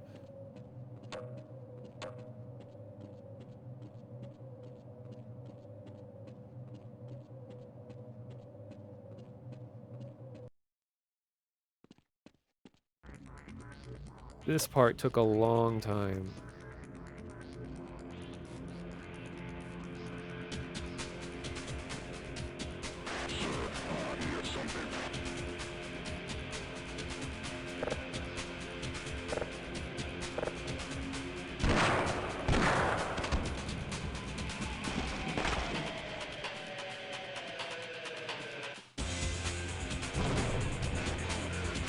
You screamed in the middle of the night from that head crab as a kid. Nice.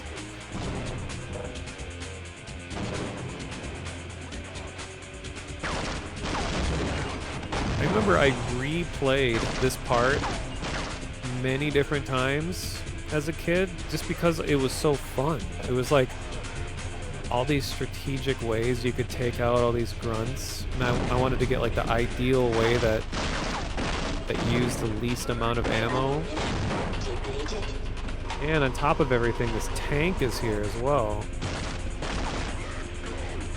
Which, of course, I'm behind the tank, so it's not doing as much damage, but, like, it shoots at you.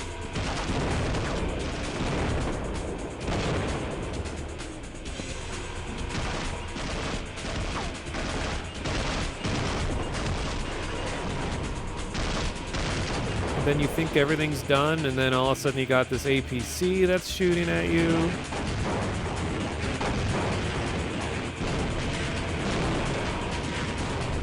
It's like ammo down there.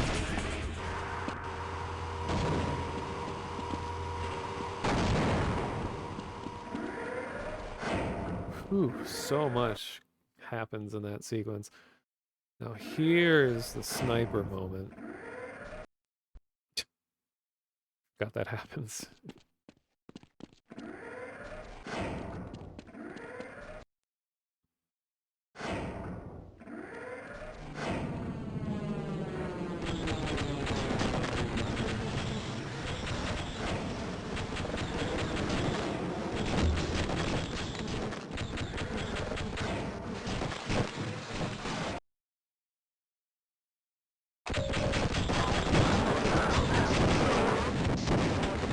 Not supposed to have this gun yet. Trying to save time. So...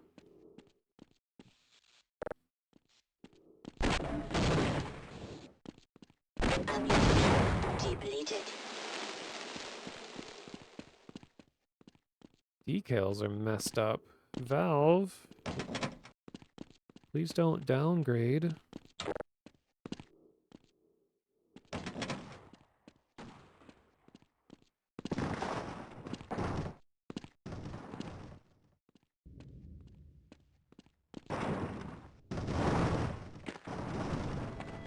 Jumping over those trip mines is always so hard. Help me. Somebody, please help me. I'm dying out here. Please help me.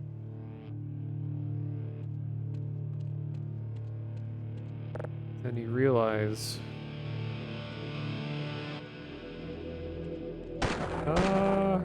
sniper up here. Oh god. This throw is always so difficult to get. Oh, come on. I'm used to the old physics now. Okay, there.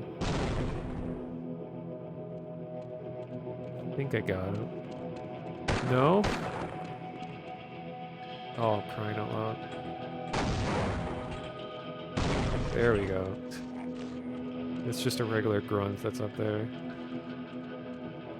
Yeah, I'm used to the janky-ass grenade physics. The new version's too good.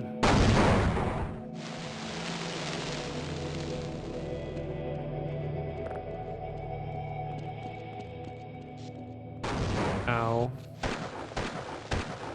A little of everything here. How about this?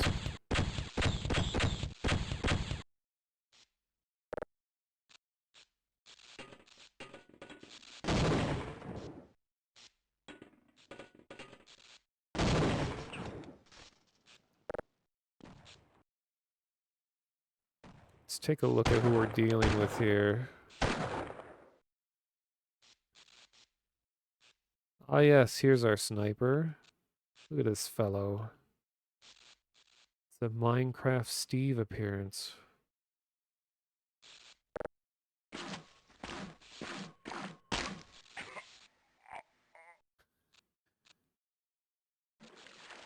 Yeah, military budgets.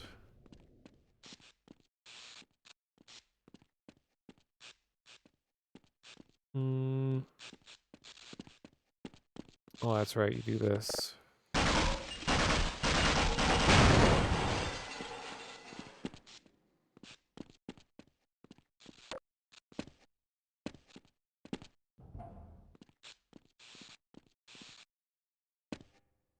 You're heading for the Lambda complex, aren't you? I was heading there myself until I wound up here and, well, simply lost my nerve. Take one look through that door and you'll see what I mean. I'm just going to wait out the catastrophe in here. If you intend to go on, then I beg of you, proceed with extreme caution. Oh god, this part. See if I can do this first try, because this is the whole sequence where if you touch one trip mine, the whole facility blows up. And of course, you know, when you're babby or just new to this type of game, that all this jumping was awful.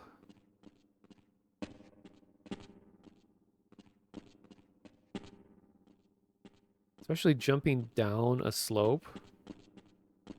Like, sometimes it doesn't register your jump and it just forces you to, like, run through.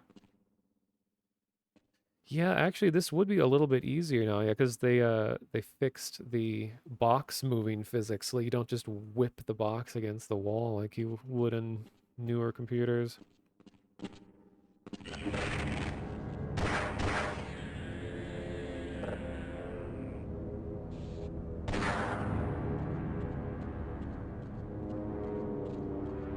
You could actually skip a whole sequence.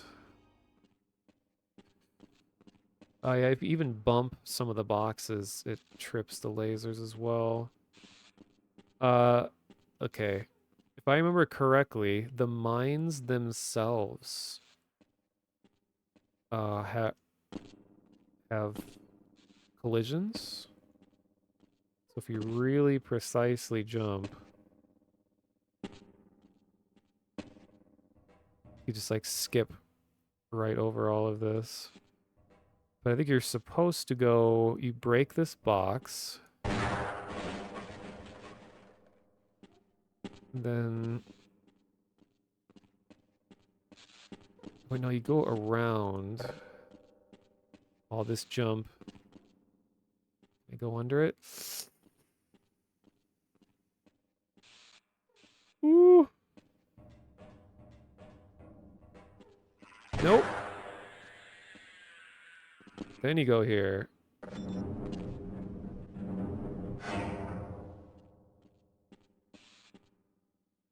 Then... Wait. Then you, I think... Wait, that... What are you supposed to do? I think that box that was on there... You're supposed to push it off the platform, I think. And then you use that box to jump over? I don't know. But... I'll just use this way.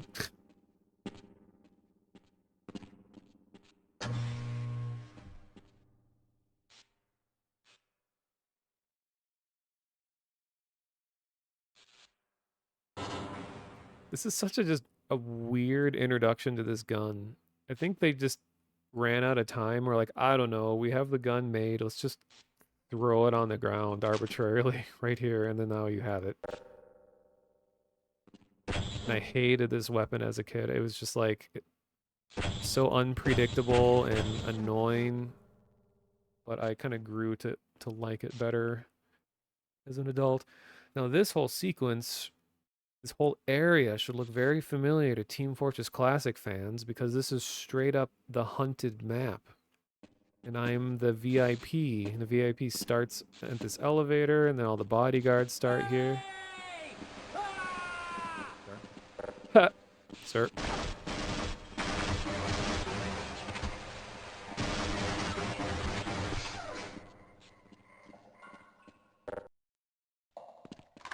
Never played TF Classic? Oh, I played so much of it.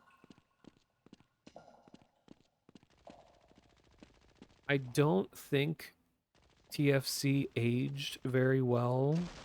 Like, if people went back and played it now, it would... if you didn't, like, grow up playing it, you probably wouldn't get much out of it. It's very deathmatchy, and it's... there's barely any team play actually happening, especially compared to what TF2 is like now. In TFC, there's normally a vent right here, and you can boost the VIP up into it, and it's like a big shortcut to get to the end. And there's like a whole sewer system where there's a thing sewer that you can go down inside there. So you have like 3 different potential routes you could take. Played a lot of Wolfenstein Enemy Territory. I remember I played a little bit of that. I wasn't super into it.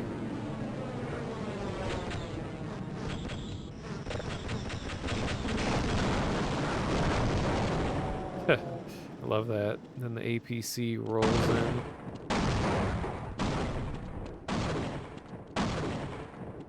Alright, gonna speed up some time here, so...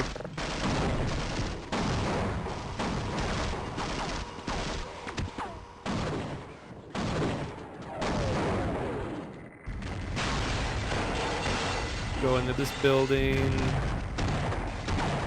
go up here, find a security guard. He lets you into this room, which is like a huge amount of ammo. Get all the rockets and stuff. Open fire, Gordon!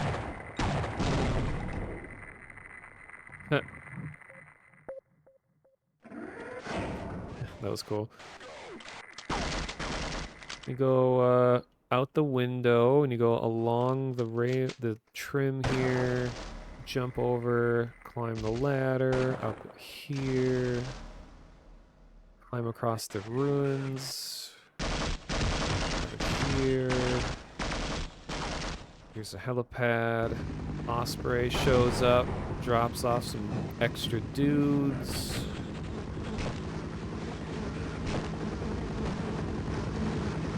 Oh, hey, barrels of fun. Well,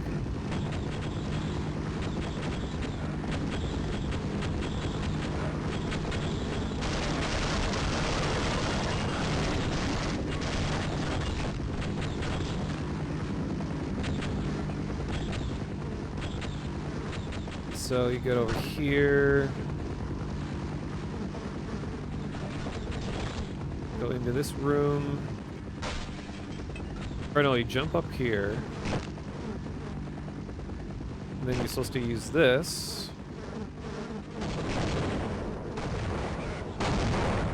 Break that open.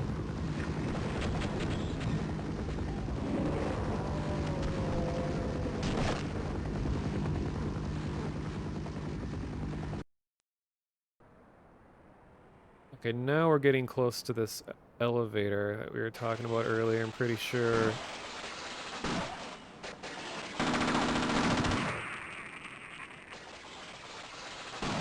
You got these bounce pads.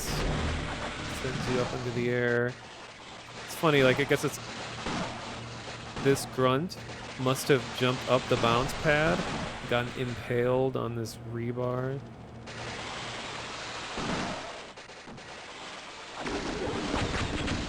here, go here, narcs. Then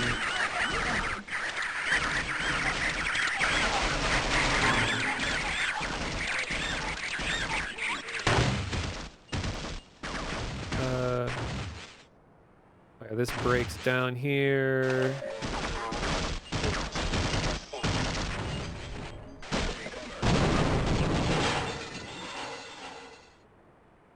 You lower the car, or lower this thing, jump up here, jump out the window. Then you take this, blow that open.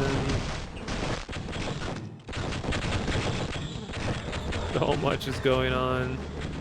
Big battles happening here, APC. I loved watching these big fights as a kid of the aliens versus humans. Go in this concrete box, throws them through the wall.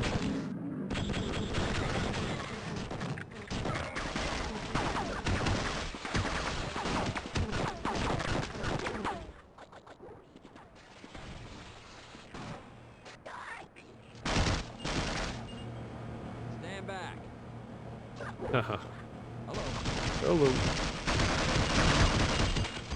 So normally, so if this Barney dies, I believe you get game over because he's essential. Because you have to take him all the way back. You remember the randomizer? Yeah, I did a stream of that glitch life or whatever. Like a full run of the game, and I had some like surreal experiences. I have the video uploaded on my channel. That's where it takes like all the assets in the game and just scrambles everything up and just turns it into this like hypnotic sensory overload. Barney comes down here. And he opens this door for you.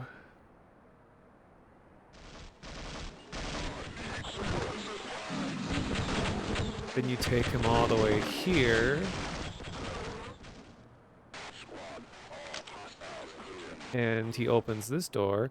But really funny thing, I don't know if it's still here. I don't really feel like testing it, but I believe this is the one spot in the game where, so normally elevators and rotating doors, well, you know, like the door stuck, famous situation, rotating doors can get you stuck, but normally in games in Half-Life, they have a damage trigger that when you get stuck, it keeps damaging you until it kills you. But like in Counter-Strike, they didn't want people to die from getting stuck on doors, so that's why they just would, you know, door stuck.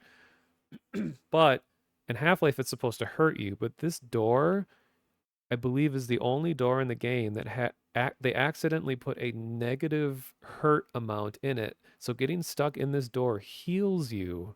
And I remember watching a speed run where when you're waiting for a sequence to finish, like you can use this door to heal yourself back to full health because it's negatively hurting you. Thus it heals you. So good times. All right, so then you get through this door and more crazy sequences. All right. So here's the Gargantua that we were talking about earlier.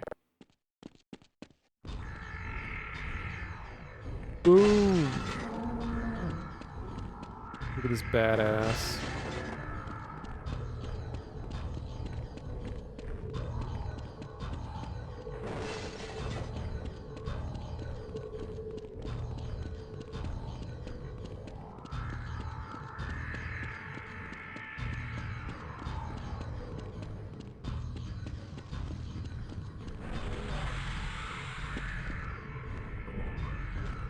Cooper, do you hear me? Cooper, we are abandoning the base.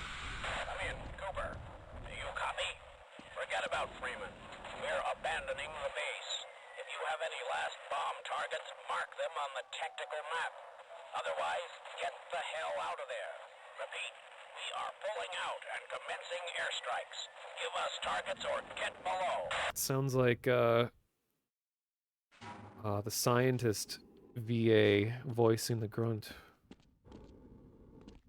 So you can use the tactical map to kill the Garg, but you're supposed to use it to break a hole in the wall.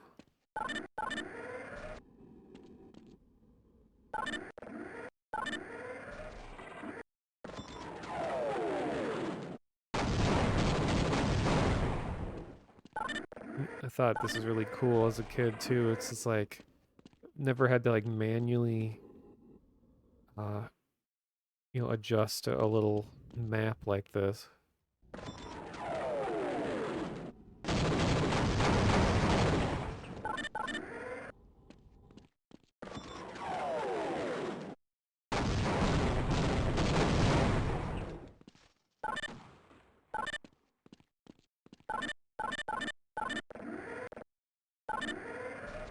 Not the most user-friendly thing.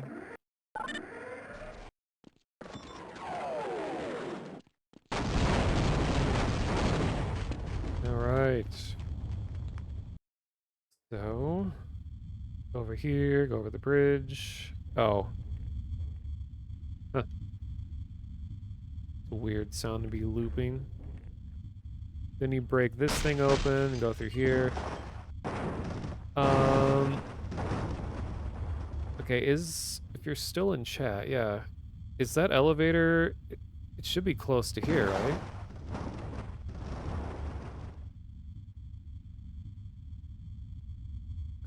I presume it's in this next sequence. Because there's a lot going on. Yeah, this is where like all the ceiling is caving in and stuff. This part's really fun. Even more chaotic, if you can imagine. Forget about Freeman. Whoa! Go, go, go. Wait, wait.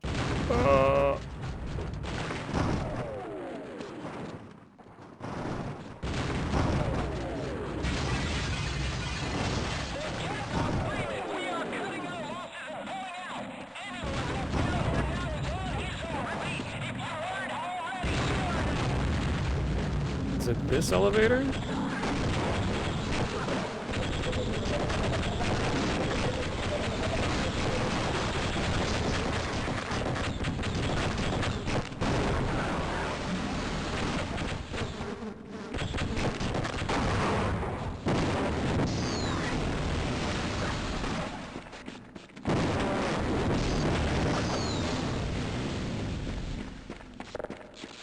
This is the haunted elevator.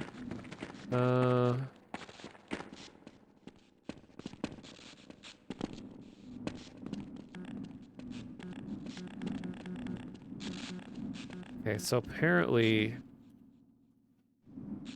this elevator has a... Oh, you go inside. I've never actually seen this. This is weird. And this takes you to an invalid place? Oh, you're right. It just spawns you in the ceiling and you're stuck here. This is probably like the origin of the world. Weird. I don't know how I've never seen that. Like no-clipped around here so many times and all that too. Huh. Learn something new every day. Well, thanks for telling me about that. That's really interesting. Yeah, I'm guessing that it was meant to go somewhere, but they forgot to remove the level transition. And then there's an entity that's called a landmark that is used to piece together levels to like remember where the player is and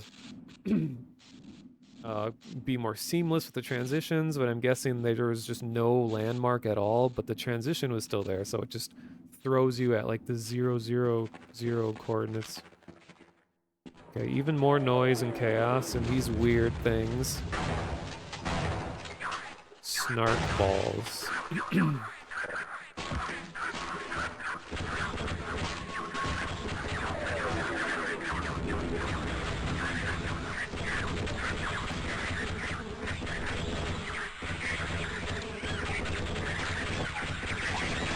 Oh my god. Okay, I'm just gonna go to the...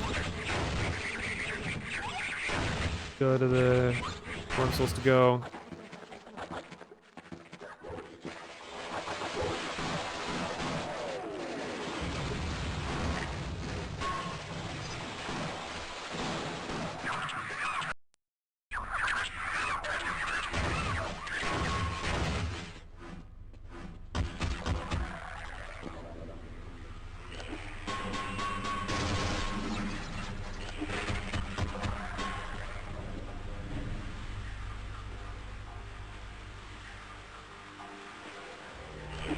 Alright, so go over here.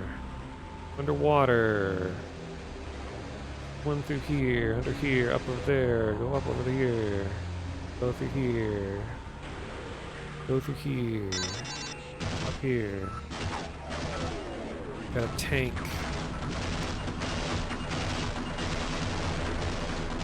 Black Mesa Central Complex.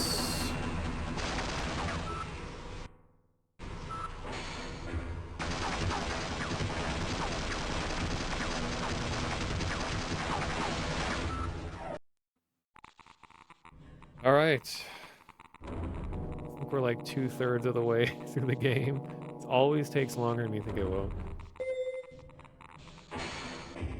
This area always looks pretty cool with the green glow and everything. Barney having a bad day.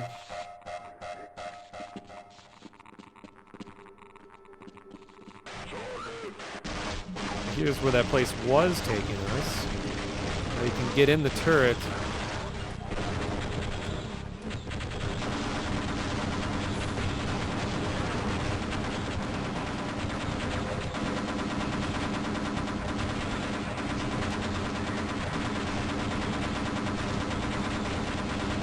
Do all that business. See ya. God, they just... Oh yeah, the alien turret.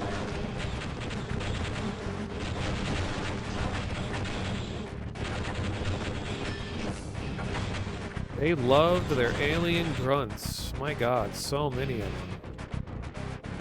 Lamb decor. New genre of music.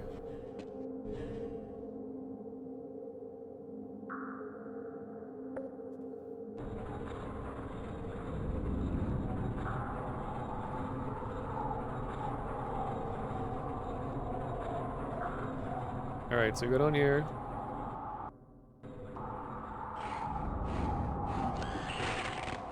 Here. Down. Rip. Walter. More assassins.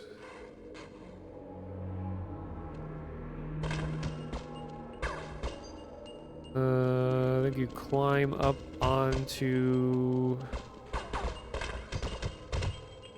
Wait, where do you go? Oh, you go through here. Stairs.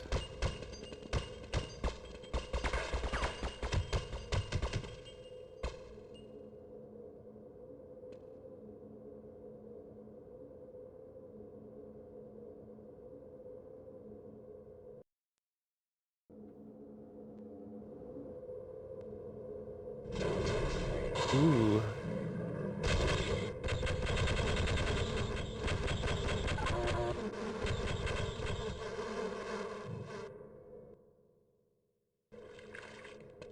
Oh, that's right. He doesn't let you in here until you kill those guys, and then he opens the door for you. You go up here. Now we're finally entering Lambda sector and the gluon gun. I built the gluon gun, but I just can't bring myself to use it on a living creature. You don't look as if you have any trouble.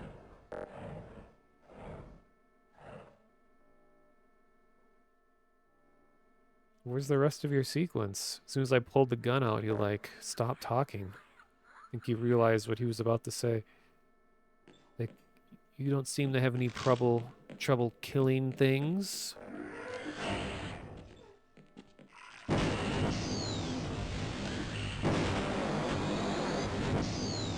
There's the scientist jig.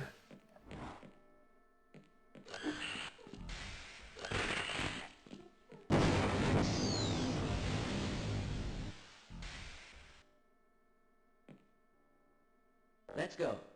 I don't suppose you'd reconsider.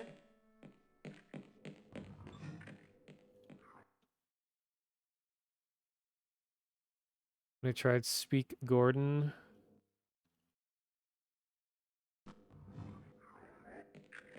Oh, yeah, that's you have to wait, oops.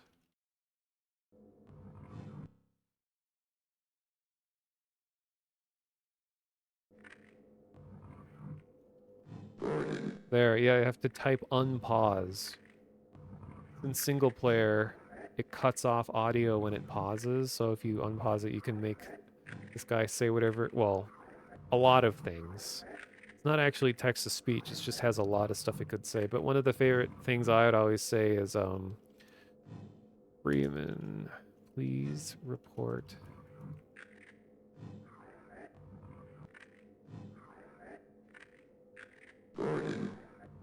Oh wait, I forgot to put it in quotes. Gordon Freeman, please report to the shower for an ass inspection. Classic. Or you can say, now this wasn't a meme until way after the game came out. I guess the next generation came up with this one. Yeah.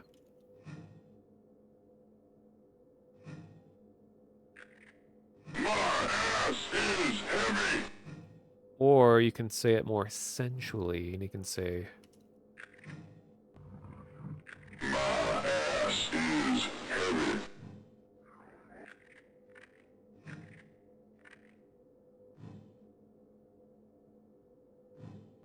wait.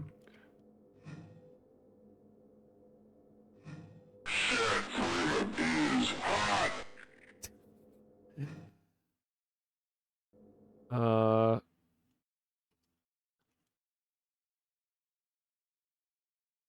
Oops.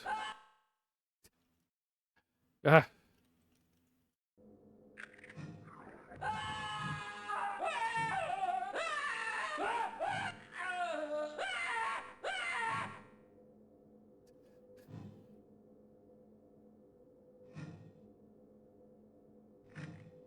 This is as far as I go. I refuse to go another step. You're going to have to leave. I'm going to stay here and wait for my... I can't remember what the classic stop sound is. What was it? Oh, I think it's like hurt. Or pain. No?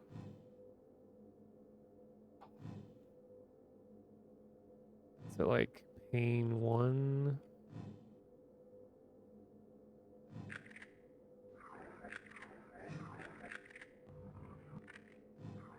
Hmm. Hmm.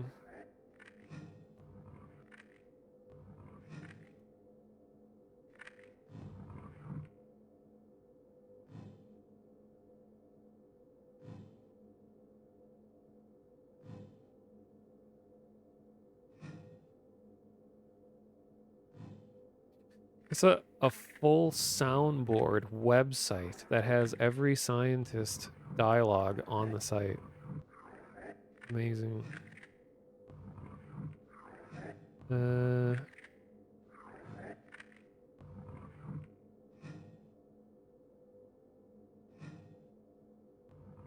Oh, here we go.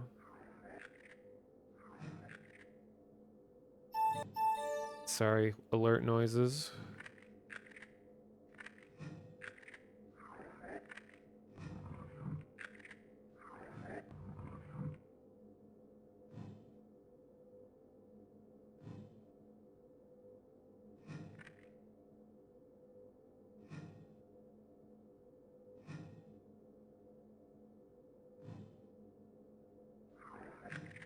Okay, so it has yeah, all the NPCs have a like prefix before pain. Yeah, it's sigh.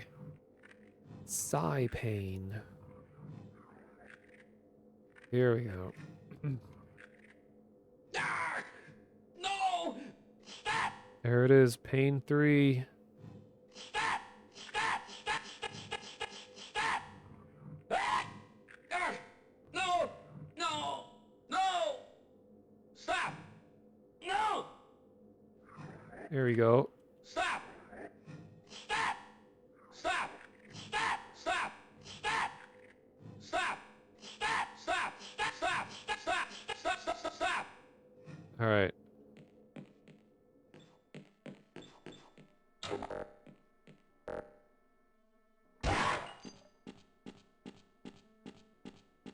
You know, that's how I'd react to getting shot too.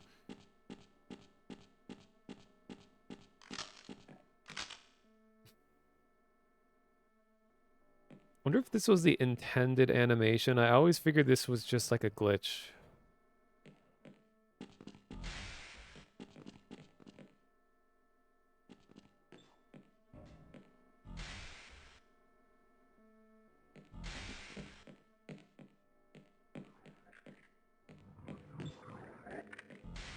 And there was that bizarre Easter egg in GoldenEye 64 where if you shot a scientist in the foot and in the hand with the weakest gun, like the PP7, that the scientist would pull out a gun and shoot you back. And I didn't even know about that Easter egg until like years after the game came out. Such a weird one. Okay.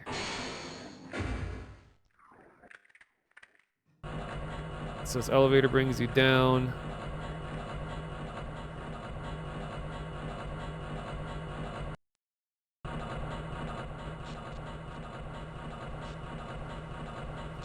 What's that audio?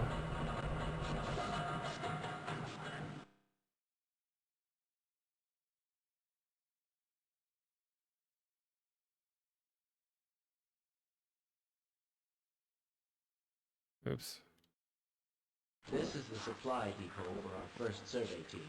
Quite a few handsome specimens were collected from the border world and brought back this way.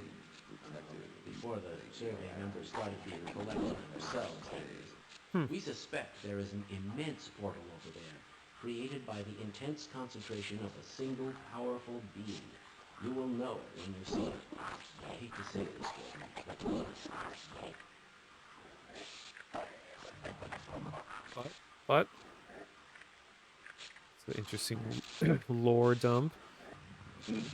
Alright, here we are. Lambda sector.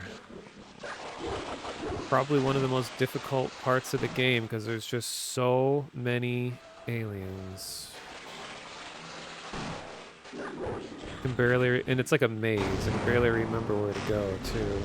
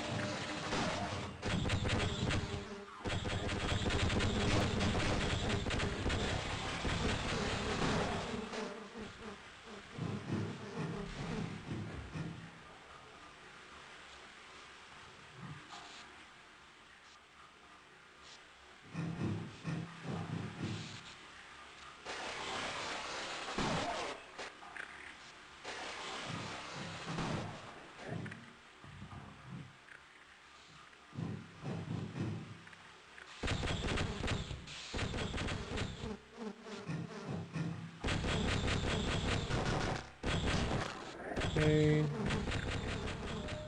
Yeah, I never liked this area. Just really annoying with how many of these alien grunts there are. Okay, so go down here. Swim across.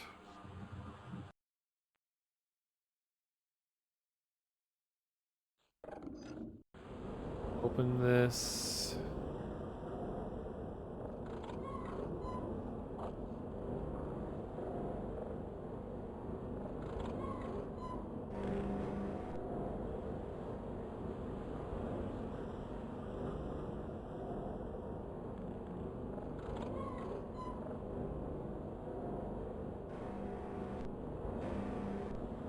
Huh.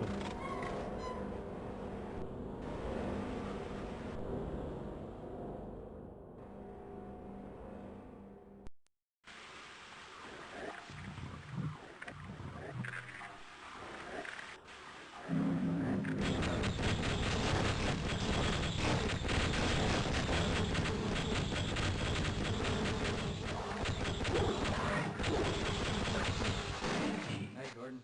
Hey, what's going on? Freeman, isn't it? You'll need to activate both pumps to flood the reactor, and then that access pipe down there will take you to the core. Time is short. Okay, so I gotta get the other one. I have to get my hands on the guy responsible for this mess. Nervously adjusts tie.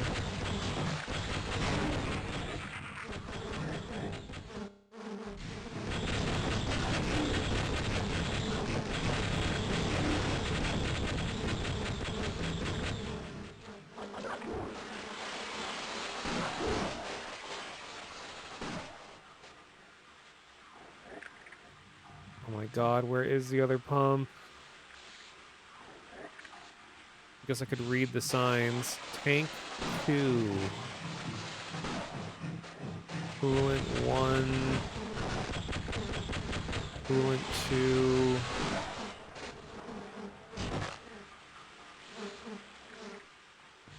Oh, that's right. This is...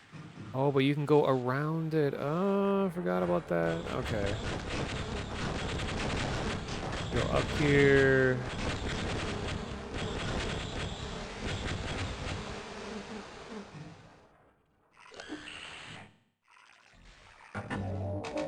Power 15%. Power 30%. All right.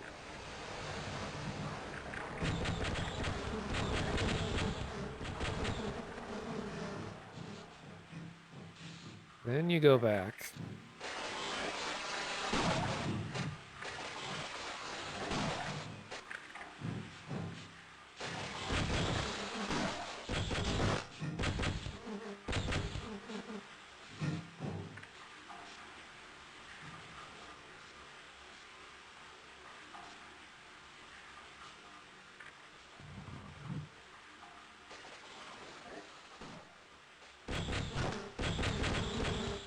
Wait, what? Oh, over here. Where is it?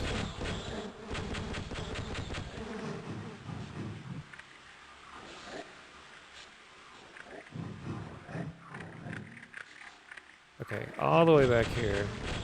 Then you go down, then you go over.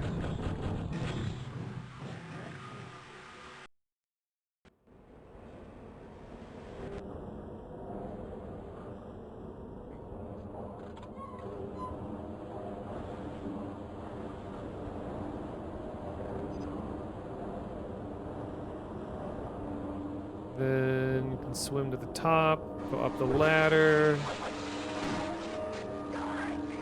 climb up here, or up here, go all the way around to here.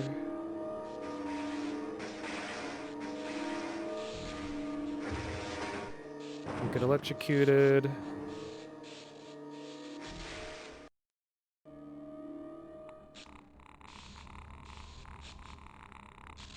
Lots of supplies.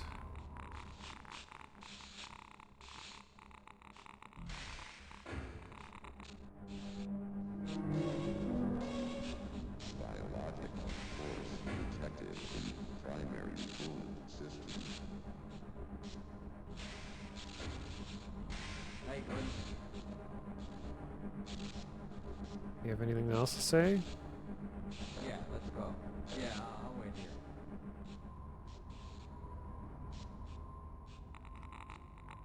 G-spot.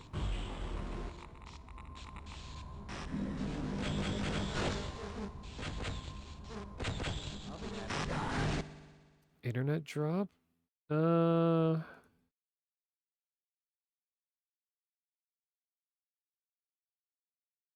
looks good on my end. Might actually not be me this time.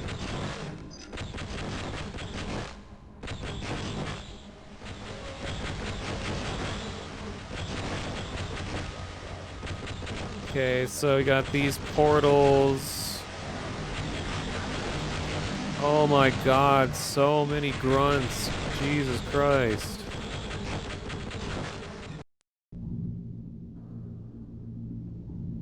Okay, I did not like this puzzle. I mean, it looks cool, but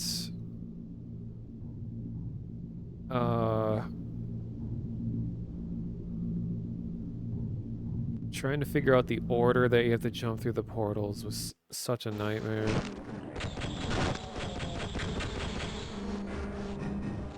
Okay, let's see.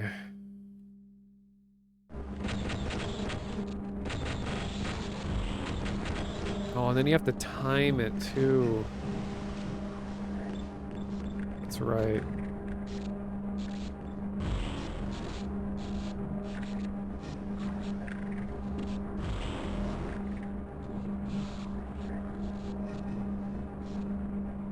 I mean, I think technically it's a good puzzle, but it just wasn't, or isn't, very fun.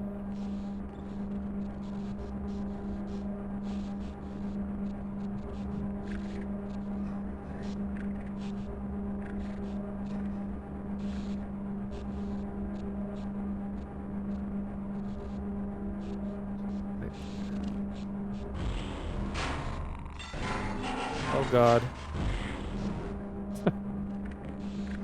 That was cool at least.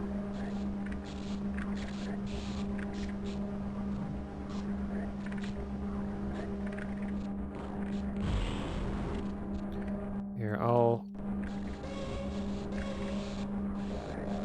So I will drop right here.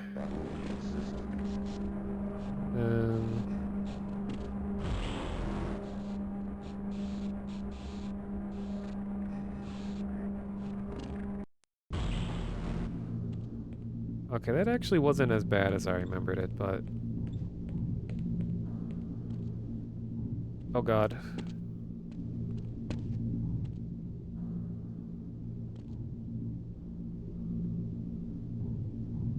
Oh, I gotta open one of these doors, that's right. Whoa, that wasn't supposed to happen. It's supposed to die, but not today.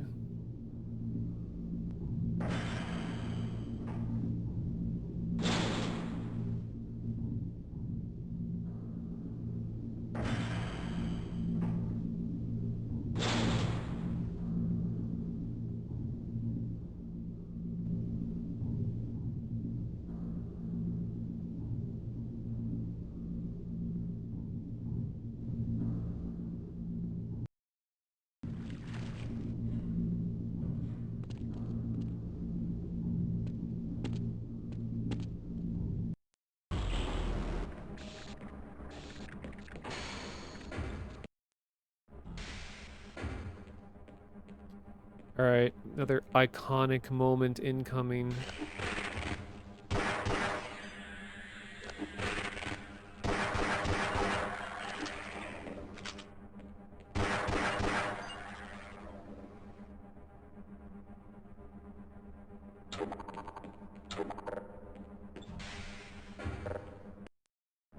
What?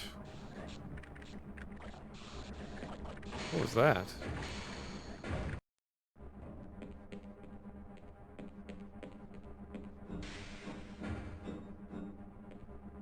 Oh. Alright, well anyway. You're coming over to here, and then all of a sudden... Scientist with a shotgun.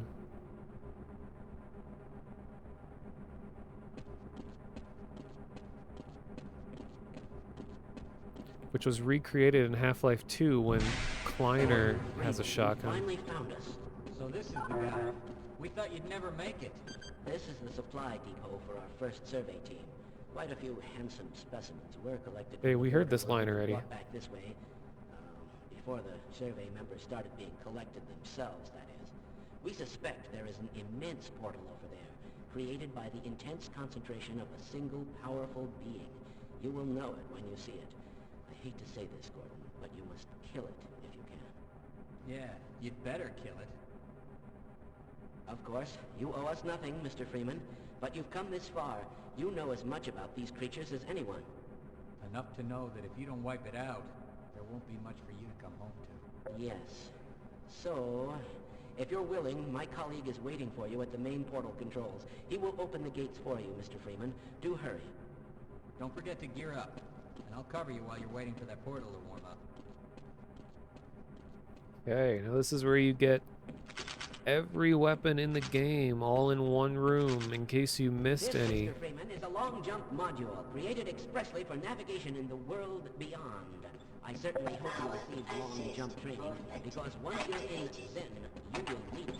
I would advise you to practice before crossing over. Practice? Okay. Wee, wee. Yeah, there's supposed to be like a jetpack-like sound every time you use the long jump, because like...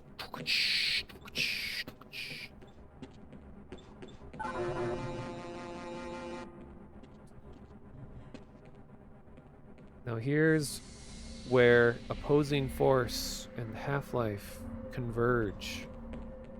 The very end of this sequence is when Adrian Shepard walks in, sees Gordon jumping into this portal.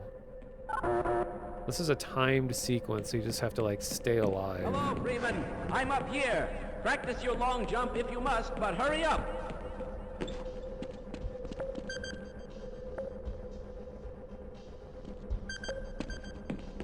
Can I no-clip into the portal? Maybe?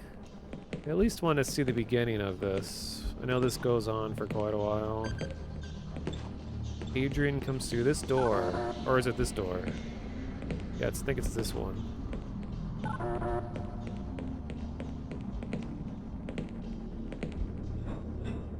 All right, I can open the portal now. The process is complicated, and once it's begun, I must not be interrupted, or I will have to start all over again. Don't enter the beam until I give the okay. Understood? I will begin. Texture on the ceiling's really cool looking. Really nice for this being old. You know, 90s technology. Oh dear! Oh, that's right, I have to protect the guy too.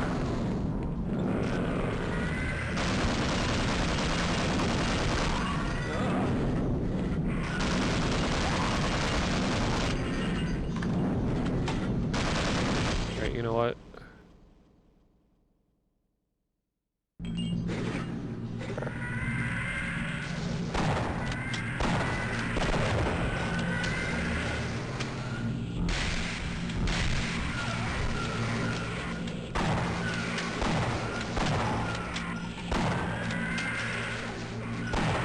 You're almost there, Freeman.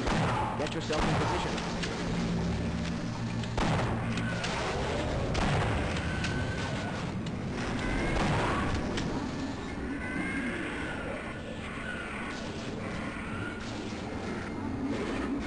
It's ready. You must go now.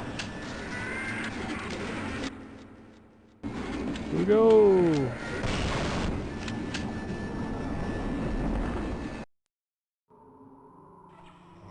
And here we are.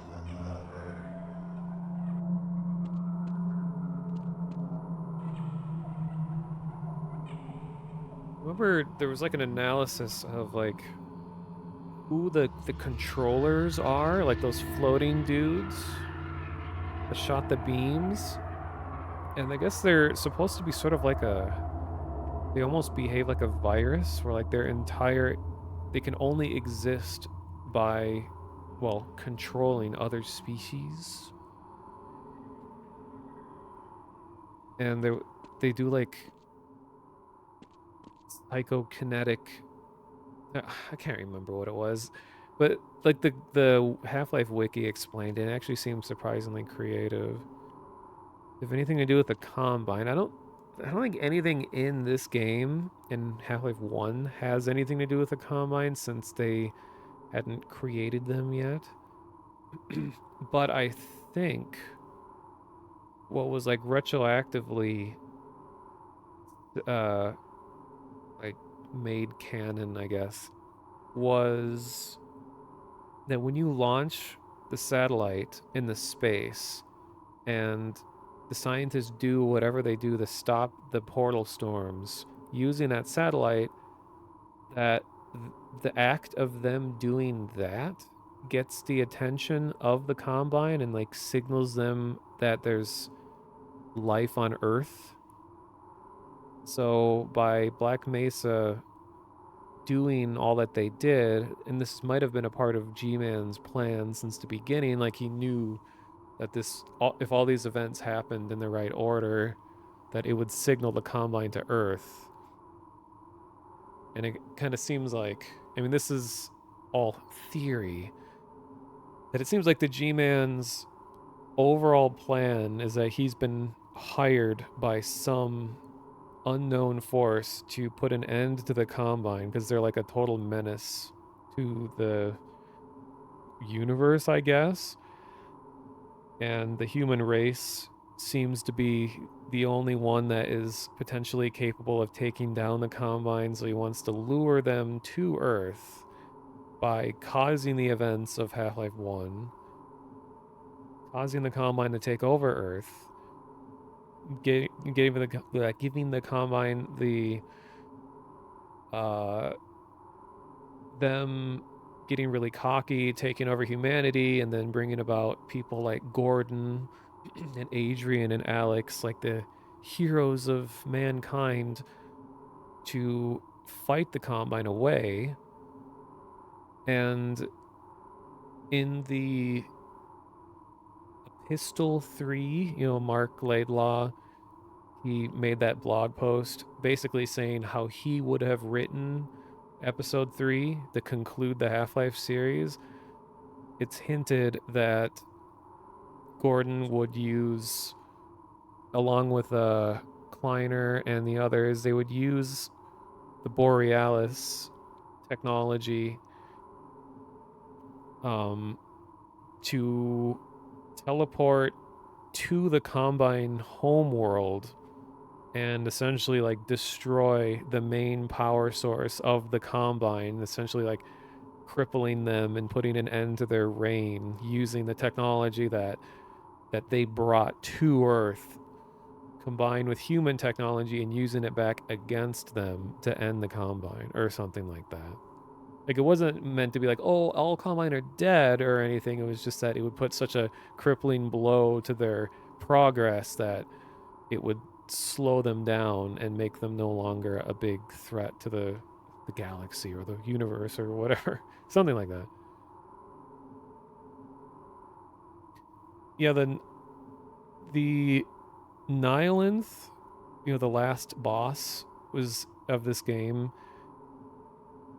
is the last of his species, and he is he comes from a different planet. He's not from Zen originally, but he's using the Vortigons, and the Vortigons come from another planet too. That's something I never realized, is that Zen, I don't think Zen has any native species. All the hound eyes and the bull squids and the Vortigons and the head crabs, they're all different species from different planets. But Zen happens to be, they say the border world. It's like a world between other worlds that they have all kind of converged here because of the Nihilith's teleportation technology. And that's how they ended up on Zen. And he's kind of like piecing together his own little society happening here. And then Black Mesa's experiments with Zen accidentally caused, well, quote unquote, accidentally caused portals to appear on Zen back to Earth, which brought all this crap to Earth that causes the disarray and eventually signaling the Combine to Earth or something like. I could be getting details wrong, and it's from memory.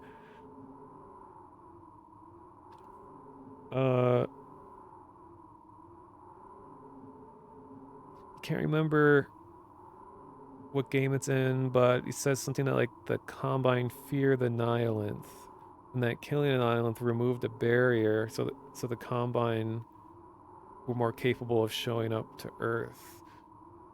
That would make sense.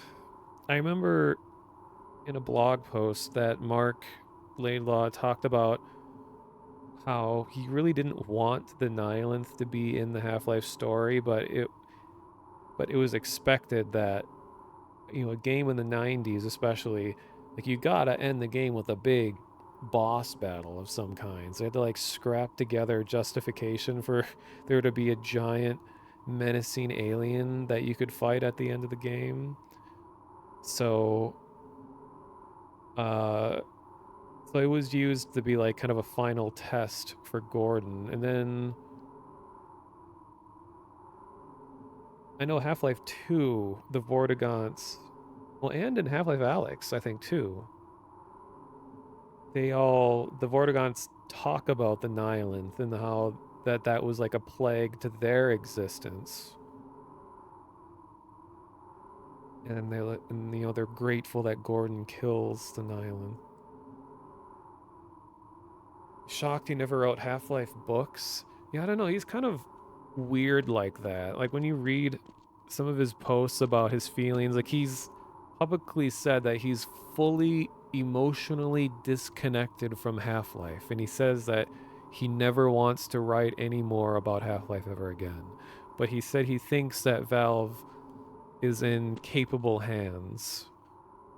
Like, that he trusts that the writers that are there now, like the ones that wrote Alyx, like Mark had nothing to do with Half-Life Alyx, but he thinks that, you know, the writers that are there are doing a good job or something like that.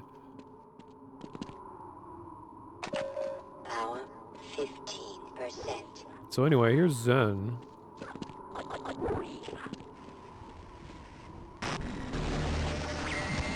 Hey, what's up?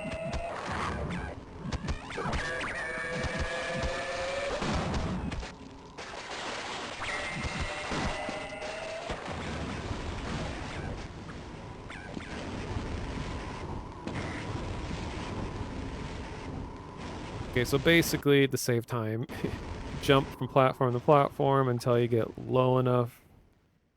Down here, you got these little like weird lightning things that attack you. You make your way towards the center of this island. Yeah, this is Tears of the Kingdom. We got some sky islands. Then you make your way here. The light shows you the way. Or one of them does.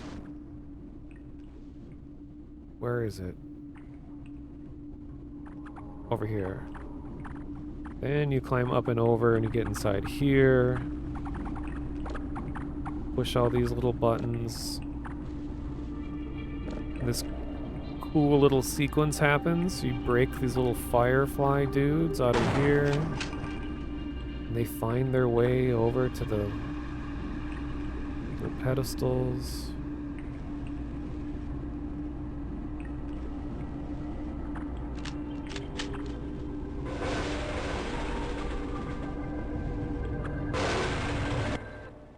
Oop. Sorry. Starts that up.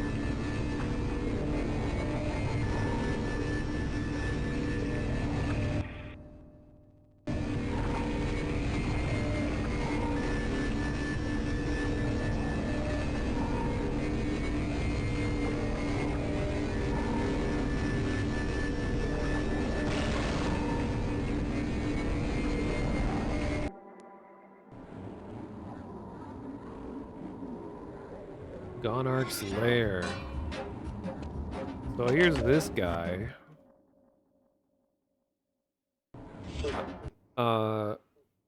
There was something confusing about this boss. I think in the code. Okay, so it shoots its like babies at you. And I believe in the code they were called like baby crab or something like that, which really confused me because I was like, okay, wait a minute. Why does this creature birth head crabs? Like a completely different species. But I think what it's supposed to be is that it's throwing baby gonarchs at you, which would make more sense. I don't know why in the game they call them head crabs, but they use the same type of AI behavior as head crabs. So maybe early on they were. I don't know. It's confusing. But I always like to think of this as the arachnisac, because that's what it looks like. 30%. Power 45%. Power 60%.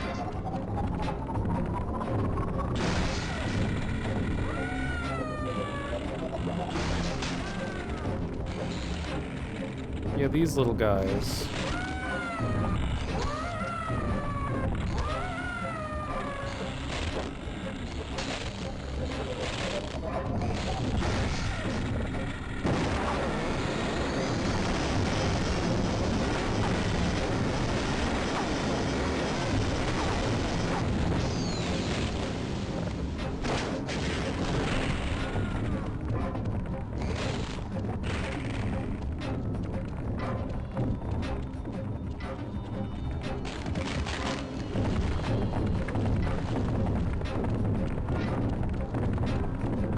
The Zen fauna. Cool. Flora, I guess I should say. And the trees.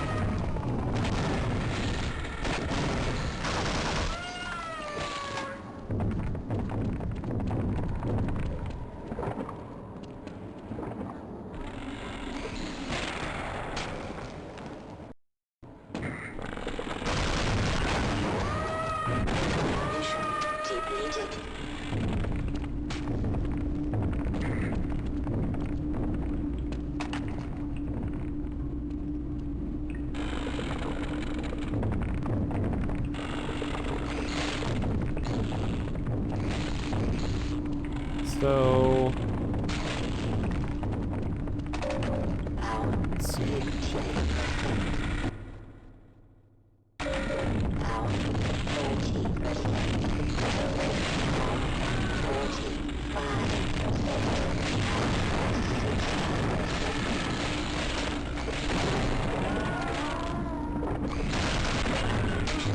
This is really loud.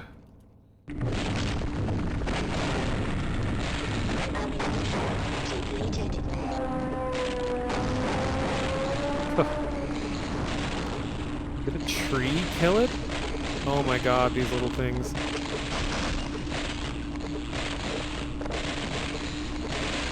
Hold up.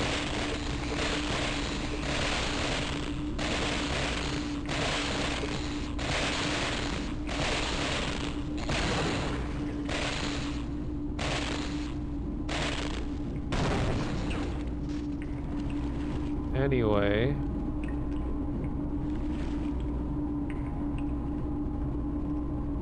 Speculation, but you wonder if he was so invested in it at one point. The fact that Half-Life 3 won't come into fruition is a sore spot for him. Well, I remember in his blog post, he said,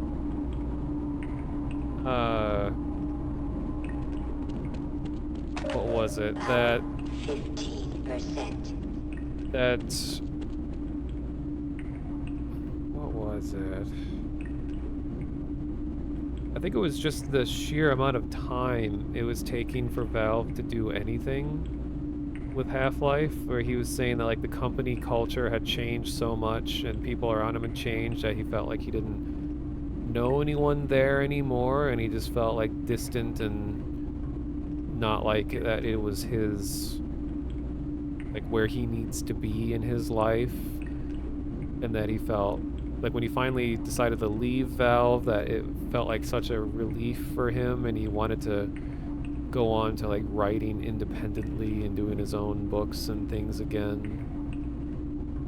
So at least it sounds like he feels like his life is in a better place since leaving Valve, and I kind of agree with him, but he also says in his blog post that he actually wasn't happy about Portal being introduced into Half-Life's lore. You're saying that, and I agree, like, I think Portal is really cool on its own, and Aperture is an interesting company on its own, but the fact that it has anything to do with the Half-Life universe is just kind of seems out of place. I've never really liked the fact that they're supposed to all be in the same world. So it makes me very curious how Aperture would have been portrayed in Half-Life 3 or Episode 3 or whatever, if that ever happened. Yeah, Kane, exactly. It just has such a different tone. Half-Life is relatively serious, and Portal is just really not serious. Like, why would they be in the same world?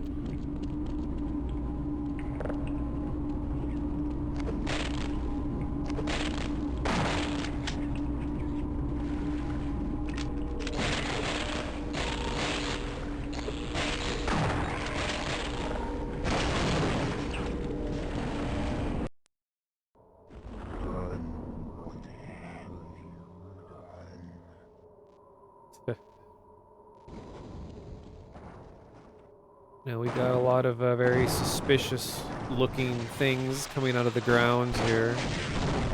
Or I should say going into the ground.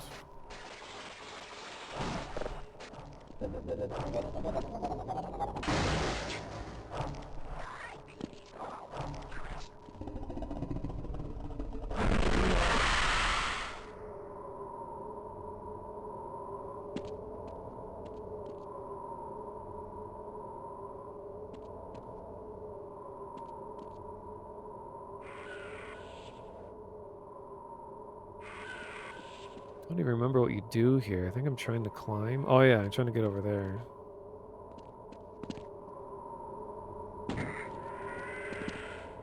And no clip. I feel like waiting.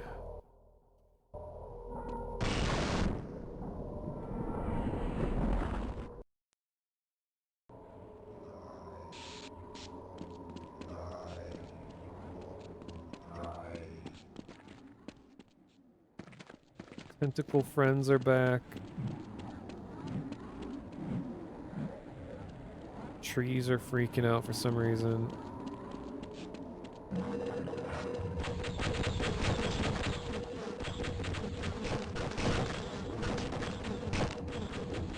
This I thought was a cool addition, and it'll be more obvious later, but how...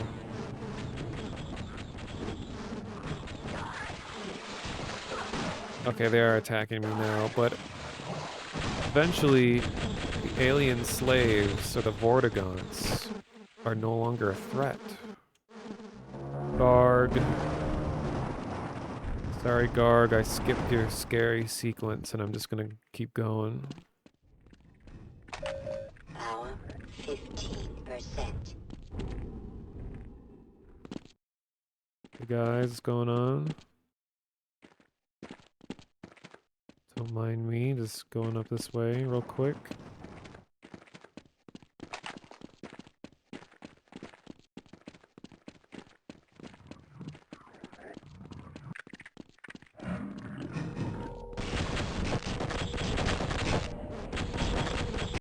We're very close to the end of the game.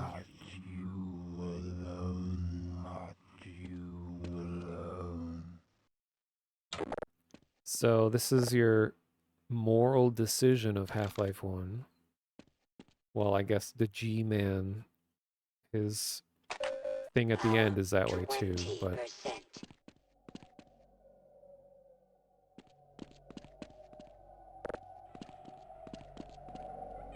So instinctively, you would go here and be like, oh my god, aliens, and just shoot them all, but you notice that they don't really care that you're here.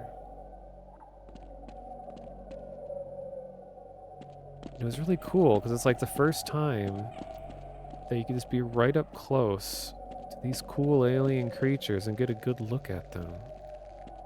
So you're used to them fighting you.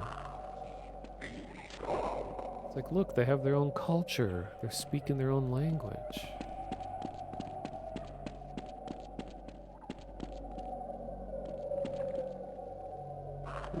And these big blue pods are like gestation chambers for the alien grunts.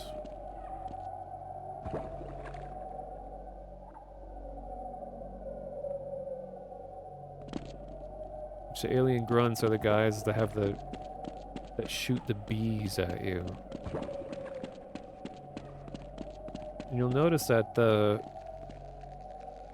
grunts and the slaves actually look pretty similar. Like they both have like slave shackle kinds of looking things on them, and then they also have that third arm coming out of their stomach.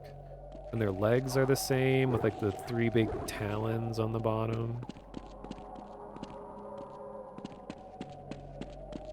So this is a lot of platforming, climbing, getting higher and higher, following the conveyor belts of these things. Eventually go this way.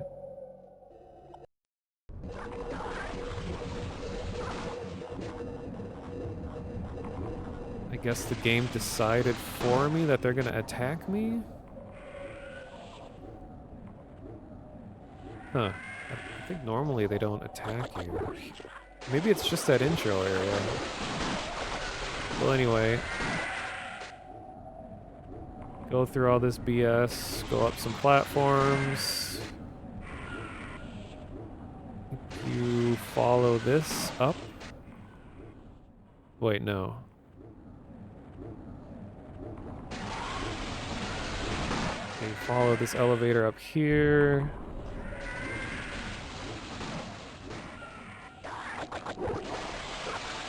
Go through here. And you climb up. Oh yeah, there's a grunt inside. Go over here. Crawl into this. Then you're back over here. Hey Hexen, thank you for the raid. Welcome. Oh yes, I keep forgetting this is a feature.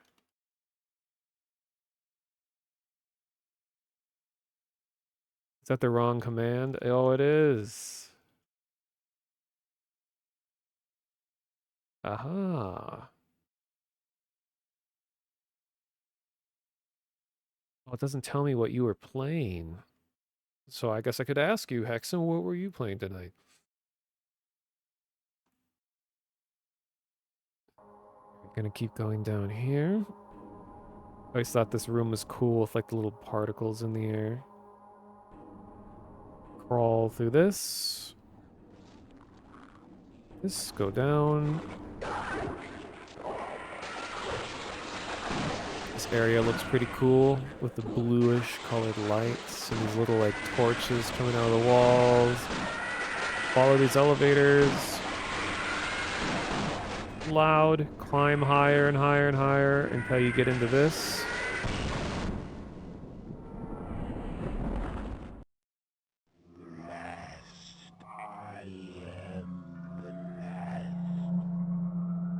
Nihilith telling you that he is the last.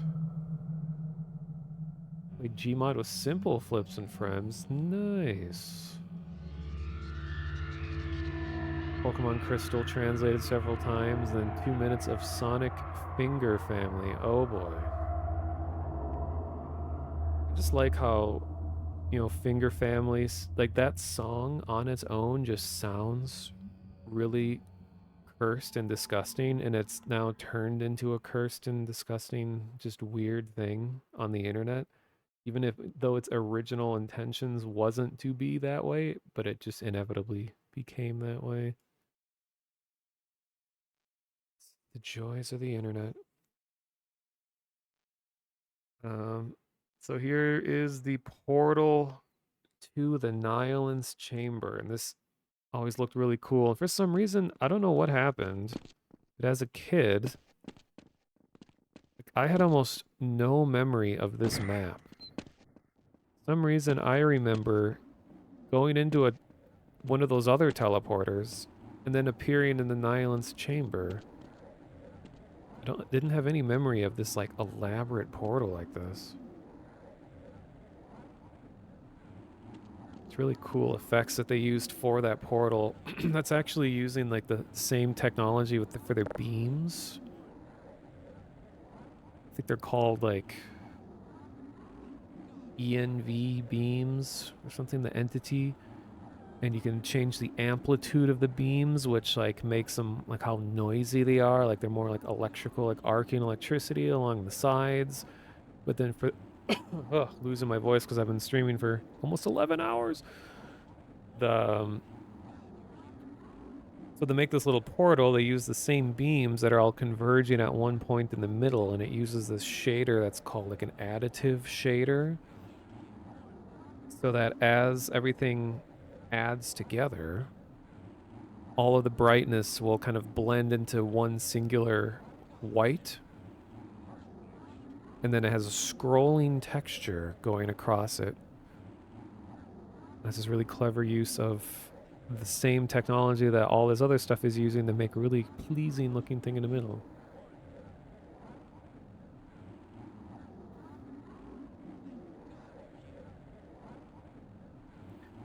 You save scum through this area, dying and scumming constantly, yet somehow you remember it despite fractured playthrough. I think this map has a weird name, too. Because normally everything fits sequentially, where it's like chapter 4, A1, A2, A3, or C4, A1, C4, A1A, A1B, A1C, and but then this one is just 1F, which is way later. So if you're just like jumping through maps using console commands, that's easy to miss this one. And of course, as a kid, this introduction, I had no idea what the final boss was going to look like.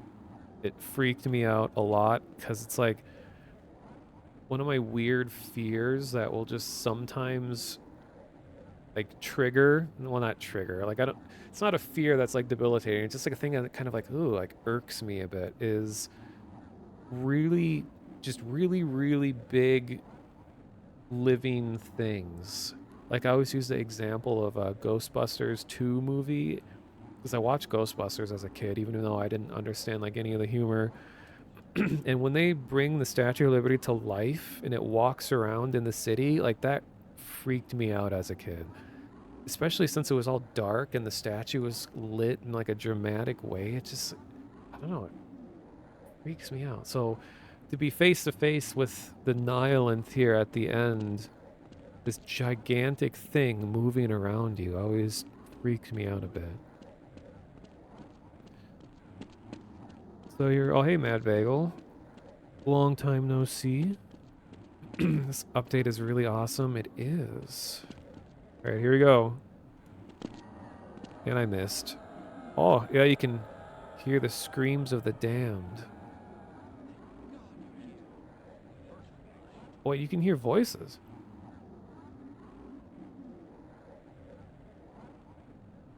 I heard a scientist.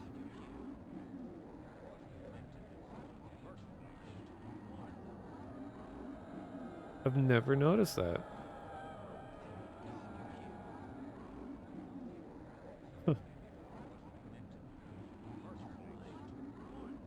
Weird. Okay. Anyway, here we go.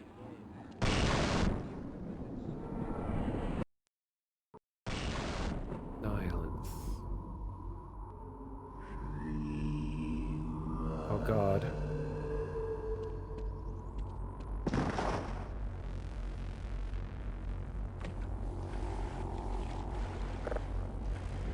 Oh, joke's on this guy. I already know how to beat you.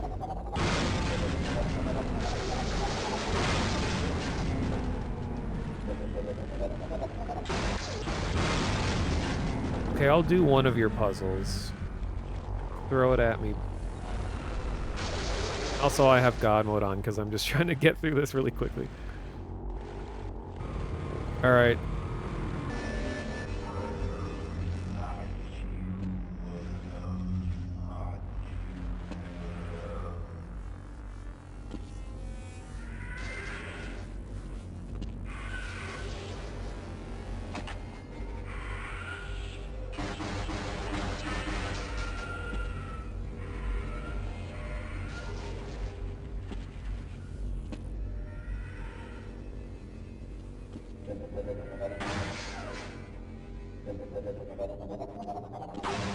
Oh, it doesn't work here.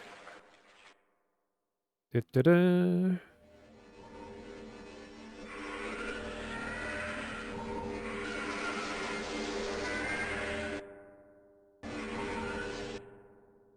No, I could just bind that to a key, but I'm already at the end of the game, so...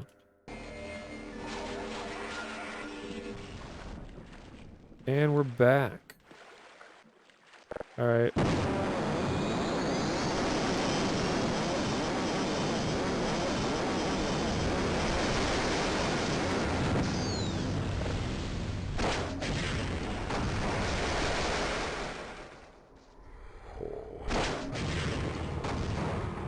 No, no, no, no, no, no, no, no. Missed me.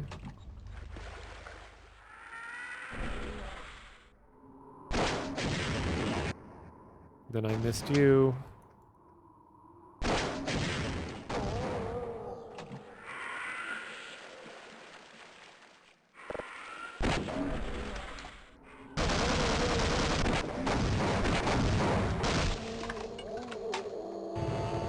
And game over.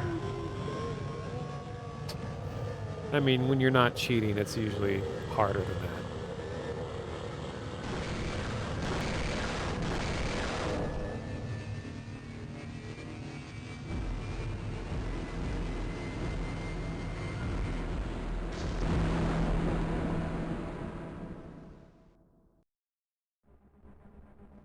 Look who it is. Gordon Freeman in the flesh. Or rather, in the hazard suit. I took the liberty of relieving you of your weapons. Most of them were government property. As for the suit, I think you've earned it. True. The border world, Zen, is in our control for the time being, thanks to you. Quite a nasty piece of work you managed over there. I am impressed.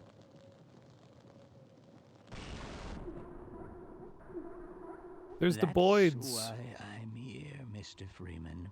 I have recommended your services to my Employers. And they have authorized me to offer you a job. They agree with me that you have limitless Potential. All kinds of AI was developed for those Boyds, they're called. Man, so I don't and that's all they expect you'll have in the any game, trouble is that deciding couple what to seconds. do. If you're interested, just step into the portal and I will take that as a yes. Otherwise, well, I can offer you a battle you have no chance of winning. Rather an anticlimax after what you've just survived. All right, I'll take the non-canon ending first, which is to not do anything. It's time to choose. I'm gonna refuse his offer like a badass.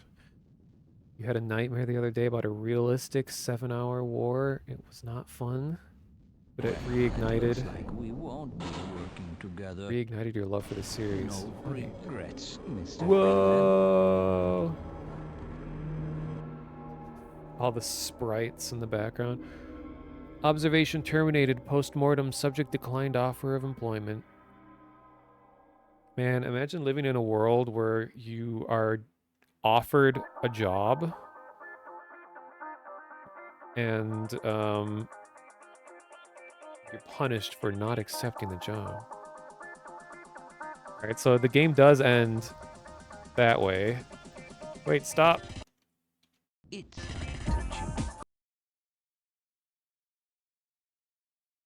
I mean, I love that song, but...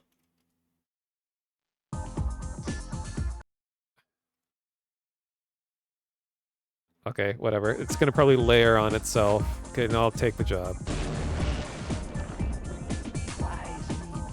Mr. Freeman. I will see you up ahead.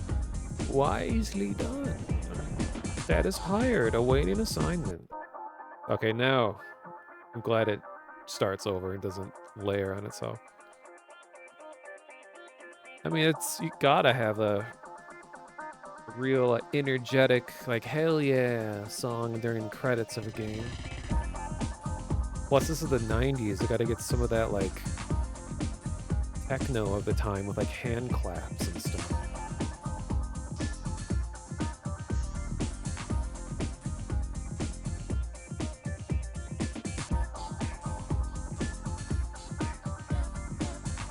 Boy, I thought I remember the credits going a lot longer than that. They've been thinking of Half-Life 2.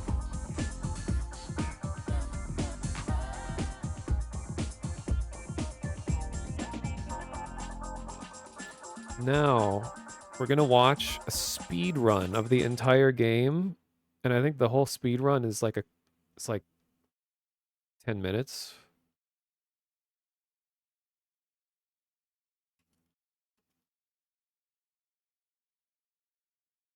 Okay, what is the fastest time?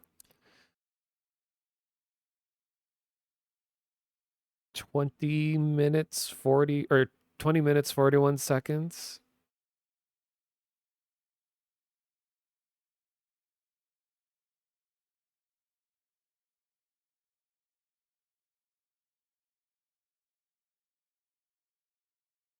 Okay, well, this one is from 9 years ago and it has 12 million views. The speedrun of this game has more views than like any other Half-Life related content. I'm sure there's something that where it's like not considered valid because of blah blah blah or whatever. I don't know. Okay, let me get this up. Oh yeah, well that was Half-Life. No clipped through really fast, but now, yeah, like I said, we're gonna look at the speed run. Capture this window. Is this the right window? Gambling that it's gonna be the right one. And it is, all right. Now watch these insane things that are done to save time.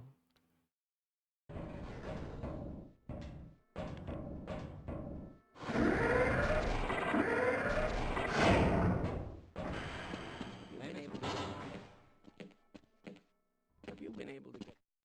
Just bunny hopping like crazy.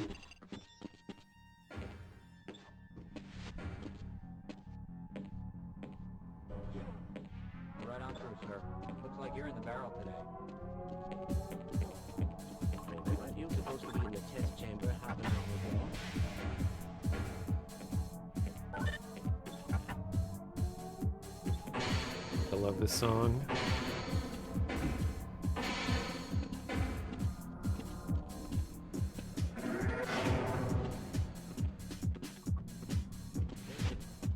Like you can skip the sequence just by like shoving the dude over to the eye scanner. Gordon, we have important things to tell you. Come back.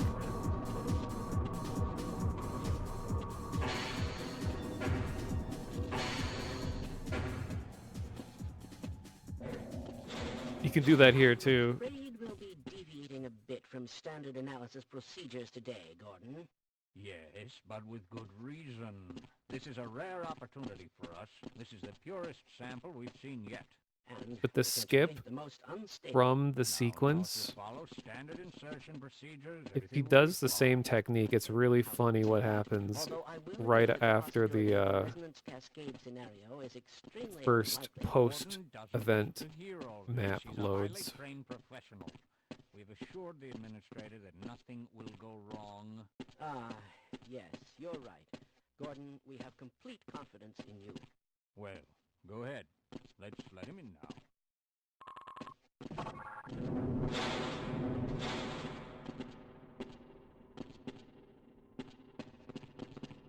Sometimes when you're forced to wait at a sequence like this, that speedrunners will just show off. Testing. Everything seems to be in order. Yeah. Like perched way up here in this like inaccessible spot. Should keep you comfortable through all this. The specimen will be delivered to you in a few moments. If you would be so good as to climb up and start the rotors, we can bring the anti-mass spectrometer to 80% and hold there until the carrier arrives.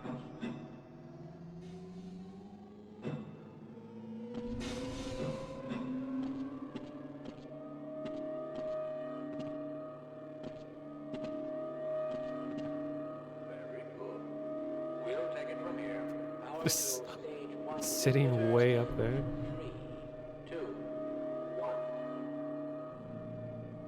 I'm seeing predictable phase arrays.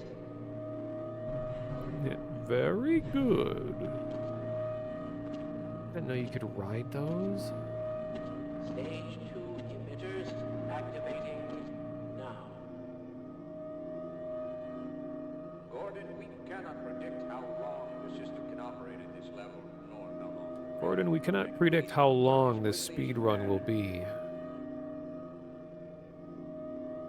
Overhead capacitors to 105%.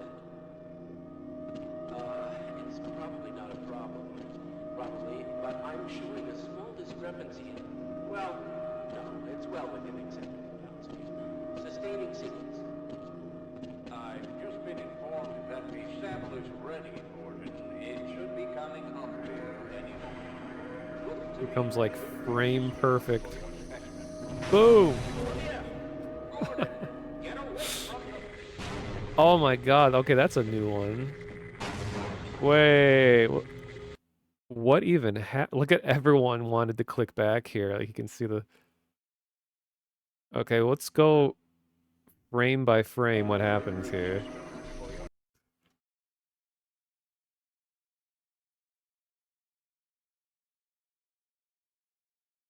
Uses that explosion, I guess, to just fly through the air.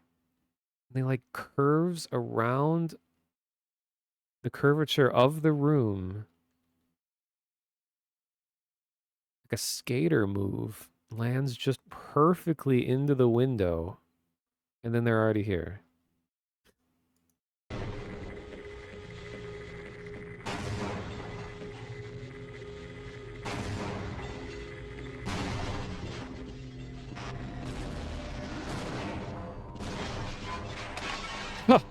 This went through the glass. Gordon.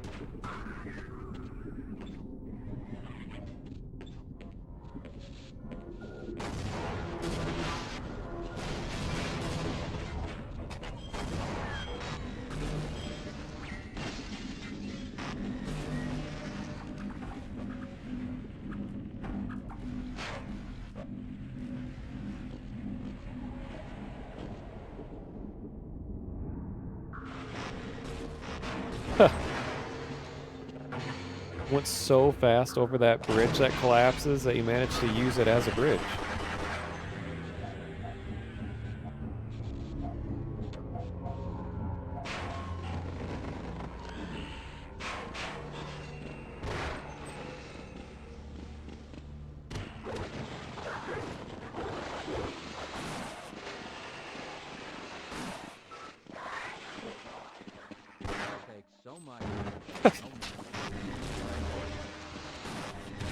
I wonder if there's a strategic reason why he shot Barney.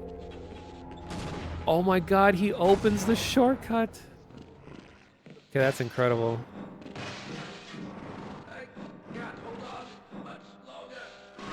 Hey, he's... Oh, here's this part.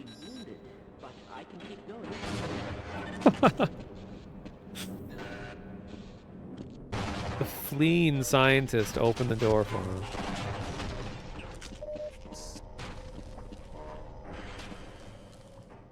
Oh, here's the ladder. Oh, absorbed all fall damage by catching a ladder at the bottom. Bunny hops faster than the train can move.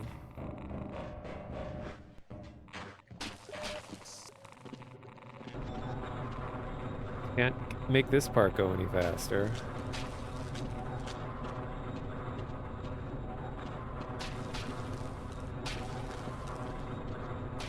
Yeah, the one person that could help that scientist decides not to.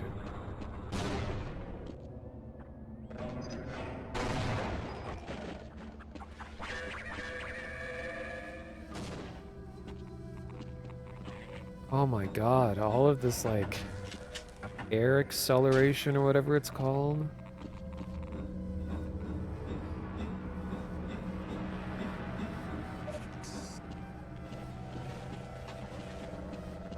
Wow.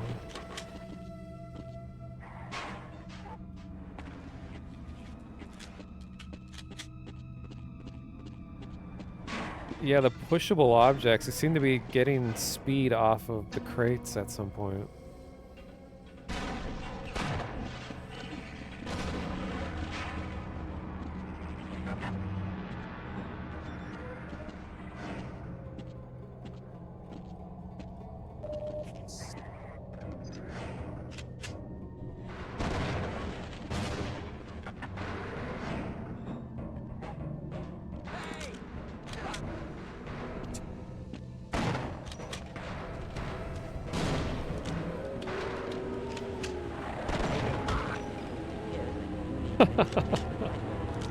Uses this time to get healed by the scientist. Amazing. I like how the guard and the scientist are just like, hello, after being dragged around by a zombie 1 frame earlier. Oh yeah, water is a good thing that preserves momentum. I remember using that a lot in like honk jumping in Team Fortress Classic concussion grenades. Oh wow.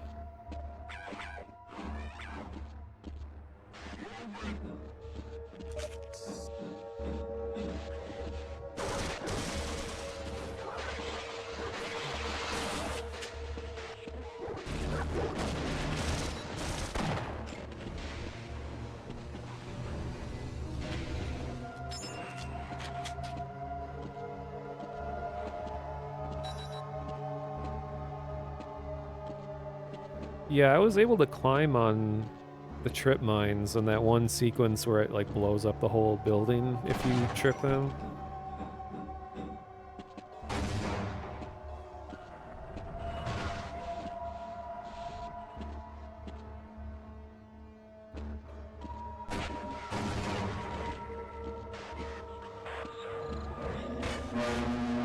Oh my god.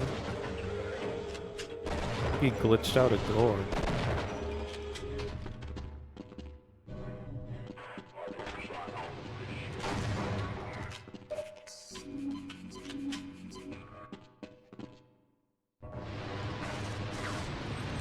Managed to get outside with the rocket.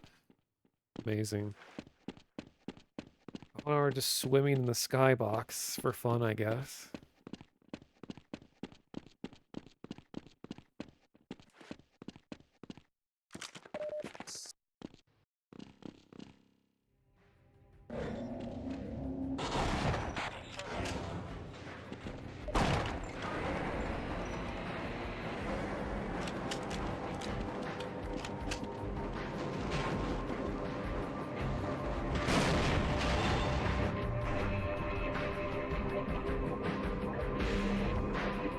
Huh.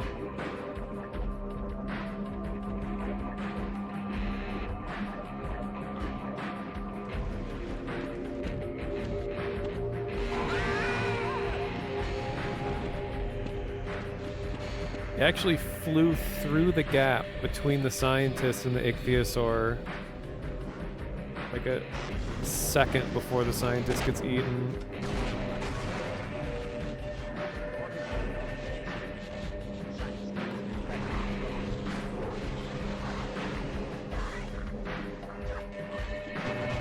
Yeah, he outran the G-Man.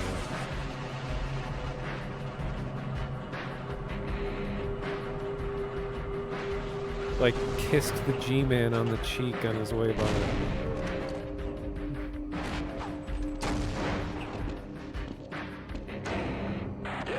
All that musical timing, though, that was good. Nice You hit. can spray. I didn't even know that.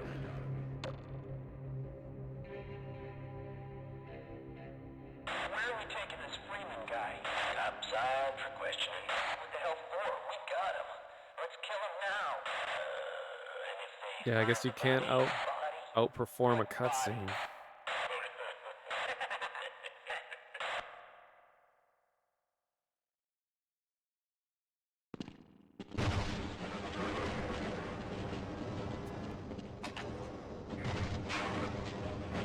Okay, I don't know what just happened there, but okay.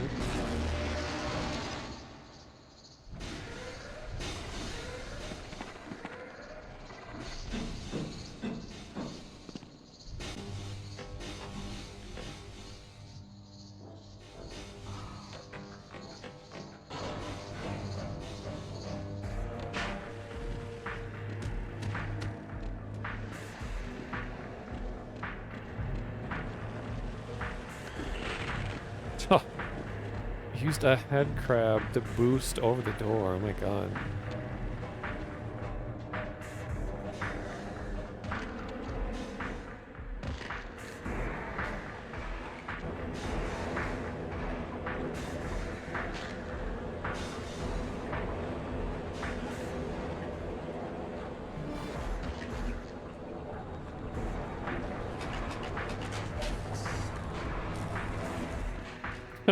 Didn't even need to stop the pistons, just flew by.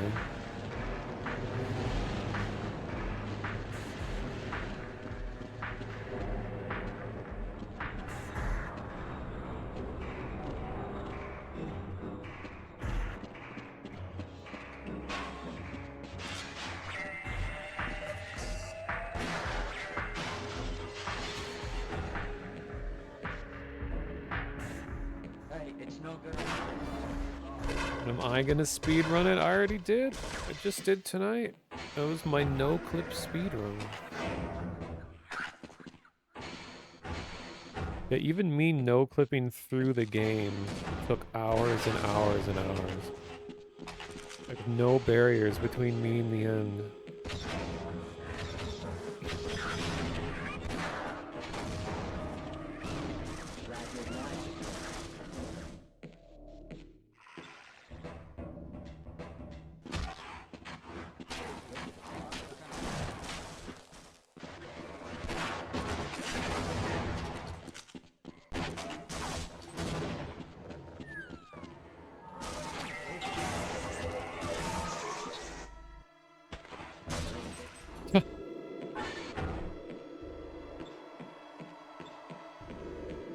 Yeah, I did like stop and talk a lot, right?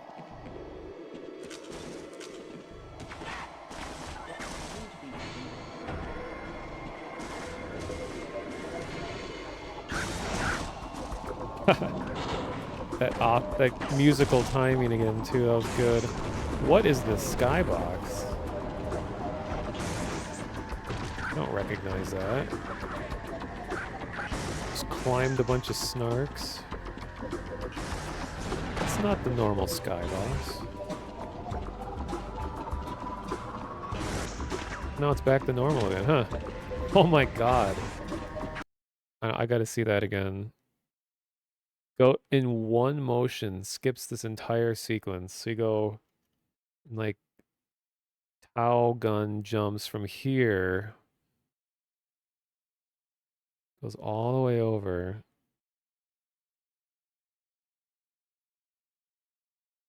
It just goes straight into the pipe.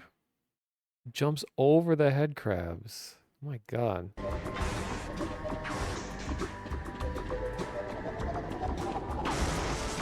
You just go over the fence.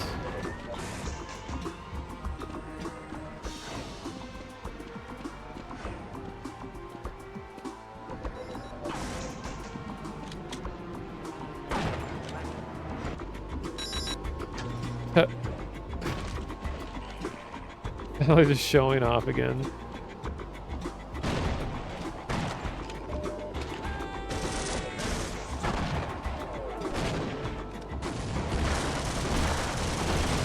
What? You could just shoot that door with the gun?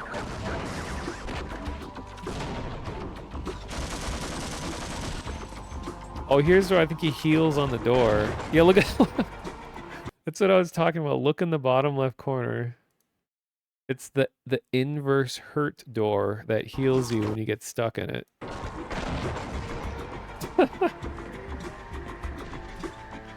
That is incredible.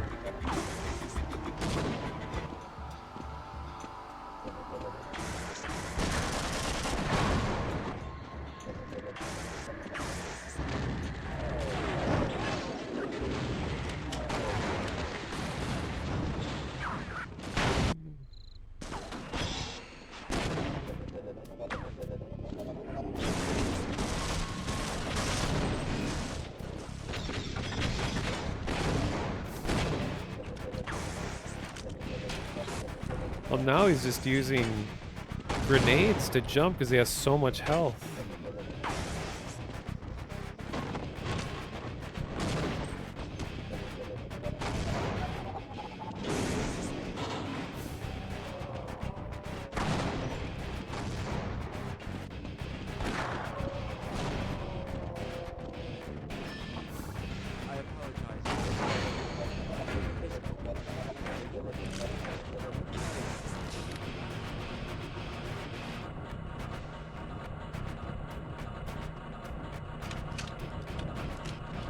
Wow, now this looks really slow and you have to actually wait for an elevator.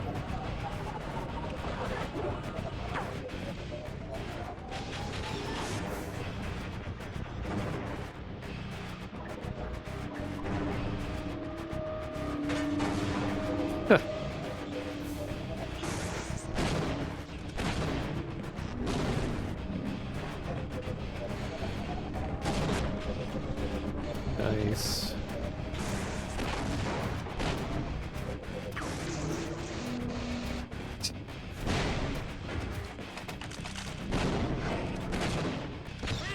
Oh, you can just jump right into it. Wow.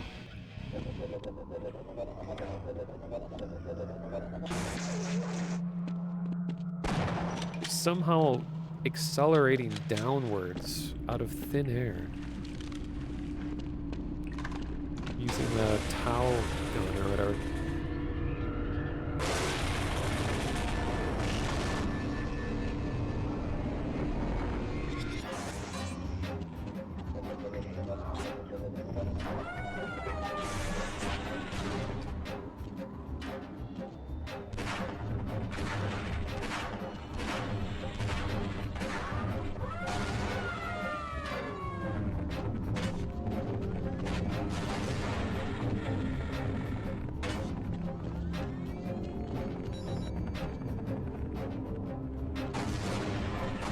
This is just like insulting to the AI.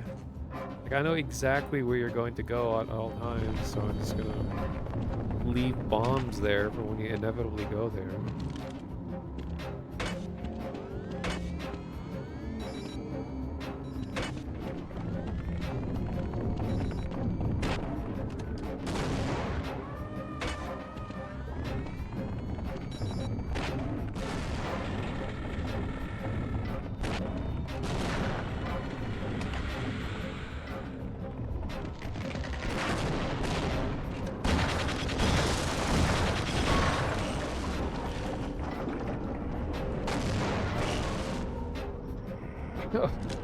What?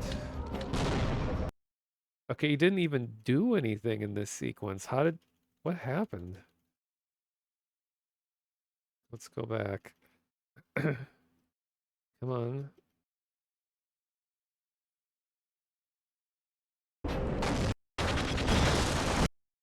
Okay, so it goes through the net, which is normal. Breaks through the ground. Goes into the teleporter.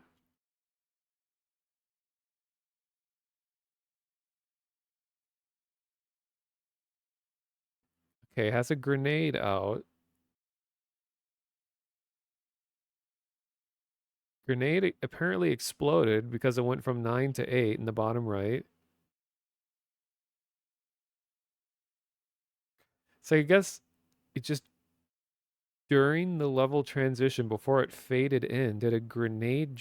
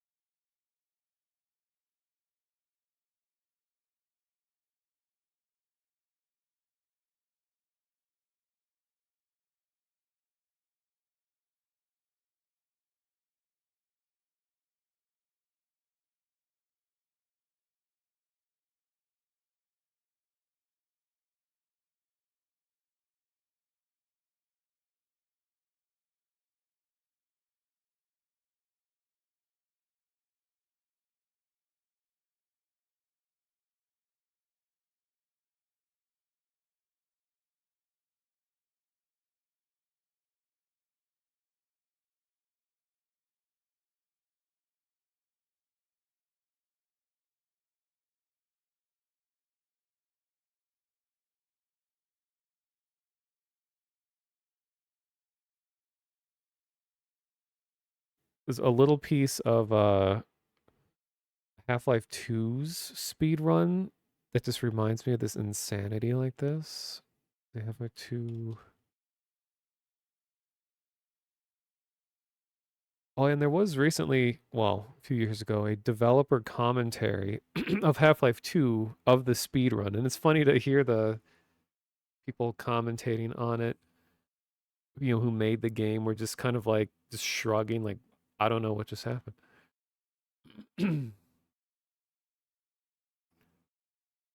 Oh, it's hardly the.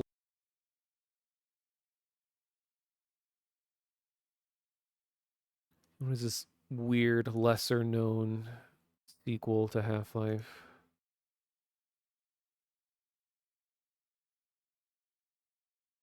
Specifically the coast section is really funny. You know, the coast, which is like one of the longest parts of the game, just becomes tiny. I mean, there's a lot of really funny moments in this run, but like...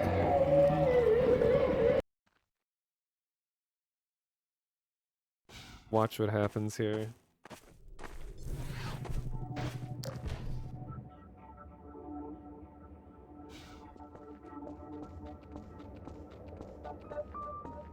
Well, not only do you just like run around in the sky, but once you actually get out where the buggy is, it's so funny.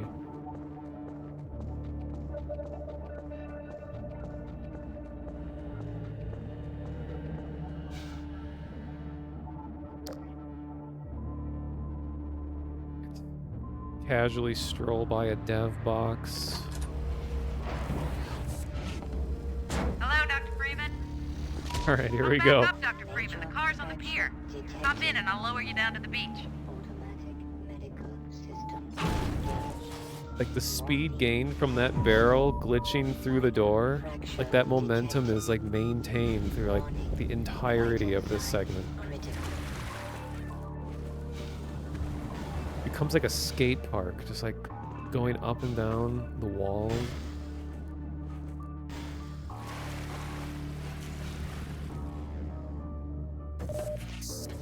Picks up a health kit on the way there. No big deal.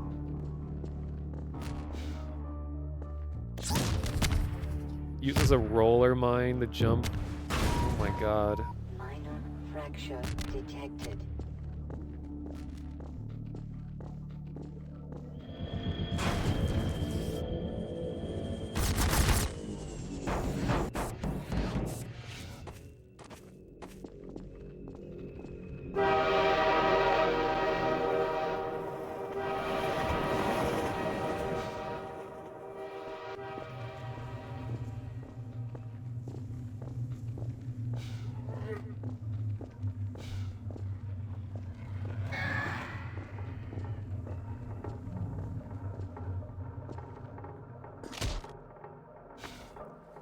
Oh, you're right. Yeah, he skipped the entire bridge sequence of climbing under the supports underneath the bridge.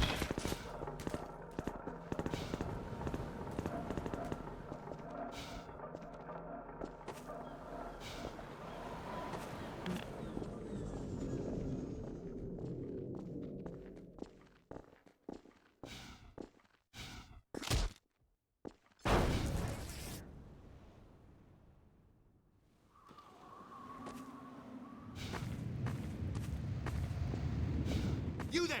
Stop! Why, maybe Laszlo survived in this universe. Who knows? Major fracture detected.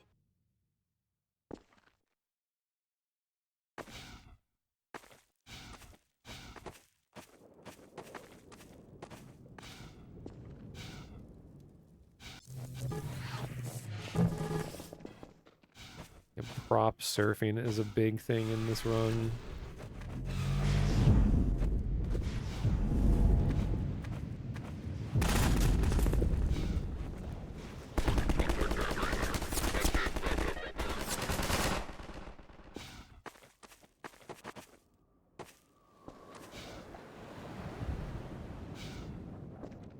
Okay, well, there's also similar stuff going on for the canals sequence too.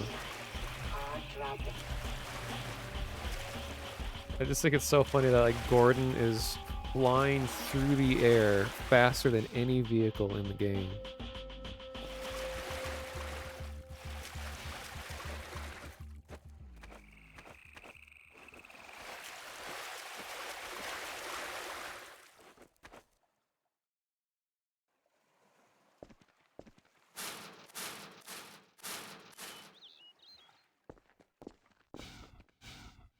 I do remember actually using bunny hopping a lot in Half-Life 2 mods because you could bind jump to your mouse wheel, and if you just like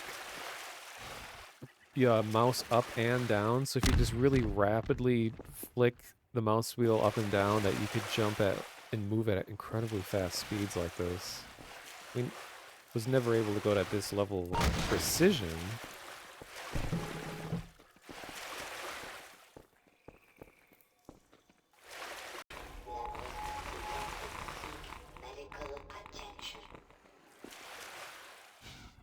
Apparently something really good happens here because tons of people clicked.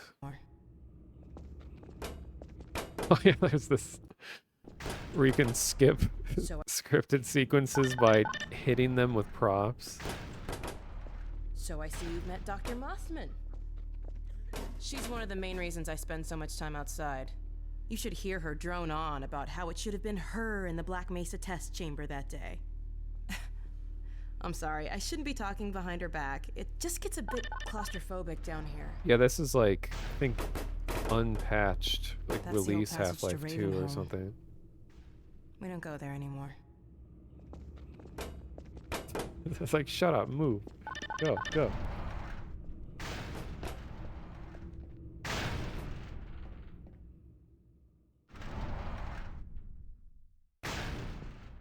So, here we are.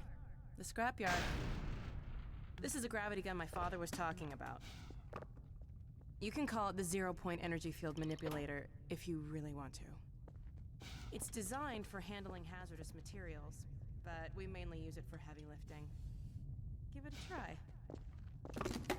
Wait, did that say what I thought it did? Is that what people are clicking over here for? Oh my god, it is.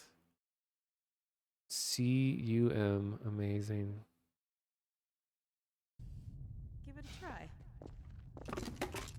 The primary trigger emits a charge. I found it handy for bearing mind. It just leaves the area entirely.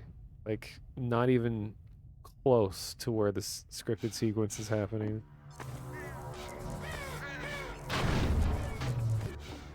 I was really hoping that speedrunners would find a way to skip Ravenholm entirely so that we don't go to Ravenholm would just be like part of the canon of speedrunning Half-Life 2. Apparently we still have to go there.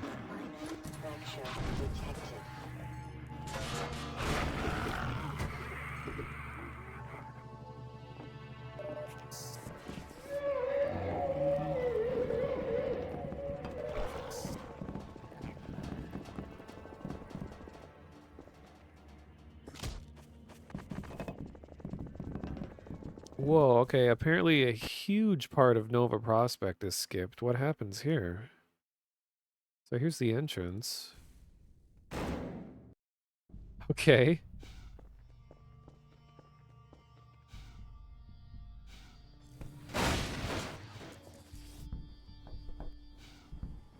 Just hanging out in the void, I guess.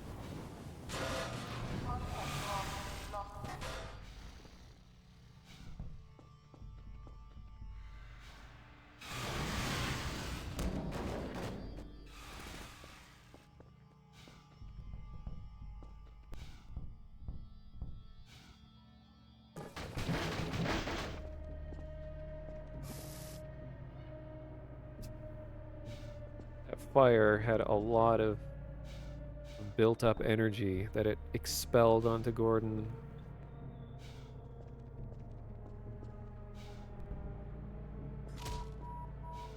You know, Nova Prospect had a lot of like debris and weird decorative pieces all over that had strange collisions on it. I remember even in like Half-Life 2 Deathmatch that the prison map had weird exploits in it.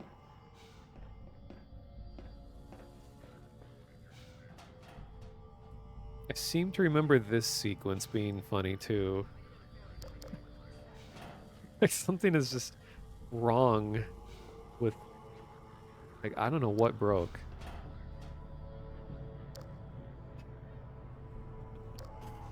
Awkward.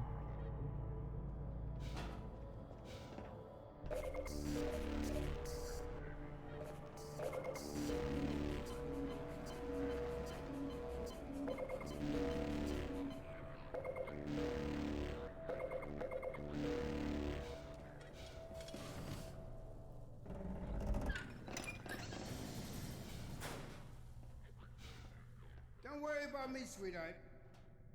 Judith! I see they set you free. Eli!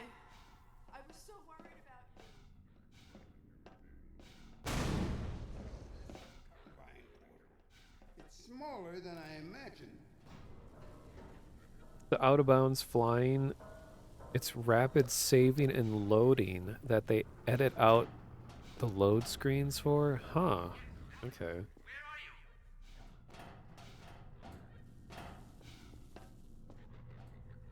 Oh, I remember what happens here. This is really funny. You know, Judith is like, okay, I'm gonna grab Eli and go.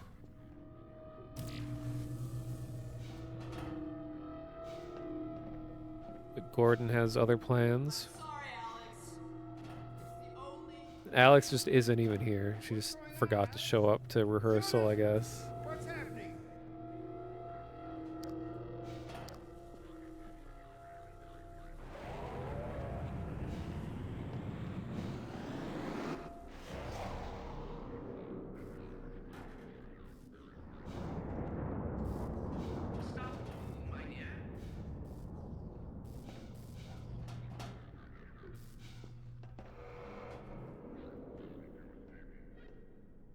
Yeah, yeah. Alex is still in Kleiner's lab talking to Barney. I guess it doesn't happen in this run. I could swear there was a run where you're able to teleport away with Judith and Eli. I thought it was so funny. Guess you still have to do this sequence, at least in this run.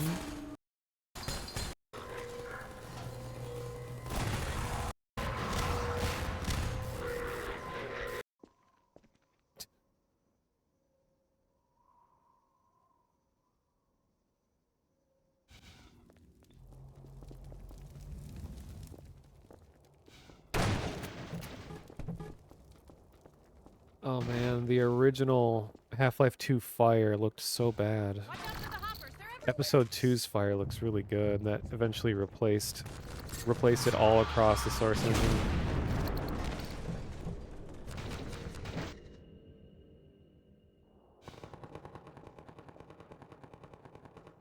Just run over to the Citadel through the air.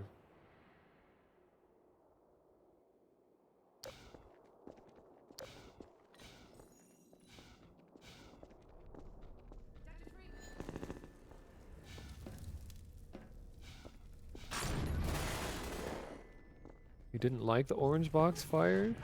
I don't remember it looking a lot better. I don't know, I mean, opinions, so I also haven't seen it in a long time, but...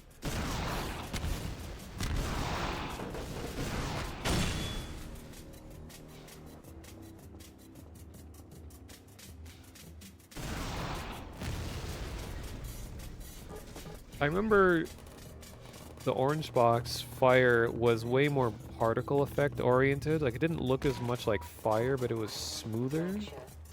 Yeah, it was like kind of more red and fluid looking.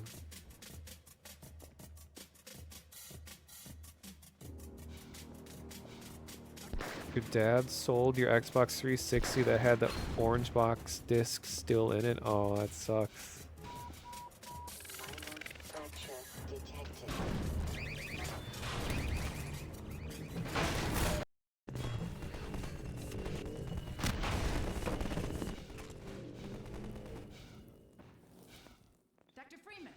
Since you shut off the suppressor and It's never not funny to me when you get like the first second of a conversation like, oh, Gordon, I'm glad you're here. And then they're gone.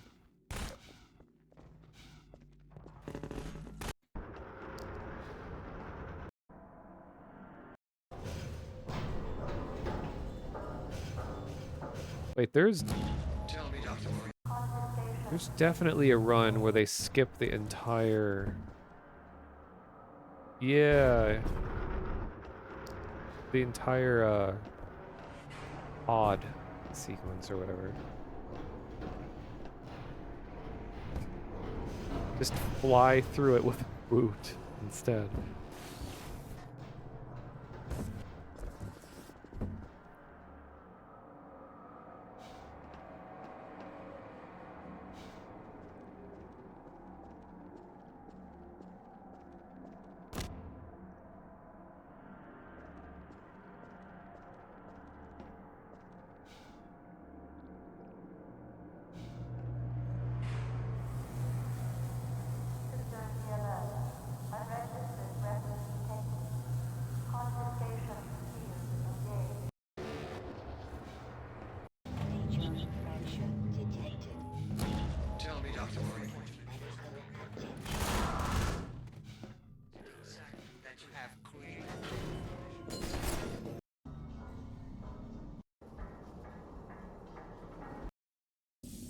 Oh, I remember this cutscene being really funny too. There's nothing you can do, Gordon. Gas giants. Good God. Well, if it isn't Gordon, This is all normal. you're more than qualified. You won't, my old friend. Imagine her. Go ahead. Distance has shown it is. Did you realize your contract was open to the high? Don't struggle, honey. Dad. Please, I'm sorry. Dad, hang on. Okay, this point to the end of the game I remember being hilarious. If it's the same run.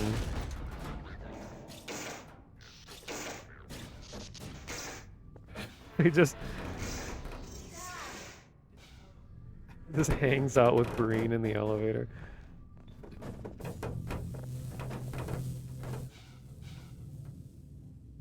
Then goes back.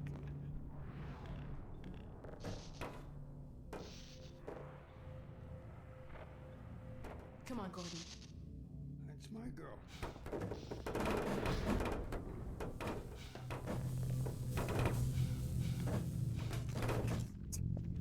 What is going on?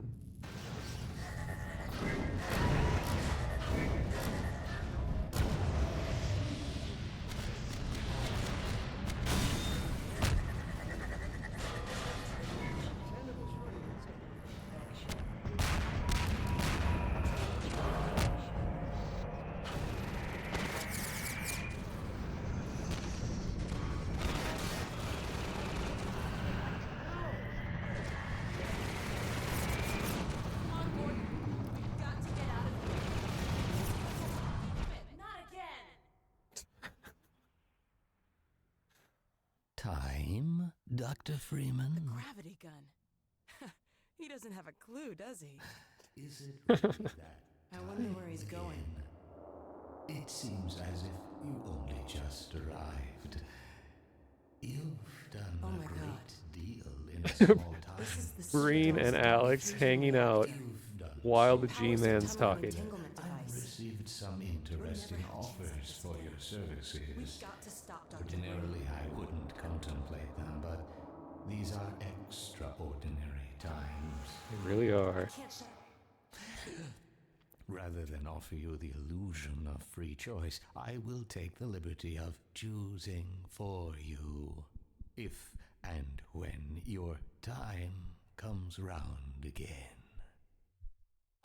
I do apologize for what must seem to you an arbitrary imposition, Dr. Freeman. I trust it will all make sense to you in the course of...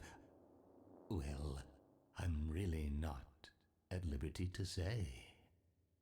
In the meantime, this is where I get off. You don't need to know where you get off, G-Man. That's gross. Let's see the credit.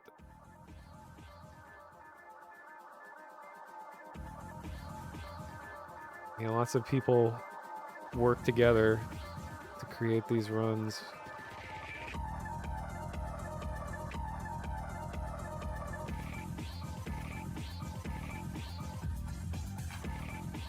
Look at that, speed running brings the international community together.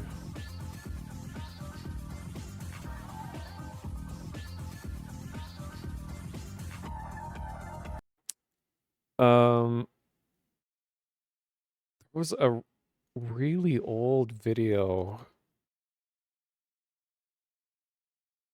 of let's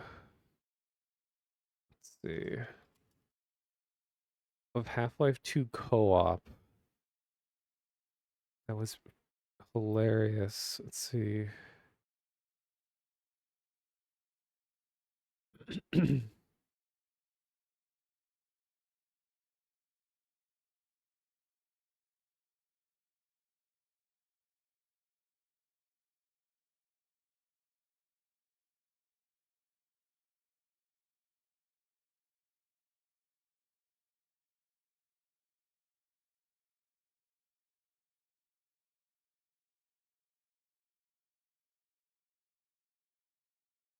Here we go. Oh God. Okay, this is gonna get really loud. And there might be some gamer words. I'm not sure because this video's from 14 years ago. But one of my favorite things is watching a like forced co-op of a game where you just have way too many players doing a single player thing and it just like ruins the atmosphere and just looks really janky in like the funniest way possible. So this is before Gary's mod had like a co-op thing built in. This is a Obsidian Conflict, which is one of the first ways that you could play Half-Life 2 in co-op, and also then the Synergy mod come along eventually. Not gonna watch this whole video, but I remember the end sequence being really funny. I'm the real Gordon Freeman. Ignorance and decay. Make no mistake, Dr. Freeman. This is not. Where's Barney? He needs to open the door for us. Let's see. It goes towards the end. I'll send them on that. Control him. But you might find that.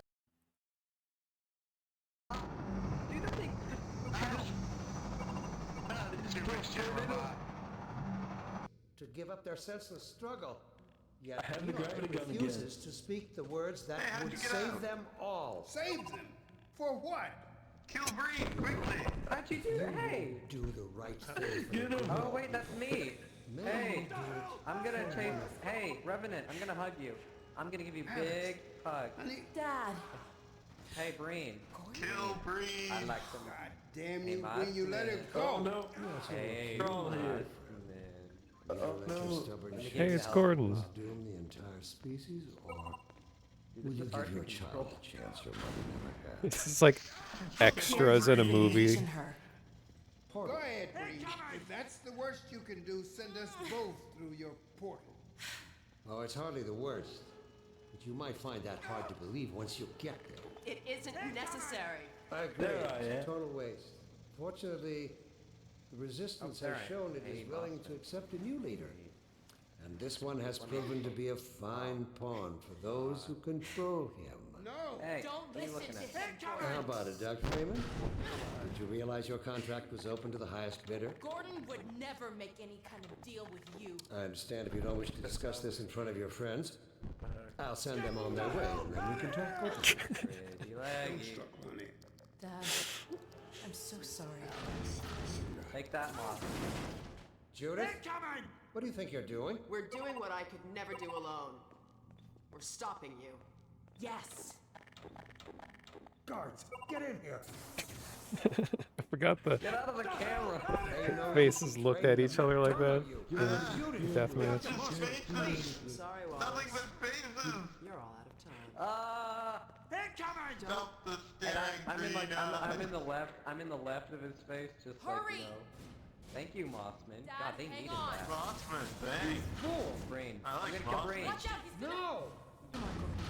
No! I'm trying to use an elevator in co-op is a Get on the nightmare. elevator. Ditch that elevator. Oh no! We haven't known each Shut other up. very long. He was a good man. Except not. I know you didn't have to do this. In the Half-Life 2 done fast speed run, they literally get in the elevator What with he left Brain. It's behind. hilarious. A gravity gun. He doesn't have a clue, does he? Wait, where am I? Okay. Gordon, get the gravity gun. I have it. Oh crap. I wonder where he's going. Rest base. I can't shut it down. Looks like he's turned over control to the other side. We'll have to go What is that terrible? Oh. Just,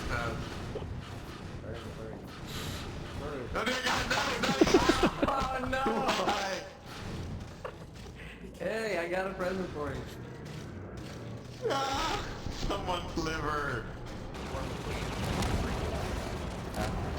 Yeah. Buy it to go.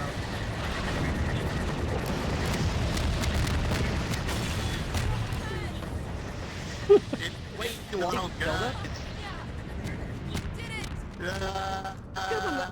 Gordon, we've got to get out of here. Maybe we still have... He ganged up on him. Because demons.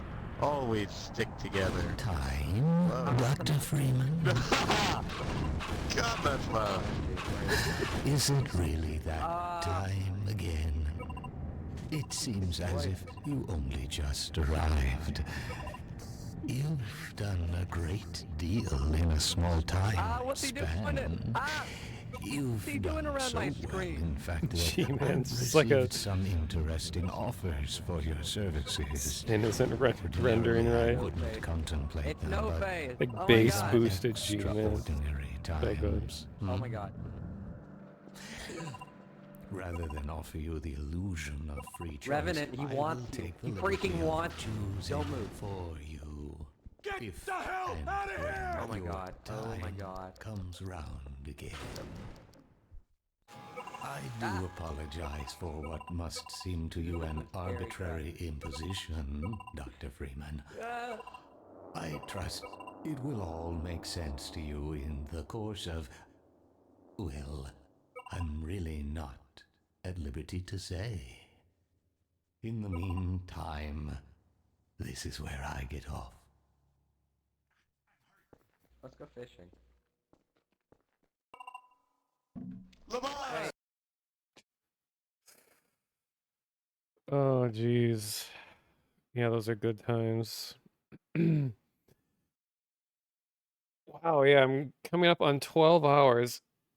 And that means I'm now forced to end the stream because at 12 hours is when YouTube or the Twitch conversion thing will forcibly split the VOD after 12 hours.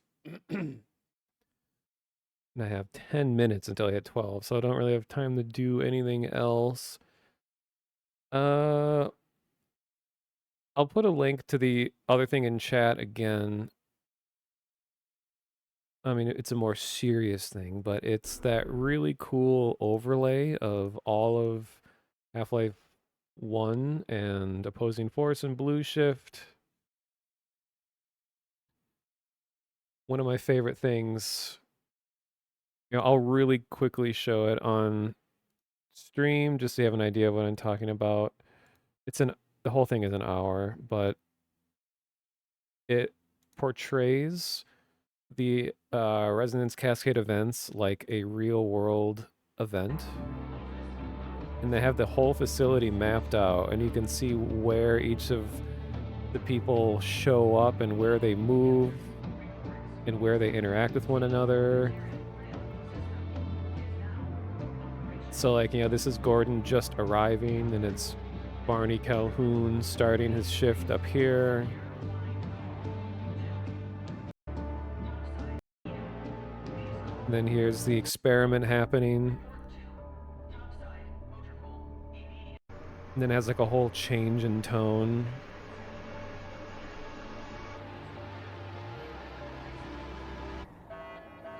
Warning, high energy detonation detected in materials lab. And it's keeping a casualty count at the bottom. Energy field detected in sector C. And this was like intricately put together where every time you see something reported, these are actual announcements in the game of them saying like, you know, there's a energy blah, blah, blah happening in sector C. And it's just like it very accurately shows as bad, you know, off-screen things happening. Sector D, sector E. Elevator failure, sector E. Warning, unauthorized biological forms detected in sector C. Security officer reports men down in anomalous materials test lab. Warning, unauthorized biological forms detected in ventilation system. So yeah, Shepard hasn't even like left the base yet at this point.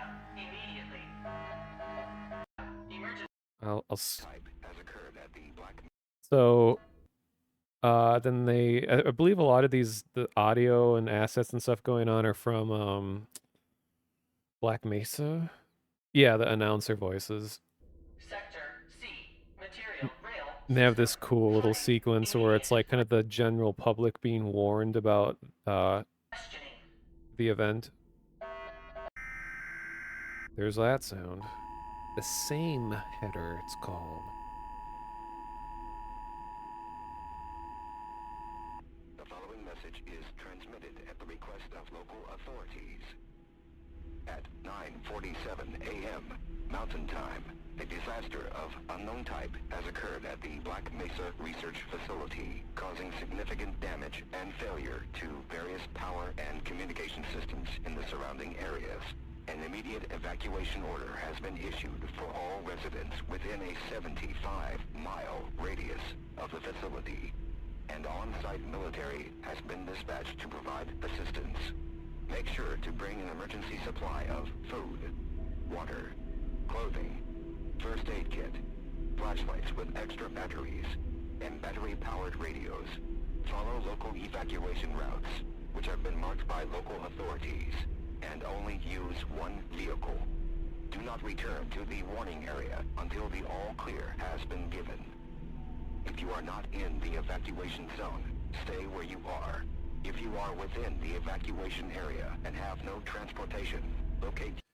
Well, I believe the casualty counter is supposed to be based on how many dead bodies the players come across, and any that are like reported over the announcements. So I think, truthfully, there should be more. I mean, I'll skip ahead because I see I have like 5 minutes. I mean, I don't have, have to force the stream off in 5 minutes, but I'll skip to some of the really good parts because, like, it's amazing to think that in the timeline that Shepard doesn't even start until like 2/3 of the way through Half-Life. There's a lot of debate about when exactly Shepard's events happen because he goes in and out of consciousness a lot in the beginning.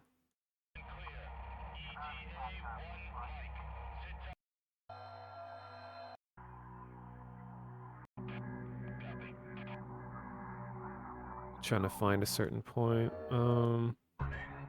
Sector D.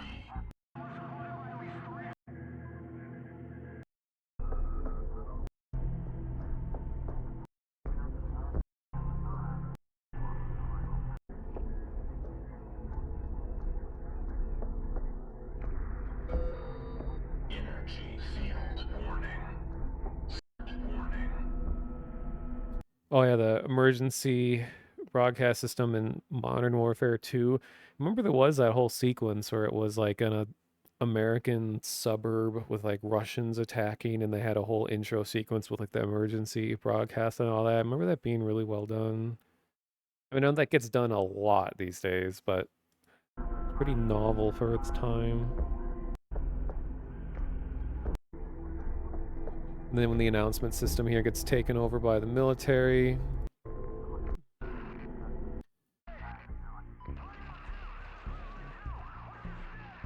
And then so they start going in and talking about all the military conversations back and forth, what their reports of sightings of things.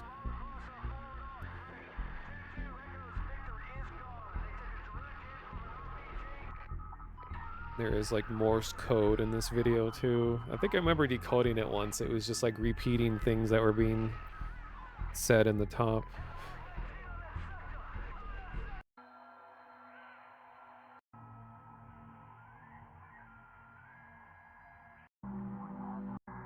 So here's where Blue Shift ends. Barney escapes. Oh, that's right. Barney allegedly witnesses Gordon being dragged during that cutscene, so that's a crossover point.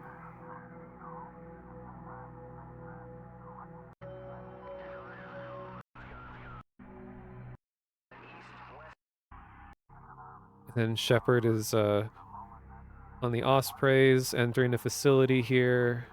Apparently while Gordon is out fighting Apaches and stuff.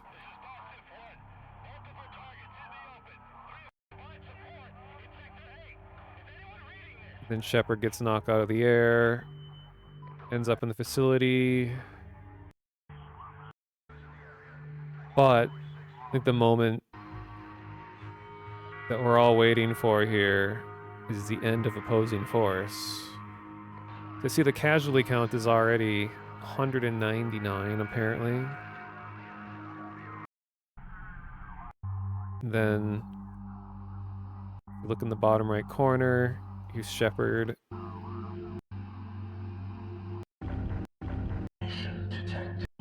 Here we go.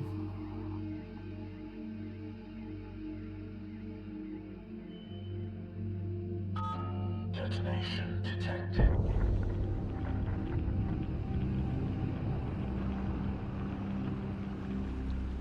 Missing 2,421. Ooh. Wonder where they got that number from. Over 2,000 people worked at Black Mesa, apparently. It's a pretty big facility.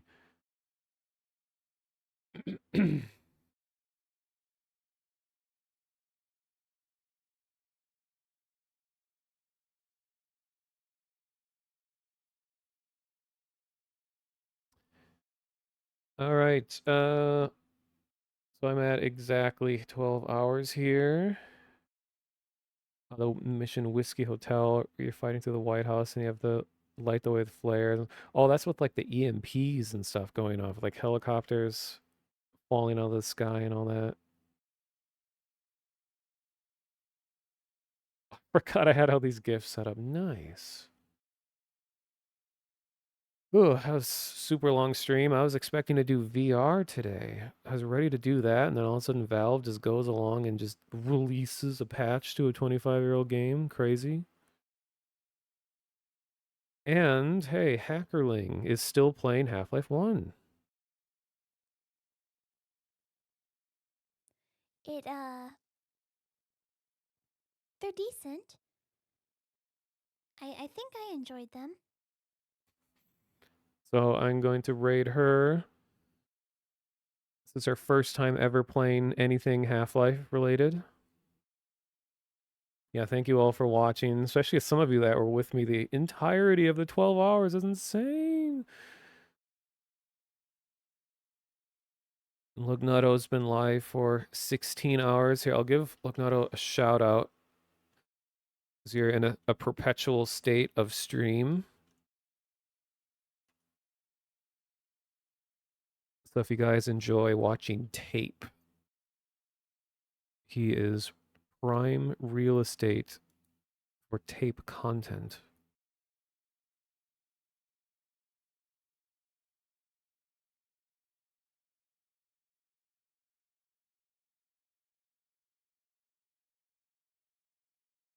You're gonna end after the movie ends. All right. Cool. Yeah, and thanks for the raids and stuff earlier. Kane, Decius, Magnus, and the follows. And might be streaming VR tomorrow or Sunday. I don't know. We'll see. Want to do kind of a spooky VR chat thing if I feel like it, but that all depends on if I feel like it. All right. Enjoy Hackerling's first time in Half-Life, and have a good night or morning, all of you out there.